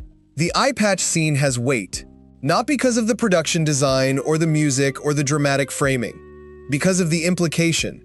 Because of everything that small image suggests about intelligence and patience and the systems we build to feel safe and the minds that see through those systems. The moment Evil Morty steps through the portal has weight. Not because of the visual, it's a person walking through a door, because of what the walking means, what the leaving represents, what the freedom, finally achieved at this cost, by this person, from this specific cage, tells you about the desire to exist outside of structures that were never built with you in mind. Rick's grief, made visible and given a face in the Rick Prime arc, has weight. Not because the backstory is surprising, it's a familiar shape, a family lost, a life derailed. Because of the specific way the grief was caused. By someone who wasn't even trying to hurt Rick. By someone who moved on before Rick finished falling apart. That specificity of cause is what gives it weight, the particular shape of the wound, not its existence. Let's think about what it actually means for a villain to be perfect. Perfect doesn't mean flawless. Evil Morty is not flawlessly constructed. There are things about him the show left unresolved that some audiences found frustrating. Rick Prime's arc has seasons where his presence is more structural than active, where he functions more as an ambient dread than a specific threat. Perfect, in the context of storytelling, means something more specific than without flaw. It means that the villain achieved what a villain is for, not what they're conventionally said to be for, providing opposition to the hero, driving the plot, being defeated in a satisfying climax. What they're actually for, at the deepest level of what storytelling is trying to do. A villain is for forcing the audience to examine something. Something about power, or freedom, or love, or grief, or the specific ways systems shape the people inside them. Something that the comfortable, ordinary flow of the story without the villain wouldn't require examination of. The villain breaks the surface. The villain insists on the question, and the perfect villain insists on a question that the audience was already carrying. A question whose answer they didn't have. A question that the story, through the villain, finally gives them the language and the shape to really ask. Evil Morty insists on the question, who built the system you're living in, and who did they build it for, and what would it mean to exist outside of it? Rick Prime insists on the question, what do you do with grief, caused by someone who never knew they caused it?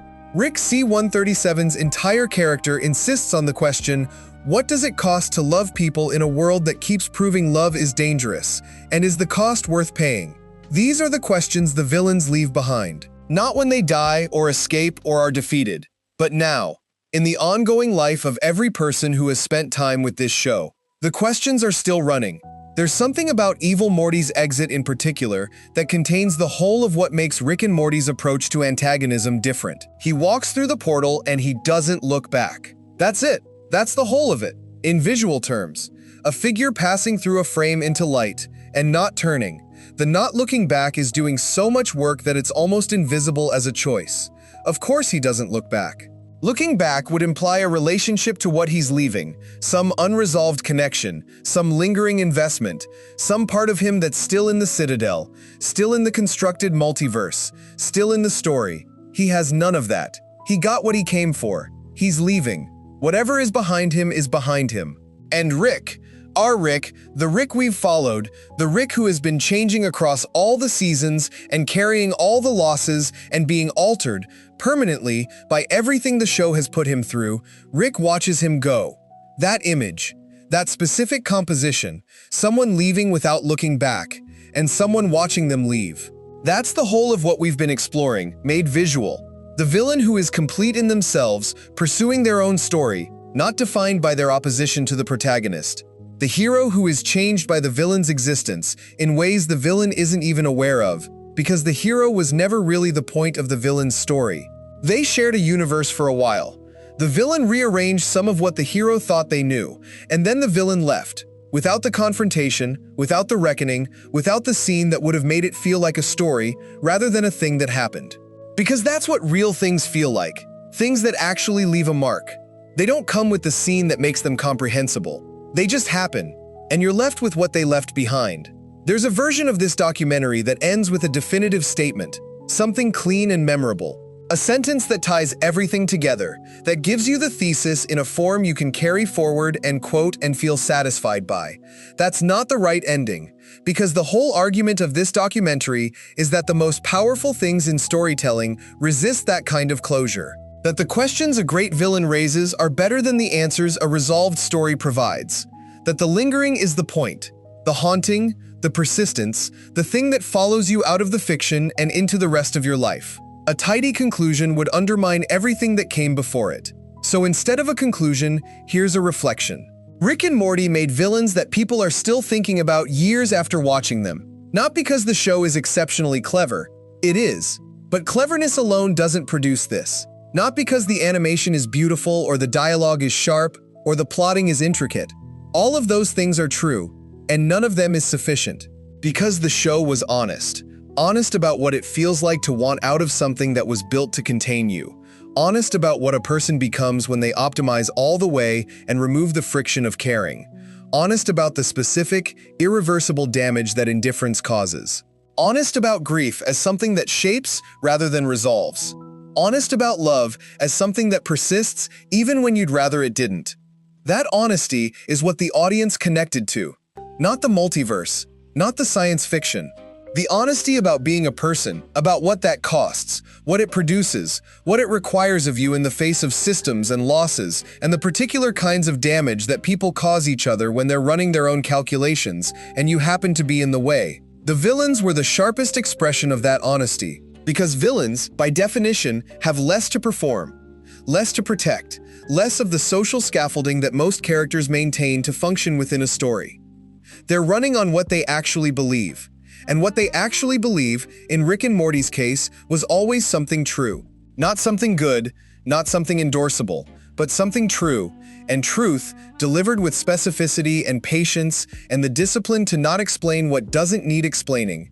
Truth, given the space to breathe and the time to accumulate, is what crosses the threshold from story into memory. From memory into thought. From thought into the ongoing interior conversation that runs beneath the surface of your life, whether you're aware of it or not. Evil Morty is somewhere in the unconstrained multiverse right now, in some sense that the show made real enough to feel. Rick Prime was what happened when the most extraordinary mind in existence decided that other people were variables. And Rick C-137 is still in his garage, still drinking something he probably shouldn't, still carrying what he carries, still, despite everything, here. Still connected to people he loves and won't admit he loves and would do almost anything to protect. Still the version of himself that chose the friction, that kept the complication, that paid the price of being someone who feels things in a universe that keeps demonstrating that feeling things is dangerous. Still the answer, imperfect, damaged, self-defeating, occasionally magnificent, to the question his greatest antagonists posed. What is intelligence without love? He's looked at the answer directly. He's chased it across the multiverse. He's watched it walk through a portal and not look back. He knows. And the knowing is what makes him worth following. Not because he's the smartest, not because he wins, not because the grief resolves or the damage heals or the questions find their answers, because he stays. Because he loves people, badly and secretly and at great cost, in a universe that was built without any particular interest in whether that love survives. Because the love survives anyway. And that, finally, is what the perfect villain teaches. Not how to be a villain, not how to build a better scheme or a sharper philosophy or a more elegant exit. What's worth staying for? What's worth being the complicated, contradictory, grief-carrying, love-concealing, occasionally magnificent mess of a person you are, rather than the clean and optimized and utterly empty alternative? The villains showed us the alternative. And Rick, carrying everything he carries, staying anyway. Rick showed us why we don't take it.